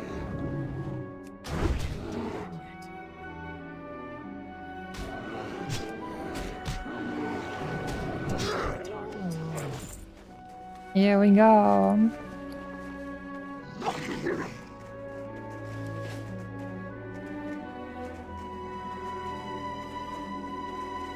We have still 7 minutes left with our boy.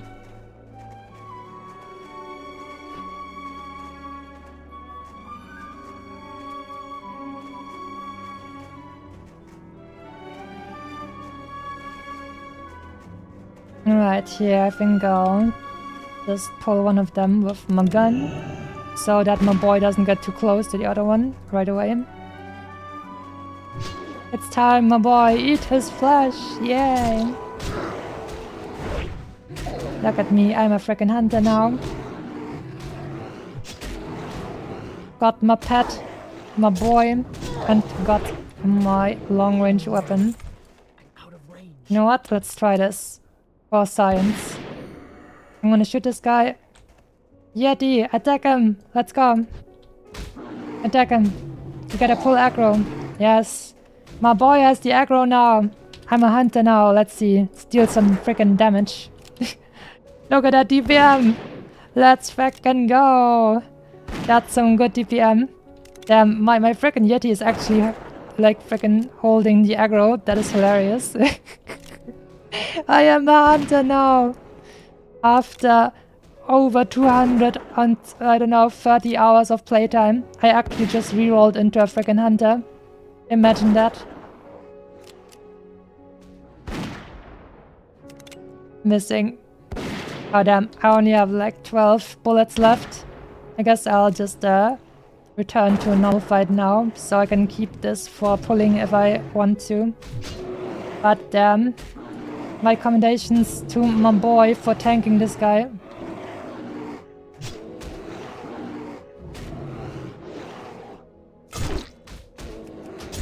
How did this guy parry my frickin' execute while I was standing behind him?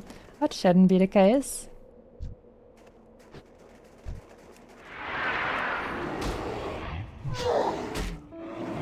Not even dailies or repeatables. Me gathering these beats over here is a repeatable, technically. So yes, this is why I'm attacking these guys, because they give me a repeatable, basically item quest to turn in.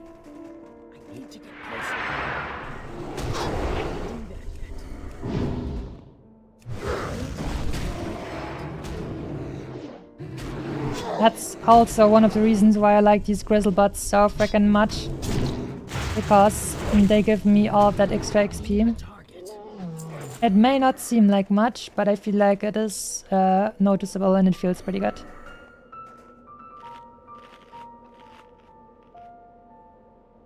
Careful, don't slip in the snow now. Ah, it's gonna be fine. Don't worry. I got this. I'm a professional. 46 whole damage per minute. That's right. That's some banging DPS right there. I guess that's why they didn't let me be a hunter. I just wasn't good enough with my ranged weapons. Wait, let me do it like this, so my Yeti boy is actually hitting him in the back. So the enemy cannot parry. I mean, usually shouldn't be able to parry, even though one of those guys actually managed to parry my execute for some reason while I was standing behind him. While my boy was tanking.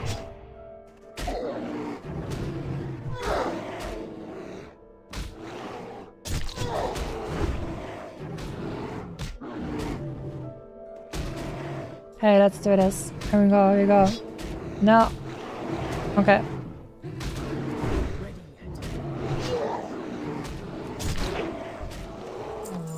Alright, alright, alright. We're really close. We're really freaking close now.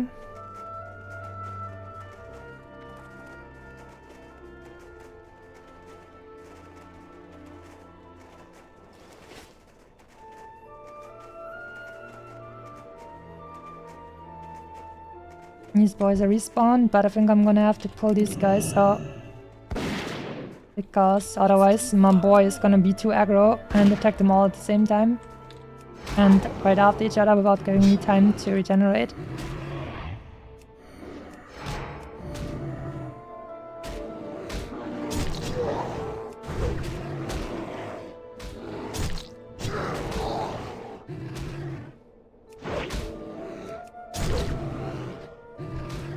Delicious damage. I need to get closer. And if I pull them now, they're gonna be two at the same time. Oh no.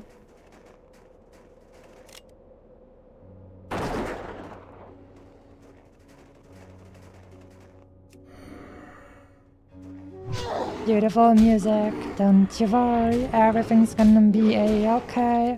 We've got my beautiful mechanical Yeti with me, yay! A remembrance of my beautiful mechanical Grinch, my dearest boy, who sadly wasn't able to live very long because Christmas was over. So I couldn't keep him. Alright, one more beat and then we'll have 95, which is almost as much as 100. And we can only turn them in 5 like stacks.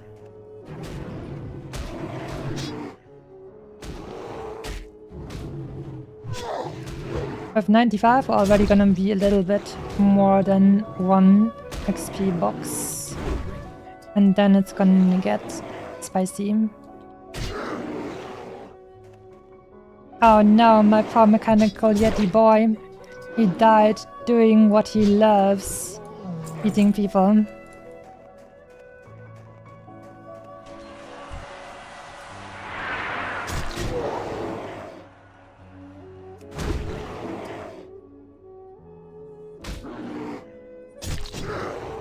Guess I'll see if I get one more spirit bead and then I'll have to do some cheeky tinkering to see so I can get to the right.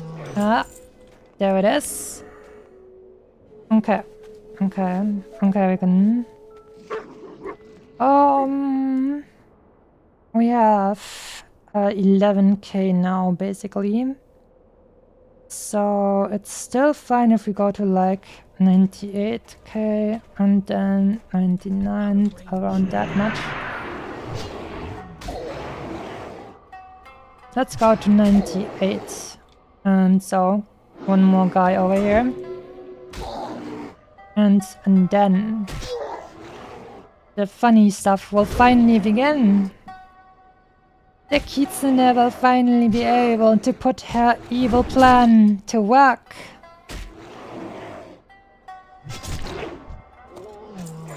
Alright, we're at 198. Okay.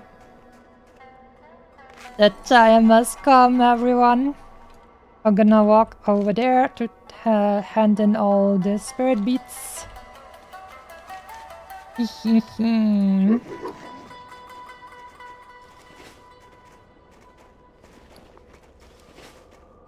It's gonna be good.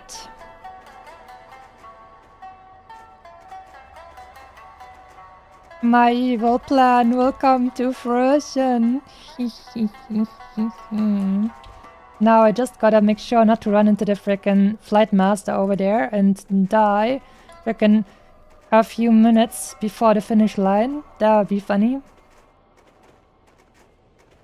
I'm gonna keep a lookout for, I don't know, randomly spawning rare elites with boss level or something like that. You never know.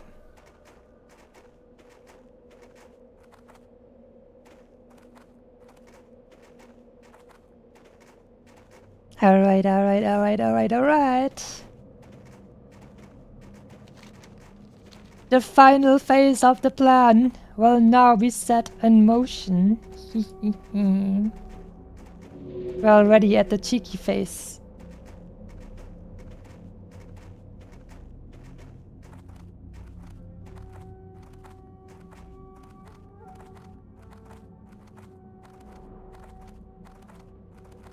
And you guys don't worry, we've got it all planned out. It's gonna be beautiful. Let me show you something beautiful. Wait, what supervillain was that actually that said that? I'm gonna show you something beautiful. I don't actually remember right now. It may be in the 5 AM Fox brain rot. But it's gonna be fine. Don't worry. I've got it. Got it all figured out. That's right.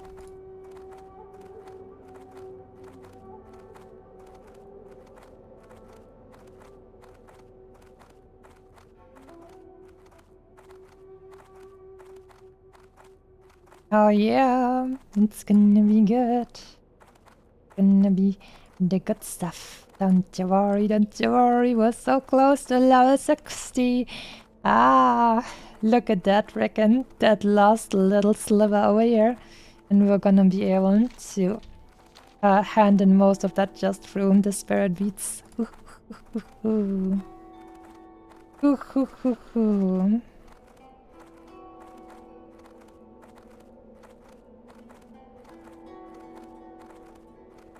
It's gonna be good, it's gonna be good, it's gonna be good. We're gonna hand in them special beats. And then...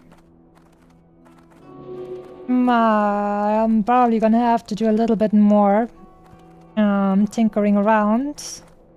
But then my plan shall be set into motion, which is, I mean, it's not something crazy, but it's gonna be cool.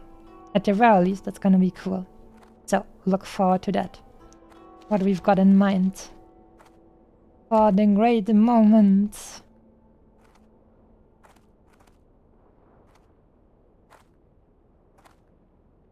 We are doing jumpy jumps. And the only thing I'm worried about now is running into the Winterfell runners, but we're not gonna do that. I'm not gonna run into those guys, don't you worry. Don't you worry. Don't you worry, don't you worry. We are far too smart for something like that to happen to us. So very smart. Smart.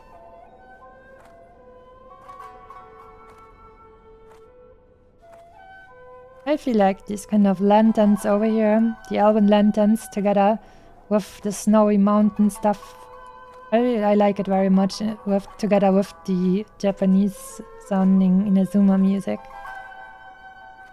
Very fitting, a very nice atmosphere. Closer to 12k, but getting so close. Yes, but that is by design. Because we are not supposed to ding just yet. Not supposed to happen just yet. Just a little while longer.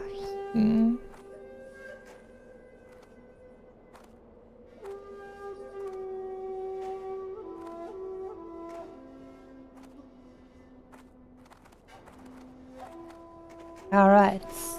Now we're gonna hand in all them beats. 5 apiece.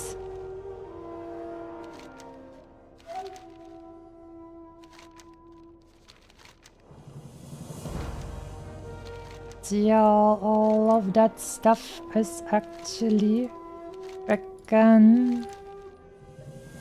jumping up my XP bar. Very nice, very nice.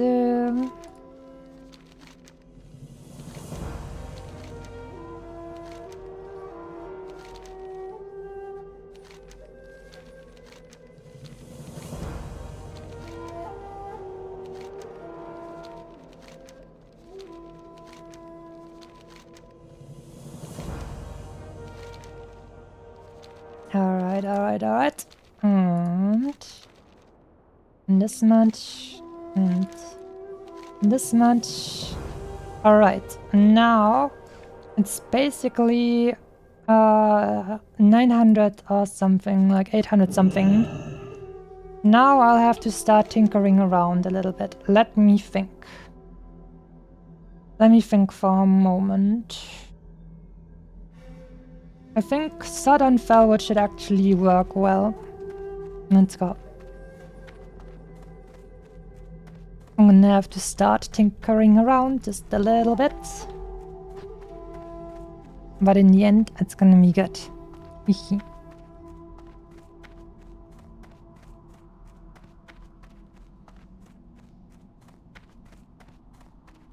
Alright. The final phase is here, my dear friends. Make it just a little bit more painful to wait. I'm gonna stop the music now. Instead, we will only be sitting around and waiting for whatever the hell I've got in mind to do now. Look forward to it. Ba-da-ba-bum. Ba-da-ba-bum.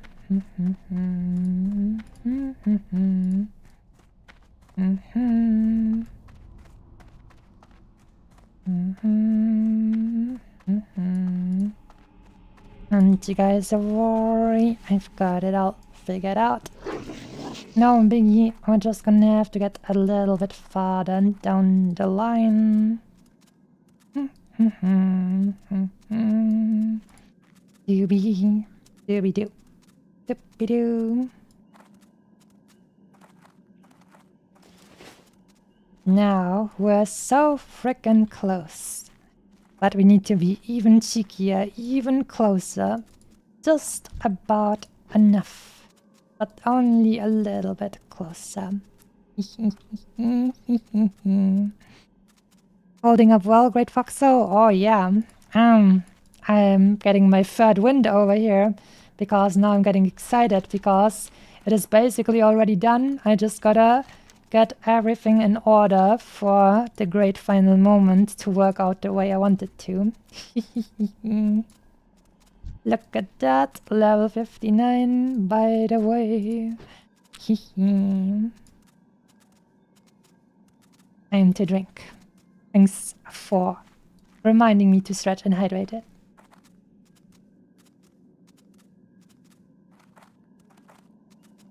Very good, very good.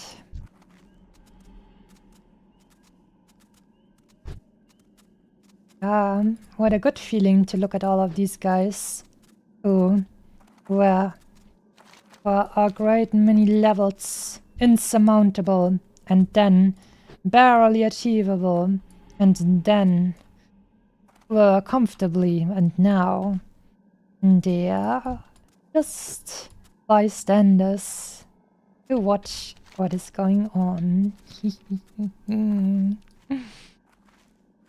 Nothing like beer to go with pizza. Ah, I guess if you like alcohol, then it sounds pretty good. Enjoy. Enjoy, enjoy.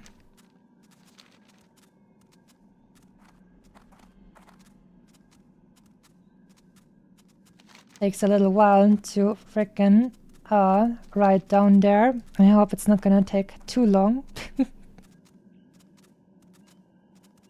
And then I will just level up due to old age instead of the way I wanted to. It will be like, oh, everyone, it's taking so freaking long now. Oh no. Oh, I got 1 XP point from being a day older now. Oh no, I leveled up. Oh no. That wouldn't be what we wanted. But don't you worry, it should all just work out. Should work out, should work out.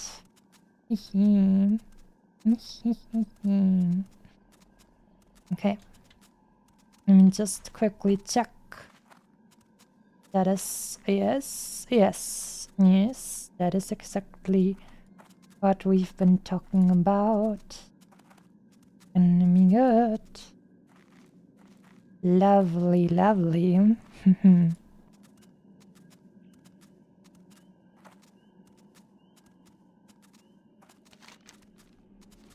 I'm just having a little bit of a chill time.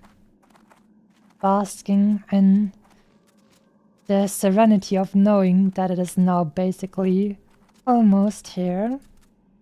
And only a question of cheeky time of how it's gonna be happening. Exciting. I feel so awake again. So close. I can almost touch the level 60. It's already pretty much there. Just a little while longer. And of course, the last bit of figuring out as much as I can of how much XP I will want will also be happening with the help of a few of my grizzlebutt friends. Because they're gonna be, I think, probably the lowest level I can still get XP from. So we're gonna see how much they give me and then I'm gonna figure that out and do a little bit of cheeky tinkering in order to get the right amount.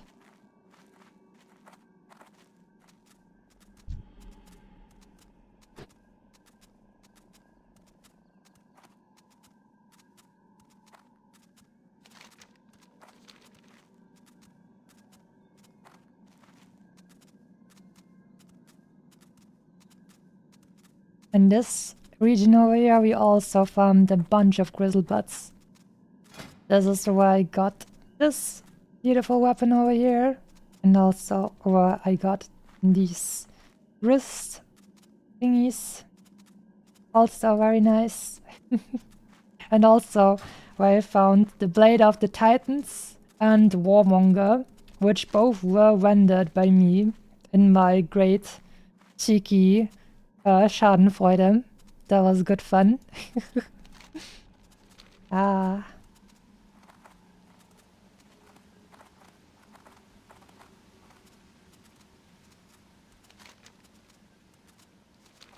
alright, alright. Okay. I'm getting close to my Grizzlebutt friends. And they will help me get what I want. 47 over here, that's already too much. Let's see. See how far it actually goes. Are they also 47? Because if so, then I'm gonna have to get a little closer. So I do have some tainted... Bunch of tainted skin as There well. are plants in Fellwood that may be Yeah, saved give me from some corruption salve. when Cenarian plant salve is applied to them. That doesn't give I know me how to make the XP, salve okay. from several different kinds of items. Based on your skill set, you may find that you have Yeah, multiple options that's to fine. assist. That's fine. Let's see. Did I go too far down? All 47. Well, you guys all 47. 48. Okay, the 48s still work. The 48s still work. Okay. That's good to know. Another 48. Great, great. Now, let me check. Hello, Grizzlebutt. That's a 49. Let's see.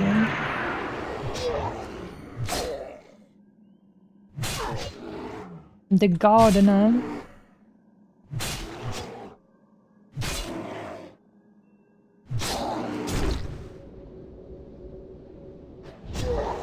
$128 for 49. Okay. Okay, we are at 9,000 and almost 100. And we need 800. Okay. Okay, 48. And should be probably like around 100.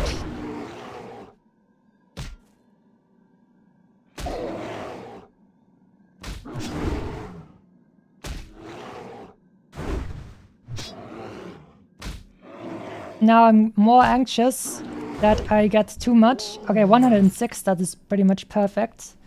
Okay. Now I'm more anxious to get too much than actually being afraid of dying, which is hilarious. Okay, let's see if we can get another 48. Okay, there's a warrior over here. That's lovely, my dear. See him.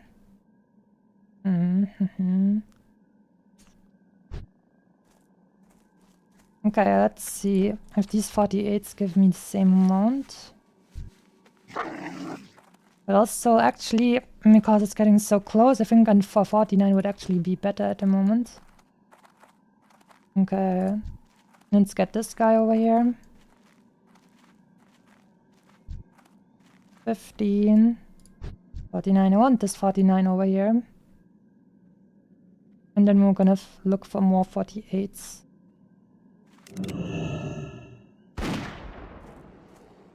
That's right, my dear little Grizzlebutt.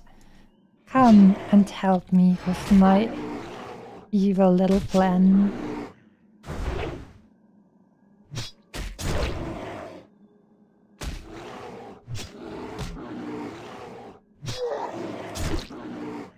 Okay, very nice.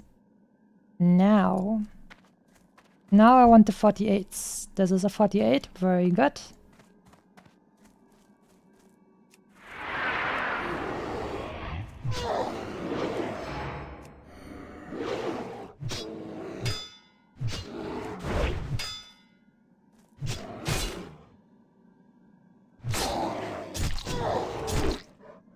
And 6. Nice, nice. Okay, this is going very well. More 48s. Here we go.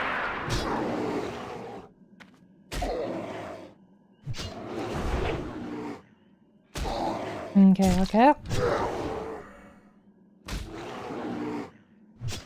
I have to try so hard to not have my freaking autopilot on and just keep killing stuff randomly. Okay, another one. I think it's only gonna be 2 or 3 more.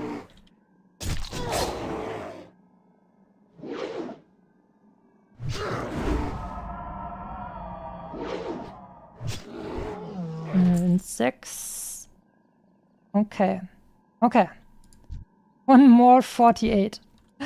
One more. Hello there. That's a 47. One more 48. That's a 48. Let's get that one.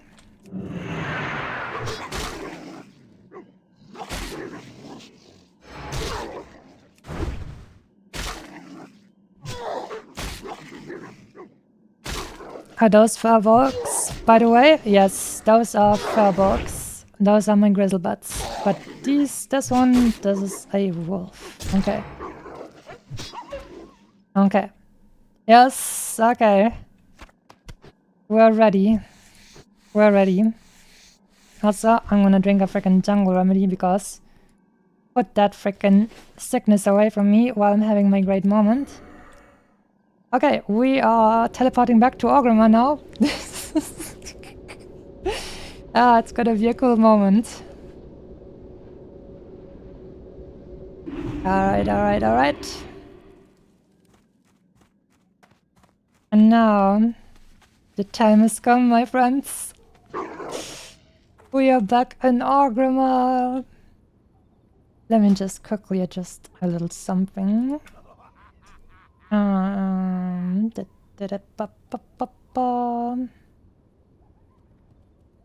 See.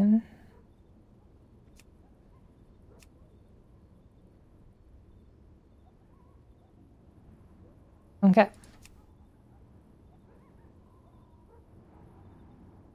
All right. Everyone, attention gamers. The moment has arrived. The moment is here. Let's see. Slash played 9 days, 20 hours, 20 minutes. Let me see how many hours in total is that? 9 times 24. 216 plus 20. 236 hours. 236 hours. And now, the moment has finally arrived. Alarm, alarm. The time is now, Great Foxer-chan. That's right. Just a little bit after 5 AM. The time has finally arrived. The moment is here. So, my dear friends,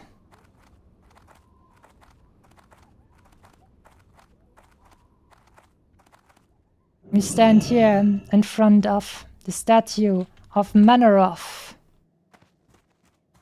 This is the demon that actually shared his blood with the orcs. His demon blood corrupted them and made them the slaves of the demons of the Burning Legion. But Manoroth was killed in battle by Gromash Hellscream, the father of Garrosh. And now it is time for me to face our new war chief, Brawl.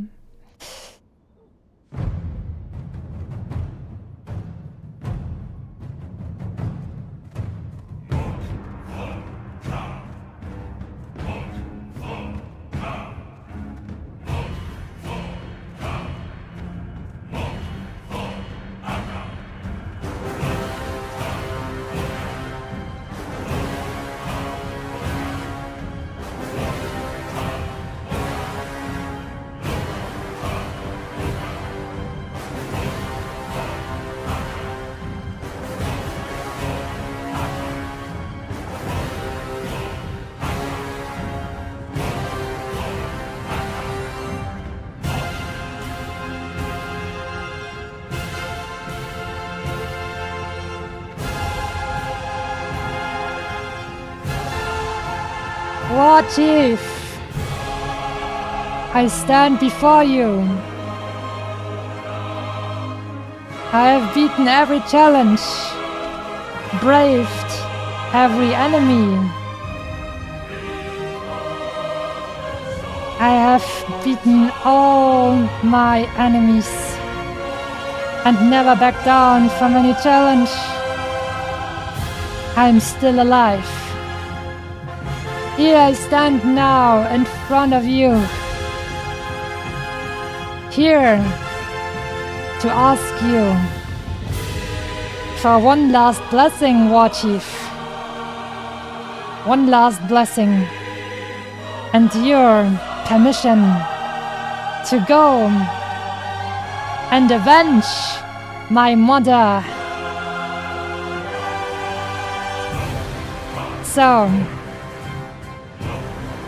if you think that after all my trials and tribulations, I should be allowed to avenge my mother and inflict my endless wrath upon the cowardly and disgusting kobolds, I say now, give me your final blessing, and I shall make them regret ever having faced and stood against our horde. What say you, War Chief? Loktar, friend. What is it you wish? Welcome to Orgrimmar. Have you come to serve the Here we Horde? go. The time has come. Loktar, what is it you wish?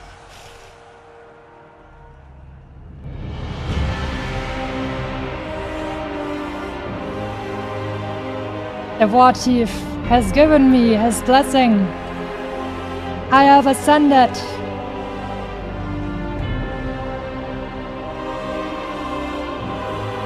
For one last time, we are listening to this music.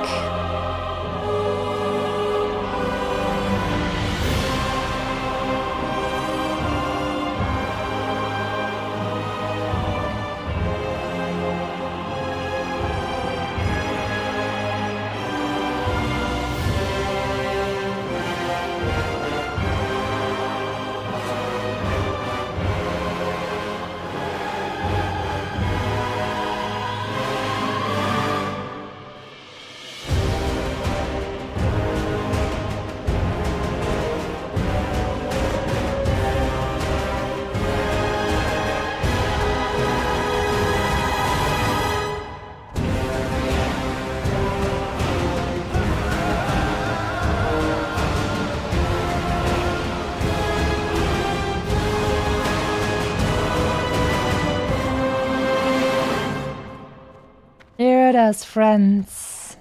Here it is. And now, there's only one thing left to do. You will mount up and go the way. We will go back to where they killed my first warrior, and I will slaughter them all.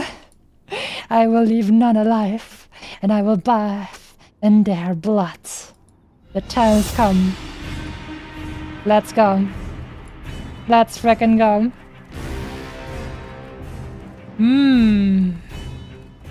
Sweet, sweet revenge will finally be mine. Sweet vengeance with the blessing of the War Chief exacted upon our enemies. Those disgusting, disgusting little kobolds. They thought they could do that to Masami. Well, soon they'll never be able to do anything ever again. I've waited 236 hours for this moment. And now it is finally time. We will ride out. We will ride out to Stone Talon Mountains. And then we shall feast upon their souls and make the rivers run blood red with all of their disgusting little entrails. Ah, yes. Yes. The time is finally here. Ah. How sweet will this revenge taste? The sweetest and most wonderful of revenges. Perfect and pure and beautiful, lovely revenge. Exacted by my own hands. My glorious, angry vengeance inflicted upon my enemy.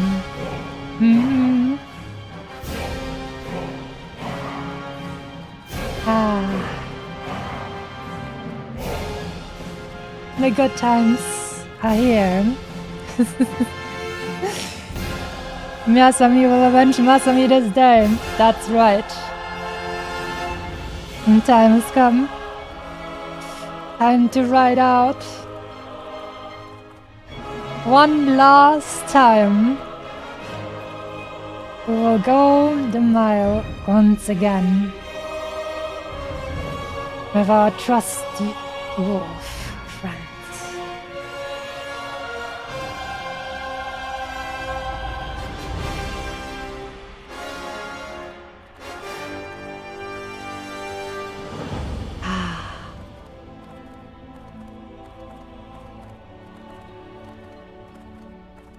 Isn't it lovely and beautiful?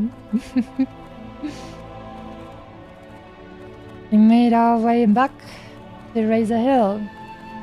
And now, a turn. One last time.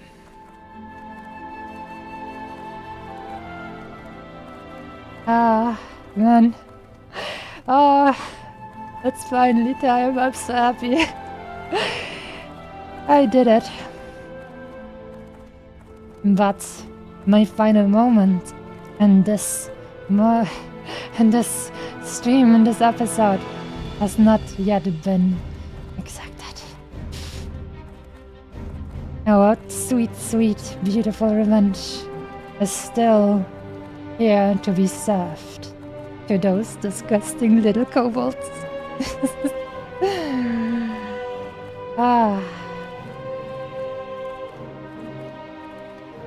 Nobody will be able to stand against us. We have come a long way. We are too strong. They could never touch us. Their pathetic spells will simply be reflected of our amazing presence. Ah, yes. Finally, the time has come.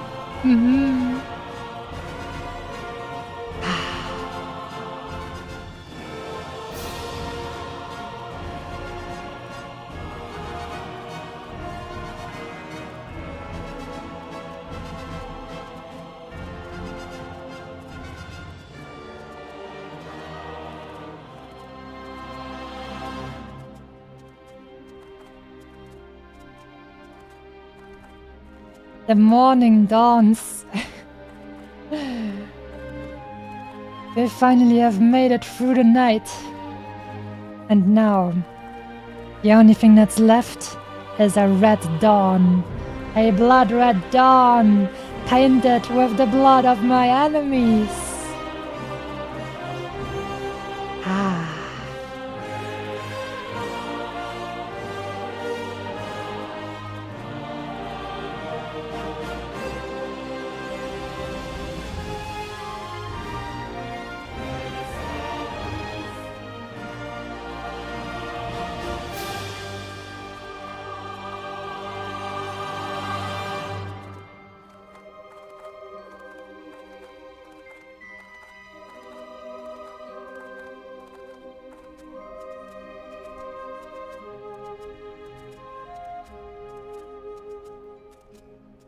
I remember the last time I saw the Barrens in the morning mist.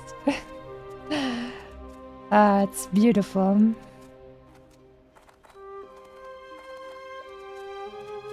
It's been so long. So very long.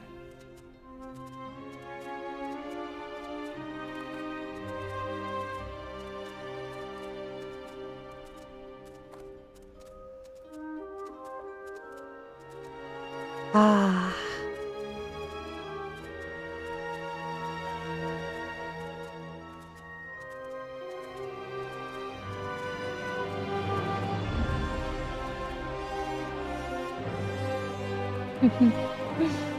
Yes, let me turn up that music. Let's go.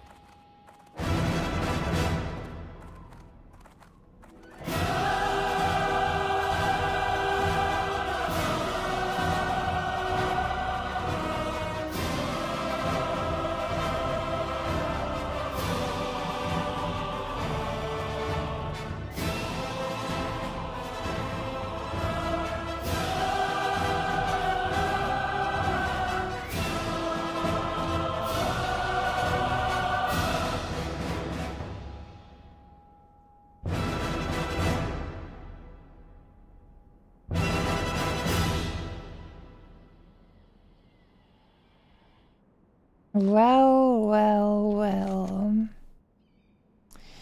I think it should be somewhere around here. And these evil boys. And doing their evil, ambushing, cowardly, pathetic work.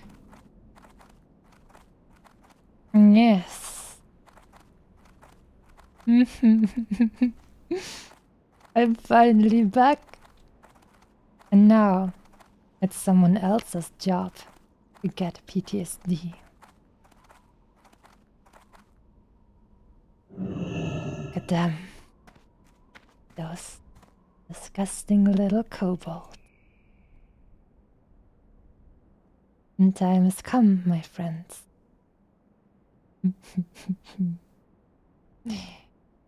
The time has come. And now...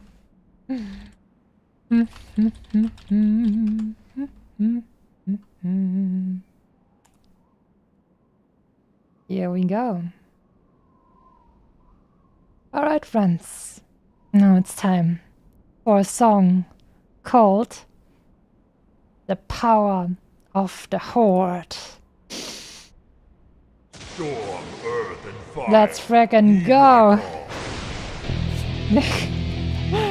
You little shits! Oh yeah! Oh yeah! You little disgusting kobolds! Let's go! Let's frickin' go! Ah!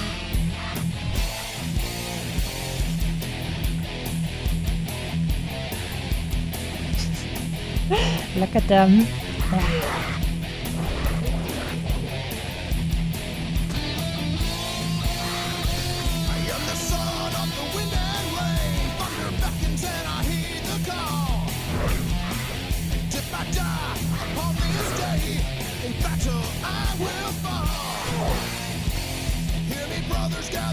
That's right.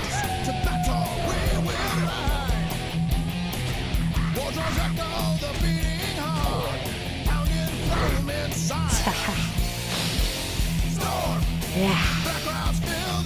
You little disgusting rats. No one will be left alive. Come here, you two. Yeah, try and cast, you little shit. Ah. Here we go.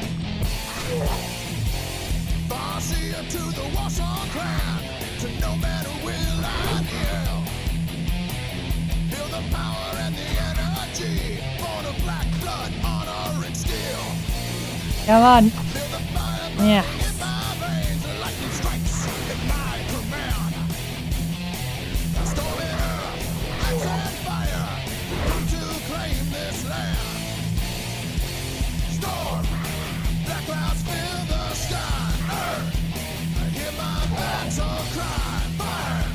Oh.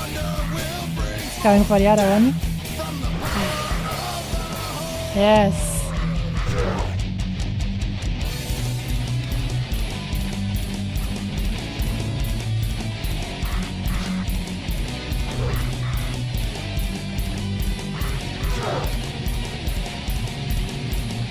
Trying and running away. Yeah.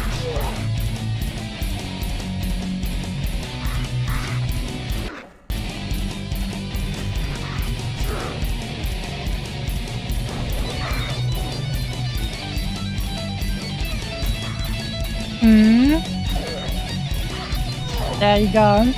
I've seen one of those guys over there as well. Yeah.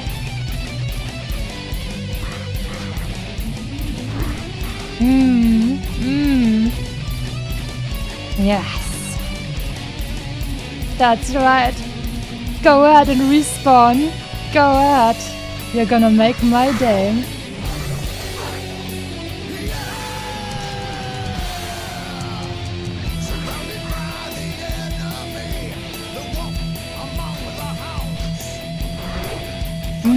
Tasty.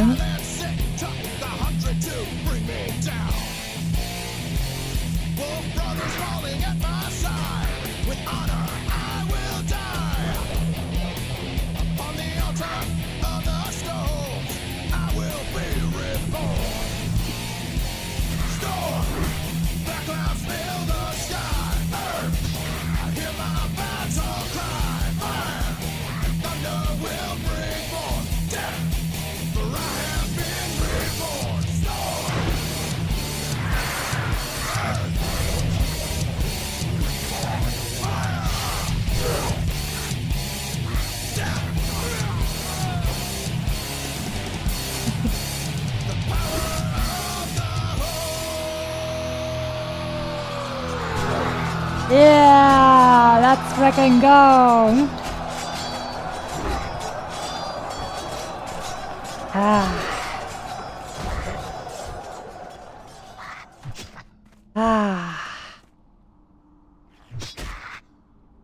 That's good.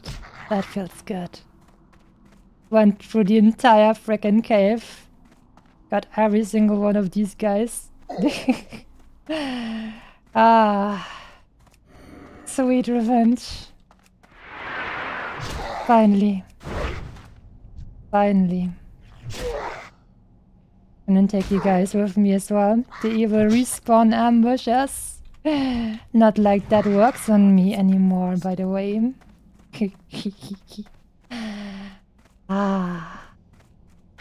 Yes. Yes. Finally. Finally. That was good. My work here is done.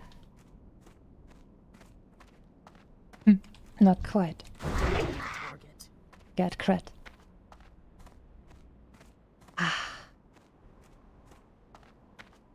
The beauty of that revenge. Absolutely gorgeous. Alright. Alright, my friends. We have accepted our vengeance, fulfilled our purpose, and completed the challenge.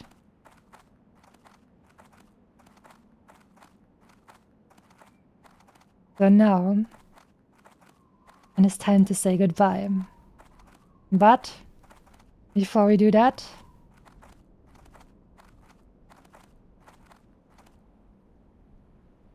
we're just gonna have to pick a direction and see what we're gonna do next. I wonder what that will be. Well, don't you worry. We're gonna figure something out. Now that we are free. Thank you guys so much for watching, for following me along on my 236-hour path, journey, challenge, and seeing it through to the end. Now, as the outro, as our final goodbye, you'll listen to that great music I used for months as my intro song one more time, and then we are going to be able to say goodbye. So, once again, thank you guys so much for watching. Everything about this would be not even half as fun and wonderful if you guys weren't here watching. So, thank you so much for continuing to be with me on my journeys and my bucket traps and funny things and so on and so forth. And now, and to say goodbye with that amazing music one more time. Times change. Good night.